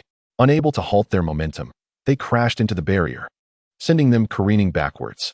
The Chidori and Rasengan dissipated as well. After some time, both Naruto and Sasuke lay on the ground, cradling their behinds. Observing their plight, Ningya utilized medical ninjutsu to heal their injuries. Nevertheless, even upon rising, they instinctively covered their backsides. Days passed, and within Orochimaru's laboratory, Ningya and Orochimaru had successfully extracted natural energy from the cursed seal. Orochimaru examined this energy, seeking to enhance Ningya's ability to wield it while simultaneously addressing Kimimara's bloodline disease. Ningya's shadow clone attempted to merge the natural energy with his internal chakra. Initially, he wondered if he might encounter risks akin to Naruto's early experience with the transformation. Yet, the fusion of natural energy and chakra was remarkably smooth, as if they were not merging at all. Additionally, there were no markings resembling Sage Mode around the eyes of his shadow clone. Ningya also experimented with utilizing this Sage Chakra for ninjutsu. Although there was an enhancement, it appeared to be rather modest. Consequently, Orochimaru, Ningya, and Kabuto busied themselves further. Orochimaru guided Ningya in comparing the effects of merging with natural energy over time. An hour later, Orochimaru furrowed his brow upon reviewing the test results. The report indicated that after merging with natural energy, it was vanishing at an astonishing rate. Upon closer inspection, he discerned that this energy was being absorbed by the mysterious force residing within Ningya. When Ningya employed this sage chakra, the natural energy dissipated even more rapidly. Only a minimal amount of natural energy was utilized in ninjutsu, which explained the lack of significant enhancement. This perplexed Orochimaru, as he had previously informed Ningya of the existence of a power within him surpassing even natural energy. He also speculated that this force of energy was akin to the condensation and sublimation of natural energy. However, the rate at which it absorbed natural energy was astonishing, almost as if the natural energy were a mere offering. Strangely, this enigmatic energy exhibited no discernible change before or after absorption, which was quite perplexing. Ningyi too felt a sense of confusion, albeit different from that of Orochimaru. He vaguely sensed an indescribable essence emanating from this energy. It was not only during his cultivation that he felt it. Even while eating or sleeping, he sensed an involuntary draw towards this energy.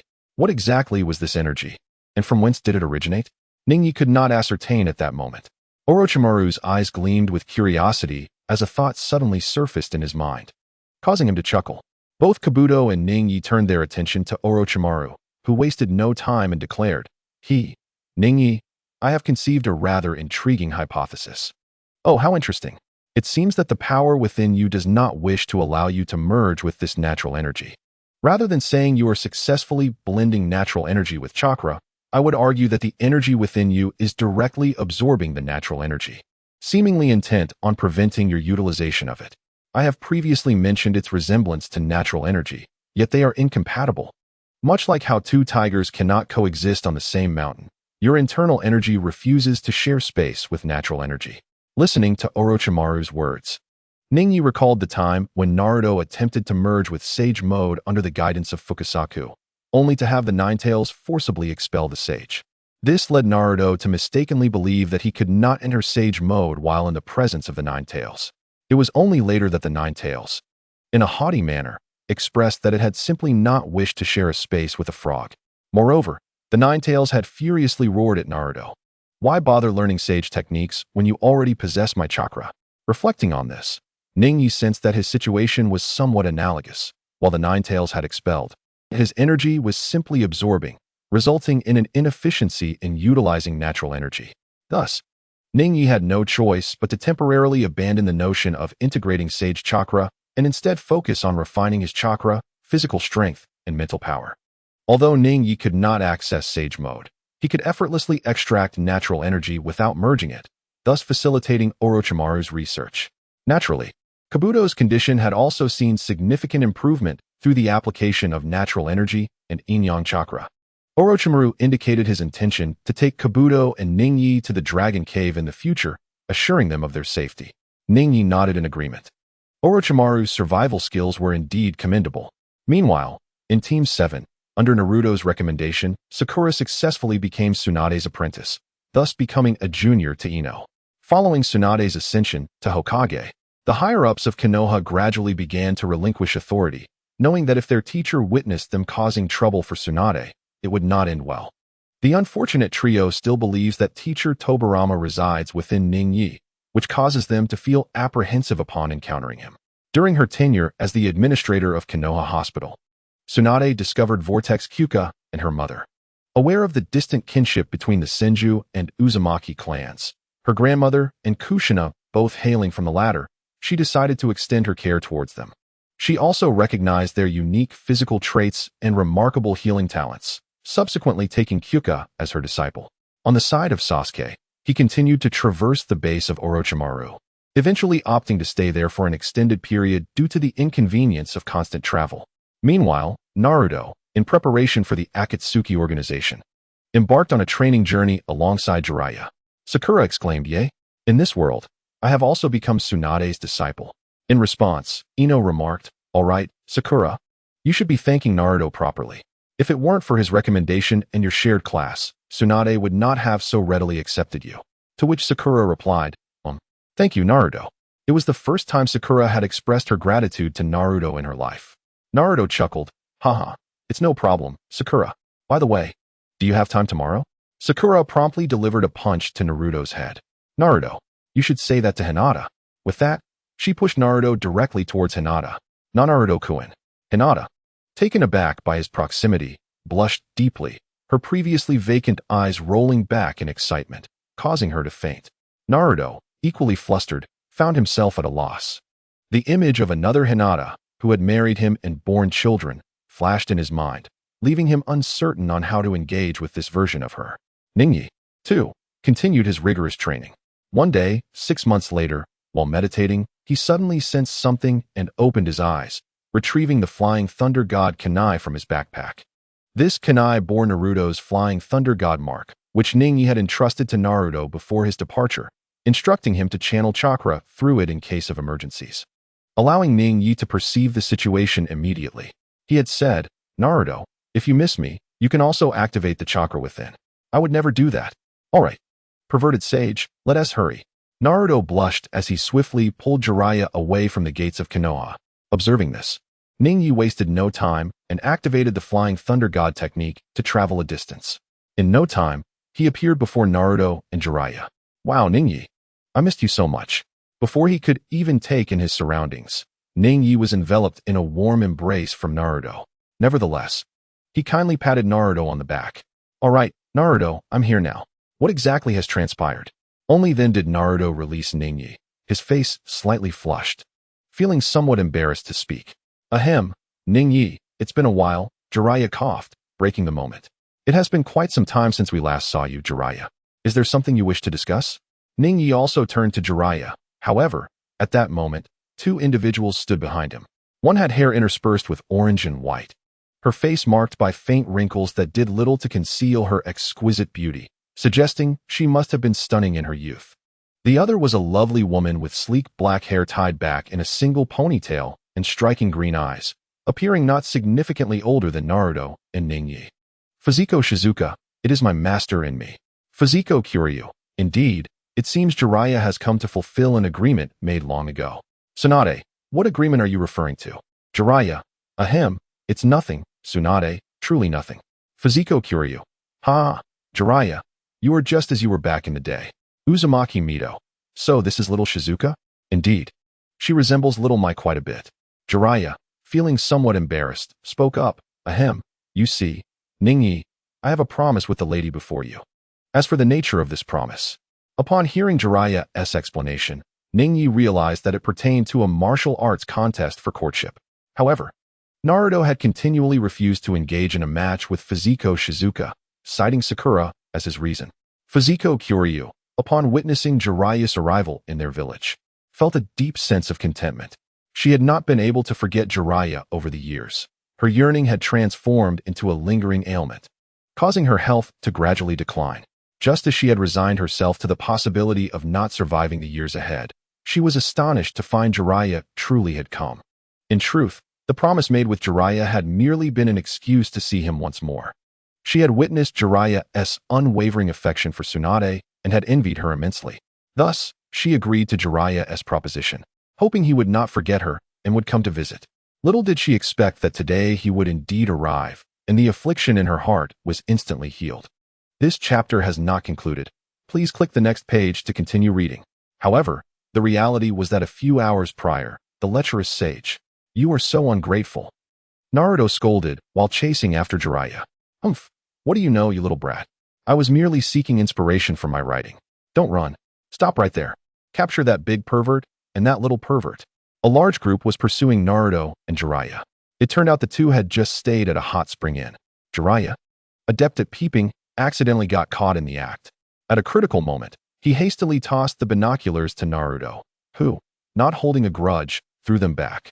The innkeeper, having discovered the two were staying together, labeled them as peeping toms. The two then fled into the woods, inadvertently stumbling into Fuziko village, but fortunately, someone in the village recognized Jiraiya. Thus, the report was delivered to the village chief. Upon learning this news, Fuzi Jinglu promptly rose to apply her makeup and then, grasping the bewildered Shizuka by the arm, pushed open the door. "Tsunade. Haha, Jiraiya, you are quite the fortunate one," she remarked. Jiraiya. Well, this is all." "Be quiet. You have wasted her entire life, and you nearly caused her." This was all for." "I truly apologize, Jinglu. After all these years." "It's all right, Jiraiya. Just seeing you is enough for me," Jinglu replied. Jiraiya's expression dimmed at her words, reflecting on a life spent in evasion. Upon their reunion, they exchanged pleasantries before she led Jiraiya and his companions to the place where she and Jiraiya had parted ways. Seeing that Jiraiya had brought his disciples to fulfill their promise, she intended for her own disciple to engage in battle. However, when Naruto heard this news, he became irate, for he had Sakura waiting for him. Jiraiya, observing Naruto's reaction, felt helpless, knowing he had just misled Naruto at the inn. In a moment of uncertainty, Jiraiya suddenly thought, if his disciple wouldn't do, then perhaps he could find someone with a master-disciple relationship. After much contemplation, he recalled his junior apprentice, Ningya. The thought of Ningya's rigid and clueless demeanor regarding women made Jiraiya feel the need to impart some wisdom. Thus, Jiraiya instructed Naruto to summon Ningya. Come on. Don't tell me you don't want to see Ningya. Besides, the rule is that Shizuka must defeat Ningya for him to join our clan. Do you really think Ningya would lose? As Naruto recalled the harrowing experience of battling alongside Sasuke against Ningya, he felt reassured. On another note, he genuinely missed Ningya. Consequently, Ningya arrived at the scene. Jiraiya addressed Fuzi Jinglu, rest assured, I share a master-disciple bond with Ningya as well, though I am the junior. So this should not violate our agreement. That works, she replied. Naruto, bewildered, looked at the two, wondering when they had formed such a relationship. Soon, Shizuka and Ningya stood facing each other by the riverbank. Shizuka gazed at Ningya with utmost seriousness. Meanwhile, Ningya, though expressionless, observed Shizuka with intrigue. Through his perception abilities inherited from Tobirama, Ningya sensed that Shizuka's chakra bore a striking resemblance to Mai's, and their appearances shared similarities as well. It dawned on him that Shizuka was Mai's mother, thus his future wife. As Jiraiya called for the match to begin, Shizuka launched the first attack, advancing to employ her prowess in close combat. Yet, Ningya effortlessly neutralized her strikes while remaining stationary. Realizing the futility, she quickly retreated. Fuzi Jinglu then unleashed her Gale Wave fist, enveloping her hands with wind chakra to assault Ningya. With a mere sidestep, Ningya seized Shizuka's wrist, dispersing the powerful shockwave generated by her attack with his water chakra. Remarkable. Shizuka hurriedly attempted to withdraw her hand, but was firmly grasped by Ningyi. Thus, the two found themselves in a stalemate, their gazes locked as Shizuka lifted her head to meet Ningya's eyes. Despite the barrier of glasses, she felt an inexplicable sensation. Ningyi, on the other hand, was reminded of the future little dance partner, leaving him uncertain of how to interact with the person before him. The three onlookers observed the peculiar scene, sensing something unusual between the two. However, Ningyi soon relinquished his hold on Shizuka's wrist, and she stepped back a few paces to create distance. I am going to attack now, so be careful. Okay. Wind release. Violent spiral wind. Shizuka unleashed a powerful gust of air from her mouth, striking at Ningyi like a fan. Water release. Water barrier. A circular water shield materialized around Ningyi, causing only ripples upon impact with the air current. Seeing this, Shizuka decided to employ her ultimate technique. Truthfully, she had developed a strange feeling toward Ningyi, prompting her desire to defeat him and have him remain. With all her might, she executed Kazuki-style, vacuum dance, second form, leaping into the air and spinning rapidly, hurling a flurry of shuriken towards Ningyi. However, as he observed the overwhelming barrage of shuriken, he merely shifted his body slightly, effortlessly evading the onslaught. Shizuka, alongside her mentor, gazed at this scene in astonishment. Naruto and Jiraiya maintained their composure, accustomed to Ningya's daily evasion of shuriken. I concede. Realizing how easily Ningyi had countered her techniques, Shizuka understood that he had been holding back, acknowledging the vast disparity in their abilities. Nevertheless, I shall not surrender. One day, I will defeat you and make you my husband. Shizuka's eyes sparkled with determination as she regarded Ningyi. Ningyi, observing this straightforward and earnest girl, felt an odd contrast between her character and that of his future partner, Mai. Meanwhile, Kazuki, Shizuka, and Jiraiya were seated by the riverbank, engaged in conversation, primarily with Jiraiya recounting his experiences in the ninja world over the past few years. Inevitably, he spoke of peace, the very ideal he had long sought. Peace, you say? Ningyi lifted his gaze toward the sky. Sensing Ningyi had thoughts to share, Jiraiya encouraged him to express his vision of a peaceful world. My vision of peace. Indeed, it is quite simple. Just as Ningyi began to articulate his thoughts, the screen abruptly went black. Oh, how long it has been since we encountered a black screen, But why are we left in the dark this time? Could it be that Ningya's concept of a peaceful world harbors some grand secret? Enough probing, you frog brat. In time, you shall understand, Tobirama interjected, exhaling a sigh of relief. If Ningya's notion of peace were to be revealed, the first to react would undoubtedly be the feudal lords and nobility. He would certainly resort to summoning his elder brother through Edo Tensei and forcefully controlling him to aid his disciple in purging the world. Dear Master, there are more chapters ahead. Please click to the next page to continue reading. The excitement is yet to come, though it may be deemed unethical. Discussing morality with him is rather amusing. After a while, the screen illuminated once more. At this moment, Naruto, brimming with excitement, proclaimed, Ningya, the things you spoke of will surely come to fruition, and I shall assist you in this endeavor. Indeed, Ningya is truly noble, kind-hearted, and exceptionally knowledgeable. Fuko Shizuka gazed at Ningya with admiration, while Jiraiya and Fuko Kagami stood in stunned silence, exchanging glances. Are our thoughts so constrained and antiquated? They pondered. In comparison to Ningya, I can't help but feel that the peace I yearn for is as elusive as a hidden treasure in the depths of a dense forest. An hour later, Fuko Kagami joyfully remarked, this is truly delectable. Need I say more? This fish was grilled by Ningya. Naruto eagerly lauded his culinary skills. Indeed, Ningya's skills have always been remarkable, and he has made considerable progress in his culinary art over the past 6 months, Jiraiya concurred. However, the trio tacitly avoided glancing towards the riverbank. There, Ningya was skillfully grilling fish over a portable grill from his ceiling scroll, all the while concocting a secret sauce. Meanwhile, Shizuka was assisting him by preparing the fish and vegetables. With her hands occupied, Shizuka simply opened her mouth towards Ningya. Noticing this, Ningya deftly used his chopsticks to remove the bones from the fish, dipped it in sauce, and fed it to her. After she finished, he gently wiped her mouth with a handkerchief. The two shared a delightful moment grilling fish together. The trio nearby was nearly blinded by the scene, their hearts enduring an overwhelming assault. Why was the atmosphere so much better back in our day? They lamented. How is it that Ningya, even with his glasses on, is so popular with the ladies? I have yet to feed him. That insufferable woman. They averted their gazes, unable to bear the sight any longer. Fuko Kagami remarked, Shizuka, you surpass me in prowess compared to my younger days. Jiraiya mused. Why is it that Ningya remains so popular even with his glasses on? Tsunade interjected. Isn't that obvious? Ningya possesses immense strength, and although we may not know the specifics of his words, your reactions suggest he imparts profound wisdom. Even Orochimaru admires his knowledge. Not to mention Shizuka, who is only slightly older than Naruto and the others. Kushina Uzumaki affirmed, indeed, popularity does not solely hinge on physical appearance. Inner qualities matter significantly. She continued, moreover, observe how gentle and considerate Ningya is towards the girls. This is crucial. Naruto, take note. To which Naruto retorted, but Ningya is also gentle and considerate with me and Sasuke. As night fell, Naruto lay on the ground, peacefully asleep, while Ningya reclined against a tree branch, resting.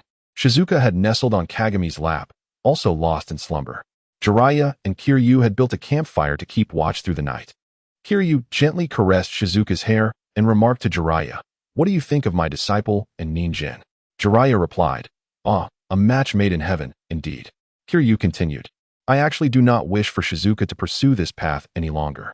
With that, Kiryu's gaze sharpened, contemplating whether it was time for a change in tradition. Jiraiya, having anticipated this, responded, is it due to Ningin's words? Indeed, Kiryu affirmed. According to Ninjin, the limitations of our village's traditions are substantial, hindering any prospects for long-term development. Are you suggesting a reform? Precisely. Perhaps only through reform can we embrace a new era, Kiryu asserted. You must have noticed, Jiraiya, that Ninjin is not one to dream small. He is destined for greatness. I eagerly await what the future holds for him. Jiraiya gazed at Ninjin perched in the tree, his feelings complex.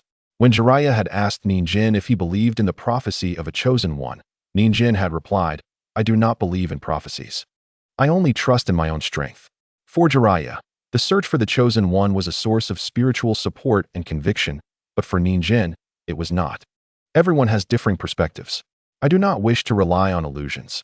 Rather, I aim to achieve my aspirations through my own efforts. A journey of 1,000 miles begins with a single step. Instead of placing hope in others, it is more prudent to strengthen oneself. he reasoned. Much like how Nin Jin would not place all his hopes on the energy within him, he had never ceased his diligent training, as enhancing his current capabilities was paramount.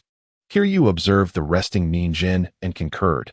Indeed, no matter the circumstances, the enhancement of strength remains the priority. I shall endeavor to assist Shizuka in honing her abilities, as this will also benefit our endeavors. After a moment of silence, Jiraiya said, keep pushing forward. If it proves too difficult, the gates of Konoha will always remain open for you. Kiryu responded, rest assured, I am confident in this endeavor. I look forward to the day Shizuka can stand on her own. Kiryu's words were not mere empty promises. From the moment she met Jiraiya, her spirit had been rekindled, and the words of Nin Jin had ignited inspiration within her. Moreover, her strength was her greatest assurance. The following morning, Kiryu addressed Jiraiya and the others. All right, Shizuka and I will return to the village to prepare breakfast for you. Shizuka then said to Nin Jin, please wait here for a moment. My master and I will be back shortly. With that, Shizuka turned back repeatedly as she followed her master away. Nin Jin, accompanied by Naruto, made his way to the riverside, where Naruto expressed his desire to showcase his new technique to Nin Jin. Nin Jin was quite curious about Naruto's latest move. Thus, Naruto summoned his shadow clones, with the original Naruto responsible for channeling chakra, while the clones facilitated the transformation of the manifested chakra into a rapidly spinning Rasengan. However, this time the process took a bit longer, and Ninja noticed that Naruto was increasing the chakra output. The sphere Naruto was shaping grew larger and larger until a substantial Rasengan took form.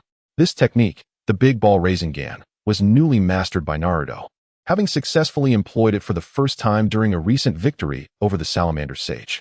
Now that Naruto had grasped the technique, it was merely a matter of time before he could wield it with proficiency. He directed the formidable Big Ball Rasengan towards a nearby tree. Bang! The surrounding trees were utterly obliterated. How about that? Naruto exclaimed excitedly, looking at Ninja, who responded with praise. That's an impressive ninjutsu, Naruto. It seems you have worked diligently over the past 6 months. Of course. Naruto beamed at the compliment. Ninja, would you like me to teach you?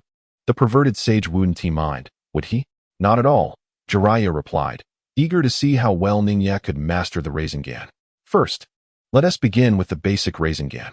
Naruto, thank you, but I actually learned the Rasengan a long time ago. Ninja paused, and then with a single hand, he formed a Rasengan, leaving Naruto utterly astonished. And Ninja, you truly learned this technique already? And how can you use it without shadow clones? Or rather, why do you need shadow clones to utilize it? This technique is inherently designed to complement your father's Flying Thunder God technique with shadow clones. It's generally difficult to launch a rapid attack. At a loss for words, Naruto quickly added, in that case, let me share the techniques of the Big Ball Rasengan with you. Sure, Ninja nonchalantly tossed the Rasengan at a distant rock, which was instantly obliterated, leaving only a gaping crater in its wake. All right, you can explain, Naruto said, while Jiraiya and Naruto stared in shock at the large pit left behind. Minato, so you've already developed the Rasengan into a long-range version? Impressive, Ninja. Kushina. As expected, Ninja can put a unique spin on any ninjutsu. Jiraiya, so it can indeed be thrown. Naruto. Hey, have you never tried that, perverted sage? Jiraiya. Ahem, of course I have. What do you think I am? Internally bewildered, Jiraiya reflected that while he had attempted to throw the Rasengan, sustaining its transformation after release was quite challenging. It either exploded prematurely or dissipated. At that moment, Ninja turned to Jiraiya. Mr. Jiraiya, you must know the origins of the Rasengan better than I do. Jiraiya collected his thoughts and remarked, Ahem. The Rasengan was inspired by the tailed beast bomb, which was developed by your father, the 4th Hokage, Minato, during the 3rd Shinobi World War. This technique was created over 3 years for Naruto's mother, with the intent of allowing her to fully harness her immense chakra. It was the first time Naruto learned of such a profound connection between the Rasengan and his parents. Ningyi interjected, therefore, this technique is essentially a mimicry of the tailed beast bomb. It is only natural for it to enable long-range attacks, is it not? Jiraiya nodded in agreement. Ningyi continued, the distinction lies in the fact that the Rasengan is an attribute-less chakra technique, whereas the tailed beasts inherently possess elemental attributes. At that moment, Jiraiya realized the significance of this. It was indeed a matter of nature transformation. Boruto's Rasengan possesses wind or lightning attributes, which allows it to be launched.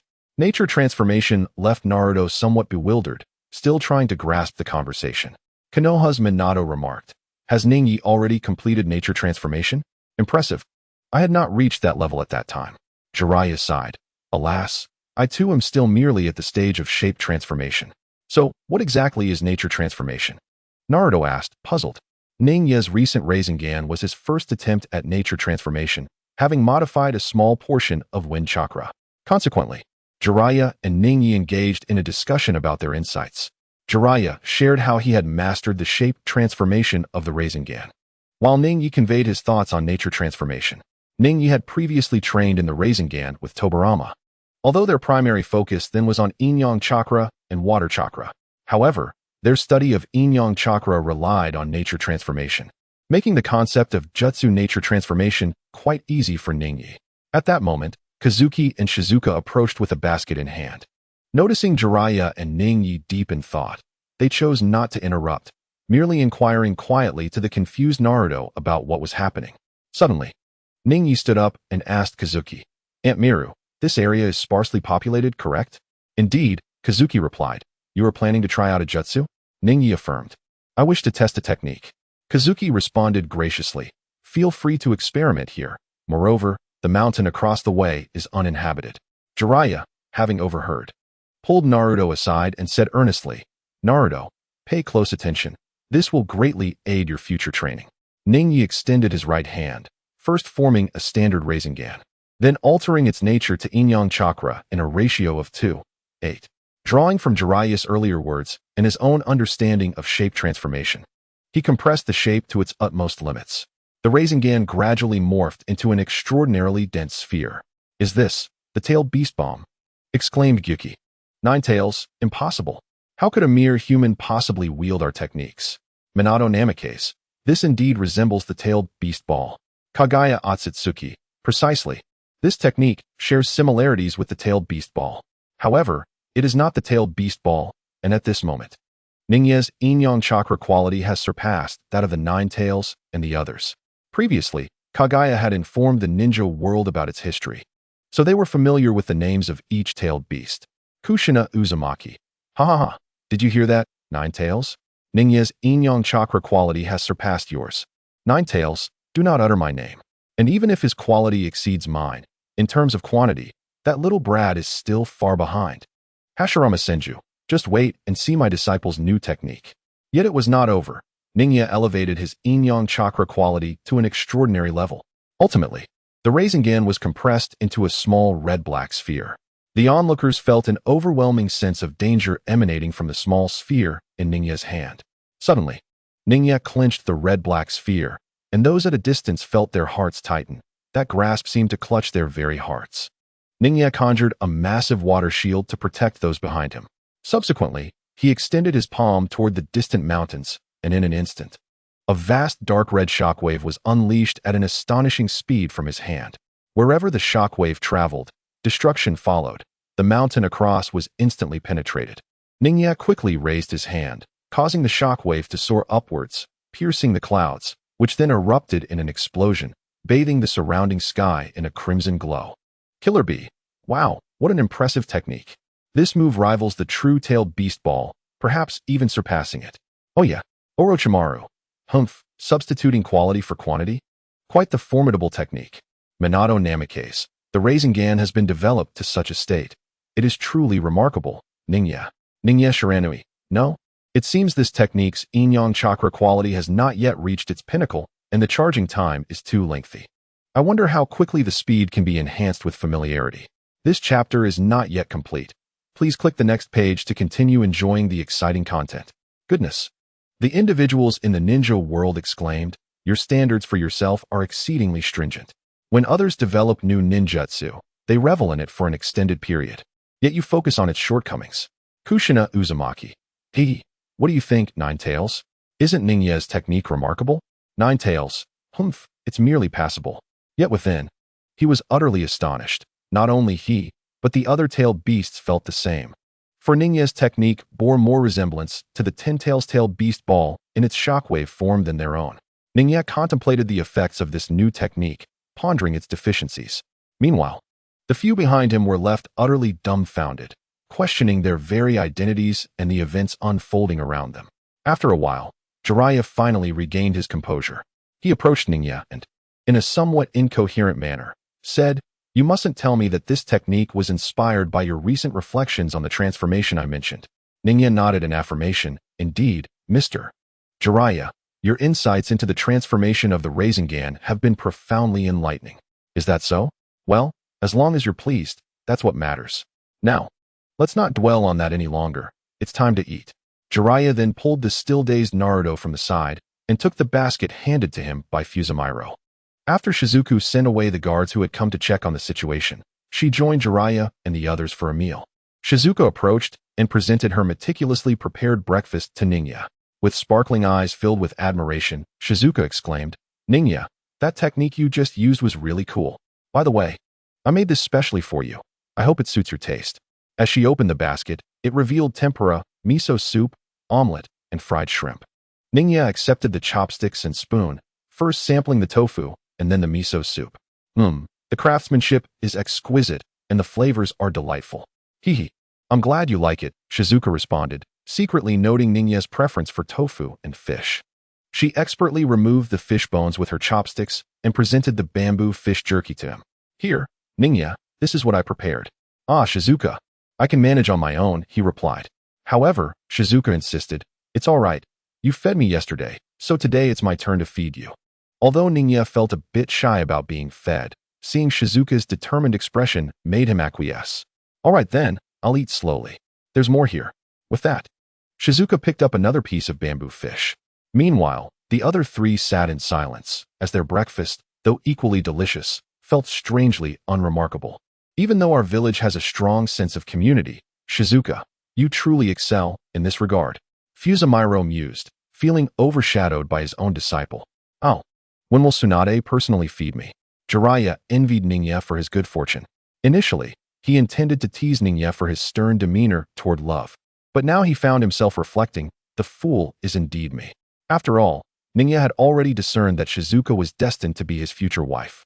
Despite his lack of understanding in matters of love, it never hurt to be a little kinder to those one cared for. Otherwise, had it been a different girl, Ningya would have dismissed the feeding request without a second thought. As noon approached, it was time to bid farewell. Fusamairo remarked, "I understand that for a man as carefree as you, Jiraiya, no amount of persuasion will keep you here." "Ahem, that's certainly true. This sage cannot linger in one place forever. I must continue training my disciple," Jiraiya replied. Jiraiya spoke with a serious demeanor, yet inwardly he mused, "Do speak up. It would allow me to take advantage of the situation and linger here a few more days.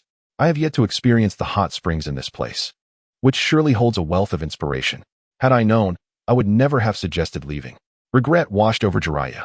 On the other hand, Naruto felt a surge of joy at the prospect of departing, for the past 2 days had been quite disheartening for him. He cast a glance toward the spot where Ningya was situated. There, he observed Shizuka grasping Ningya's hands firmly. "Ningya, I will strive to become stronger and emerge as a self-reliant woman. Together with my mentor, we shall transform our village and its traditions.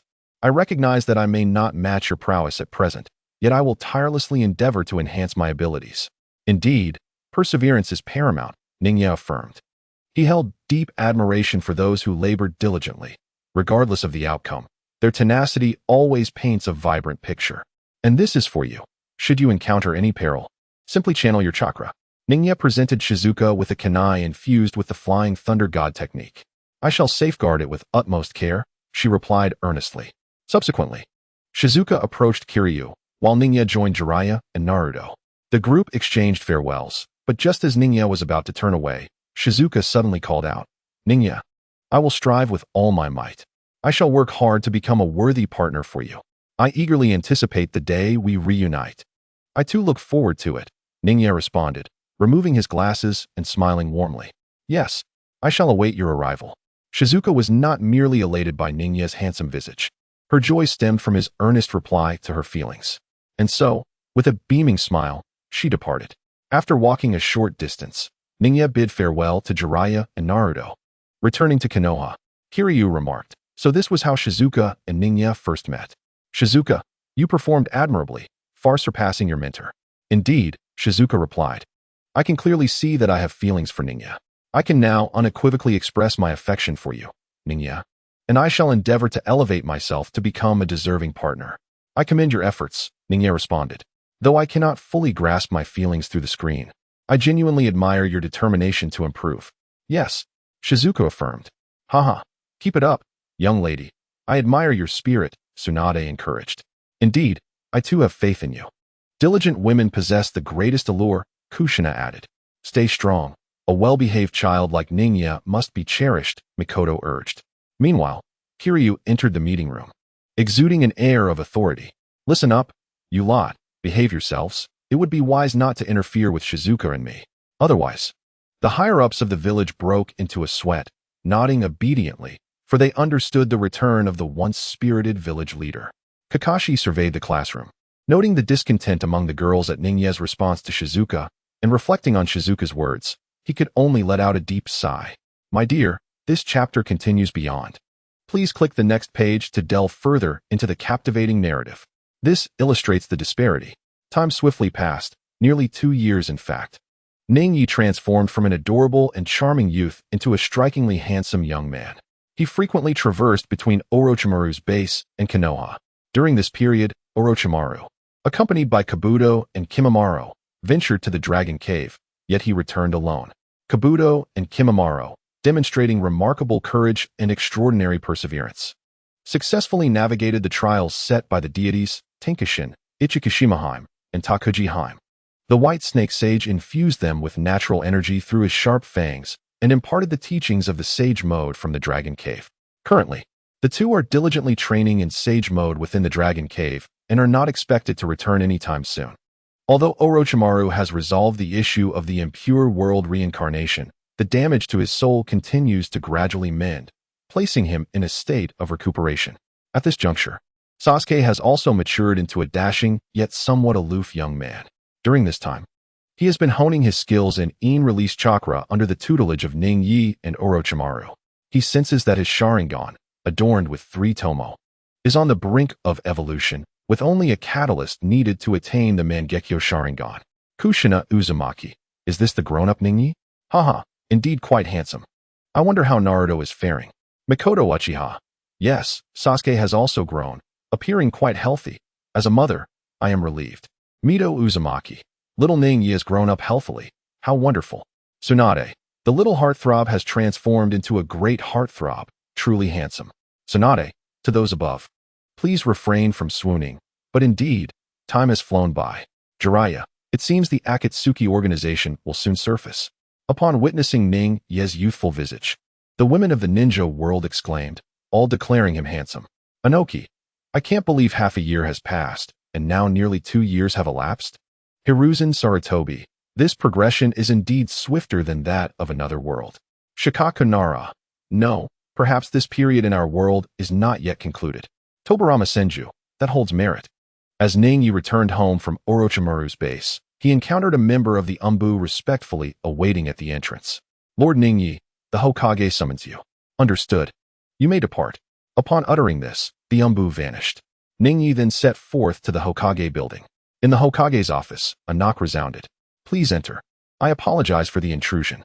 With that, Ningyi opened the office door. Upon his arrival, Tsunade promptly addressed him. Ningyi. We are about to join forces with the Sand Village to once again conduct the Chunin exams.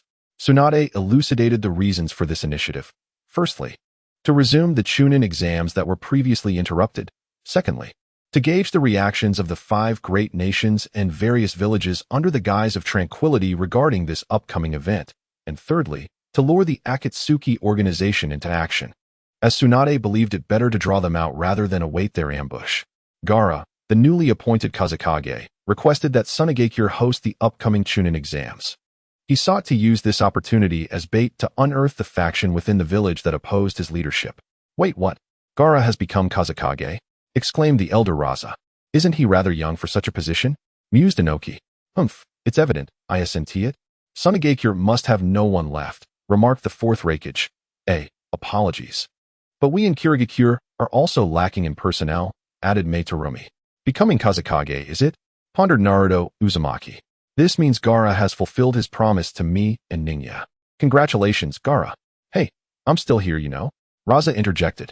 As for Tsunade summoning Ninja, I overheard the old man mention that your collaboration with the Sound Ninja years ago was partly to ensure our assistance to the new Kazekage against the higher-ups.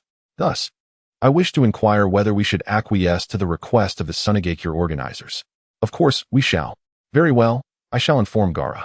After a while, Temari and Gaara arrived at the Hokage building, where Tsunade had indeed agreed to the request from Sunagakure. By the way, Kazekage, Ninja has asked me to tell you that he is waiting for you at home.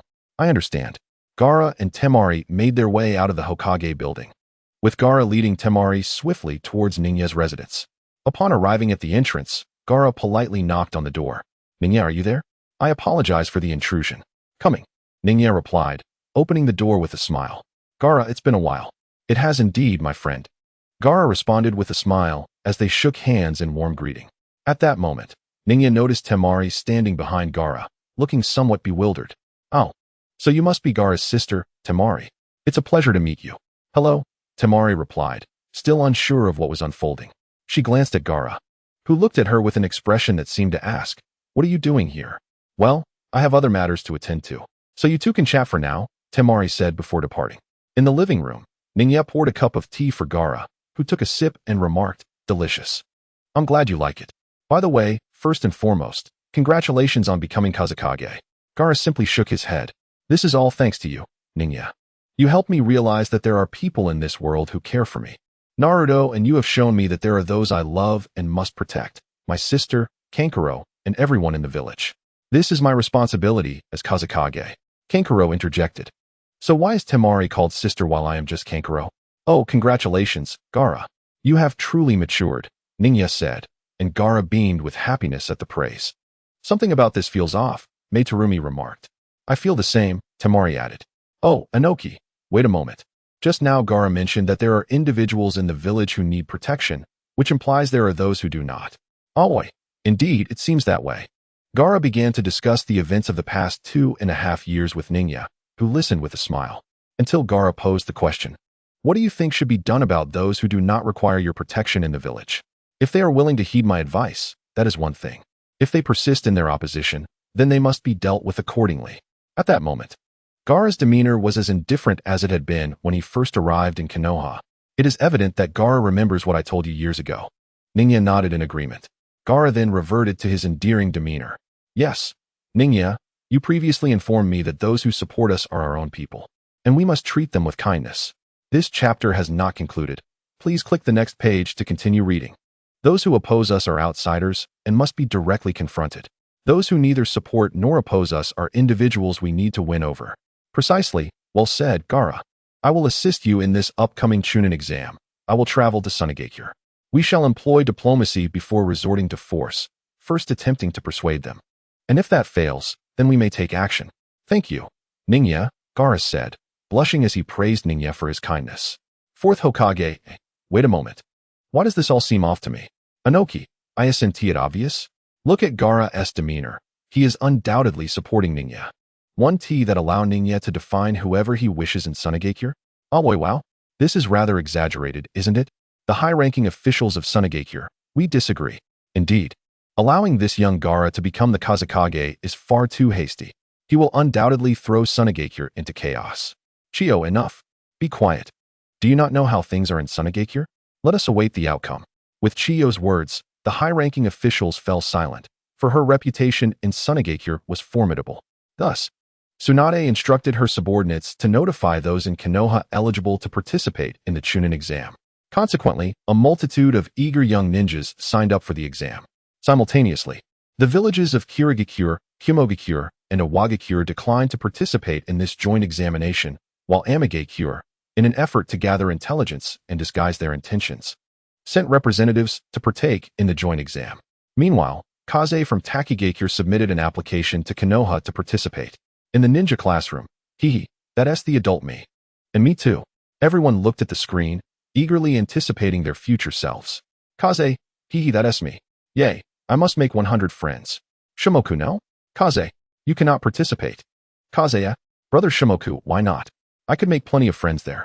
Shimoku, alas, it's over. Shimoku witnessed his parallel world self, who drank the hero's water to protect the village and confront the invading enemy. He, too, bravely drank the water of heroes, casting aside his former timidity, and alongside the villagers, drove away the lurking mist and the hidden rain ninjas, though he felt immense joy at the prospect of becoming the leader of Takegakure, thus enabling him to better protect everyone.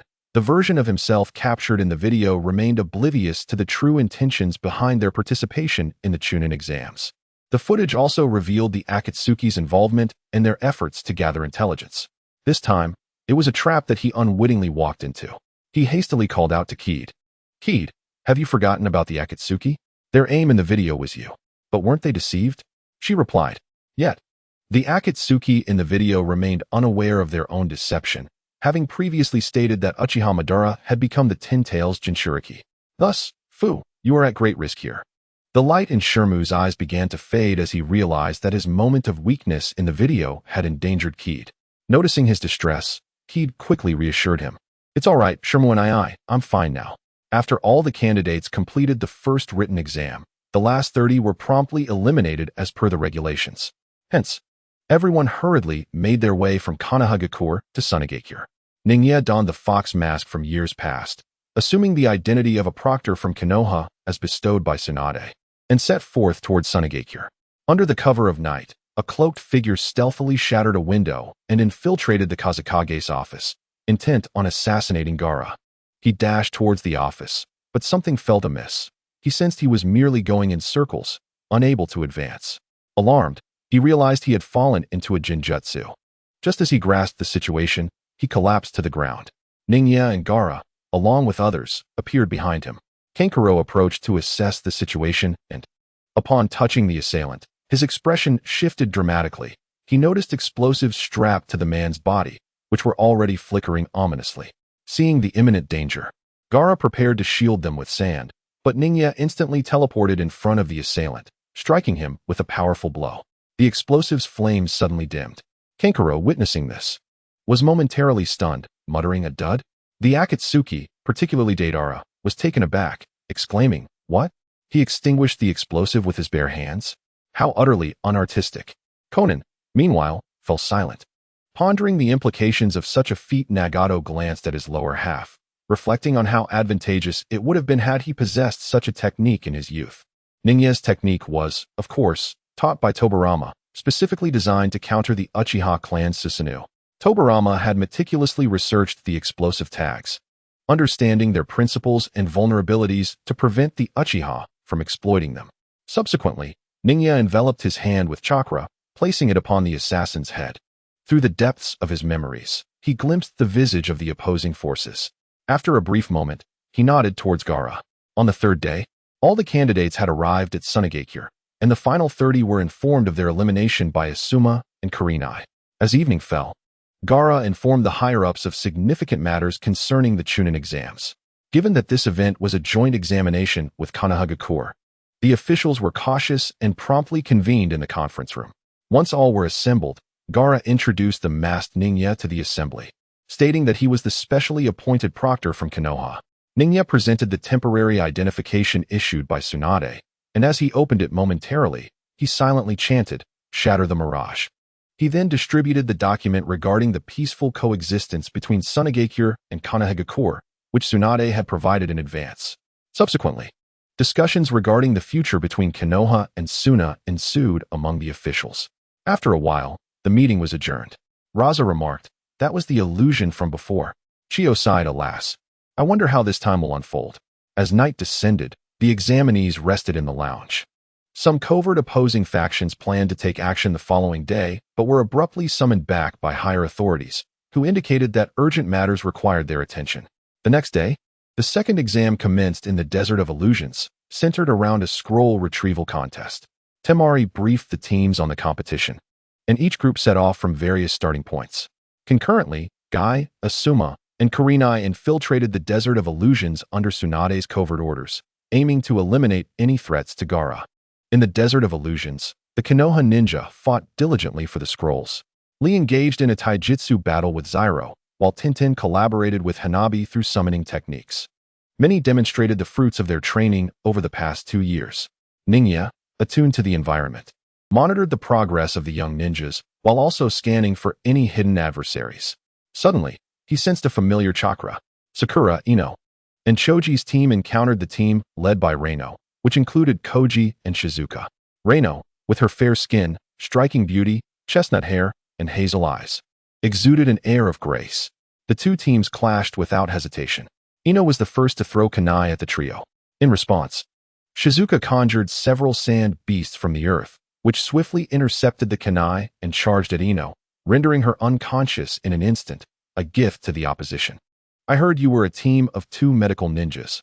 I had some expectations, but this medical ninja shows no composure at all, Reino remarked, leaving her speechless as she had anticipated a more formidable encounter with Konoha's medical ninjas. Just as the trio prepared to assault Sakura and Choji, Shizuka suddenly exclaimed, "Stop! A terrifying presence is approaching." He widened his eyes, sensing something formidable. The others followed his gaze, witnessing a sand dune shatter and billow forth smoke. As the haze dissipated, a white shark fin emerged, racing towards them with astonishing speed. Upon witnessing the scene, Sakura immediately scooped up the unconscious Ino, while the others swiftly evaded the oncoming assault of the shark fin. Emerging from beneath the fin, a shark surged forth from the ground. It was indeed fortunate that they had been located so swiftly. The figure possessed long, deep blue hair, a visage reminiscent of a shark, along with a pallid complexion and sharp teeth, complemented by golden irises. Respected readers, the author may find themselves at odds with the established dynamics of the Shippuden narrative this time. However, it is not entirely a breach. I have observed that formidable female characters in Naruto are rather scarce, particularly those at the pinnacle of prowess. Therefore, this pairing must be dismantled, though it scarcely qualifies as a couple within Shippuden, making it a rather forced notion. Not Tsunade. My apologies, dear readers, for what may seem like a breach of promise. My guy, who is this individual? Tenten, teacher guy? He is the one who previously arrived in Konoha alongside Uchiha Itachi, Kakashi Hatake, Kisame Hashigaki then, Sasuke Uchiha Itachi. Jiraiya, I did not expect the Akatsuki organization to arrive so swiftly. Tsunade, Sakura and the others are in grave danger. Kisame surveyed the group before him and remarked, Itachi, let us see if these youngsters are aware of the Jinchuriki's significance. Suddenly, a swarm of crows materialized beside Kisame, coalescing into a humanoid form. Uchiha Itachi appeared before them. Upon seeing Itachi, Sakura gasped, recognizing him as Sasuke's elder brother from her prior study of the Konoha wanted list. What? The group was taken aback by the mention of Uchiha Itachi, notorious for the massacre of his own clan. Itachi, please take a moment to rest, Kisame instructed. Children, you would do well to surrender peacefully, otherwise, you shall face dire consequences. Sensing the malevolent intent of their adversaries, the group readied themselves for battle. Zetsu was the first to summon a sand beast to engage. However, Kisame merely waved his sword, effortlessly dispersing the sand creature. Rain swiftly made her way to Sakura's side, employing medical ninjutsu to awaken Ino. It was at this moment that Sakura realized she was still carrying Ino. Koji, too, conjured a massive hammer from sand and hurled it towards Kisame, while Zetsu used the sand beast to shield Koji. Yet, Kisame easily shattered both the sand beast and the hammer with a casual flick of his sword. Koji hastily withdrew. Choji was about to employ the partial expansion jutsu when Koji urgently cautioned him, wait, that weapon has an unusual property. Koji sensed that his hammer had not simply been destroyed. He felt the chakra rapidly depleting from it. Water release, water mosquito. Zetsu summoned water mosquitoes, while Rain conjured the sand beast. The water mosquitoes and sand beast charged toward Kisame at high speed.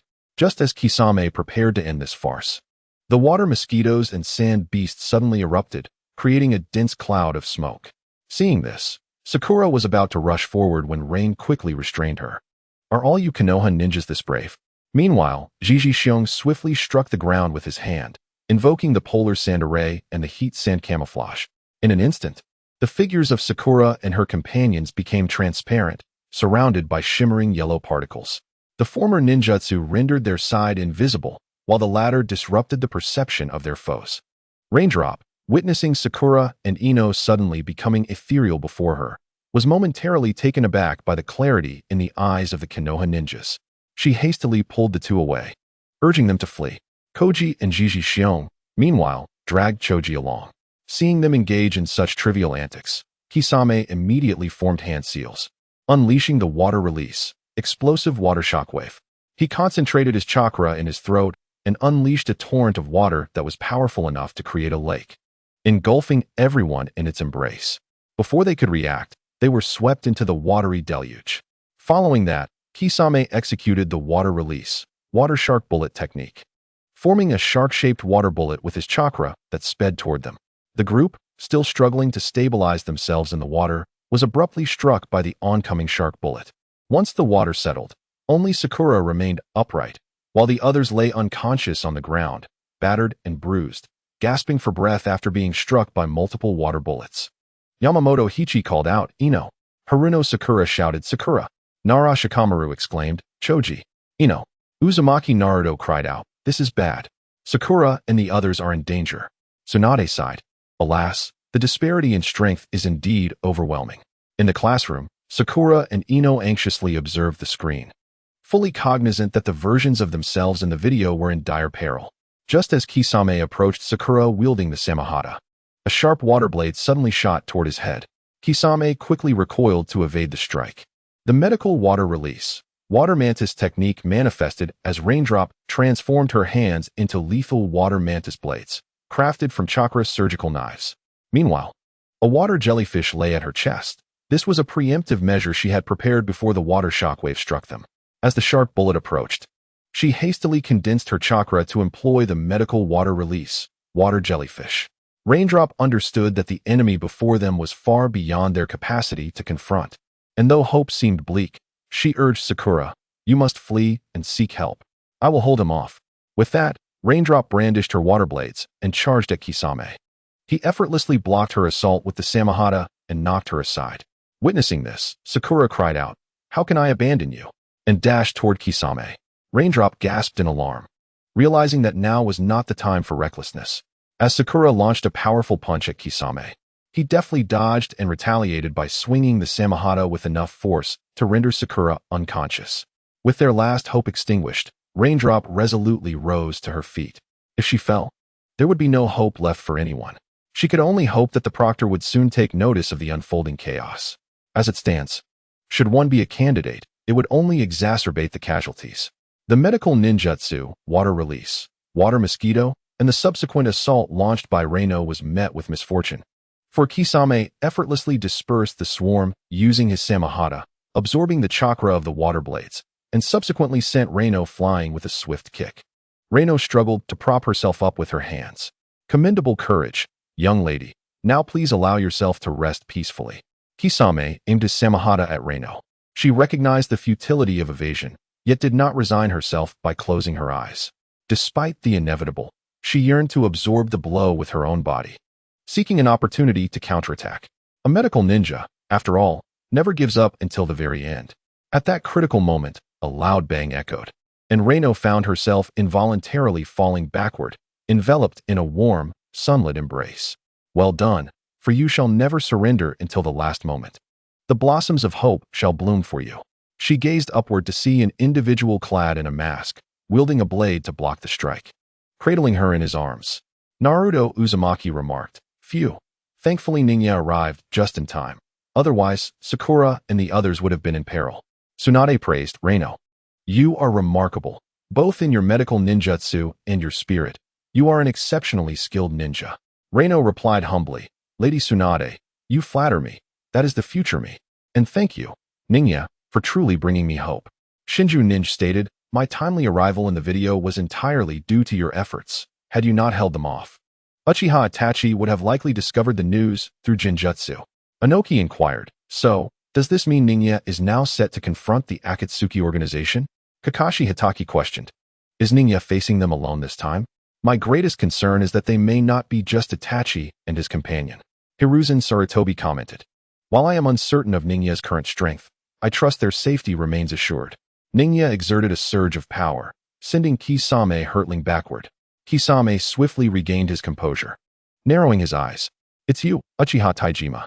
Uchiha Itachi, taken aback by the newcomer, approached Kisame directly and stated, "You finally arrived, Uchiha Taijima. Though I presume that is not your true name." The Akatsuki organization had received news of the Jinchuriki here, initially dispatching Kakazu and Haiden, but inadvertently uncovered information regarding a masked examiner with a fox-like visage. Obito reminisced about his own awkward experiences from years past, which led Kagaya to secretly observe. With the intent to gather intel on the Jinchuriki, he also sought to ascertain whether that individual was indeed the one.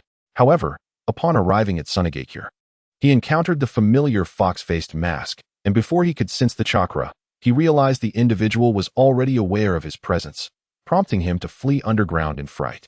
He reported back to the Akatsuki regarding the skilled individual donned in a fox mask. Nagato, noting Kagaya's solemnity, decided to test the waters for potential recruitment. If that proved impossible, he would eliminate him outright. Regardless, this individual will undoubtedly become an obstacle in capturing the Jinchuriki. Haiden and Kakazu, as well as Pain, could hardly be imagined as recruiters. Deidara accompanied Sasori to the Land of Iron to procure materials for puppetry. Thus, Pain dispatched Itachi and Kisame to intervene. "What are you talking about? I am merely a proctor from Konoha Gakure," Niji stated, unwilling to concede. "Never mind," Itachi remarked directly. "Our leader holds your abilities in high regard. Hence our special invitation. Your leader has likely never heard of me, or perhaps that Black Zetsu informed him.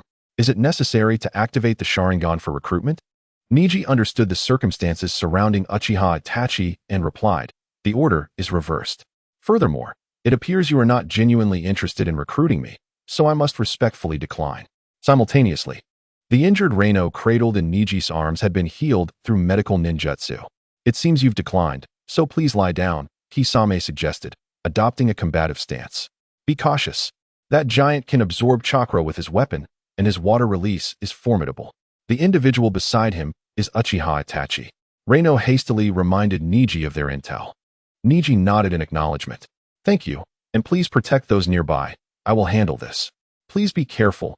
Reino understood that her presence could be a liability, so she quickly lifted the unconscious Sakura and moved towards Ino. Kisame lunged forward, wielding his sword, Samahata, toward Niji. Niji sidestepped, then countered with a powerful palm strike that sent Kisame flying. Kisame regained his footing after being propelled several meters back, wiping the blood from the corner of his mouth. What a formidable strike! Recognizing the strength of his opponent, Kisame opted against close combat and unleashed a water release technique, exploding water shockwave, sending a torrent of water toward Niji and Reino. The water release, water barrier technique, a colossal cylindrical water wall instantly enveloped Reino, Niji, and the unconscious individuals. Waves of water relentlessly pounded against the barrier, yet it remained unscathed. Reino observed Niji successfully defend against the attack, exhaling a sigh of relief as she continued to treat their companions. Such impressive water release. It seems we have encountered a worthy adversary today. After completing his hand signs, Kisame struck the surface of the lake below, summoning 1,000 sharks to assault Niji. Such remarkable water release and chakra, Terumi May remarked. "No wonder he is known as the man with no tails," Ao commented. "Indeed, Kisame, the wielder of the great sword Samahata, is exceptionally powerful," Chojuro added. "How despicable that such a strong individual has defected from the village," Mizukage, Hozuki Mangetsu, lamented. Witnessing this, Niji clapped his hands, initiating the water release, water shockwave. The water barrier began to rotate, forming a colossal water vortex. The sharks were drawn toward the whirlpool, and under the immense suction and rapid swirling currents, they were swiftly disintegrated. Ultimately, the vortex dissipated, leaving behind no trace of the 1,000 sharks or the lake beneath Kisame's feet. Upon witnessing the scene, Itachi's three-tomo Sharingan fixated on Ningya with a piercing gaze. Suddenly, Ningya was taken aback, prompting Kisame to rush forward, eager to launch an attack. Rain, who was vigilantly monitoring the situation, was taken aback and hastily set aside her healing technique. With the medical water style, water mosquito, torrents of water surged towards Ningya. This technique not only employed the properties of a mosquito to infiltrate the body and extract toxins, but also disrupted one's chakra, thereby awakening them from illusions. However, Kisame, leveraging the speed of the water, struck swiftly, swinging his sword towards Ningya. "Proctor!" Rain exclaimed in horror. At the moment the sword struck Ningya, he abruptly transformed into a crow. The scattered crows gradually coalesced into Itachi's form. "What?" Both Kisame and Rain were astonished. Uchiha Itachi glanced at a particular spot. A formidable illusion. But do you truly believe your illusion has succeeded? Ningya replied, that remains to be seen. Is that so? Then what? Ningya suddenly realized he could no longer move. He looked up to find the sky transformed into a dark crimson hue, and he was bound to a cross. This chapter is not yet complete. Please click the next page to continue reading the captivating content. Do you still think the same way now? Itachi's eyes morphed into the kaleidoscopic Sharingan as he approached Ningya, brandishing a knife. In the realm of Tsukuyomi, all factors, including time, location, and mass, are under my control.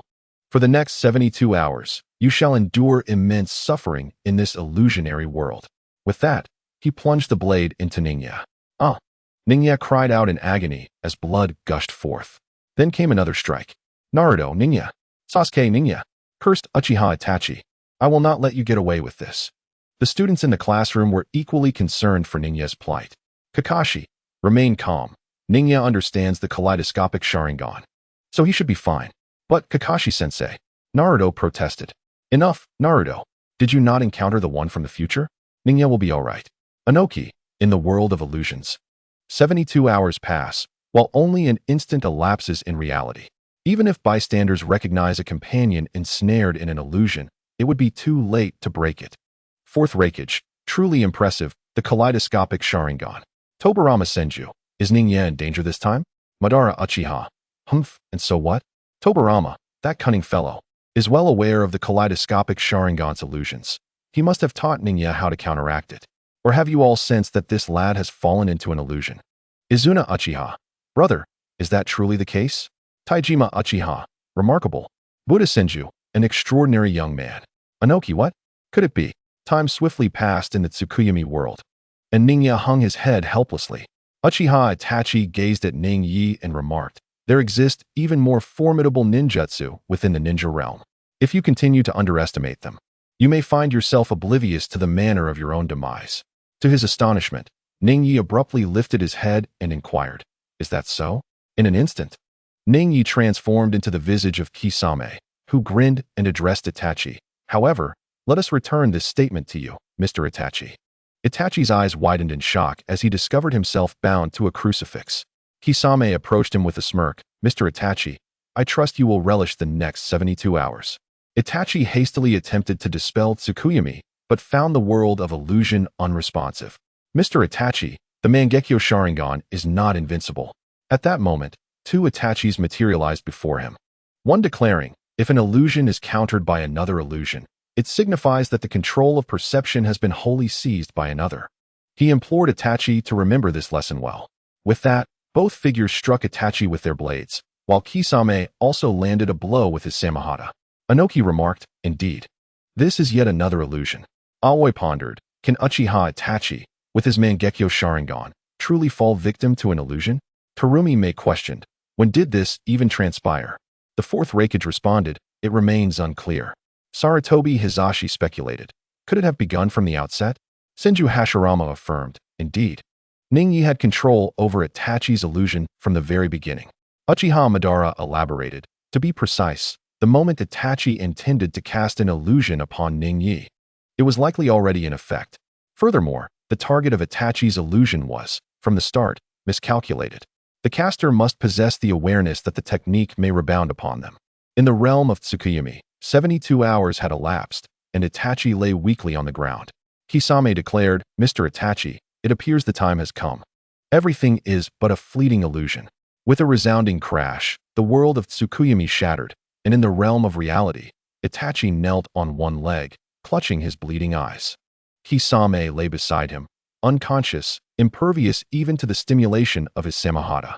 The scene was astonishing to Rain, who watched the battle unfold.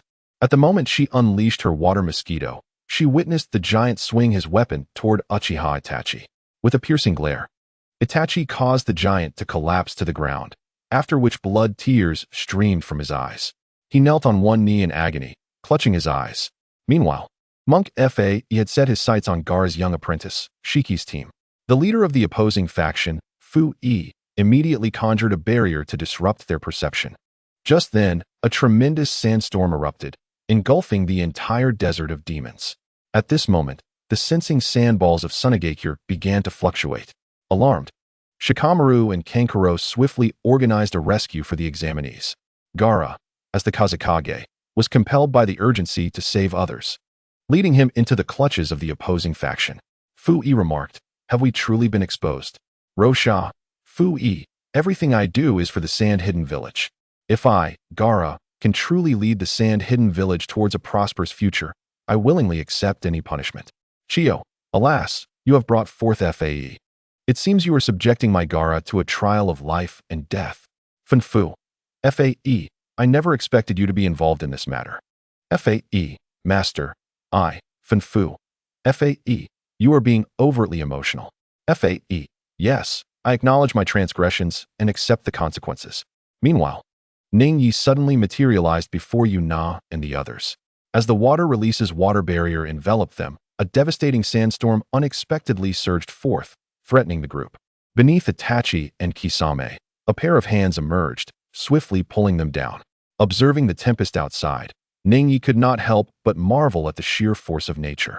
This was indeed a true disaster. Turning to Yuna, Ning Yi inquired about their condition. Yuna paused for a moment before replying. "Their injuries have healed, and they will awaken shortly." She then hurriedly approached Ning Yi, relieved to find no visible injuries. However, her worry lingered, as she had witnessed Ning Yi unleash numerous formidable jutsu, raising concerns about his chakra levels. Ning Yi reassured her, "Do not worry, I am quite well, and my chakra consumption is minimal."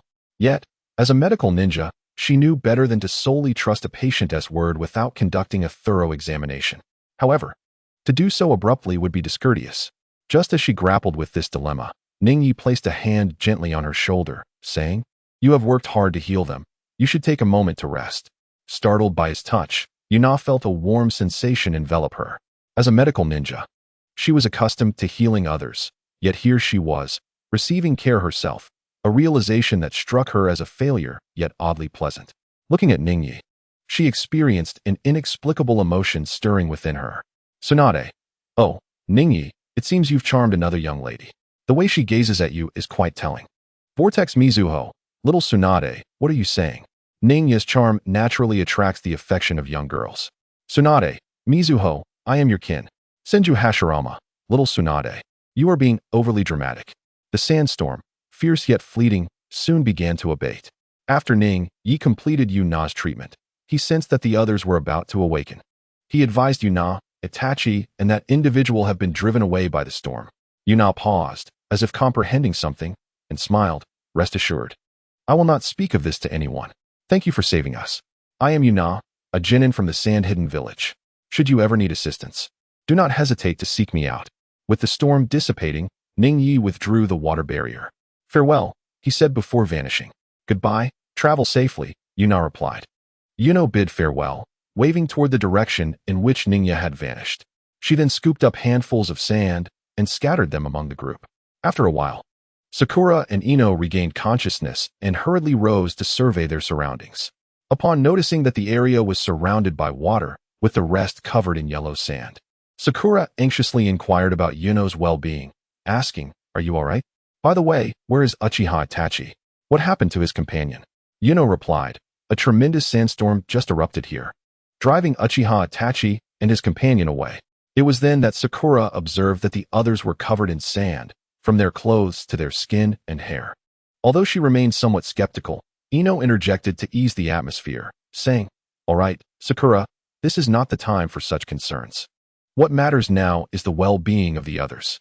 With that, Sakura proceeded to examine the injuries of her companions, while Ino turned to Yuno and winked. Yuno responded with a smile. The ninjas of Konoha certainly knew how to show consideration for one another. Meanwhile, the team consisting of Maki, Yukata, and Yuki found themselves ensnared by quicksand. Just when they were in peril, Heed intervened to rescue them, while Gaara arrived just in time to halt the sandstorm. In their ensuing conversation, Gaara noted that this lively and cheerful girl resembled Naruto, believing that they would undoubtedly become good friends if they ever met. The audience outside the screen also realized Heed's true identity as the Jinchuriki of the Seven Tails. "Oh, so this little girl is a Jinchuriki. No wonder she possesses such formidable strength," remarked Inoki. "This is problematic. Although our aim was to draw out the Akatsuki organization, We did not anticipate the involvement of another Jinchuriki, lamented Jiraiya. This is troublesome. The Akatsuki organization in the Rain Village has already received word of this. At this point, Gaara and I are still unaware, Tsunade added. Kakashi, the Akatsuki will surely not let this opportunity slip away, stated Hatake Kakashi, taking advantage of Gaara and Kide's departure. A monk from the opposing faction launched a surprise attack on Maki's team. The three were ensnared by the monk's ninjutsu. Upon hearing the commotion shortly after their departure, Gaara rushed back to save them. The monk, realizing that Gaara had arrived at the designated location, immediately bared his chest, revealing a torso covered in black runes. The sealing technique, sealing magic, Sannin elimination, activated, and the runes seemed to come alive, slithering down his body before transforming into chains that surged toward Gaara. This was a secret technique from Sunagakure, intended to extract the tailed beast from Gaara's body to achieve his demise. Gaara quickly enveloped the three behind him in sand for protection. However, the chains moved with astonishing speed, and before his absolute defense could be activated, they struck Gaara directly. Yet, at the moment of impact, the chains were suddenly repelled. The monk sensed something was amiss. What is happening? When did the sealing techniques of Sunagakure come to rival those of the Uzumaki clan? Suddenly, he noticed a figure standing behind him, adorned with a fox-faced mask. When did this happen? Fae was taken aback, yet Ningyi offered him no respite, delivering a swift strike upon his crown. With a cough, Fae immediately spat out blood. Ningyi forcefully kicked him beside Gaara, declaring, "The entirety of his meridians has been shattered. From this moment forth, he is rendered a useless being." Gaara nodded in agreement, stating, "Thus, Fae, from now on, you are no longer a part of Sunagakure." Fae stammered, "You cannot." Gaara, you will destroy." But before he could finish, Jiraiya stepped in, stomping down on Fae's head. "What do you know? Do you have any idea how much our teacher Gaara has sacrificed for Sunagakure? Why do you scoundrels still intend to kill him?" Jiraiya continued to stomp on Fae relentlessly. Gentle and timid, Jiraiya had been saved by Gaara, who shone like a beacon of hope in her heart. The despicable man before her sought to threaten her beloved teacher by resorting to abduction. Moreover, Fae was no longer affiliated with Sunagakure. His demise would bear no consequence. Gaara watched Jiraiya, a cold sweat trickling down his brow. His once shy and kind apprentice now displayed such fervor for his sake, and he felt a swell of emotion within. As the moment reached its peak, Gaara intervened. "That is enough, Jiraiya. Cease this. We must interrogate him." "Yes, teacher Gaara," Jiraiya replied, reverting to her gentle, bashful demeanor.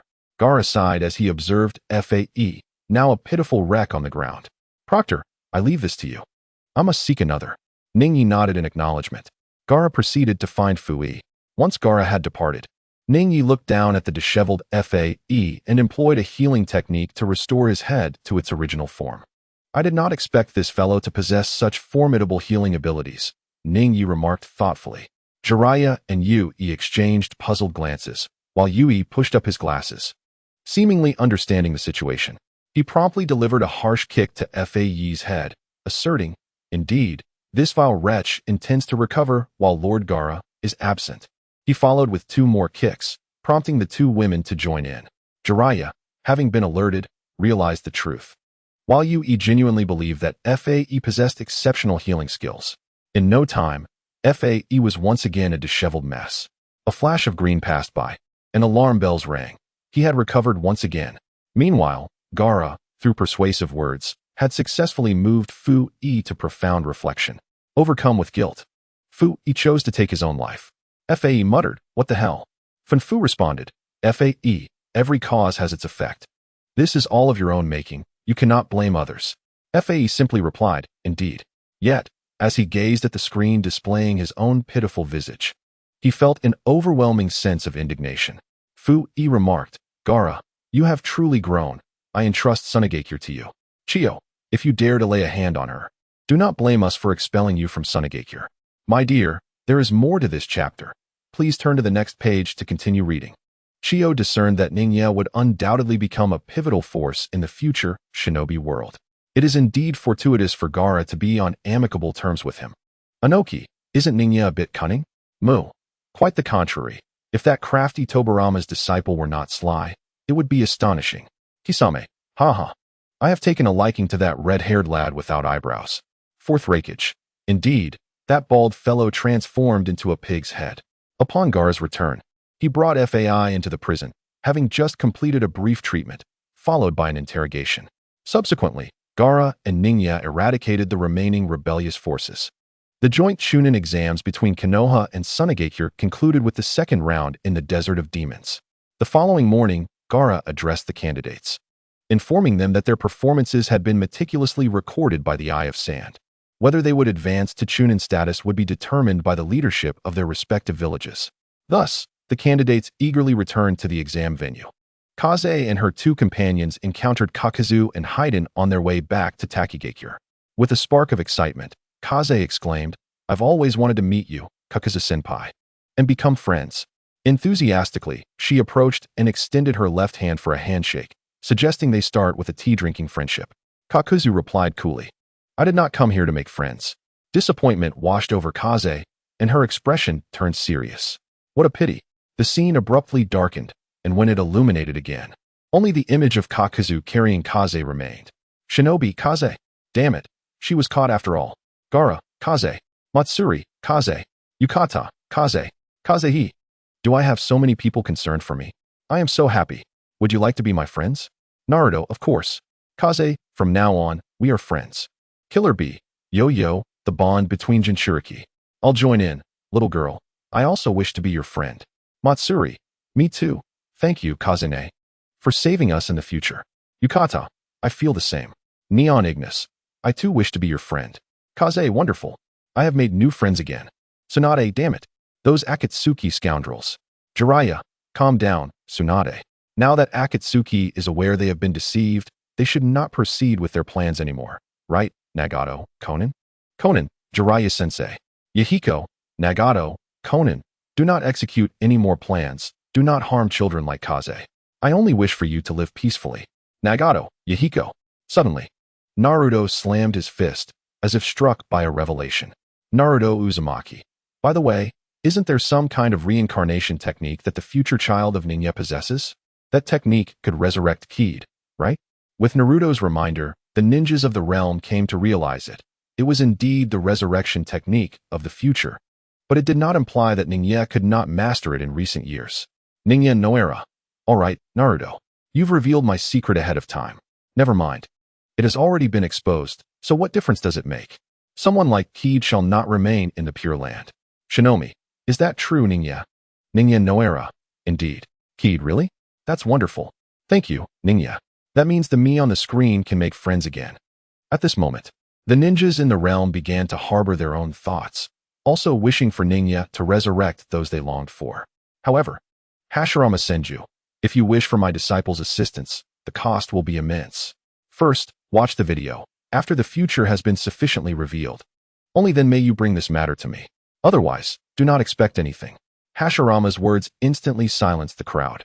The ninjas promptly closed their mouths, striving to suppress their desires to mention the matter, yet internally they exclaimed, Ningya, eternal youth. We implore you, Sage Ningya, resurrect those we miss. Hokage Tower. Tsunade glanced at the message from Gaara and then looked at the group of young ninjas below, letting out a sigh. She then stood up and announced, All right, I have thoroughly reviewed your second report. Now, I will declare the results. Hinata, Kiba, Shino, Sakura, Ino, Choji, Karui, Sai, Shinoli, and Niji, your 12 have passed the examination and will be promoted to Chunin. This time, Gaara faced no dangers, allowing Lee and the others to successfully acquire the scrolls of heaven and earth, with Niji not being promoted to Jonin. Excellent. I anticipated this outcome long ago, right, Akamaru? Woof. At this moment, Tsunade continued. By the way, this time I will conduct a full health check for you all, to see if any hidden issues have arisen from this examination. The young ninjas eagerly complied, for Tsunade's medical expertise is acknowledged throughout the ninja world. In Konoha Hospital, Ningya, clad in a doctor's attire, took out the certification provided by Tsunade, serving as the blood testing personnel for this occasion. Initially, Tsunade was reluctant to allow Ningya to take on this role, but Ningya dazzled her with his advanced theoretical knowledge in blood analysis, leaving her no choice but to agree. Several hours passed, and the young ninjas completed their health check, with Tsunade explaining the issues based on the reports. Ningya casually took a vial of blood, marked with Hinata Hyuga's name. Hinata Hyuga, Hanabi Hyuga, sister. Niji Hyuga, Lady Hinata. Naruto Uzumaki. Why does Ningya want to take Hinata's blood? Sakura Haruno. Yeah, didn't we finish the tests already? Anoki. Could it be that Ningya intends to research the Byakugan of the Hyuga? Ayo, but why use this girl's blood when there is another boy? Is it because she belongs to the main family? Orochimaru. Is there something particularly remarkable about this girl? Kushina Uzumaki. Ningya, you wouldn't harm Hinata, would you? After all, she is the fiancée that has been arranged for her. There must be no mishaps. Ningya Shiranui. Rest assured, Aunt Kushina, I merely wish to verify a hypothesis of mine. There shall be no harm to Hinata. In Orochimaru's laboratory, Ningya materialized directly into the space. Orochimaru paused his research upon noticing him. Ningya promptly articulated his intent. Producing a vial of blood. Mr. Orochimaru, could you please extract the cells from this vial? Orochimaru accepted it, responding, I understand. He then commenced the meticulous extraction of the cells from the blood, completing the task in a brief moment. Ningya nodded in acknowledgement, utilizing precise instruments. He added a portion of the cells to the culture medium, reserving another portion, while retaining a small fraction. Mr. Orochimaru, could you kindly procure a sample of Hashirama cells? Orochimaru narrowed his eyes, sensing the complexity of the situation. He retrieved a vial of culture medium comparable in quality to Ningya's and extracted a small quantity of Hashirama cells, placing them onto a specially designed growth medium. Ningya then introduced the remaining fraction of Hinata cells into the medium containing Hashirama cells. The two then observed through a high-density electron microscope, discovering that the Hashirama cells were voraciously consuming Hinata's cells. Ningya squinted slightly, while Orochimaru appeared puzzled regarding the peculiarities of these cells. Approaching the culture medium containing the small portion of Hinata's cells, Ningya noted that the previously green medium had turned nearly colorless. Upon conducting a test, he found that nearly all the nutrients had vanished. Orochimaru was taken aback, seemingly grasping Ningya's implication. Orochimaru. Wait, Ningya, you cannot be serious. Ningya Shiranui. I fear my hypothesis holds true. Madara Uchiha. How could this young Hyuga possibly, as one deeply versed in the research of cultivating Hashirama cells, he comprehended the gravity of the situation instantaneously. Hashirama Senju Madara. What troubles you? Tobirama Senju. I never anticipated that what was once thought to be a jest might indeed become reality. Jiraiya, what is happening? Tsunade, Jiraiya. This could spell significant trouble. Orochimaru hurried forward to examine the vial of culture medium. Mr. Orochimaru, please switch to another vial. I understand, he replied without delay, promptly exchanging the vial. The color of the green culture medium began to diminish rapidly once more. Thus, one vial after another was replaced, ultimately exchanging around 5 vials. At which point the rate at which Hinata cells absorbed nutrients began to stabilize and slow. Ningya extracted a small portion of Hinata cells, while Orochimaru took a portion of Hashirama cells, placing both onto the growth medium and activating the high-density electron microscope. They both fixated on the imagery displayed on the instrument screen. Before their eyes, the cells of Hinata gradually collided and expanded with those of Hashirama. However, this time, the Hashirama cells did not swiftly consume the Hinata cells. Instead, they began to mutually engulf one another. How could this be possible? Orochimaru was taken aback. Granduncle's cells, indeed, exclaimed Tsunade. How can this be? The cells of Hashirama are on par with those of a mere girl. Uchiha Madara exclaimed in disbelief. Is that so? Ha. This girl named Hinata is truly remarkable, remarked Senju Hashirama. Brother, do you not yet grasp the gravity of the situation? Senju Tobirama interjected. This indicates that in 2.5 years, the girl named Hinata will possess strength that rivals Hashirama's. Ningya, is this the implication you wish to convey? Asked Orochimaru. Indeed, but this is merely a part of it, replied Shiranui Ningya. Hey, are you all jesting? The girl on the screen is merely 16 or 17 years old, yet her strength is comparable to that of Lord Hashirama, exclaimed Anoki. How can this be? The child's performance in the Chunin exams was merely adequate. Could she be hiding her true strength? Questioned Rashi. Doesn't seem likely, replied Terumi Mei. The high-ranking officials of the ninja world were fervently seeking information on this girl named Hinata. In the classroom, everyone stared in shock at Hinata, who appeared utterly bewildered. Her mind blank. Could it be that Hinata has truly concealed her strength? This seemed improbable. How dare you question the research of Sage Ningya? In the Hyuga clan territory, Hisashi looked perplexed at the comments around him, wondering how he was unaware of Hinata's remarkable capabilities. All right, what's so strange about this? Karui interjected. Karui, have you discovered something? Asked she. What is so surprising? Our future captain's child has surpassed the first Hokage at our age. I don't understand what you're astonished about, Karui responded. Uchiha Madara, Anoki, Tsunade, and Fourth Raikage all nodded in agreement, acknowledging the truth in her words. Reflecting on the two children of Ninya's future, the shock surrounding Hinata's parity with the first Hokage diminished significantly.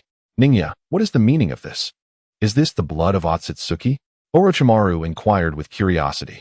The only lineage he could think of that could contend with the cells of the first Hokage was the Otsutsuki clan, which Ninya had previously mentioned.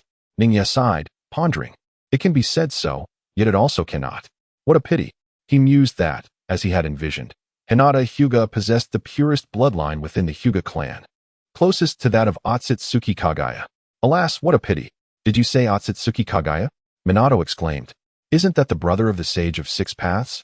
Ninya claims that this girl's bloodline is the closest to his. Anoki exclaimed. Wow, my daughter-in-law is that impressive. Kushina added. You must be joking. Hisashi exclaimed, fully aware of his daughter's true capabilities. Now, Ningyi, you inform me that my daughter's lineage is closely related to the brother of the Sage of Six Paths. Hyuga Hisashi, who was utterly taken aback. Otsutsuki Kagaya, brother, is this true? Otsutsuki Himura, indeed, my young friend Ning Yi speaks the truth. I have observed this young girl and vaguely sensed that her bloodline is indeed very close to mine. Otsutsuki Kagaya, this young girl possesses quite remarkable Byakugan. Just as Otsutsuki Shurin was about to speak, he withdrew his words. Anoki, since the sage has spoken, it must be true, but Terumi may, however. It seems that Hinata does not exhibit any extraordinary traits, does she? Ningyi, ultimately, her bloodline has yet to awaken. Heaven has opened a door for the Hyuga clan, yet they have foolishly blocked it. Hyuga Hisashi, Hyuga Hayashi, Hyuga Hamon, Hyuga Takuma, Hyuga Iroha, a group of Hyuga elders. Ningyi sensed the chakra within the cultivation fluid containing Hinata's cells. Indeed, her body harbored a quality of yang-release chakra that rivaled that of the first Hokage, and her yin-release chakra likely matched that of Uchiha Madara. If she were nurtured diligently from a young age, Hinata's prowess might very well rival that of Naruto and Sasuke. After all, it would be quite absurd for an uncle to be outperformed by his own nephews. This chapter is not yet complete. Please click the next page to continue reading the captivating content. Uchiha Madara, what? This young girl possesses yin and yang chakra that rivals mine and Hashirama's? Anoki, wait. Is this young girl truly that extraordinary? Sarutobi Hiruzen, moreover, it is even more alarming that Hinata possesses both types of chakra. Uchiha Madara, could it be? Minato Namikaze, and she does not fall short of Sasuke and our Naruto. Does this imply that Sasuke and Naruto will eventually surpass the first Hokage? Kushina Uzumaki. Also, Ningyi, what do you mean by uncle and nephew? Ningyi, Aunt Kushina, let us leave that question for the Sage of Six Paths to address. Otsutsuki Kagaya, ahem, indeed. My young friend Ning Yi is quite formidable. At this point, there is no longer anything to conceal. As I mentioned before, I have two sons, Indra and Ashura. Their conflict has continued for a millennium through the reincarnation of chakra. The previous reincarnations were Uchiha Madara and Senju Hashirama. The current reincarnations are Uchiha Sasuke and Uzumaki Naruto. Senju Hashirama. Ha. Did you hear that, Madara? We are brothers. Uchiha Madara. Senju Tobirama. Brother, be quiet. Senju Butsuma. What nonsense is this brat spouting? Uchiha Azuna. Senju Hashirama. I am my brother's true sibling. Minato Namikaze. What? My son is the reincarnation of the sage's child. Kushina Uzumaki. This. Uchiha Mikoto. Sasuke. Jiraiya. I see. So this means Naruto or Sasuke is the child of prophecy. Unbeknownst to the night, Nai addressed Mr. Yui, imploring him to remember that Naruto is Naruto, and Sasuke is Sasuke. Both are my friends. They are the beloved children born after much toil by Aunt Kushina and Aunt Mikoto. They are not the reincarnations of your so-called son. Furthermore, Jiraiya, please refrain from imposing your prophetic child upon Naruto or Sasuke. They are my friends, not mere instruments for your quest for peace. Jiraiya protested, but Nai, This is the prophecy of the great sage frog. This is the peace of the ninja world. Nai retorted, nephew, do you still wish to use Naruto and Sasuke to validate your ethereal prophecy? If not, would you cast them a look of disappointment? Jiraiya remained silent. Tsunade interjected, Jiraiya. Silence. Nai is right. Naruto and Sasuke are the children of their mothers. Have you even considered their feelings when you speak like this? Jiraiya fell silent once more. Orochimaru added, stop with the is. Your naivety sometimes brings trouble to others.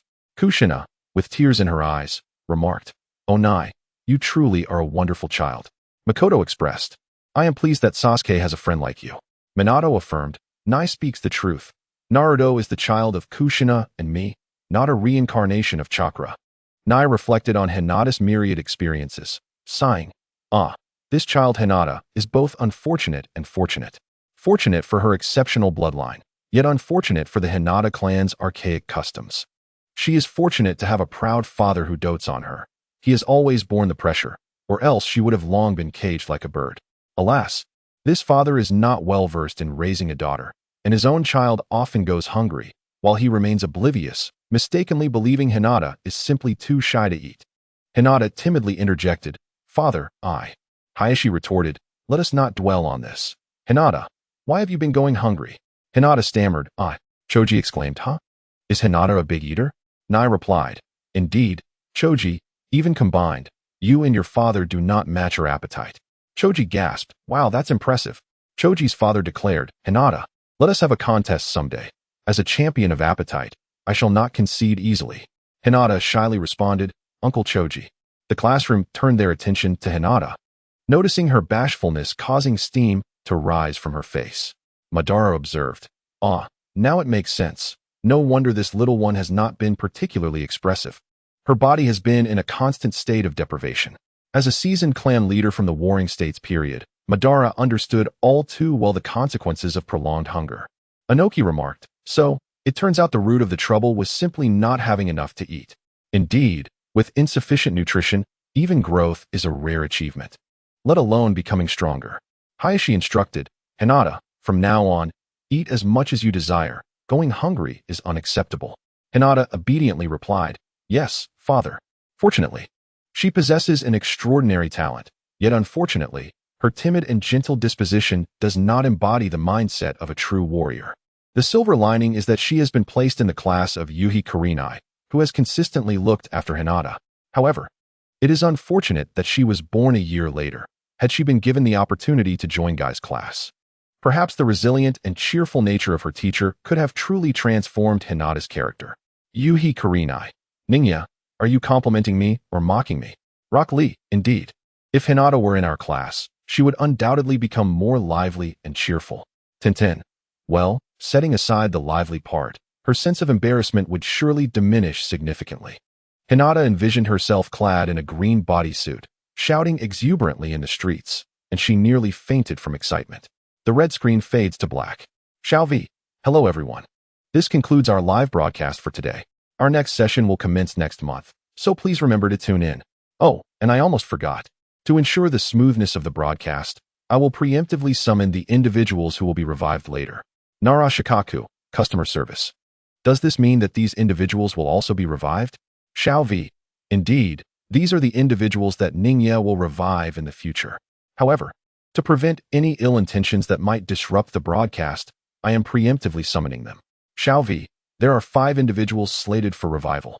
The scene shifts to the training grounds of Konoha, where several shurikens shaped like maple leaves suddenly appear, accompanied by a burst of yellow light.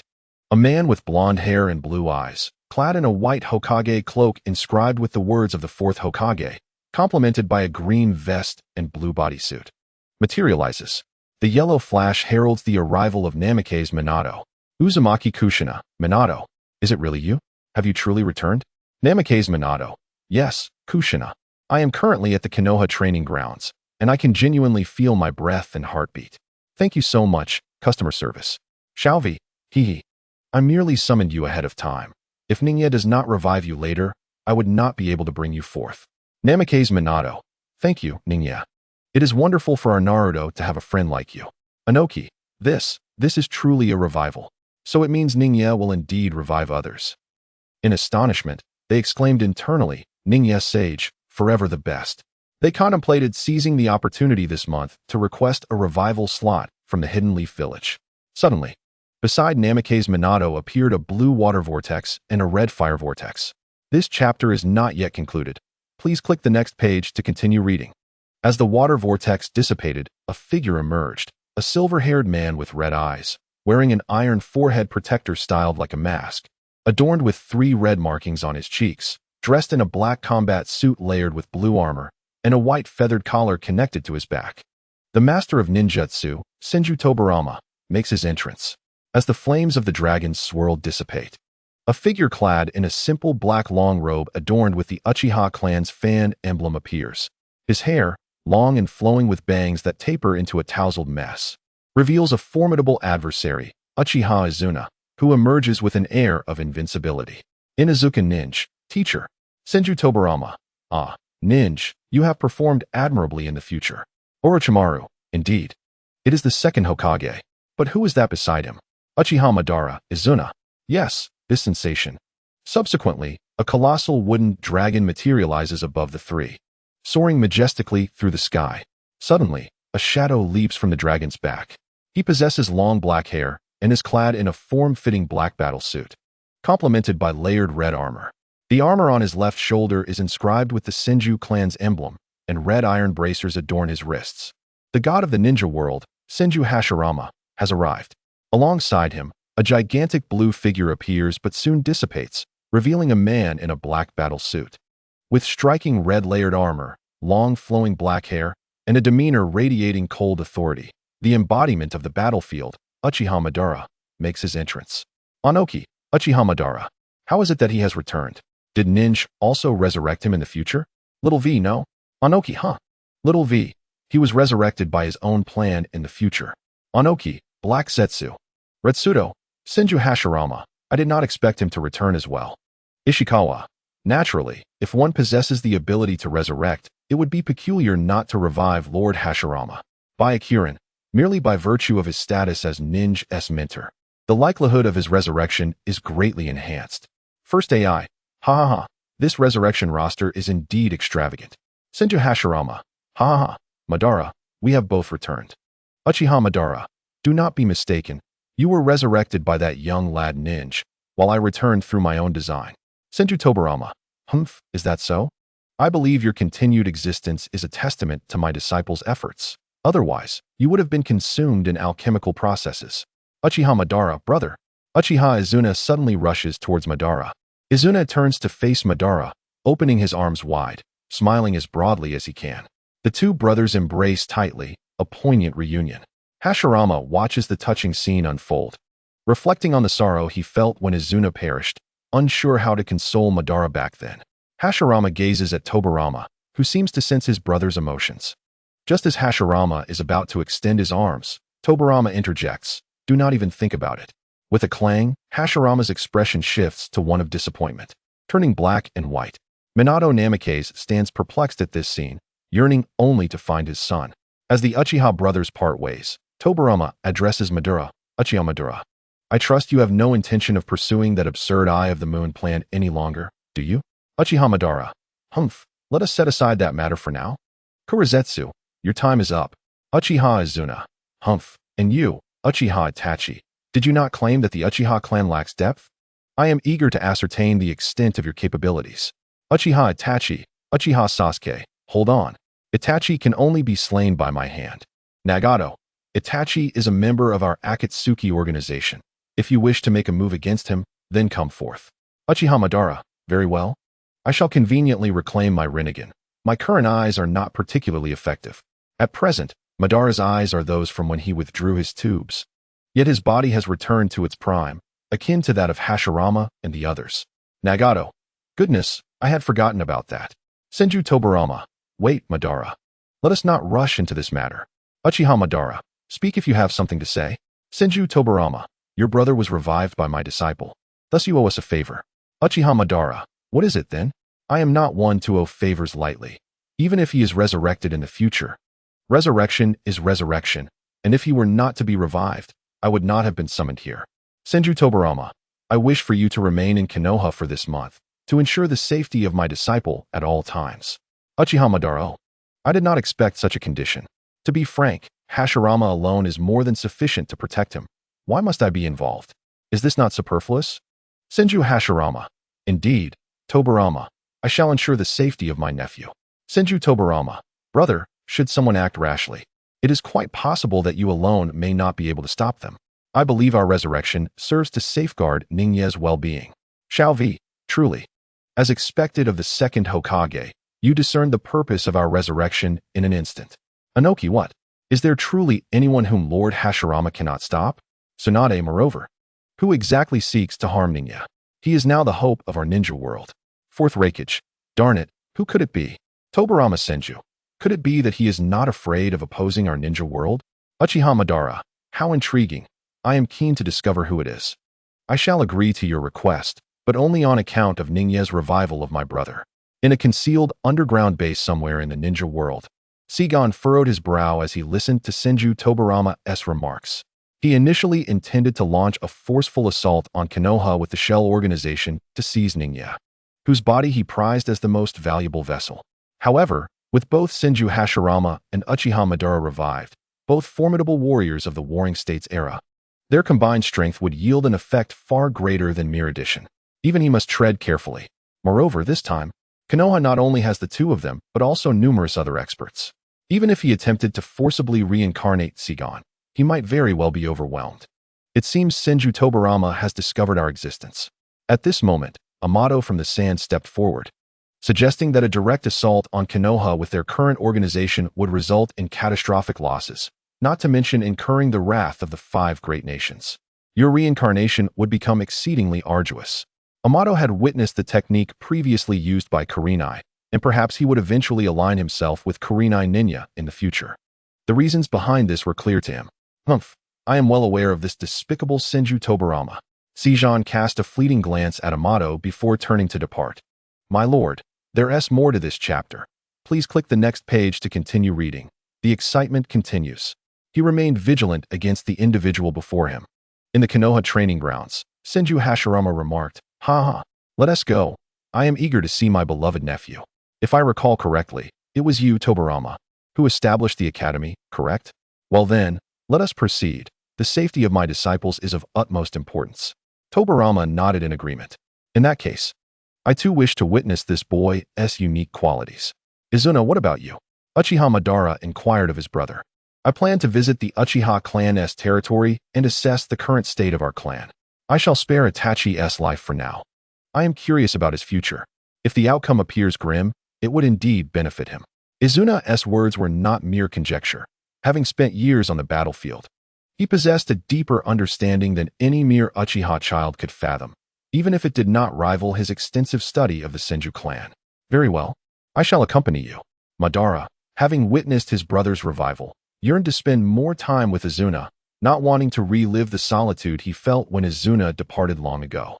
Minato was equally delighted, finally having the opportunity to see his son. On the streets of Konoha, Sarutobi Hiruzen arrived with 2 high-ranking officials and a host of elite shinobi to extend their welcome. From a distance, he spotted 3 figures. Due to the Uchiha clan residing on the outskirts of Konoha, Madara and Izuna had already separated from the trio. Upon seeing Hashirama and the others, Hiruzen spoke first. Esteemed teachers, and Minato, I am overjoyed that you have returned. It is wonderful to see you again. Let us dispense with the sentimentalities. I must attend to my disciples. Tobirama interrupted him directly. Ahem, very well, please follow me. Hiruzen, caught off guard, led the trio to the Ninja Academy, though internally he mused, Teacher, I too am your disciple. Little V, in that case, everyone, let us meet again in a month. Farewell. As the screen faded, the individuals within the ninja world felt a shift in their own abilities. In the classroom of the ninja world, the young ones sensed a transformation in their powers. Though their appearances remained largely unchanged, their chakra levels and jutsu were now akin to what one would expect 3 to 4 years into the future. Naruto graduated from Konoha in the 60th year, while the new Chunin exams were held in 63rd or 64th year. They gradually began to acclimate to their newfound strengths. After a while, the young warriors had nearly absorbed all they could. Their hard skills were now akin to their counterparts on the screen, yet discrepancies remained in height, weight, combat experience, and awareness. Noticing that the young warriors were nearly ready, Irika led them out to greet the Hokage. Upon exiting the ninja training building, they encountered the Konoha F4 standing in the courtyard. Naruto, upon spotting Minato, excitedly dashed over, and Minato reciprocated with open arms. However, with a sudden thud, Naruto landed a punch squarely on Minato's stomach. Minato bore no complaints, only a sense of heartache. He embraced Naruto tightly, softly expressing, "I am truly sorry for all these years. You have had to endure so much, Naruto. I missed you so much, father," Naruto replied. His reproaches transformed into longing. He clung tightly to his father, fearful that this moment was merely a figment of his imagination. He had often fantasized about what life would be like if he could live with his parents. It was a happiness he could hardly conceive. After so many years, he finally found himself in the embrace of someone who truly cared, a genuine family. Tobirama approached and patted Nai's shoulder, saying, "You've done well. As expected from my disciple." Throughout his life, Nai had not seen the faces of his parents. There were not even photographs of them in his home. He had once inquired with his cousin, who could not provide any insight, and thus Nai could not envision his parents' appearances. In this moment, he felt the profound emotion of family reunion. Although his teacher was stern most of the time, Nai could sense the depth of his concern. The years spent living with his teacher were the happiest of his life. It was comforting to have someone to guide him. At that moment, Hashirama approached, greeting him with a hearty laugh. "Hello, my dear nephew. I am your Uncle Hashirama." "Hello, Uncle," Nai replied politely. "Such a good child." "Indeed. Tobirama has taken on a remarkable disciple," Hashirama chuckled. Just then, Minato walked over, bowing to Nai and then to Irika. "Nai, Irika, thank you for taking care of our Naruto all these years." Nai and Irika hurriedly helped Minato to his feet, insisting, No, Uncle Minato, we've discussed this before. You and Aunt Kushina have done so much for Konoha. It is only right that we look after Naruto." "Indeed, fourth Hokage. It is our duty to care for them in your absence," Irika added. Sasuke watched Naruto reunite with his father, feeling a pang of envy. He resolved to ask Nai later if there was any possibility of resurrecting his own parents. Days later, at the Konoha training grounds behind the mountain, Nai and Hashirama faced each other. Just an hour prior, Nai had wished to familiarize himself with the changes in his own strength. Tobirama had intended to train with him, but Hashirama interjected, asserting that Tobirama had already trained his nephew numerous times and that he too wished to partake in the training. Ningyi harbored a desire to witness firsthand the formidable prowess of the first Hokage. Truth be told, without having experienced it directly, it was truly difficult to comprehend. Concurrently, the heads of various clans and a multitude of elite jonin stood atop a distant hill, observing intently. Tobirama had sternly instructed them that in order to preserve their lives, they must not cross the mountain range and should remain prepared for a timely retreat. Uchiha Madara perched upon a stump in the Konoha training ground, intrigued to see what fascinating techniques Ningyi might unveil. Simultaneously, he remained poised to intervene should Hashirama fail to regulate his strength adequately. Hashirama indicated that Ningyi should initiate the confrontation, to which Ningyi nodded in agreement. With alacrity, Ningyi extracted shurikens from his ninja tool pouch, employing the shadow clone technique to conjure a multitude of shuriken clones that surged forth to launch a continuous assault. Observing this, Hashirama unleashed a powerful punch, the force of which dispelled all the shuriken effortlessly. In response, Ningyi swiftly summoned a water dragon, directing it at Hashirama. Unperturbed, Hashirama positioned his hand behind him to gather strength, then rapidly executed a punch, shattering the water dragon with sheer physical force. Such tremendous strength was indeed impressive. Yet, Ningyi sought to test his own physical prowess, charging towards Hashirama. Realizing Ningyi's intent to validate his taijutsu skills, Hashirama mirrored his approach, swinging a punch. Ningyi deftly caught Hashirama's fist with both hands, stepping back to dissipate the force of the blow through a fluid motion. Hashirama, sensing the need to escalate both power and speed, increased the intensity of his assault. However, Ningyi remained calm, his movements slow yet remarkably harmonious as he executed a counter. Amidst the astonished gazes of the onlookers, Ningyi adeptly absorbed the punch with his right hand, then, utilizing the momentum, pushed Hashirama's fist back. The 8 trigrams pattern manifested beneath his feet as he transitioned into a graceful stance of the gentle fist technique. With his hands lowered, palms outward and fingers slightly splayed, he positioned his feet in parallel. Gradually, he raised his arms to chest height, forming a half circle with his left arm, the palm facing downward, while his right palm flipped to face upward. Hashirama, intrigued by the intricacy of Ning Yi's technique, decided to observe further and responded with his own heavenly punch. As Ning Yi employed the raven's tail technique, he solidified his right foot while rendering his left foot light. Utilizing the adhesive technique, he connected with Hashirama's left wrist, exerting a horizontal force that compelled Hashirama to stumble forward, taking 2 steps before regaining his balance. Uchiha Madara narrowed his eyes, finding the exchange quite fascinating. The principle of using intent rather than brute force became evident, as Hashirama continued to test Ning Yi's skills through further physical attacks. Ning Yi, in turn, executed a series of fluid movements, culminating in a display of elegance and mastery, reminiscent of a crane spreading its wings.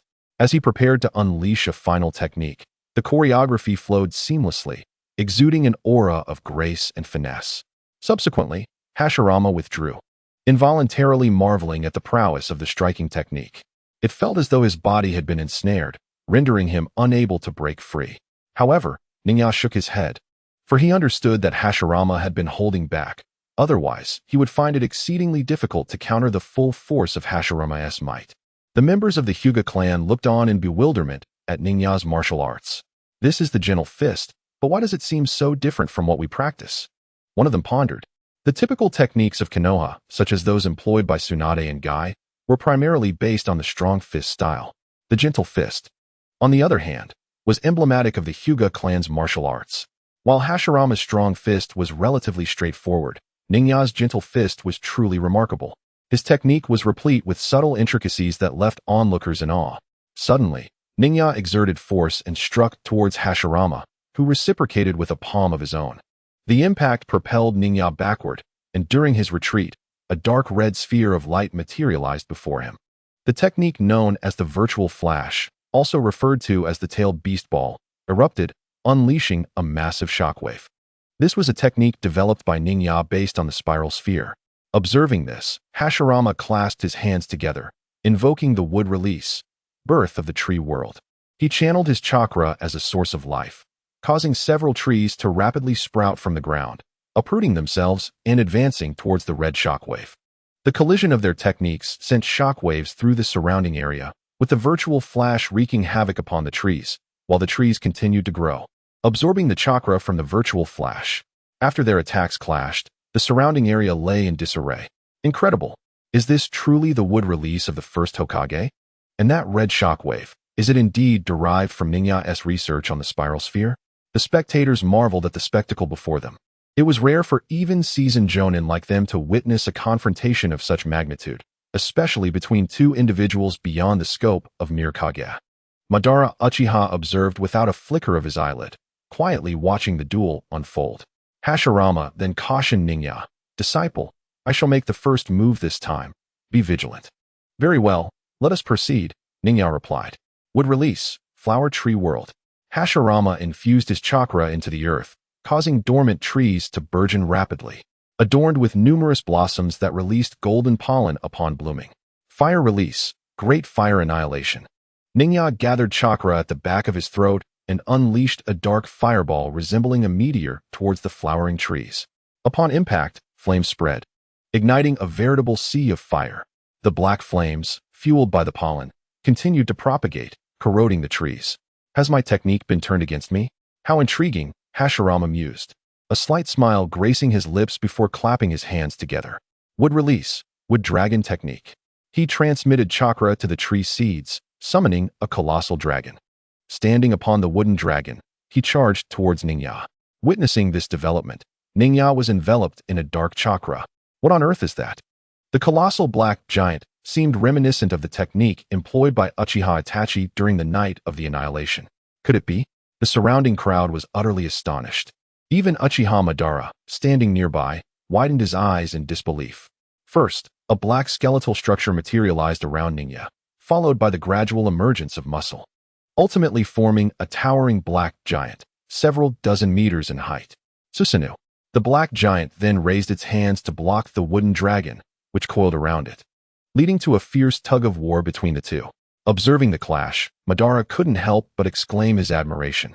I never anticipated this young man would so swiftly unlock the ultimate ocular technique of the Mangekyo Sharingan. Impressive. Ninya's memories revealed that over the past 3 years, he had been relentlessly studying the Sharingan with Orochimaru, stimulating Uchiha Shin to ultimately awaken the true Mangekyo Sharingan. However, before he could revel in his success, Orochimaru swiftly extracted his eyes, replacing them with 3 Tomo, and continued his relentless experimentation. Thanks to Ninya and Orochimaru's reanimation of Rasha, who had been tirelessly mining for resources, their research funding was ample, allowing for extensive and profound studies into the peculiarities of the Mangekyo Sharingan. Together, they delved into the unique emotional chakra, finally analyzing its distinct components. Consequently, Ninya utilized Yin release to fabricate this chakra, allowing his body to acclimate to its properties. They also examined the special characteristics arising from the simultaneous use of the Mangekyo Sharingan's ocular powers and the drastic fluctuations of Yin release chakra. Moreover, leveraging the Nara clan's ability to materialize shadows using Yin chakra, Ninya successfully employed Yin Yang release to create a key resembling the mechanism to unlock Susanoo. Ninya directly advanced to the second stage of Susanoo, adding the lower half and legs. Just as Susanoo and the wooden dragon reached a stalemate, Hashirama exerted his strength, prompting Ninya to bolster his chakra as well. With a resounding impact, both the wooden dragon and Susanoo were pushed back. Upon witnessing Ninya's manifestation of Susanoo, Hashirama noticed the slight surprise and discontent on Madara's face and couldn't help but laugh heartily. Ha ha ha, Madara, did you see? My disciple has even developed Susanoo. Humph. It's merely adequate, Madara feigned indifference. Hashirama, understanding Madara's true feelings, turned to Ninya and inquired, "This cannot be your full strength, can it? I can sense that you have the potential to elevate Susanoo to another level." Ninya nodded in affirmation. Very well then. In that case, seeing Ninya's agreement, Hashirama felt reassured. Would release, would golem technique. Hashirama transmitted chakra to the trees, causing them to grow rapidly, resulting in the emergence of a colossal wooden figure towering 100 meters high. Before the crowd could fully process the scene, Ninya's black giant continued to expand, transforming into a fully armored entity, complete with wings and wielding a katana, roughly the same size as the wooden giant. This chapter has yet to conclude. Please click the next page to continue exploring the captivating content. Ning skillfully harnessed the essence of Yin release to its utmost potential, transforming the intangible into the tangible while simultaneously bolstering it with Yang release, thereby stabilizing the form of Susanoo. This technique, seldom utilized in his recollections due to its immense energy consumption, necessitated a prolonged recovery period after deployment. Yet, he was compelled to test the true might of the complete Susanoo, for memories are merely echoes of the past. Additionally, he yearned to witness the expression of Uchiha Madara, a figure of remarkable prowess, as he confronted the full manifestation of Susanoo, an ability not typically wielded by one outside the Uchiha clan. As the 2 towering figures, each standing 100 meters tall, loomed over the landscape, onlookers were left utterly speechless, their astonishment palpable. Even the villagers of Konoha gazed upward, transfixed by the sight before them.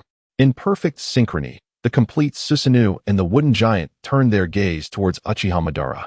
Momentarily taken aback upon witnessing Ning Ye's full Susanoo, Madara raised his gaze to see both the Susanoo and the wooden entity directed at him. Anger surged within him as he suppressed a coarse retort aimed at Hashirama. What are you staring at? Is it not expected for this inquisitive young man to manifest a complete Susanoo? Let me see how it differs from the original. Meanwhile, in the Uchiha clan's territory, a resounding crash echoed as Sasuke collided with a wall, subsequently tumbling to the ground.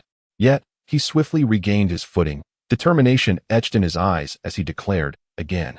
His opponent, Uchiha Izuna, instantly teleported behind him. Sensing the shift, Sasuke immediately spread his hands, preparing for Chidori, but Izuna's leg was swifter, sending him hurtling backward once more. The indomitable Sasuke crashed against the wall again, but with his extensive experience of being bested, he rose once more.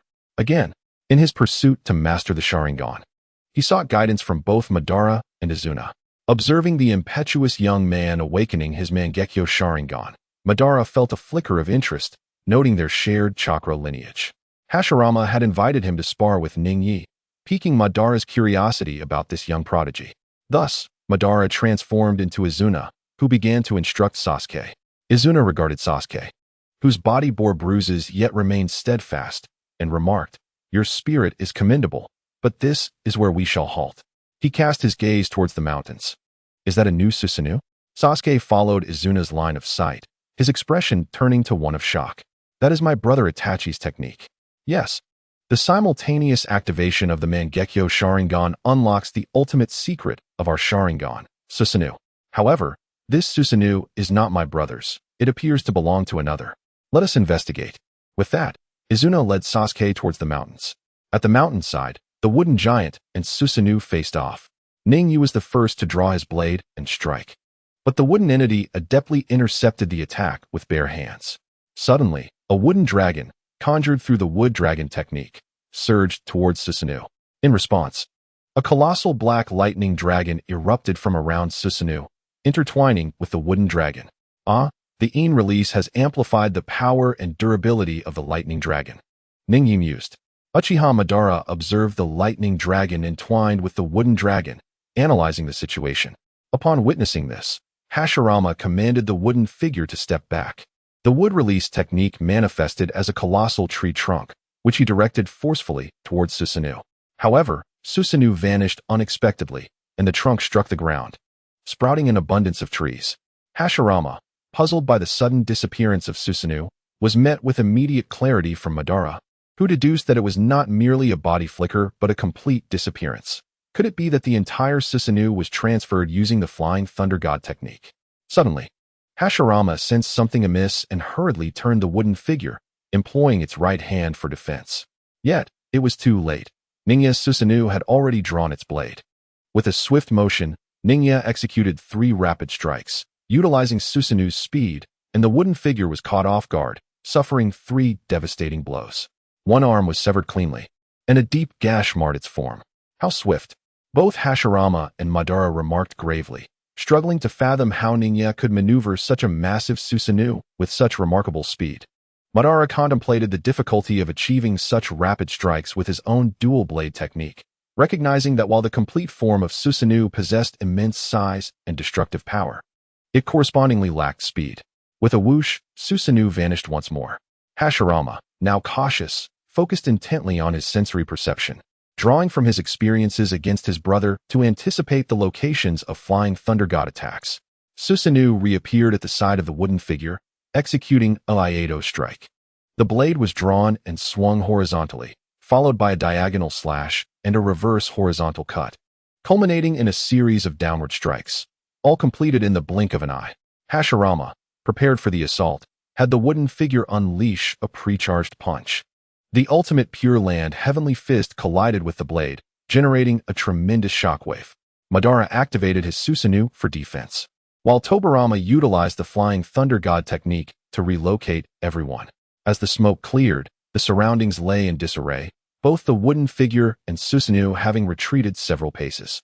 However, Ninya was acutely aware that the first Hokage's strike had been slightly delayed.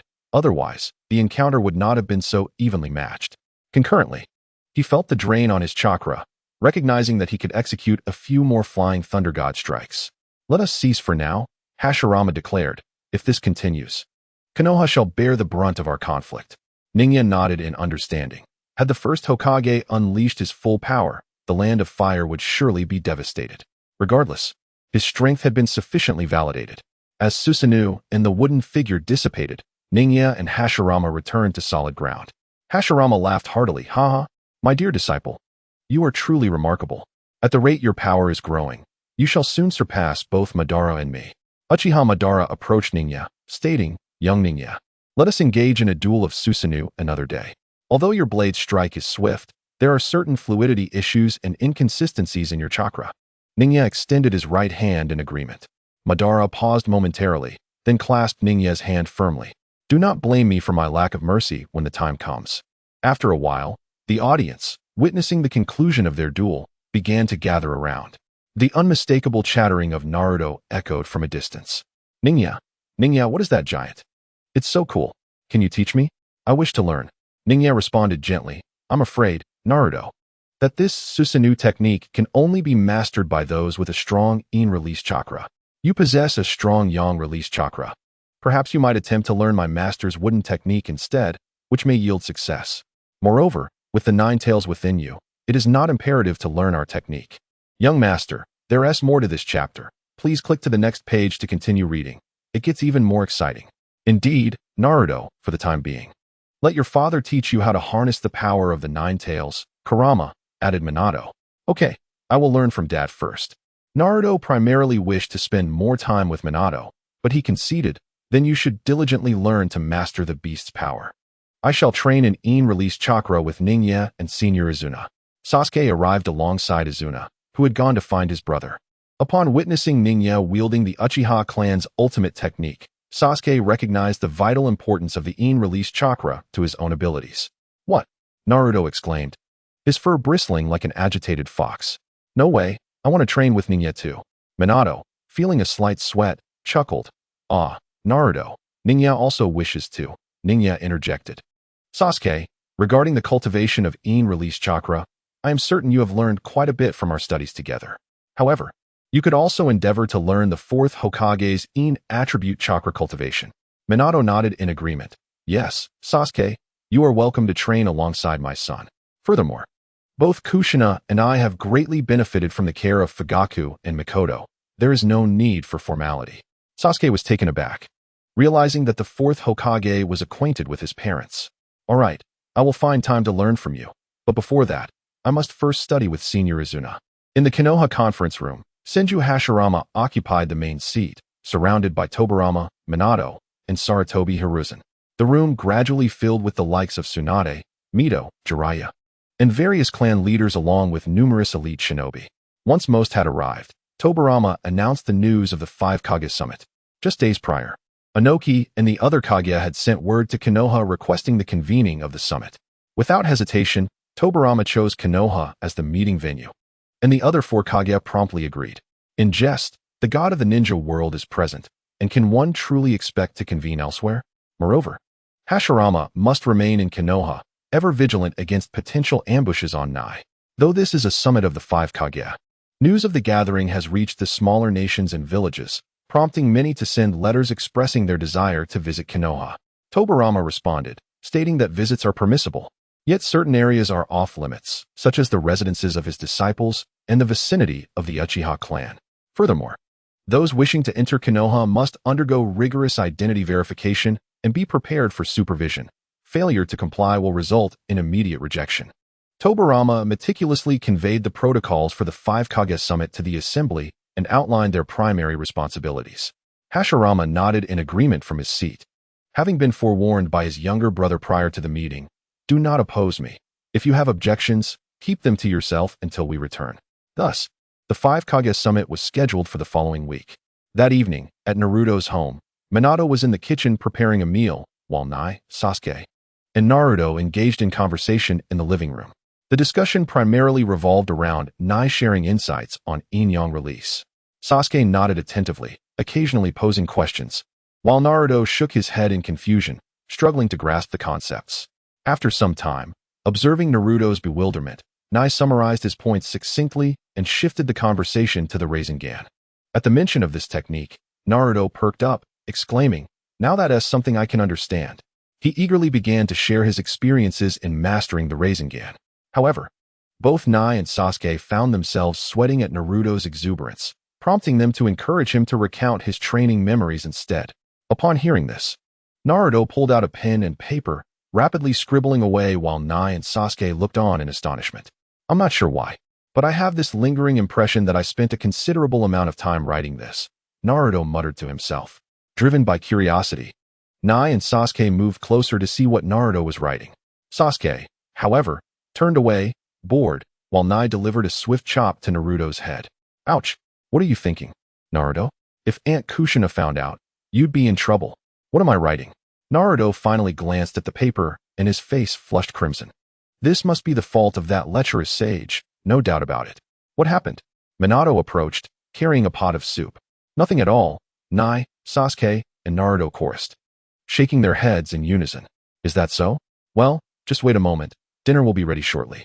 Thank you for your hard work, Nai and Sasuke responded, nodding in appreciation. Minato smiled. I've told you not to be so polite. Consider this your home. He added, and Naruto, you should learn some manners from Nai and Sasuke. While learning from Nai was acceptable, the thought of emulating Sasuke was less appealing. 3 days later, at the Hyuga clan compound, Minato, Naruto, and Nai sat across from Hisashi, Hinata, and Hanabi. Today, Watergate brought Naruto to meet the parents, while Ninya was invited by Rizuko to discuss some matters concerning Hinata. The story traces back to the day the celestial curtain vanished. Rizuko encouraged Hinata to indulge in her meal, and although she felt quite bashful, her hands were anything but slow.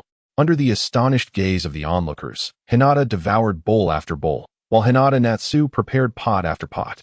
By the time Hinata felt she had eaten enough, the table was stacked high with empty bowls.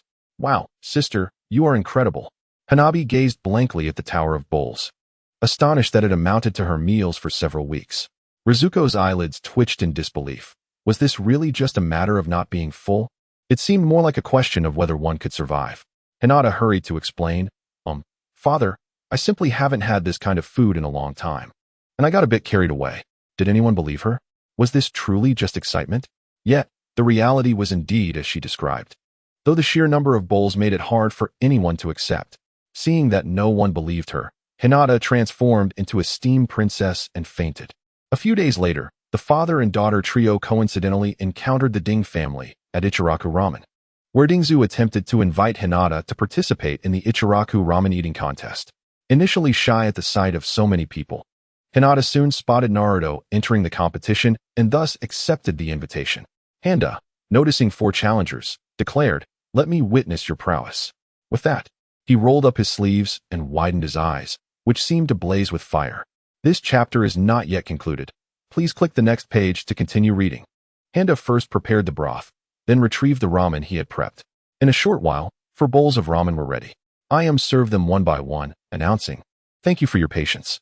Naruto and Dingji's eyes sparkled with excitement as they swiftly grasped their chopsticks and began eating voraciously. Dingzu, witnessing this, felt a wave of nostalgia. Dingji, Naruto, you can't consume it so recklessly at the start. Being too hasty might yield adverse effects, he cautioned. Observing Hinata, who politely sipped her ramen yet consumed it at an astonishing pace. Impressive, Dingzu felt his competitive spirit ignite. Several hours passed, and Naruto and Dingji found themselves slumped over the table, their faces pale. However, they managed to stop just in time. As for Dingzu, he had just been escorted away by medical personnel, lamenting about aging and the passage of time. Hinata, on the other hand, maintained her composure, seemingly still unsated.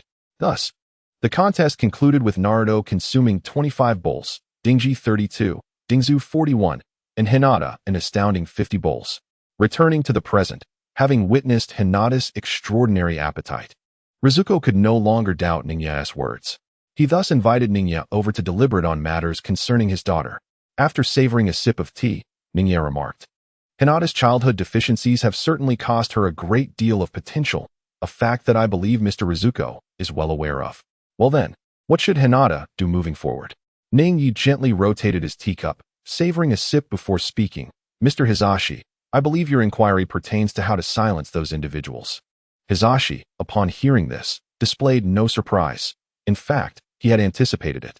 He placed his hand upon Hinata's head, his expression no longer one of indifference. To be honest, I was unaware that my own daughter has been going hungry. This is a dereliction of my duties as a father. My greatest wish in life is merely for Niji, Hinata, and Hanabi to grow up healthy. Yet, the constraints of the caged bird, the branch family, and the elders have weighed heavily upon you throughout the years. As a father, your path has not been easy. Ningyi continued, currently, the elders of the main family are already aware of Hinata's potential, and they will undoubtedly resist any inclination to nurture her. Mr. Hisashi, in turn, is likely concerned about any harm that may come to Hinata. Indeed, so this time, I request your guidance to articulate the correct nurturing method, thereby persuading them to cease their interference in Hinata's development. Hisashi, foreseeing this, expressed his apologies. It seems nothing escapes your notice. I sincerely apologize for this invitation. Ningyi, however, dismissed his concern, saying, there is no need for such formality, Mr. Hisashi. The solution is quite simple. At its core, it revolves around personality. If Hinata could become a bit more extroverted and cheerful, most of the problem would be resolved. Hisashi nodded in agreement. Please, go on. Ningyi then turned his gaze to Minato and his son. Naruto was utterly perplexed as to why he was present, listening to the cryptic exchange between Ningyi and Hinata's father. Minato, too, grasped only a general idea, apologizing for his limited understanding at the age of 24. A stark contrast to Hisashi's seasoned wisdom.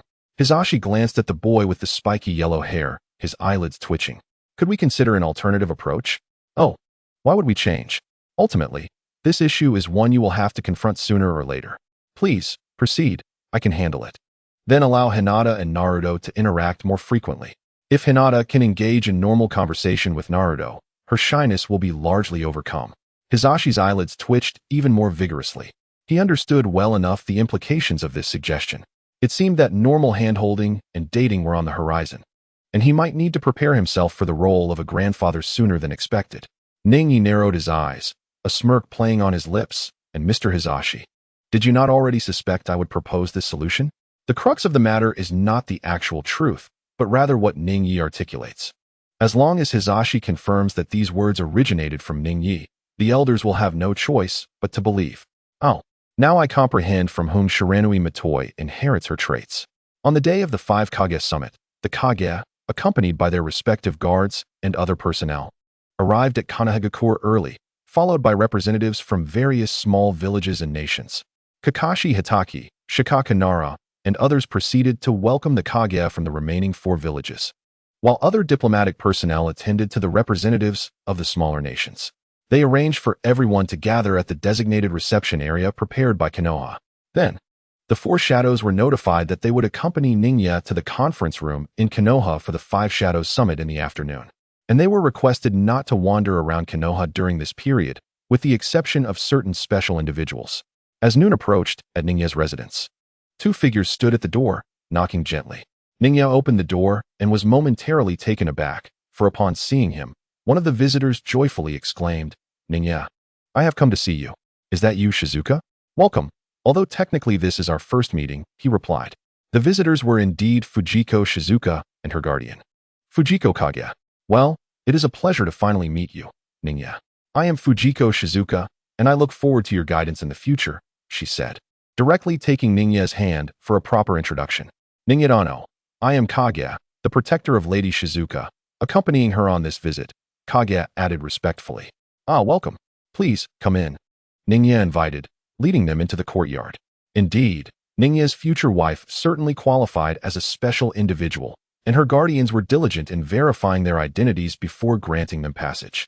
Naruto, from the living room, caught sight of the 2 visitors beside Ningya and thought, that detestable woman has actually come to Ningya's home. Enough of embarrassing Ningya here. Let us tidy up the living room, Sasuke urged as he pulled Naruto to help clean the table. Thus, Ningya, Sasuke, and Naruto sat across from Shizuka and Kage at the table. Shizuka chatted happily with Ningya while Kage and Sasuke remained still, and Naruto glanced back and forth between them. After a while, 3 more figures appeared at Ningya's door. One was about to knock when another shouted, Brother-in-law, my sister and I have come to see you. Open the door. Azui, you. Even the usually composed Samui was caught off guard by the sudden outburst. But sister, you're going to marry him sooner or later, right? Azui replied innocently. But I haven't even met Ningya yet, Samui stammered, suddenly realizing that the door had already opened. And you must be the guest from the Hidden Cloud Village. Welcome. Please come in. Ningya greeted the 3 with a smile. Nice to meet you, Mr. Ningya. We specifically brought Samui to pay you a visit, Mabu replied, gently nudging her somewhat dazed friend. Meanwhile, Azui eagerly stepped forward, taking Ningya's hand. Hee. Today I finally get to meet my real brother-in-law. He looks just like he does on screen. Young master, there's more to this chapter. Please click the next page to continue reading. It gets even more exciting. Upon hearing her brother boldly address Ningya as brother-in-law, Samui hurriedly covered his mouth. Ningya, please disregard what he just said. It's just that. She trailed off, uncharacteristically shy. Ningya, noticing her embarrassment, responded, I find Azui's straightforward and cheerful nature quite delightful. Exactly. Sister, you are just too dishonest. Azui quickly added. Indeed, as we emerged from the guest house, you headed straight here. Since we have arrived, it is imperative to confront Ning Yi earnestly. This time, Mabu-e is primarily focused on support. Relying solely on ACI-e would prove insufficient. It was you and ACI-e who insisted on dragging me along, Sam-e retorted. Ah, at least you do not seem entirely resistant, she added, not contesting this point. For deep within her heart, she too yearned to meet Ningyi. As the trio entered the living room with Ningyi, Sam-e's gaze met that of Shizuka. The four of them, Mabu-e, Sam-e, ACI-e, and Shizuka along with Kage, stood facing each other. Ningyi had gone to the kitchen to prepare lunch, with Sasuke lending a hand, while Naruto assisted with taste testing. Shizuka intended to offer help as well, but was politely declined by Ningyi on the grounds of not troubling the guests. Thus, the current scene unfolded. Mabu-e narrowed her eyes, analyzing the existing situation. Kage scrutinized the trio opposite them, while ACI-e struggled to suppress her fervor. Shizuka and Sam-e exchanged glances, each reflecting the other's sentiments. However, it was Shizuka who first shattered the silence. Extending her right hand, she introduced herself. Nice to meet you. I am Shizuka, the mother of Mai. Sam-e reciprocated. Pleasure to meet you. I am Sam-e, the mother of Sora.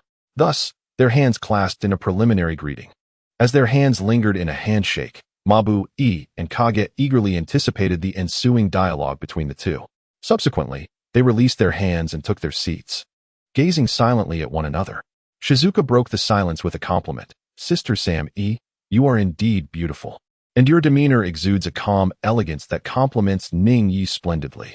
Sam-e replied, setting aside the fact that this is my first meeting with Ningyi. I find it quite astonishing that you would boldly pursue him upon your initial encounter.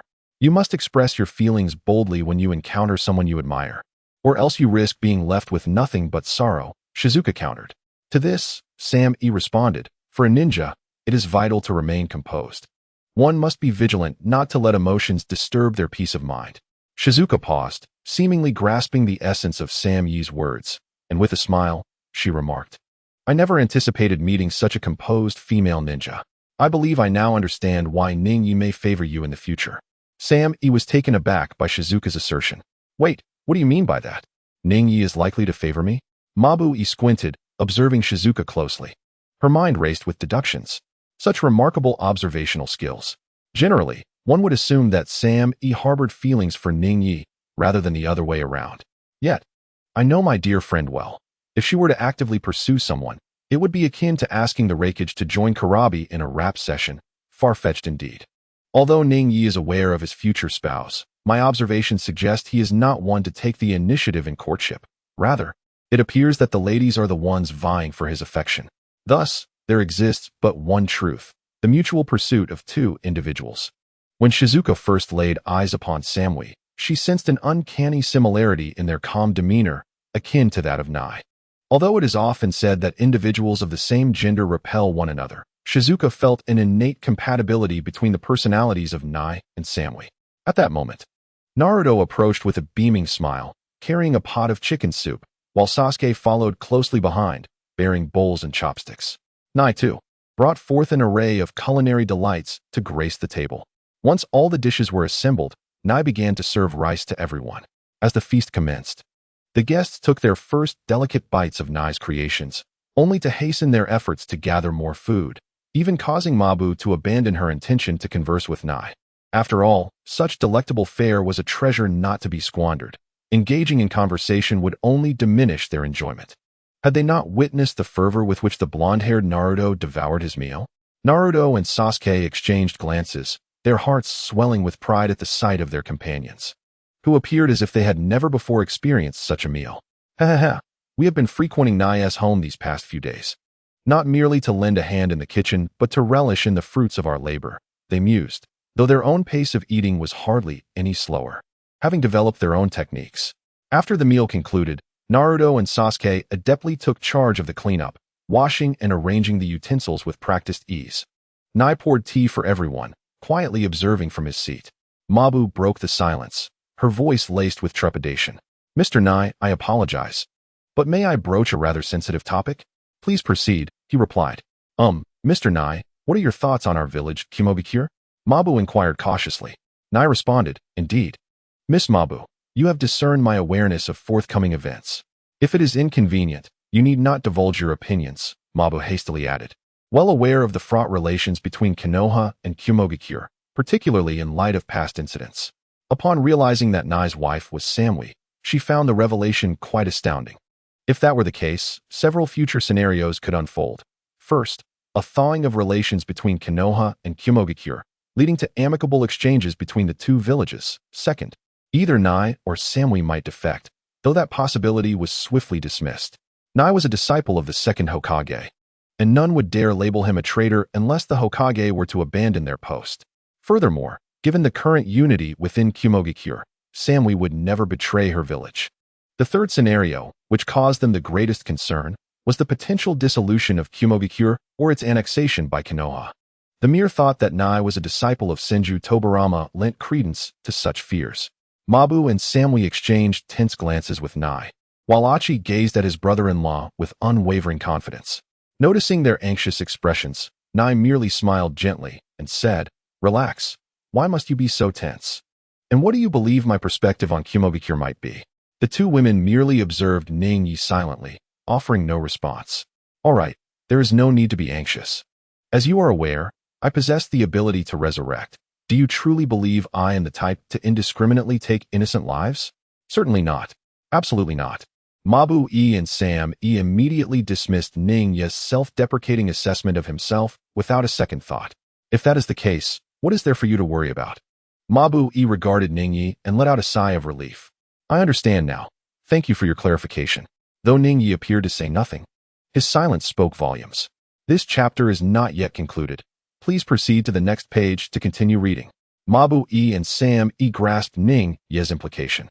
Subsequently, Mabu-e adjusted her glasses, her demeanor becoming earnest. "Ahem, Mr. Ning-yi, our Sam-e is 23 years old, with a birthday on January 7th. And her height is..." Sam-e hurriedly covered her mouth and pulled Mabu-e aside, whispering, "What are you doing, Mabu-e?" Mabu-e deftly freed herself from Sam-yi's grasp and replied, "I merely wish to give Mr. Ning-yi a bit of insight into you beforehand. If we waited for you to divulge this information, who knows when he would learn it? That need not be discussed." Sammy retorted, "What else do you have? Rest assured, it is merely your height, weight, blood type, favorite foods, and hobbies," Mabu-e assured. Upon hearing this, Sam-e breathed a sigh of relief, genuinely worried that Mabu-e might divulge something inappropriate. Meanwhile, in the Konoha conference room, the five Kage and their guards convened. In Konoha, Minato continued to serve as Hokage, accompanied by Kakashi and Guy as his protectors. From Sunagakure, Raza, the Kazekage, attended with Maki and Gaara, attempting to mentor Gaara in the presence of the celestial backdrop. The other three villages maintained their usual representatives. Hiruzen acted as the facilitator for this meeting, while Tobirama assumed the role of supervisor, arms crossed, scrutinizing the attendees with a piercing gaze. Once all were present, Hiruzen promptly initiated, "Now that everyone has arrived, let us commence the Five Kage Summit." During the summit, Hiruzen primarily addressed the topics of the celestial backdrop, the Akatsuki organization, Uchiha Abido, the Moon Eye Plan, Kagaya Otsutsuki, and the impending threat of the Otsutsuki from beyond. The five Kage shared their perspectives on these matters. The Akatsuki and Uchiha Abido, with figures like Senju Hashirama and Uchiha Madara involved, seemed less pressing as a concern. However, regarding Kagaya Otsutsuki, there was unanimous agreement on the need for a bounty. None could ascertain what schemes this old trickster might still be plotting or how he would execute the Moon Eye Plan. As for Kagaya Otsutsuki and the impending Otsutsuki threat, the gravity of the situation was palpable among them. While Kagaya was currently sealed by the Sage of Six Paths on the moon, the latter posed an unknown danger, with no one aware of when he might strike. Having witnessed the power of the Sage of Six Paths, they remained vigilant against this extraterrestrial Otsutsuki. Finally, Minato took the floor to discuss Konoha's forthcoming actions. The matter of cooperation and planning among the various villages is a topic that the five Kage are convening to discuss. Although the intention is to unite against the formidable Otsutsuki from beyond, each village harbors its own ulterior motives. Consequently, the four Kage seek to negotiate their respective interests with Konoha. However, Minato recalls the words of the second Hokage and firmly states, "Let us not forget that Ning-ya is one of ours in Konoha. If we continue this endless bickering over our individual village interests, should the Otsutsuki attack, there is a chance that Ning-ya might falter. Moreover, even if Ning-ya successfully deals with this Otsutsuki threat, We must not overlook the looming dangers posed by Otsutsuki Shinju and the Otsutsuki clan itself. If they were to launch a full-scale assault on the shinobi world, Ningya and we would be unable to protect everyone. Thus, he implores, let us extend our mutual understanding and display a degree of magnanimity toward one another. With a gentle tone masking the gravity of his words, Minato has begun to mirror Ningya's demeanor over the past few days. Hearing this, the leaders of the 4 great shinobi villages lowered their heads, recognizing the truth in Minato's assertion. After all, considering the presence of the second Hokage, they would be wise not to provoke him. Should he decide to instruct his disciple to disregard the other villages, their fate would be sealed. Ultimately, it is crucial to maintain good relations with Ningya, for the power of the Sage of Six Paths could easily obliterate their villages with a mere gesture. As the conference concluded, the 4 Kages sought Tobirama's opinion, hoping to arrange a visit to Ningya. After all, Senju Hashirama and Tobirama reside near Ningya's home, while Uchiha Madara stays in the Uchiha compound with his brother. Given Ningya's recent exposure, Tobirama is concerned that the Shell organization might launch a sudden attack on Konoha. In the eyes of Otsutsuki Ishiki, his disciple Ningya is likely seen as a significant vessel. Following the 5 Kage summit, Tobirama agreed to facilitate their visit, though it must occur in the presence of his brother or Madara. While this may seem overly cautious, prudence is always beneficial, especially considering that the defensive capabilities of most shinobi are rather inadequate. An ambush could succeed with a certain probability, as exemplified by the trio from Sunagakure. As evening descended, Ningya's home welcomed several guests. "Gaara, you're amazing," exclaimed Naruto, watching in awe as Gaara skillfully manipulated sand to prepare a meal with remarkable finesse. "I often cooked alone using sand, so I've grown accustomed to it. My sister also guided me over the past few days," Gaara replied modestly. Meanwhile, Sasuke, unwilling to be outdone, activated his Sharingan and began chopping vegetables with precision. Reino, witnessing this, summoned a chakra surgical knife to attend to the fish on the cutting board. Shizuka infused her knife with wind chakra, swiftly harvesting vegetables. Samui, too, applied lightning chakra to her utensils, showcasing her electrifying culinary skills. In essence, each displayed their unique talents, all motivated by a singular desire to earn Ningya's praise. Even if some individuals do not vocalize their feelings, they still harbor a sense of anticipation within. Very well. In light of this, I shall not be outdone. Naruto crossed his fingers in a gesture of resolve and exclaimed, "Multiple shadow clones." "Cease this, Naruto," Ningya admonished, delivering a swift chop to Naruto's forehead. "But I genuinely wish to assist you," Naruto insisted earnestly. Ningya, wishing to honor Naruto's goodwill, replied, "Then, Naruto, please procure some additional ingredients for me. We may be lacking in vegetables and meat." With that, Ningya's gaze sharpened, preparing to showcase the true essence of culinary skill. He was, after all, quite dedicated to his craft. "I understand. Then I shall take my leave, Ningya." Naruto, taken aback by Ningya's commanding presence, recognized that he was serious and promptly grabbed the list, using the shadow clone technique to set off on his errands. In the living room, Hashirama chuckled heartily. "Huh? We shall once again relish the dishes crafted by my esteemed nephew. How delightful." He gazed towards the kitchen, brimming with anticipation. He would never admit that his suggestion to relocate near Ningya was motivated by the desire to savor his cooking. It was purely out of concern for his nephew. He insisted, "Well then, I suppose I shall indulge in a little anticipation as well." Observing Hashirama's enthusiasm, Madara felt a flicker of curiosity. The chapter is not yet complete. Please turn to the next page to continue enjoying the captivating content. In the living room, Madara and Hashirama occupied a sofa, while Azuna and Tobirama settled beside them, exchanging furtive glances before swiftly averting their eyes, each finding the other rather disagreeable. Meanwhile, Inuzuka and Kankuro shivered in the corner, too intimidated to utter a word. What a gathering we have here. In the distance, Izai and Kai engaged in fervent discussions about youthful passions, occasionally embracing in tears. Appearing utterly unfazed, their conversation deepened, evoking a sense of profound connection, as if they had known each other for ages. Indeed, joining the 4th Hokage on this visit was a splendid decision. Meanwhile, Minato forcibly seated Kakashi and Obito, presenting them with a book he had opened before them. "Kakashi, Obito. Choose one." Sensei, can we discuss this later?" "No. If Kushina arrives, she will surely reprimand you first." The table before them displayed a selection of eligible young women from Konoha, which the third Hokage had long ago arranged for Kakashi and Obito. Noting that they were older than him, yet still single, Minato, in his capacity as both teacher and Hokage, insisted they make a choice. Sensei, can this be postponed? I currently lack the time and energy. Indeed, Lord Fourth, I'm not inclined towards that at the moment. I understand, but your time is limited. Ningya will surely revive Shumo in due time, and he will be eager to embrace grandchildren. And Obito, as the elder cousin, you must set an example. This visit with the teacher has proven to be an erroneous choice. Had I known, I would not have come. I feel compelled to vent my frustrations. In the Ningya household, Gaara, Sasuke, and others presented their homemade dishes at the table, subsequently assisting Ningya with his own culinary creations. The others' dishes were rather familiar. Yet Ningya's offerings, Wensi tofu, squirrel fish, and boiled Chinese cabbage, were an array of novel and exquisite delicacies. Hashirama, Madara, Tobirama, and the rest sat upright, their hearts a tumultuous blend of anxiety and anticipation. They were anxious about the delay in serving and eager to discover what more culinary wonders awaited. Hashirama craned his neck to peer into the kitchen, as did the others. Meanwhile, Madara discreetly activated his Sharingan to monitor the kitchen's activities. The tantalizing aroma of the dishes wafted through the air, ensnaring everyone's senses, yet they were unable to indulge, leaving them in a state of exquisite torment. As the number of dishes increased, Hashirama resorted to using wood release to conjure a large table.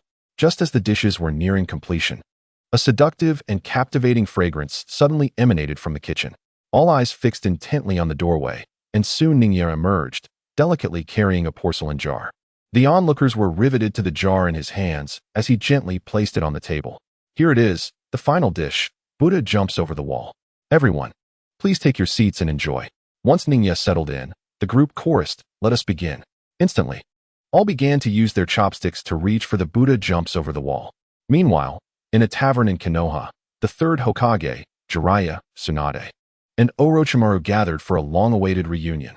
After a few sips, the third Hokage remarked, "Who would have thought we would one day gather for a meal together? Truly remarkable." Jiraiya responded with a chuckle, "Come now, old man. Haven't I accompanied you for a few drinks in the past?" The service there was, Tsunade, intrigued, interjected, "Oh, do tell, Jiraiya, what exactly did you drink with the old man?" "Ahaha, that was ages ago. By the way, Tsunade, what brings you back to Konoha?" Jiraiya hastily shifted the topic. "Well, my great-uncle and second uncle have been resurrected, and since Ningya requires protection, I volunteered to come." Tsunade replied earnestly. Not far from them, in another tavern, Shizune, a bit tipsy, confided in Ino and Hinata about her arduous journey. "You have no idea. Lady Tsunade and I transformed repeatedly, taking several detours just to evade those creditors and reach Konoha. Indeed, you've truly endured a lot these years, Shizune," they responded sympathetically. Yes, let us have some skewers. Sweet treats can help forget the hardships." Ino and Hinata quickly offered her comfort, having seen Shizune's struggles in previous videos. They were astonished by the true extent of her difficulties. Returning to the tavern with Tsunade, the three of them were nearly convinced by her grandstanding demeanor. Given their understanding of Tsunade, they surmised she sought to take refuge in Konoha amidst the turmoil. However, they chose not to confront her about it. Jiraiya and his companions reminisced about their shared experiences, discussing their travels across the ninja world, before shifting the conversation to the new generation of Konoha. As Tsunade indulged in the delectable dishes, she remarked on how exceptional the cuisine in Konoha was, clearly impressed by the culinary skills of the chef. Saratobi Hizashi nodded in agreement, having intentionally selected this establishment. Meanwhile, Jiraiya and Orochimaru exchanged sympathetic glances, wondering if Tsunade and Hizashi had never tasted the dishes prepared by Nai. The two of them not only remembered the flavors from their past, but had also visited Nai's home recently to savor the dishes once more. Indeed, it was that unmistakable taste. "What else with you two?" Tsunade asked, noticing their scrutinizing gazes directed at her and the old man. Jiraiya quickly replied, "Oh, it's nothing. I was just thinking about how I never expected to share a drink with Orochimaru again." Neither did I, Jiraiya. "If it weren't for Nai, perhaps we would never have had this chance again," Orochimaru added. "By the way, what about Lord First? I recall you intended to invite him as well." Jiraiya inquired with curiosity. "Oh, My great-grandfather mentioned that there were a considerable number of guests in Konoha today, so he is dining with Nai and the others tonight. Tsunade replied, Really now? Does he need to protect Nai even during mealtimes? Jiraiya mused, suddenly alarmed. Wait, Shizune and Minato went to find Nai today. Could it be that Nai is hosting a banquet tonight? The more he pondered, the more plausible it seemed, and Jiraiya felt a twinge of regret. Damn it! I was careless. How could the first Hokage deceive even Tsunade? Meanwhile, at Nai's residence, Sasuke exclaimed, That chicken leg is mine. It clearly belongs to me. Madara. That piece of lamb is both large and fatty. You probably can't handle it, came a retort. You are mistaken. There's nothing Uchiha Madara, cannot relish. A spirited culinary battle ensued at the table. Nai had seamlessly integrated culinary art with illusion techniques, enhancing their sensory experiences and creating an ethereal, immersive feeling while savoring the food, which he dubbed dream cuisine. Consequently, the guests began to eagerly compete to devour the dishes. After a while, the plates were left spotless, and everyone leaned back, eyes closed, seemingly savoring the lingering flavors. At this moment, Hashirama turned to Madara and remarked, So, Madara, I was not misleading you about Nai's cooking, was I? Madara nodded in affirmation, gazing earnestly at Nai. Nai, in the realm of culinary skills, I, Uchiha Madara, acknowledge you as the greatest. After some time had passed, as everyone began to digest their meal, they collectively tidied up the tableware and bid farewell to Nai. As they were about to leave, Mabu-i suddenly halted her steps, turning to Ningyi and saying, Ningyi, I almost forgot to hand you an important document. With that, she summoned a file using a sealing scroll and handed it to Ningyi, instructing, This document is of great significance. Please read it thoroughly. Ningyi replied, Understood. Take care on your journey. Goodbye, she responded. Upon returning to his room, Ningyi organized the materials he had brought for the day and then took out the file given by Mabu-i. As he opened it, he noted the details of Sam-e, and after a brief glance, fell into silence. Mabu-i truly is unpredictable, he sighed. Days after the conclusion of the Five Shadows conference, the Four Shadows visited Ningyi before departing. In Sunagakure, both Ayano and Temari chose to stay, as Rusha believed that there was potential between Ayano and Ningyi. However, he also wished for his daughter to explore her own prospects, despite her growing closeness with the son of Konoha's strategist. Thus, he decided to retain them under the guise of the Konoha exchange group. In Awagakure, Inoki similarly entertained the notion of leaving his granddaughter in Konoha. Meanwhile, in Kumogakure, the Sam-e siblings remained, but Mabu-i, as the Reikage secretary, could foresee the hurried demeanor of she and Tsukadai should she choose to stay. In Kirigakure, Terumi-mei, driven by the desire for deeper cooperation with Konoha, proposed to remain. However, Ao promptly rejected the idea, stating, Water Shadow, our village is already depleted, and we are at a critical juncture. If you stay, the operations of Kirigakure will collapse.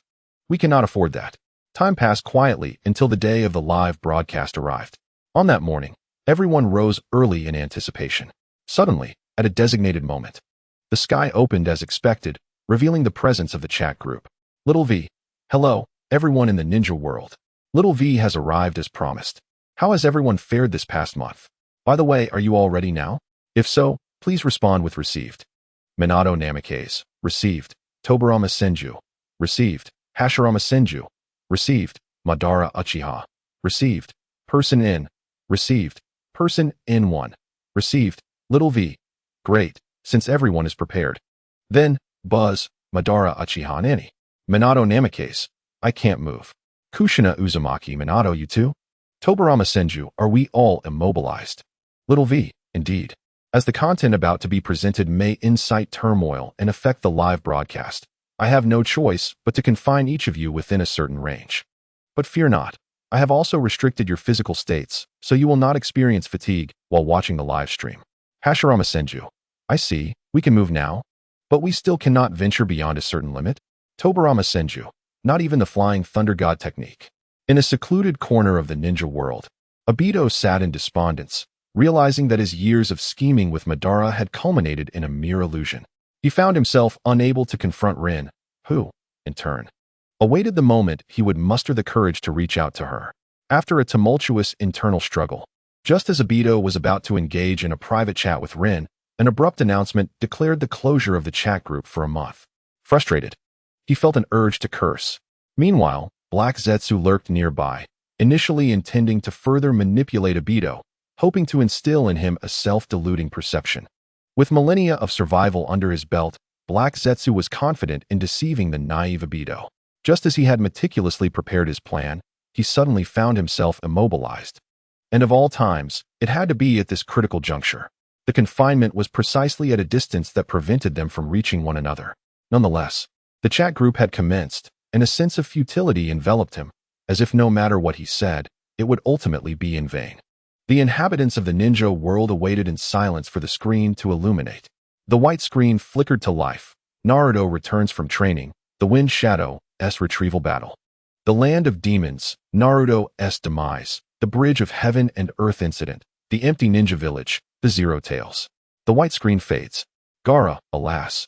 It appears your Wind Shadow performance surpasses mine by a considerable margin. Moreover, Yura, Lord Wind Shadow, I truly had no idea I was a spy. Jiraiya, did the Akatsuki organization audaciously abduct the Wind Shadow? Alas. Anoki, Deidara, I never anticipated it was you. Chio, Scorpion, I never imagined the one who assassinated the third Wind Shadow was you, and a human puppet at that. Deidara, old man, you wouldn't understand my art. Scorpion, silence, old hag, my affairs are none of your concern. Nara Shikaku, and that must be the outer path golem, from my observations. It possesses a total of 9 eyes, of which only 2 have pupils. Upon extracting Gaara, it opened yet another eye. Hiruzen Sarutobi, so? The Akatsuki has already gathered 3-tailed beasts with the capture of 1 tail. Tsunade, Jiraiya, what have you been teaching Naruto these past 2 years? It seems he has significantly surpassed Sasuke. Jiraiya, ahem, Tsunade, that was me in a different world, not this one. Anoki wraiths? I never expected such perilous entities existed within the ninja realm. Tsunade, they have defied the prophecy of the priestess from the land of demons. Should we not commend Naruto from that world? Uzumaki Kushina, our Naruto will surely perform splendidly. Moreover, I never anticipated our Naruto would be so well regarded. Dear, could you accompany Naruto to the land of demons and assist Cheyenne? Namikaze Minato, certainly. Cheyenne, thank you, Naruto's parents. Dear reader, this chapter continues further. Please turn to the next page to delve into the more exhilarating events that await. Uzumaki Kushina, no need for thanks. She pondered, is it the sky-hidden village? I never anticipated that we would be so powerless against their assault in that world, Tsunade remarked. Damn Shino. How dare he treat our Naruto this way? Kushina lamented. How could Teacher Shino? Yuryu exclaimed. So, in the end, we still face defeat? Shino mused. Nonetheless, the technology of the sky-hidden village is indeed impressive, with battleships, aircraft carriers, and the Angkor Fortress, Inoki noted. Moreover, that flying device is remarkable, rendering Konoha momentarily helpless. In the Zero Tails, the creature known as Gyuki interjected. No, that is not a true-tailed beast, Kurama retorted. Humph, do not conflate that kind of thing with us. He added, what is happening? Ningya felt an unsettling sensation upon encountering the Zero Tails and the Morio. The crimson screen illuminated as Ningya, accompanied by Sasuke, returned to Konoha, where they fortuitously met Sakura, Naruto, and the Konohamaru Corps at the entrance. Upon seeing them, Naruto and Sakura were filled with exuberance. Ningya, Sasuke, they exclaimed, rushing toward them. Naruto enveloped Ningya in a warm embrace. Ningya, it has been so long. I missed you. Ningya gently patted Naruto's back, responding, yes, Naruto, I missed you too. Observing Sakura rushing over, Sasuke promptly teleported to Ningya's side. Thud. Sakura collided headfirst into a utility pole. Noticing Naruto's exuberance, Sasuke remarked, Naruto, you still enjoy being spoiled. It seems you haven't matured at all. Naruto's expression shifted immediately. What did you say, Sasuke? You still wear that sour face. You're the one who hasn't grown up. Humph. They both huffed in unison, turning their heads away. After Naruto's return, he, along with Ningya and the others, proceeded to the Hokage Tower. After exchanging pleasantries with Tsunade, she intended to assess the strength of Naruto and the others. Thus, at the Konoha training ground, Naruto, Sasuke, Sakura, and Kakashi faced off against Ningya. Initially, Sasuke had no intention of collaborating with Naruto and Sakura to battle Kakashi, but Tsunade instructed Ningya to assist Kakashi, to which Sasuke readily agreed. Tsunade, Jiraiya, and Shizen observed the standoff. So what do you think, Jiraiya? Who do you believe will win? Tsunade inquired. Jiraiya chuckled lightly. If you let Ningya participate directly instead of assisting Kakashi, this battle would lack suspense. Tsunade concurred. Indeed, while Sasuke and Naruto are formidable, I can no longer gauge Ningya's current level.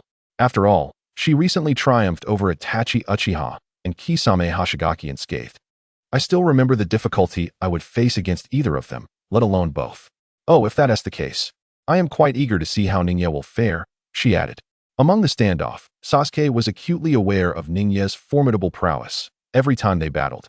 The odds were 4-6, with Ningya landing 6 blows on him. Kakashi is aware of Ningya's identity, yet he remains uncertain about the extent of his abilities. Naruto, eager to showcase the fruits of his 2 years of training, also wishes to witness Sasuke's prowess. Sakura's perception of Ning Yi is limited to him being a colleague of Sasuke. She now contemplates the need to temper her efforts against him, hoping that he might later mention her gentleness in front of Sasuke. As the tension of battle looms, Sasuke aims to swiftly dispatch Kakashi, while Naruto desires to impress his teacher with his progress. Sakura, understanding the need to neutralize support first, charges towards Ning Yi under the bewildered gazes of Naruto and Sasuke. Concerned that she might inadvertently injure Ning Yi, she gathers a modicum of chakra in her fist and strikes at him. However, Ning Yi instantly teleports behind Kakashi. Mr. Kakashi, this is your stage, he remarks. Kakashi, upon seeing the trio before him, breaks into a cold sweat. Ning Yi, you overestimate my abilities. No, Mr. Kakashi, you are being overly modest. Allow me to lend you a hand, Ning Yi responds, placing his left hand on Kakashi's back to familiarize himself with his chakra. Naruto and Sasuke initiate their attacks, weaving hand signs. Wind release, great breakthrough. Fire release, great fireball technique. Naruto exhales a whirlwind while Sasuke unleashes a fireball. Oh. It seems Jiraiya has also focused on training Naruto's chakra nature. Ning Yi observes as azure chakra emanates from his hands and transfers into Kakashi's body. Just as Kakashi intends to erect a Doton earth wall for defense, his eyes widen in astonishment. He experiences an unprecedented sensation. He rapidly forms hand signs. Fire release, great fireball technique. If Sasuke's fireball resembles the size of half a basketball court, then Kakashi's is akin to half a football field. Kakashi's fireball effortlessly engulfs the ninjutsu of both Naruto and Sasuke. Naruto and Sasuke exchange glances, quickly responding with their own techniques. Wind release, great breakthrough. Fire release, great fireball technique. This time, their ninjutsu collide and merge, with wind fueling the flames and fire propelling the wind, creating a formidable fire tornado. The fiery vortex collides with the fireball, unleashing an astonishing temperature. As the flames dissipate, 2 attacks surge through the remnants, racing towards Kakashi and Ning Yi. Wind release, Rasengan. Chidori, the spiraling ball, edged with small shurikens, and the black lightning manifests swiftly. The speed of both wind and lightning is formidable. Yet, Kakashi remains unfazed. He raises both hands, swatting the Rasengan and Chidori down like mere flies, slamming them into the ground. How has Kakashi accomplished this? Onoki wonders. The power of these 2 techniques is not to be underestimated, and yet his hands remain unscathed. This technique is reminiscent of Princess Tsunade's incredible strength, Chiyo observes, well aware of its nature as a former rival. No, even Tsunade would find it challenging to shatter these 2 techniques without sustaining any injury, Hanzo the Salamander adds. Tsunade remarked, I believe this is quite remarkable. Orochimaru responded, it is the enhancement from the yang release chakra that grants Kakashi's physical form such extraordinary strength. Naruto and Sakura gazed in astonishment at their teacher Kakashi, who appeared utterly unfazed. Sasuke, however, maintained his composure, fully aware of the situation. He knew that his ninjutsu would have little effect on Ningya. Just as Sasuke was about to take action, Sakura moved ahead, declaring, I will feign an attack. Follow my lead. With a leap, she unleashed a chakra-infused punch aimed at Kakashi. Yet, with a swift motion, Kakashi caught her strike with one hand and effortlessly sent her flying. Tsunade widened her eyes in disbelief. Was the immense strength she had imparted to Sakura so easily thwarted? Jiraiya, on the other hand, was not surprised, as extraordinary events surrounding Ningya had become commonplace. Having witnessed Ningya's use of the Rasengan, Jiraiya considered the current situation to be trivial. As Sakura staggered back, Naruto transformed into his three-tailed form, employing shadow clones wielding Rasengan, while Sasuke activated his Sharingan, channeling lightning chakra into his Kusanagi sword to execute the Chidori. Ningya retained a portion of yang release chakra within Kakashi's body before creating distance. Kakashi raised his forehead protector, revealing his Sharingan, and engaged both Naruto and Sasuke in close combat. Naruto's speed and explosive power were astounding, and Sasuke's combat skills were exceptional. Yet, Kakashi's vast experience proved formidable. The three became entwined in a fierce struggle. Although it had been a while since Naruto and Sasuke had fought together, their synergy was undeniable. They skillfully evaded Kakashi's attacks, coordinating their strikes. However, due to the temporary enhancement from Ningya's yang release within Kakashi, he executed high-difficulty maneuvers that allowed him to neutralize their combined efforts. Sakura, meanwhile, circled behind Kakashi to launch an assault on Ningya. Yet, Ningya effortlessly countered her formidable punch with Tai Chi, using the momentum to lift her into the air, spinning her until she was disoriented. Finally, with a decisive push, he sent Sakura crashing into a large tree, rendering her unconscious. It remained unclear whether she had fainted from the impact, the spinning, or a combination of both. After a brief entanglement with Naruto and Sasuke, Kakashi created distance using Earth-style wall, positioning himself before Ningya. "Ningya, let us proceed," Kakashi called, turning his back to him. This time, Ningya infused him with Yin release chakra. Kakashi felt his Sharingan more potent than ever, though he suppressed the urge to activate his Mangekyo Sharingan. At that moment, Naruto conceived a clever idea. He approached Sasuke and engaged in a hushed conversation. After listening, Sasuke fell silent for a moment, then replied, "I understand. I shall trust you once more." Naruto stepped forward, employing the multiple shadow clone technique, instructing all his clones to form the necessary hand seals, exclaiming, "Kakashi-sensei. Seeing too clearly may not always be advantageous." Upon hearing this, Kakashi suppressed his inner excitement, clearing his throat. "Naruto, as a ninja, one must not remind the opponent in such a manner.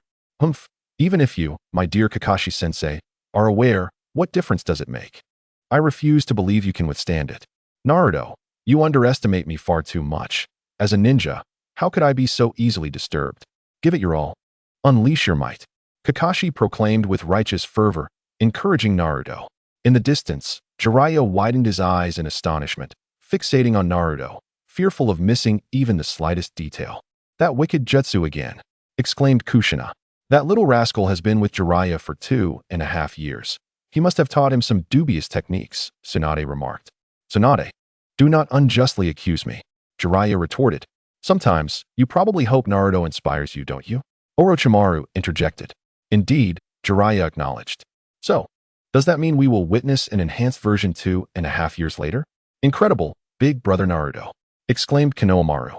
"Damn it, Jiraiya-sensei. What have you taught my son in these 2.5 years?" Kushina demanded.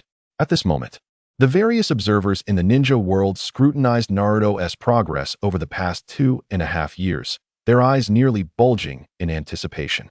Naruto's shadow clones simultaneously executed a transformation technique, and amidst the ensuing smoke, voluptuous figures emerged.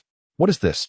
Kakashi's eyes nearly popped from their sockets, while Jiraiya shed tears of blood, and Sasuke and Neji stood in stunned silence. Before them, Naruto's new seductive technique revealed him with lustrous, thick black hair, a healthy, sun-kissed complexion, clad only in a loincloth, with a round, ample belly, a chiseled face, and bushy eyebrows. Indeed, Naruto had transformed into a version of Might Guy, clad solely in a loincloth, reminiscent of a portly uncle. Heavens! What is that? What was I anticipating? Ah, my eyes! Seeing the expressions of those around him, Naruto felt a sense of satisfaction, but it was not over yet. Suddenly, all the beer-belly Might Guys spread their legs, and their loincloths inadvertently slipped off, though the crucial areas were obscured by a veil of black smoke. Kakashi coughed up a mouthful of blood. Overwhelmed by the excessive Yin chakra and mental strain, he nearly pierced through the smoke, causing his body to collapse helplessly to the ground. Jiraiya, with blood streaming from his eyes, wrestled with the thought of gouging them out for a thorough cleaning. Tsunade and Shizune were rendered pale with shock. Sakura, having just regained consciousness, fainted once more at this sight. This. Inoki stammered. "This jutsu is utterly nefarious. exclaimed Hashirama. Indeed, it lives up to its reputation, and you certainly know how to wield it, Tobirama remarked. Ah, my eyes, cried Meitarumi. Naruto, you nearly blinded me. Tsunade yelled. Lord Hiruzen, forbidden technique. This technique must be classified as forbidden. It must be sealed away. Kushina Uzumaki, Naruto. Yu. Phew. Minato Namikaze, Naruto. From now on, you are forbidden to use this ninjutsu. Naruto Uzumaki. This is something I painstakingly thought of. Konohamaru Sarutobi. As expected of my rival. Big brother Naruto, I too have been inspired. Lord Hiruzen, you little rascal, how dare you? Tintin glanced at Gai-sensei, recalling the earlier scene, and fainted from excitement. Lee was fine, but Niji nearly shed blood tears. Gai was momentarily at a loss. In short, the villagers of Konohagakure could not bear to look at Gai-sensei for a while. All of Gai-sensei's students collectively launched an attack. The sight was unbearable. Sasuke also began his assault, but upon seeing Gai-sensei enveloped in swirling black smoke, he ultimately halted his advance. Niji clapped his hands together, performing water release, water dragon bullet technique. A massive water vortex sprang forth, instantly engulfing all of Gai-sensei, and with a forceful thrust, it obliterated the shadow clones. While Naruto's original body was blown away by Niji's technique, after the water vortex dissipated, the original Gai-sensei descended from the sky, fortuitously landing before Sakura. Upon sensing the commotion, Sakura opened her eyes only to faint again. This chapter is not yet complete. Please click the next page to continue reading the exciting content. The contest concluded with Naruto being bruised and battered by Tsunade and Sakura, as the seductive technique known as the New Boy Harem technique was classified as forbidden by Tsunade. As night fell, Kakashi Hatake, though emotionally devastated, took Team 7 and Niji out for a bowl of Ichiraku ramen. The old man at the stand was delighted to see Naruto and generously provided them with extra large portions at a discount. Naruto savored the ramen, reveling in its unique flavor as they chatted about their experiences over the past 2 years. Suddenly, after finishing his ramen, Niji seemed to sense something and excused himself, citing the need to work overtime. Sasuke, noticing this, followed Niji out. Naruto and Sakura attempted to sneak after them, but were promptly stopped by Kakashi. In a secluded area, Niji produced a flying thunder god kunai, pondering about Tsunagakure. He donned a familiar fox mask while Sasuke put on a cat mask. Let us go, Sasuke. This time to Tsunagakure. Niji placed a hand on Sasuke's shoulder and activated the long-distance flying thunder god technique, causing their figures to vanish from the spot. In Tsunagakure, Gaara, gravely injured, struggled to redirect Deidara's C3 bomb from the skies above the village. After accomplishing this task, he lost consciousness and plummeted to the ground. Meanwhile, Deidara controlled a giant clay bird to capture Gaara. Satisfied, Deidara surveyed Gaara, declaring the capture complete. As I was about to depart, I overheard, "This is quite a predicament. Could you kindly leave my friend behind?" Handing over to Shumaru, who sighed in relief. Fortunately, Ninya has arrived this time. Otherwise, Gaara would be in peril once more. Kanjiro remarked, "This time, Deidara and Sasori should be doomed. Wouldn't you agree?" Granny Chio added, "As long as that entity named Kurizetsu isn't lurking in the shadows, we should be fine." Deidara interjected, Hey, why does it sound like I'm destined to fail alongside Sasori?" Kanjiro countered, "Isn't it true? You witnessed Ninya's confrontation with Itachi Uchiha and Kisame Hashigaki. Do you truly believe you stand a chance?" Deidara retorted, I possess ultimate art." Sasori chimed in. "To be frank, neither of us holds much promise." Deidara stared in confusion at the two individuals atop the giant bird. "Hey, who are you two? Are you members of the Sanzanbu? You certainly do not appear to be." Ninya addressed Deidara, "My apologies, but Gaara is my friend. I must insist you release him." I refuse," Deidara replied defiantly. Ninya then remarked, "What a conundrum this presents." "Very well." He instantly teleported behind Deidara. "You shall remain as well." Before Deidara could react, Ninya swiftly incapacitated him with a precise strike to the nape of his neck. Subsequently, he plunged his hand into the giant bird's body, extracting Deidara's true form hidden within it. It was revealed that Deidara had employed a clay clone when capturing Gaara, concealing his true self within the giant bird. Deidara, bewildered, had intended to seize Gaara during the moment of surprise, but his plan had been thwarted. In a rush, he attempted to consume the explosive clay using the mouths on his hands, only to hear the sizzling sound as Ningya enveloped Deidara with lightning chakra, delivering a shocking treatment both internally and externally.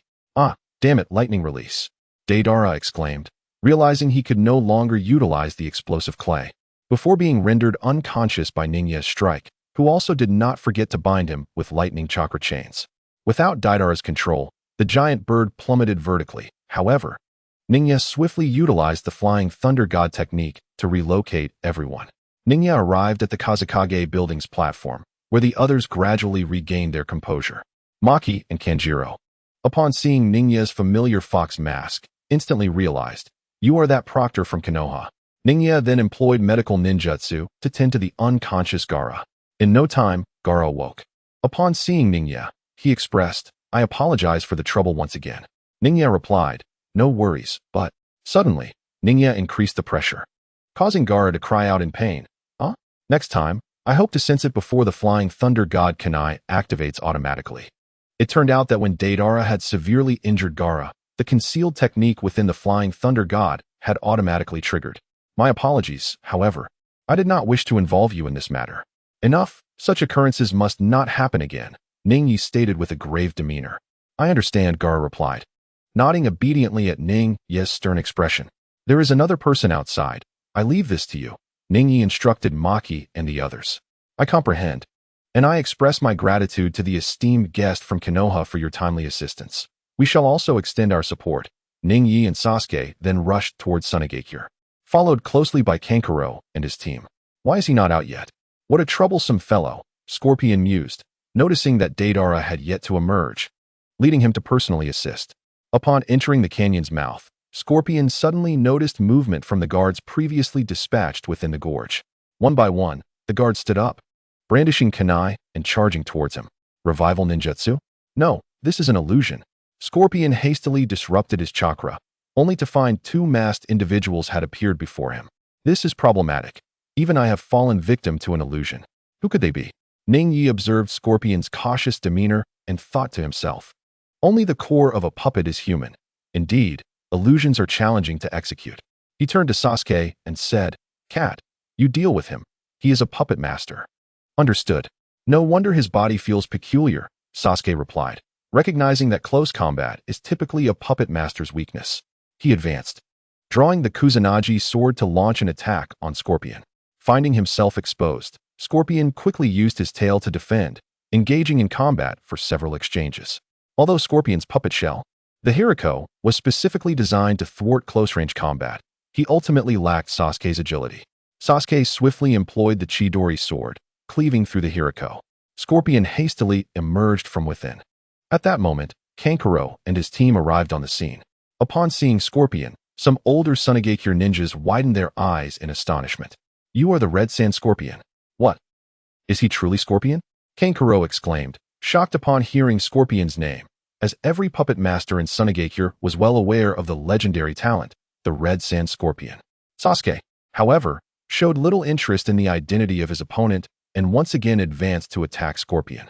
Scorpion, recognizing the urgency, swiftly retrieved a scroll and unfurled it, revealing the third Kazekage's puppet.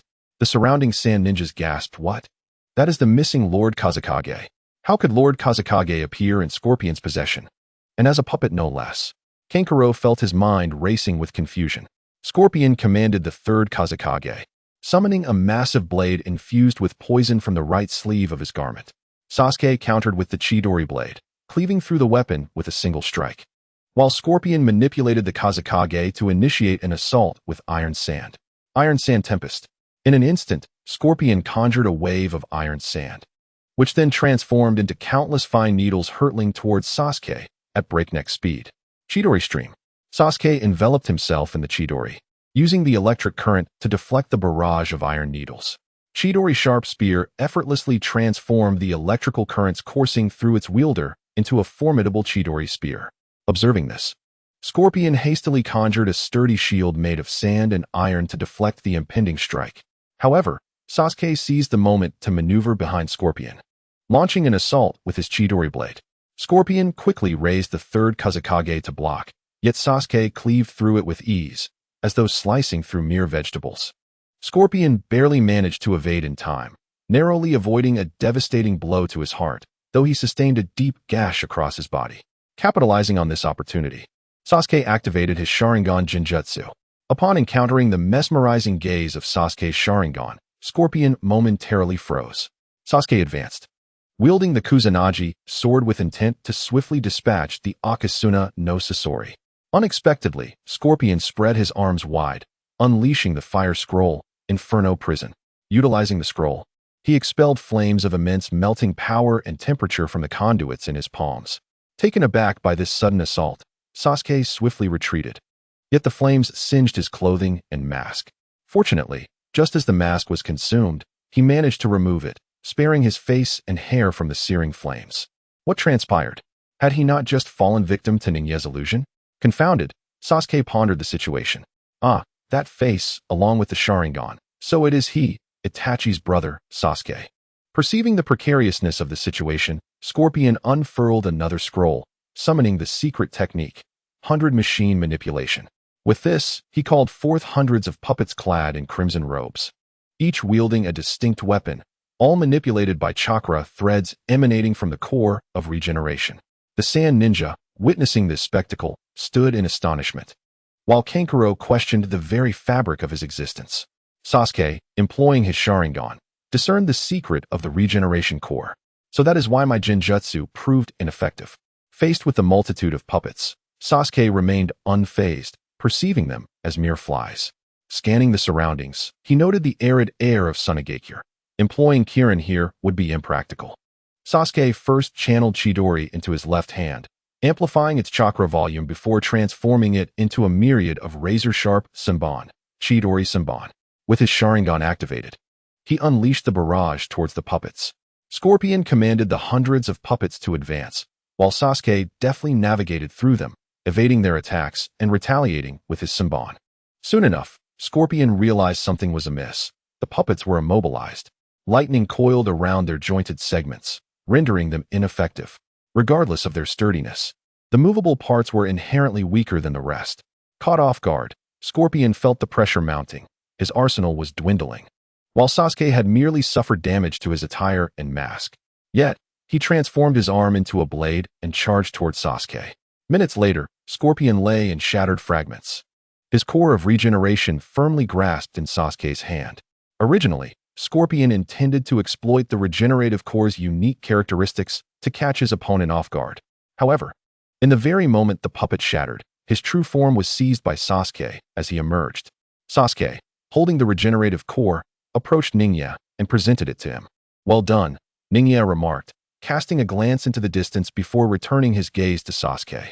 With one hand, he produced a new mask to offer Sasuke, and with the other, he took the regenerative core and immediately sealed it within a binding spell. He then turned to Kankuro and the others, instructing, "Let us proceed." Kankuro, finally comprehending the situation, responded, "Oh, right, please follow me, and you all tidy up the area." Thus, Kankuro led Ninya and the others ahead, while the remaining members began to clear the gorge. In the Wind Shadow Conference Room, Ninya and Sasuke arrived, where Gaara, Maki, and others had been waiting for some time. "Hey, let me go." This lightning release lacks any artistic flair. Indeed, bound on the other side was Deidara. Before departing, Ninya had specifically instructed Gaara to keep a close watch on Deidara, and Gaara had diligently kept him nearby. "Hey, did you all hear me clearly? And what have you done to Lord Scorpion?" Seeing this, Ninya swiftly cast an illusion, rendering Deidara unconscious. At this moment, Gaara spoke up. "Ninya, they are, yes. They are members of the Akatsuki. Their objective this time is to capture the Shikaku within you. Is that so?" Ninya responded, reminding them, by the way, since they failed this time, they may very well return. Upon hearing that such individuals would attempt to capture Gaara again, Maki and Kankuro were instantly alarmed. Unfazed, Gaara remarked, "Is that so? Then next time, I will do my best to lure them away from the village." This time, Gaara had battled in the air, concerned that their conflict might endanger the villagers. If the fight took place on the ground, he could unleash several of his powerful techniques without worrying about the villagers, and the outcome would remain uncertain. Gaara and Ninya further discussed the incident, and just as they were contemplating how to handle the two captives, the conference room door was suddenly flung open. Maki immediately chastised the intruder. "Who goes there? This is an important meeting." It was none other than Chio and her brother. "Aizo, apologies." Upon hearing news of my grandson Scorpion, I became quite excited. My sincerest apologies, Chiyo playfully remarked, leaving the gathered assembly in a state of bewilderment. Gaara stated, Chiyo, we are currently deliberating on how to deal with the Akatsuki. Since Scorpion is your grandson, I hope you. Chiyo had anticipated this and calmly replied, Young lord, this chapter has more to unfold. Please click the next page to continue reading. The best is yet to come. It matters not whether it is public or private. I am quite clear-headed. I only wish to see my grandson once more. If it proves inconvenient, consider that I have not come at all. Gaara turned to Ningya, seeking his counsel before proceeding. Ningyi nodded in acknowledgement, subsequently retrieving the Scorpion's regeneration core from the sealing scroll. Both Chiyo and Hozuki widened their eyes in astonishment. Before they could utter a word, Ningyi produced a remarkably well-preserved puppet and inserted the regeneration core into it. Instantly, the puppet transformed into the likeness of Scorpion. However, due to the sealing technique, Scorpion found himself utterly immobilized. Regaining her composure, Chiyo exclaimed, Scorpion, you have gone so far as to transform your entire body into a puppet. I suppose I should have anticipated this long ago. Upon seeing them, Scorpion remarked, Humph, I wondered who it was. Turns out it is you, old woman. I can't believe you're still alive after all these years. Noticing the unconscious Deidara nearby, Scorpion inquired, What have you done to this brat? Ningyi replied, We merely put him to rest for a while. By the way, Mr. Scorpion, how do you think we should handle you? Scorpion responded nonchalantly, Do as you please, kill or maim, it matters not. However, allow me to remind you, you don't genuinely believe you are safe, do you? Ningyi stepped forward, gently patting Scorpion's face, and tidied the puppet's attire. Of course not. We have a long journey ahead. You. Scorpion had never experienced such humiliation before, and then he added, That over there is Itachi's younger brother, right? What do those eyes of yours signify? Temari sighed. Fortunately, Ningyi arrived just in time. Otherwise, Gaara's tailed beast would have been extracted. Kankuro breathed a sigh of relief. Thank goodness I wasn't harmed this time. Tsunade acknowledged. It is fortunate that Ningyi possesses the Flying Thunder God technique, which allowed him to save Gaara in time. Obito and Minato remained silent, while Inoki pondered, however, how will Ningyi deal with that fellow Deidara? It would be ideal if he could survive. Once I receive word, I should be able to negotiate for his return. Deidara scoffed. Humph, old man, my affairs do not require your meddling. Scorpion interjected, a swift end would be preferable. Orochimaru chuckled. Ha ha ha. I suspect Ningyi will not kill you. Deidara laughed derisively. Gaara turned to Ningyi and asked, What should we do about the two of them? Ningyi pretended to contemplate for a moment before suggesting, Might we take charge of them? It would provide us an opportunity to extract information regarding their Akatsuki organization. Gaara nodded in agreement, and then turned to the others. I concur. What say you? We will heed Lord Kazekage's counsel, setting aside the relationship between Konoha and Tsunagakure. Given their prowess, we cannot afford to offend them. Ningyi then stated, Rest assured, I do not intend to kill them.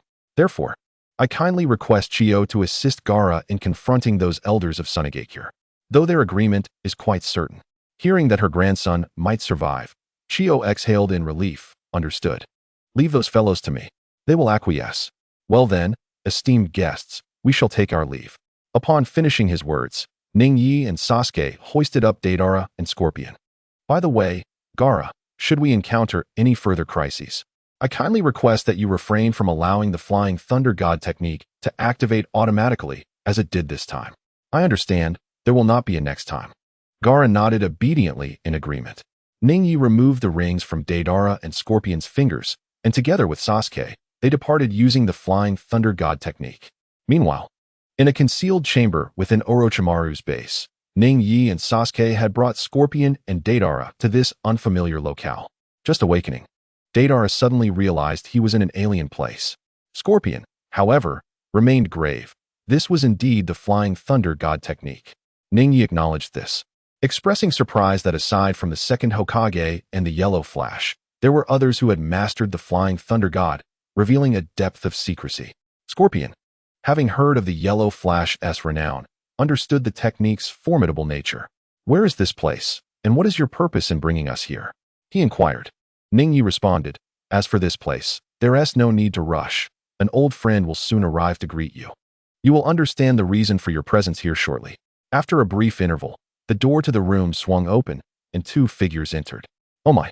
I was curious why you would come to this chamber. Ningyi, it turns out you are here to introduce old friends to me, remarked Orochimaru, accompanied by Kabuto, who had just returned from his training in the Dragon Cave. Due to his blood illness, Kimimaro remained in the Dragon Cave, continuing his recuperation and training. Ningyi could now sense that Kabuto was formidable, unlike in the original narrative. He had not injected himself with Orochimaru's or the Sound Four's blood and thus retained his normal appearance, yet Ningyi could perceive the immense natural energy within him. Oh, it seems you have made significant progress, Kabuto, Ningyi praised. I am unworthy of such compliments. It is all thanks to your guidance. This will enable me to assist you and Lord Orochimaru even more effectively. Kabuto expressed his respect for Ningyi, who, like Orochimaru, valued his talents greatly. Upon seeing Kabuto, Scorpion felt a surge of joy, though he quickly concealed it. He turned to Orochimaru and said, "Humph, old friend, I did not expect the old friend you mentioned to be you." Orochimaru, "Ha ha ha, Scorpion, it has been a long time. Indeed, you have not changed a bit. You look just the same as you did decades ago." "Humph. While I may not have changed, you have no right to comment on my appearance." Deidara, standing beside Scorpion, became somewhat agitated. "Orochimaru, what is your intention in bringing us here? Surely you do not seek revenge for the time Scorpion and I pursued you?" Orochimaru replied, "Ningyi would never engage in such trivial matters." "Then what exactly is your purpose in bringing us here?" Deidara asked, perplexed. Ningyi addressed them directly. "It is quite simple. I hold great admiration for the talents of you both and wish to recruit you."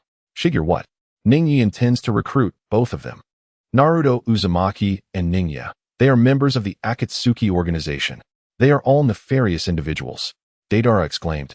"What qualifies you from the Leaf Village to make such assertions about us?" Scorpion added, "Do I need to elucidate the darkness within your Leaf Village? For instance, the one I loathe the most, the White Fang of the Leaf, Tsukumo Hatake, and Kakashi Hatake, as well as Hiruzen Sarutobi. This chapter is not yet concluded. Please proceed to the next page to continue reading." Shimura Danzo scoffed. "All of that is for the sake of the leaf," Tsunade observed. Upon hearing this, Deidara seemed to perceive an absurdity in the situation, laughing heartily. "Who do you think you are to recruit us? Do you even comprehend who we are? We are members of the Akatsuki, and if our leader were to learn of your actions, he would undoubtedly not spare you." Ningya looked at Deidara with a tinge of pity, realizing that Itachi Uchiha and Kisame had not informed them of anything.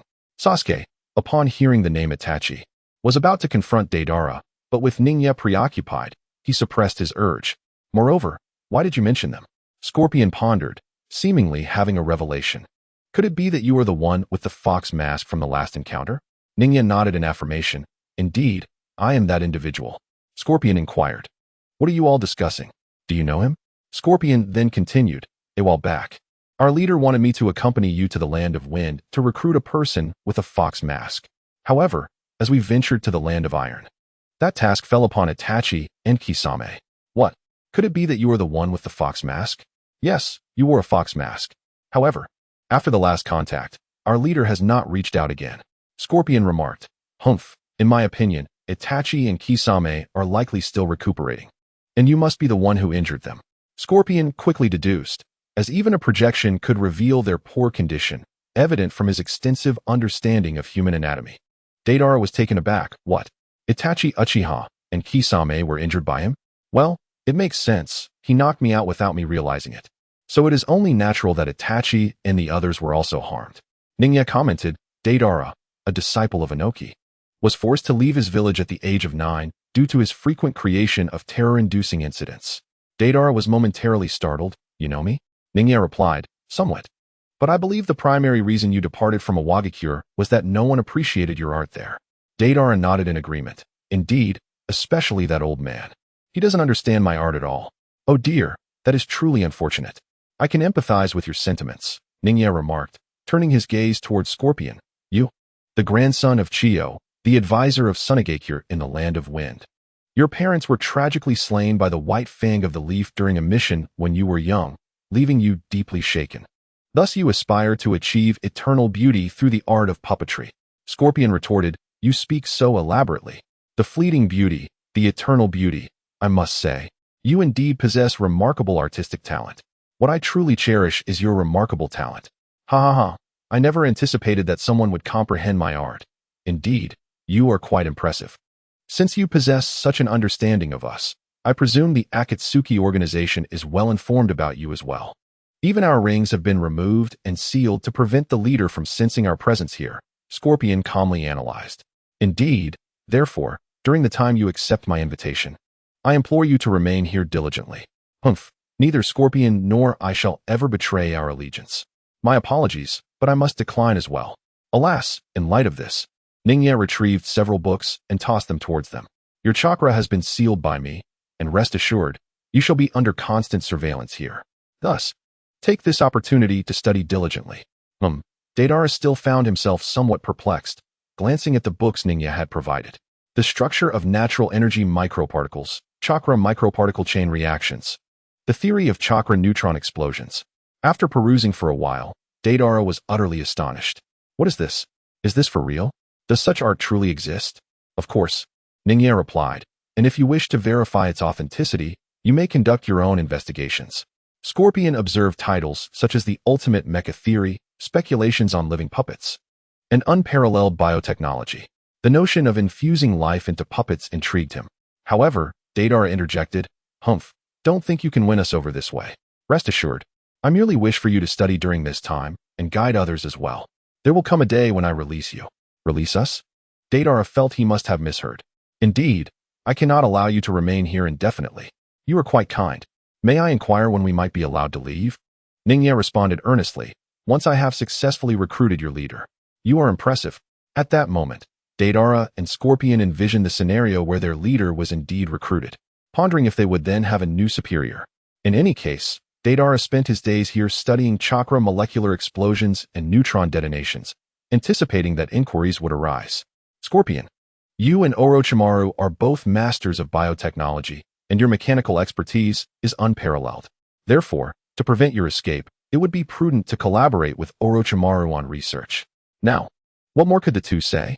Firstly, they were captives, and secondly, should their leader truly be recruited, they would ultimately find themselves serving the individual before them. Meanwhile, at a certain Akatsuki stronghold, Pain's Deva Path utilized the projection technique to cast the figures of various individuals into the cave. Are we to seal the one-tail? These two are rather swift, Haydn remarked first. Deva Path responded directly, not quite. Just now, Zetsu contacted me, informing that Deidara and Scorpion were captured by the masked examiner from Konoha, and their current status remains uncertain. Upon hearing that the two had been captured, Haydn exclaimed, ha ha ha, they've actually been caught. What an embarrassment for these two. Should we go check on their situation, leader? Kisame added, so that explosive brat has been apprehended. To be honest, it feels a bit unsettling without him around.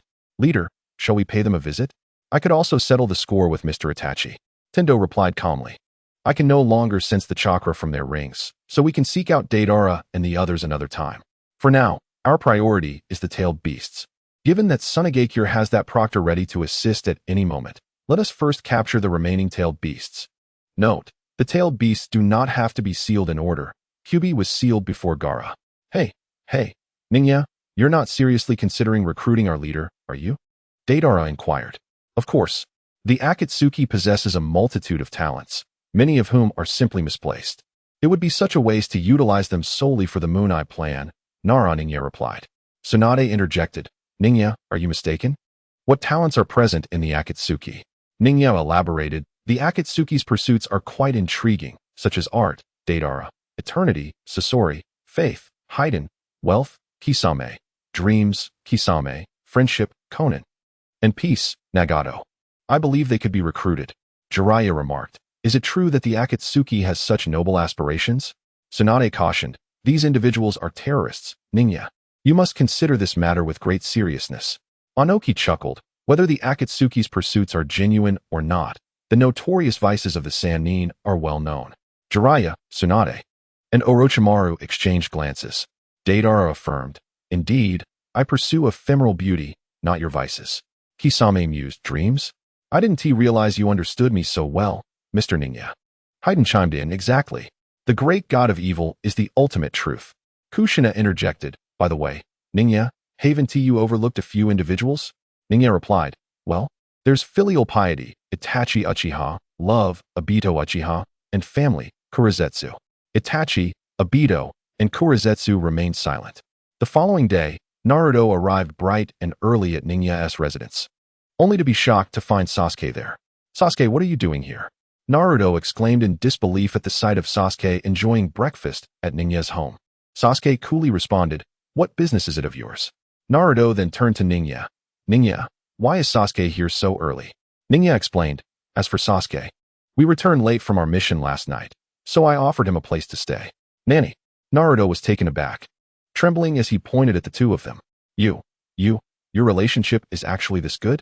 Sasuke replied with a hint of pride, "Naruto, you may not know as much about Ninya as I do." "What? Impossible. Absolutely impossible." Naruto donned an expression that conveyed his disbelief in whatever Sasuke said. He then confidently declared, "Once I become Hokage, it will be a piece of cake for me to know your two positions." Sasuke shot Naruto a curious glance. "As far as I know, you should still be a genin, right? How can someone who isn't even a chunin aspire to be Hokage?" Naruto immediately wilted, but quickly rallied. That may be true, but what about you, Sasuke? You're not still a genin like me, are you?" Sasuke casually responded, "Sorry, Naruto, but due to work, Ninya and I no longer adhere to your ranking system." Naruto clearly did not grasp the implication. "Let me give you a simple example. I am currently on par with those jonin, perhaps even superior to them." "What? Impossible. Absolutely impossible. Sasuke, are you already a jonin?" Naruto could hardly believe Sasuke's words.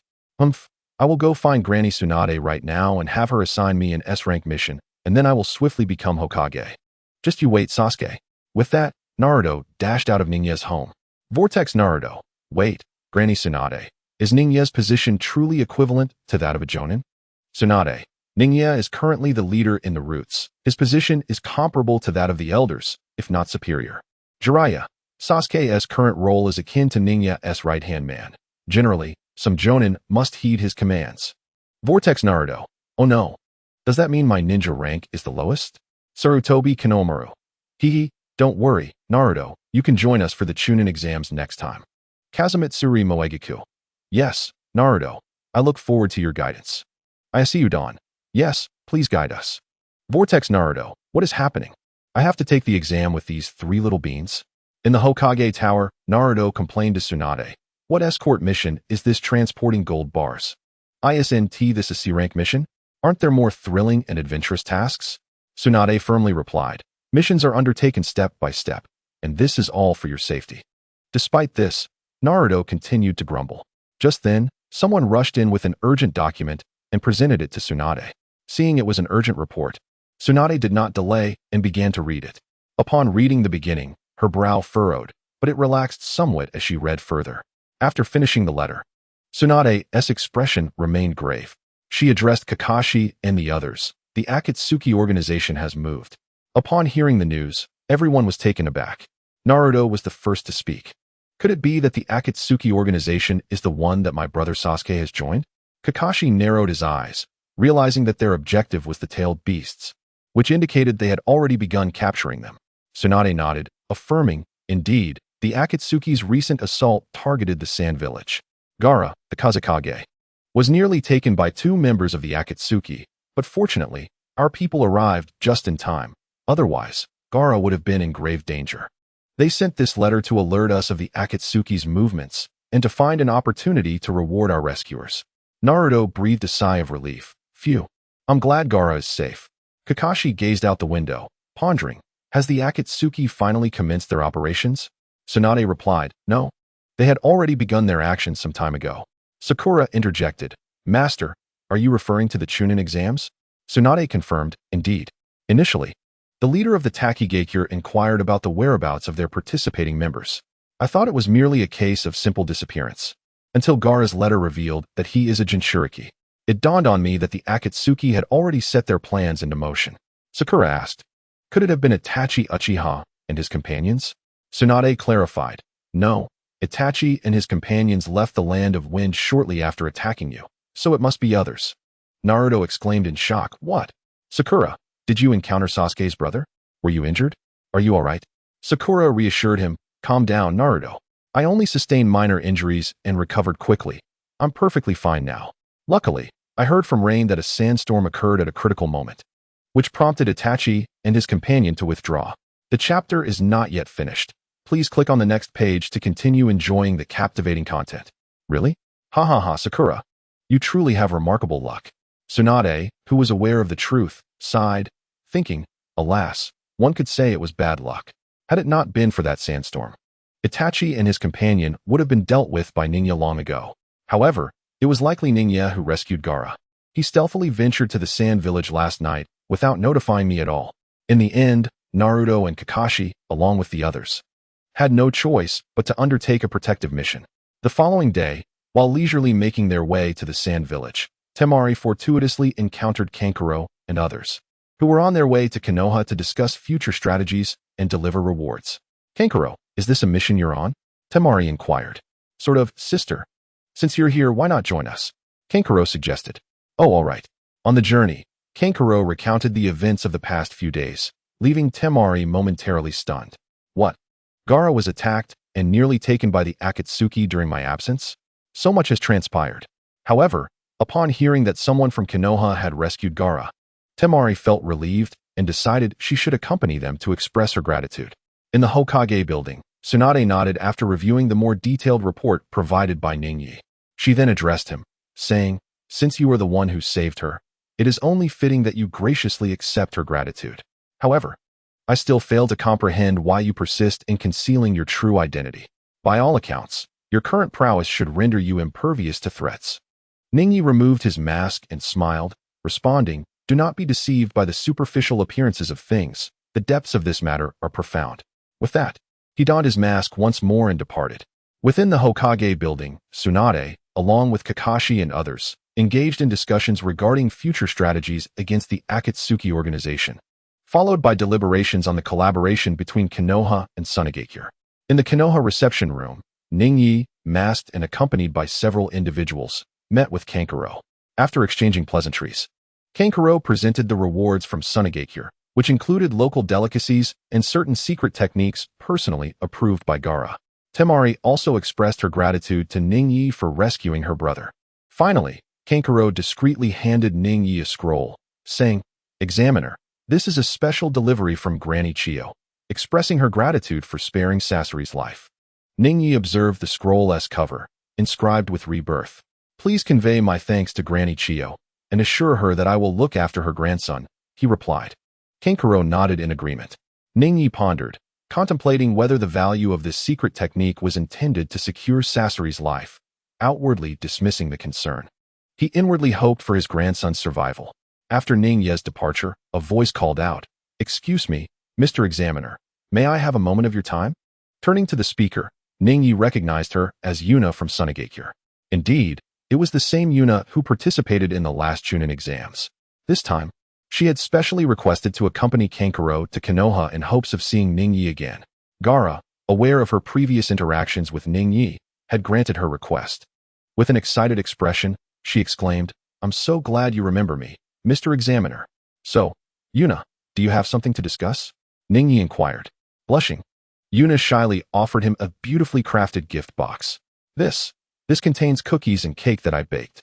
Though these offerings may seem insignificant compared to your assistance, I still wish to express my gratitude. Thank you for saving us last time, and Lord Kazekage also appreciates your help. Ningyi accepted her gift, saying, Thank you, Yuna, and I am grateful for your discretion last time. Yuna hurriedly waved her hands, insisting, No, please just accept it. Keeping your secret was the least I could do. Could you let me know how they taste? If they aren't satisfactory, I will improve next time. As Ningyi reached into the box to take a delicately crafted cookie, he noticed Yuna turn away, covering her eyes with her hands, a truly considerate and thoughtful gesture.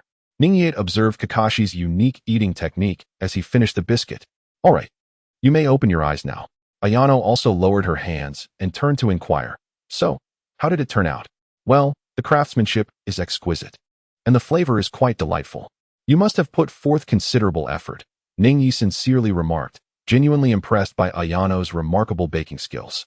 It is appropriate to say that she is indeed worthy of being a medical ninja in the relatively resource-scarce Sunagakure. The emergence of a medical ninja with such exceptional chakra manipulation abilities is a testament to Ayano's innate talent. Hearing Ningya's compliment, Ayano beamed with happiness. It is truly wonderful that you enjoyed it. The The proctor is likely quite busy now, so I shall not intrude further. If you ever find yourself in Sunagakure, please do not hesitate to contact me. Ningyi nodded in acknowledgement. Yes, if the opportunity arises. I shall eagerly await your visit, Ayano replied. Her heart lightened by Ningyi's response. Jiraiya remarked, alas, Ningyi managed to win the heart of that young lady without even revealing his face. Quite impressive, isn't it? Tsunade retorted, it seems you are envious, aren't you? How could that be? I have my own. Jiraiya began, but Tsunade interrupted him. Kushina exclaimed, little Ningyi is indeed remarkable. Sakura chimed in, but Ningyi has always worn a mask. Ayano is unaware of his identity. Aren't you the least bit concerned, Ayano? Ayano responded, not at all. Ningyi has consistently prioritized the interests of our ninja world. It would be unwise to be a burden to him by acting selfishly. Kakashi sighed. This highlights the disparity between you two. Fear not, Ayano. According to the literature I've perused, Ningyi is destined for an encounter with you. Thank you. Kakashi-san, Ayano replied gratefully. Kushina added, a gentle and considerate girl like Ayano will surely take good care of Ningyi. After some time had passed, Naruto knocked on the door once more. Upon entering, he scanned Ningyi's home, and, relieved to find Sasuke absent, he approached Ningyi in the living room. Hee. Ningyi, do you know what I've been up to these past few days? Seeing the excitement radiating from Naruto's face, Ningyi surmised, oh dear. It seems you have completed yet another S-rank mission. Haha, you'll never guess. Wait, how did you know? Naruto exclaimed, somewhat bewildered. I said nothing. Your face reveals everything you wish to convey, Ningyi chuckled. Ah, I see. Well, let me tell you. Sakura, Niji, Lee, and I traveled to the land of demons, where we protected their priestess, Cheyenne. Together, we executed an incredibly powerful Rasengan, ultimately defeating the spirits. Ningyi praised. Not only did you defy the priestess's prophecy, but you also safeguarded her. Completing an S-rank mission in such a manner is truly remarkable, Naruto. Indeed, that final adversary proved to be quite formidable, proclaiming his intent for vengeance, yet he was ultimately vanquished by me and Cheyenne. As for the specter, Ningyi sensed an underlying disquiet, though he could not articulate it. Naruto continued to exuberantly recount his exploits when a distant voice broke through the air, chattering incessantly. It was none other than you, Naruto. Without turning his head, Naruto retorted, Humph, I wondered why the sky suddenly darkened. It turns out you have arrived, Sasuke.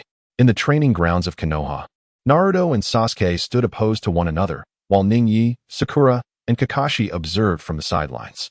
Sakura inquired, why are these two about to clash again? Kakashi, with his ever unperturbed demeanor, replied, I could conceive of 1,000 reasons for their bout. In their current state, they will not relent until they have faced each other. After saying this, Kakashi turned his attention to Ningyi, assuring him, rest assured, their encounters are generally moderated, or so I hope. Ningyi, I fear I may once again require your assistance. Yes, I may need your help as well. Ningyi, Sakura acknowledged. Having learned from the previous confrontation of Team 7 that Ningyi was no ordinary individual. Leave it to me. Ah, Tsunade. It appears these two youngsters are poised to engage once more. There is no need to speculate on the reasons behind Kakashi and his team. Hyuga Hanabi giggled, wondering who would emerge victorious. As for Jiraiya, it's difficult to say. Orochimaru chuckled, finding it hard to predict. Minato, whether they win or lose is inconsequential, as long as their injuries remain manageable. Naruto scoffed, declaring, arrogant Sasuke, victory is undoubtedly mine. Sasuke Uchiha, with my extensive combat experience alongside Ningyi, you stand no chance against me. What did you say, Naruto? With a kunai in hand, Naruto initiated the assault, excelling in close-quarters combat. Sasuke, however, refrained from drawing his Kusanagi and engaged Naruto barehanded. Naruto employed his shadow clone technique, launching a barrage of strikes. He summoned a shadow clone to his left and aimed an uppercut at Sasuke, who evaded the blow by sidestepping. Naruto leaped, attempting a kick, only to be met with a sharp slap from Sasuke, leaving a vivid mark upon his cheek. Undeterred, Naruto unleashed his multiple shadow clone technique, seeking to overwhelm his opponent. Yet, Sasuke deftly countered each attack, remarking, too slow, Naruto. You are simply too slow. Having trained with Ningyi, Sasuke found it easy to evade Naruto's powerful yet predictable punches. After exchanging blows for several rounds, Naruto was ultimately sent flying by a well-placed kick from Sasuke. Damn you, Sasuke, how can you be so fast? Observing this, Naruto tapped into the power of his tailed beast chakra, transforming into his one-tailed state. "Watch out, Sasuke," he warned before vanishing in an instant, reappearing behind Sasuke and lunging at him with clawed hands. However, Sasuke did not turn back. The Chidori enveloped him entirely, and Naruto's chakra-covered claws were thwarted by the electric current. Realizing his initial strike had failed, Naruto swiftly retreated. But it was not over yet. Naruto summoned the power of three tails. Sasuke, in response, activated his Sharingan, sensing that this battle was beginning to hold some intrigue. Yet it was Naruto who made the first move, determined to strike Sasuke in close combat. The speed and strength of the three-tailed chakra surpassed that of the one-tailed form. With rapidity, Naruto lunged forward with his claws, but Sasuke understood that evasion was not an option in this state. He drew the Kusanagi sword, parrying the attack. Naruto swiftly retaliated with his other hand, but Sasuke was quicker, landing a kick that created distance between them. "It's my turn, Chidori," Sasuke declared as black lightning crackled in his right hand, surging toward Naruto. Rasengan. Naruto conjured a purple spinning sphere using his tailed beast chakra with one hand and hurled it at Sasuke. The collision of the Rasengan and Chidori resulted in a powerful shockwave, forcing both combatants to retreat several steps. Kakashi observed the black Chidori in Sasuke's hand and the purple Rasengan in Naruto's, realizing that they had indeed mastered a transformation of chakra nature, which was beyond the usual elemental changes. Sakura stood in stunned silence, exclaiming, "Wow, they're both so strong." She hadn't noticed their prowess during their previous collaboration against Kakashi and Neji in Team 7. It was only now, witnessing their clash, that she recognized the widening gap between her abilities and theirs after 2.5 years of training under Tsunade. Naruto and Sasuke exchanged a glance before simultaneously vanishing, only to reappear and collide once more. Naruto's three-tailed chakra mode granted him remarkable speed and explosive power, while Sasuke relied on the dynamic vision of his Sharingan and his agile coordination and mobility. They exchanged strikes, Naruto with claws, Sasuke with sword. Although Naruto moved swiftly, Sasuke's agility and extensive combat experience allowed him to inflict a significant wound on Naruto while sustaining only a minor injury himself. Unfazed by the setback, Naruto confidently remarked, Sasuke, I didn't expect you to grow this strong. In that case, I will unleash my full power." Sasuke, with his Sharingan, perceived the surge of malevolent chakra emanating from Naruto, who underwent a noticeable transformation while retaining his human form, enveloped in a dark red aura of tailed beast chakra. The fourth tail of Naruto, Uzumaki, emerged. Sasuke, having heard about Jinchuriki from Neji, looked at Naruto with a grave expression. "So this is the four-tailed state of Naruto? The chakra is indeed incomparable to the three-tailed form." Sasuke, you better be cautious in this state," Naruto warned. Let us see if you can back that up," Sasuke replied. Naruto raised his left arm, and the claws of the nine tails extended forth. With a powerful swing, Naruto's arm elongated, reaching out towards Sasuke. Although Sasuke was prepared, the speed of Naruto's strike was astonishing. Utilizing the dynamic vision of his Sharingan, he narrowly evaded the blow. Naruto then unleashed his right claw, followed by his left, both paws lunging at Sasuke. Sasuke could only evade the onslaught, but Naruto's velocity intensified, ultimately seizing Sasuke by the ankle and forcefully slamming him into the ground. The chapter does not conclude here. Please turn to the next page to continue reading. With a resounding crash, Sasuke was driven into the earth. Seizing this opportunity, Naruto swiftly approached Sasuke for another claw attack. However, just as Naruto's dual claws struck Sasuke, he suddenly transformed into a surge of black lightning, which rapidly entwined around Naruto's arms. The black currents incessantly coursed through Naruto. While he felt the damage was minimal, his mobility was severely hindered. Sasuke emerged from the side, surprised to find that Naruto's defense was remarkably robust even in this state. With this realization, Sasuke raised the Kusanagi sword and invoked the technique, Fire Release, Black Flame. Instantly, a layer of black fire enveloped the sword. "It's Itachi's black flames," murmured Uchiha Shursui. "Could it be that Sasuke has activated the Mangekyo Sharingan?" questioned Uchiha Fugaku. "Are you blind? The clan leader who was exterminated? Can't you see that Sasuke is still in his three-tomo form? This black flame technique should be akin to the black lightning, both derived from the shadow release chakra transformation taught to him by Ninya," replied Uchiha Madara. "I was merely excited to see Sasuke use Amaterasu," Fugaku defended. Shursui pondered. I wonder if Sasuke's technique can compare to the true Amaterasu. Ningya remarked. This technique is nearly indistinguishable from the original, as they both stem from Sasuke's unique shadow release chakra transformation inherent to the Uchiha clan. Ah! Naruto roared, dispelling the black lightning that ensnared him. At that moment, Sasuke had already approached, executing fire release, black flame, flying flame. He swung the Kusanagi sword, releasing a devastating black flame slash. Caught off guard, Naruto was struck and sent hurtling into the trees, raising clouds of dust. Understanding the nature of Jinchuriki, Sasuke charged into the smoke. Indeed, utilizing his Sharingan, he discerned that Naruto was gathering a dangerously potent chakra sphere in his mouth. He cleaved through the haze, and Naruto, startled to see Sasuke, had intended to use the smoke as cover to launch a sneak attack with his Rasen Shuriken. Sasuke fixed his three-tomo Sharingan upon Naruto, who was in the midst of gathering the Rasen Shuriken, causing him to abruptly halt, his eyes vacant and fixed in place. Within Naruto's consciousness, he was drawing upon the Nine-Tails chakra that seeped from his seal when Sasuke unexpectedly appeared before him. As Naruto was gathering chakra, he was startled to see Sasuke suddenly appear. Sasuke, how can you be here? Sasuke calmly extended his palm towards the gathered chakra of the Nine-Tails, affirming Ningya's assertion that if the Jinchuriki's body was separated from the tailed beast by a seal, only the leaking chakra could be utilized, rendering true power unattainable. The consciousness of the Nine-Tails observed Sasuke with disdain. Your malevolent Sharingan, the power of a cursed clan, your ocular prowess, and your chakra, which is inferior to mine, closely resembles that of the former Uchiha Madara. In response, Sasuke merely replied, our clan's cursed Sharingan. Ningya has indeed discovered a method to lift our curse. Furthermore, do not conflate me with that wretched individual. With a surge of power, Sasuke shattered Naruto's gathered Nine-Tails chakra. In reality, Naruto, in his four-tailed form, suddenly lost his chakra cloak and reverted to his original self. At that moment, Sasuke raised the Kusanagi sword to Naruto's neck.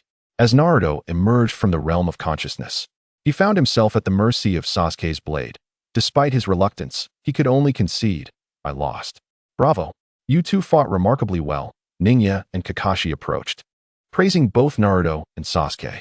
However, having lost to Sasuke in front of Ningya, Naruto felt a twinge of disappointment.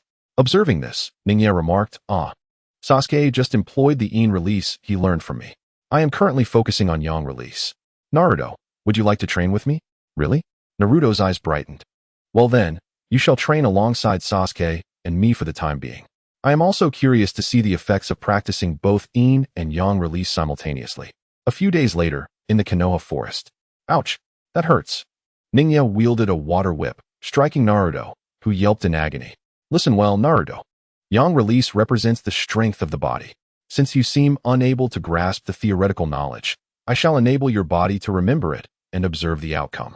Despite Ningya's theoretical explanations of Yang release, Naruto's foundational knowledge was too weak for him to comprehend.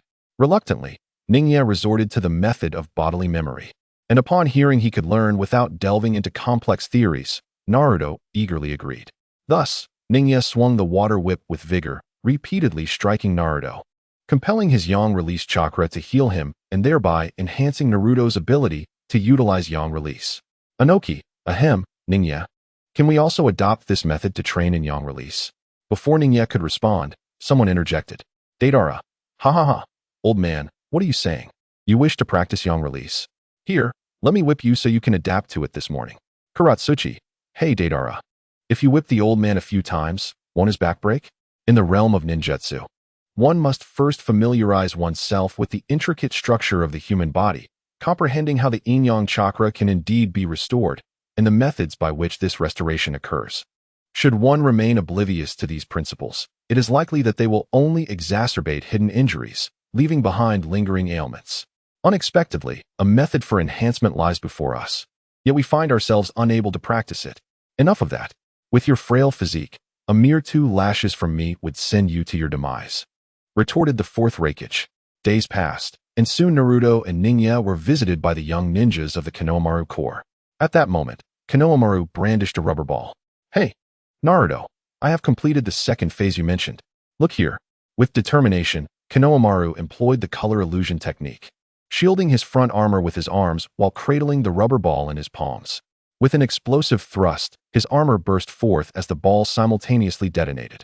Proudly, he sought recognition from Naruto. How about that? Naruto, perplexed, questioned, "Why did you use the color illusion technique?" Konohamaru pouted. "Did you not tell me to enhance my allure?" He shook his armor while expressing his grievance.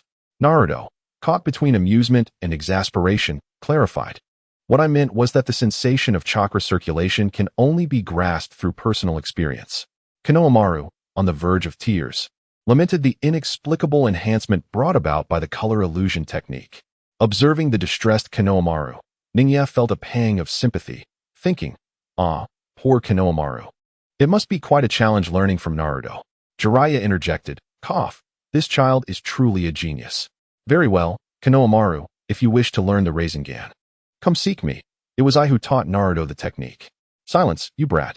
Do you think I am unaware of your thoughts?" countered Sarutobi Hiruzen.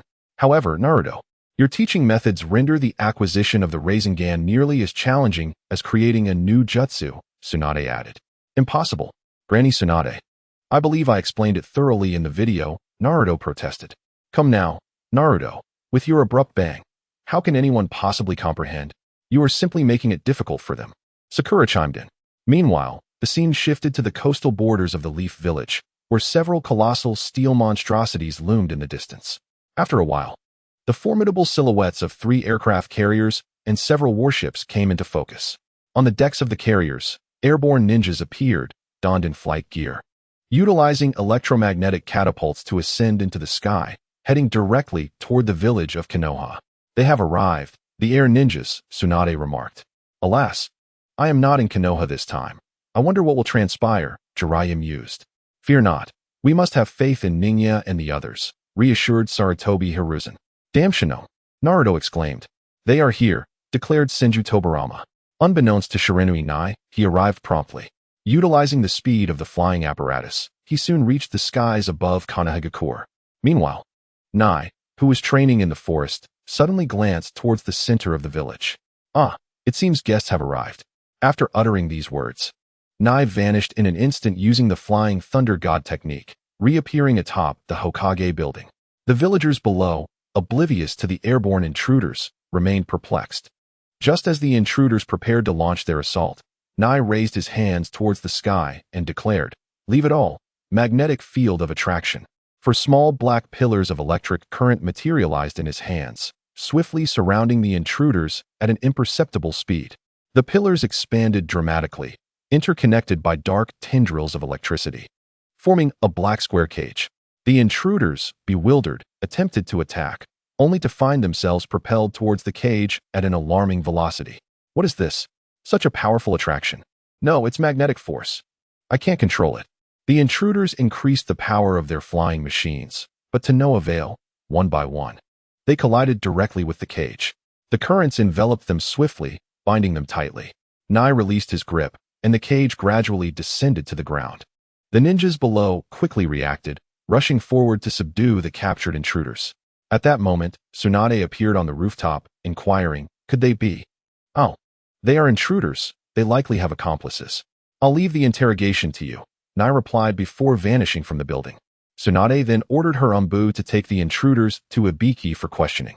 Later, Yuyumi arrived in Konohagakure seeking her teacher, but during her search for Shinran, she encountered Sakura and Naruto, only to suddenly faint. The two rushed her to the hospital. In the hospital, Kaguya, Yuyumi's mother, tended to her, but while treating her, she furrowed her brow, sensing an unusual chakra. In the interrogation room of the village, no. After enduring Ibiki's relentless interrogation, the intruders, unable to withstand the pressure, divulged the truth. He compiled their confessions into a report and presented it to Tsunade.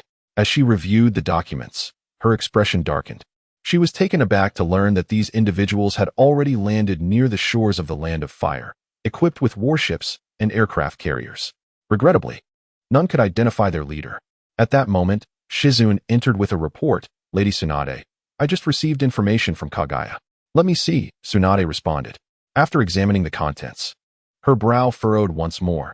The girl rescued by Naruto and Sakura bore traces of a sinister chakra, darker and more malevolent than that of the Nine Tails. The Zero Tails is born from the darkness within human hearts. The unexpected appearance during the ambush raises questions of coincidence or whether Tsunade herself underestimated the situation.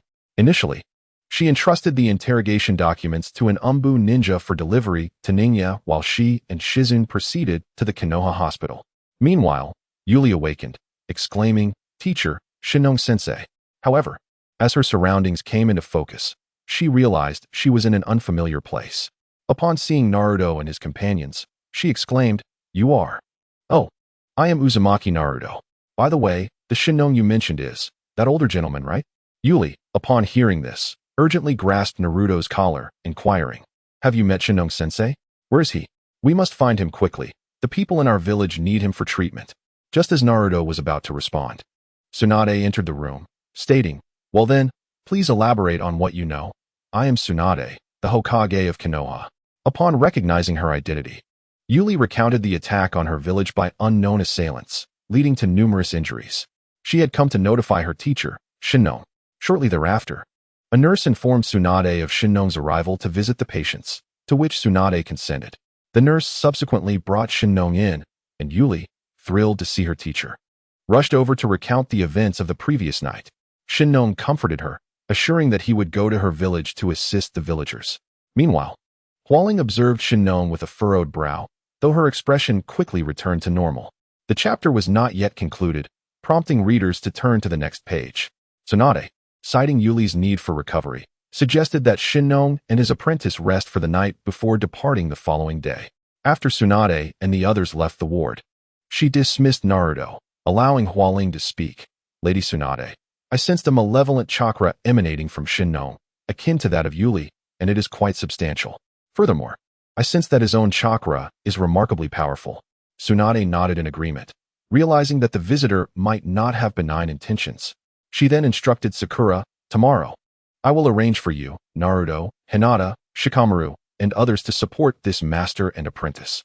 Meanwhile, I will discreetly assign Kakashi and the Umbu to follow you." She expressed her unease regarding Shinong's sudden appearance, instructing Sakura to relay her concerns to Shikamaru, emphasizing the necessity of thorough investigation. "Understood," replied Sakura. Naruto interjected, "What about me?" To which Sakura responded, telling you would essentially inform the other party as well. The following day, Tsunade organized a team comprising Naruto and others to assist in treating the villagers of Yuli's homeland. Shinong, confident in his disguise, harbored no suspicions. Meanwhile, Ningya, Sasuke, Yamashiro, and several root members concealed themselves along the shore. They observed the imposing aircraft carriers and warships not far from their position. Ningya addressed the group, stating, "Even if the exterior of these vessels is damaged, it matters not. What is crucial are the power engines and other core components within. The empty ninjas, when possible, should be captured alive. If not, execution is acceptable. Proceed." Yund Longma discreetly utilized insects to deliver Ningya's flying thunder god Kanai to a concealed corner of the aircraft carrier. After he nodded at Ningya, Ningya activated the flying thunder god technique, transporting everyone to their designated location. Upon arrival, the ninjas from the Yamashiro clan were the first to form hand seals, employing Ningya's modified sensory transmission technique. Originally, this technique allowed the user to lock onto the positions of surrounding enemies by placing a hand on the heads of allies, enabling them to share the user's perception. However, Ningya, utilizing information from the synaptic potentials of the apex dendrites provided by Orochimaru, successfully adapted this technique to transmit information across distances through brainwaves. The root ninjas immediately commenced their assault on the empty ninjas based on their mental positioning. The empty ninjas were taken aback by the sudden onslaught. Although some attempted to resist, they were no match for the root ninjas. Despite wielding advanced weaponry, their attack speed paled in comparison to the agility of the root ninjas. Soon, the empty ninjas were all subdued. Ningya approached the leader of the empty ninjas, who, undeterred, resolutely stated, "Humph, I shall reveal nothing. You might as well kill me." Ningya nodded in acknowledgement and, with his left hand, grasped the top of the ninja's head. He then instructed Yamashiro Kaze, "Bring the ink and paper." "Understood," Kaze replied, unsealing the scroll and expertly arranging the ink and paper. A purple glow suddenly emanated from Ningya's left hand. The individual being held by Ningya felt an overwhelming sense of dread, realizing that he was being stripped of something vital. At that moment, Ningya dipped his right finger into the ink and made a few marks on the paper. The ink swiftly detached from his finger and began to move rapidly across the paper. After approximately a minute, feeling satisfied, Ningya presented the paper before the individual he was gripping. Initially puzzled, the ninja's expression shifted to one of horror as he beheld the contents of the paper. The leader of Shinno, the empty ninja village, in control of the aircraft carrier? How could this be? You. He quickly realized that this was the doing of the man before him. To this, Ningya coolly responded. See how advantageous this is. You achieve your desire for death, and I attain the information I seek. Is this not a win-win situation? The empty ninja began to unravel, exclaiming, You vile creature. Ningya then extracted his soul, releasing his grip, and the soulless, empty ninja collapsed lifelessly to the ground. Ningya turned his gaze towards the remaining empty ninjas, stating, I shall determine your fates based on your past behaviors. It would be wise not to resist. Otherwise, I cannot predict the consequences that may ensue. The remaining empty ninjas were left in a state of shock, having assumed that silence would safeguard them. Unaware of the possibility of forced memory extraction, Ningyi sensed that a message had reached Kakashi through the kunai, and thus addressed the root ninja, instructing them to take him down and keep him under strict surveillance. He then prepared to seek out their leader. Shortly thereafter, Ningyi activated the Flying Thunder God technique and vanished. At the Wuga fortress, Kakashi, Shikamaru, and others gazed solemnly at Shinong, who had now harnessed the chakra of the Zero Tail to achieve physical manifestation. In this moment, Shinong appeared robust, with a mane of dark, lustrous hair that imparted an air of youthful vigor. Ha ha ha, the 8th gate of the 8 gates released, he proclaimed. At that moment, Shinong's aura surged dramatically, and he arrogantly challenged Kakashi.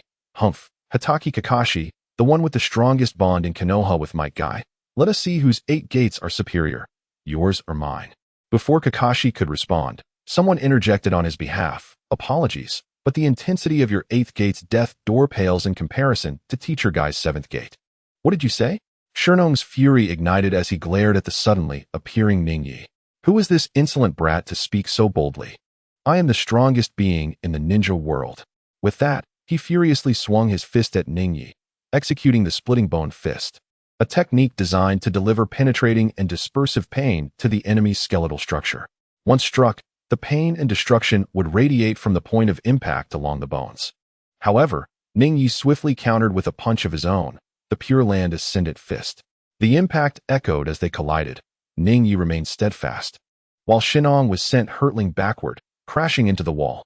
This is impossible, Shinong exclaimed, quickly regaining his footing, unwilling to accept that he had just been knocked away. Activating the Vitality Fist, Shinong concentrated Dark Chakra into his palm, compressing it into a particle-like sphere before swiftly releasing it toward Ningyi. Without even a blink, Ningyi unleashed the power of his Yang-released chakra and met the attack head-on. The result was devastating. Ningya's punch obliterated Shinong's right hand, reducing it to a mere pulp. The suddenness of the event left Shinong in shock, barely registering the pain before Ningyi delivered a powerful kick that sent him flying. What terrifying physical strength! Kakashi and Shikamaru exchanged wide-eyed glances, initially bracing for a protracted struggle upon witnessing Shinong's formidable presence, only to be astonished by the swift resolution of the conflict. Sakura, too, found herself momentarily dazed, questioning whether this masked figure wielding the fox face might possess overwhelming power. As a fellow martial artist, she understood the extraordinary physical prowess of both combatants. Yet witnessing the fox-masked individual so effortlessly overpower Shinong made her wonder if even her mentor's strength could rival his. Sakura, what are you thinking? How could anyone surpass our teacher's power? You must have faith in him, Tsunade advised. Not at all. I do not believe it, she replied. In the ruins, Shinong found himself questioning the very essence of existence. Why am I so weak? Shouldn't I be the strongest being in the world? Surely, it must be due to the insufficient dark chakra of Zero Tail. At this moment, he could not fathom that frail, toothless humans could possibly defeat him. Had he not schemed for so long to transcend the limits of humanity and emerge as the unparalleled champion? With renewed determination, Shinong rapidly absorbed the dark chakra of Zero Tail, invoking the forbidden medical technique of corporeal regeneration. This method allowed him to reconstitute himself even when his body was shattered. Before long, his right arm was restored, and his aura intensified. Haha, this time you are certainly doomed. Shinong regained the haughty expression that belittled ordinary humans. Yet, in Ningya's eyes, he was merely hastily draining his own vitality. Even without intervention, his time was limited. What a pitiful creature.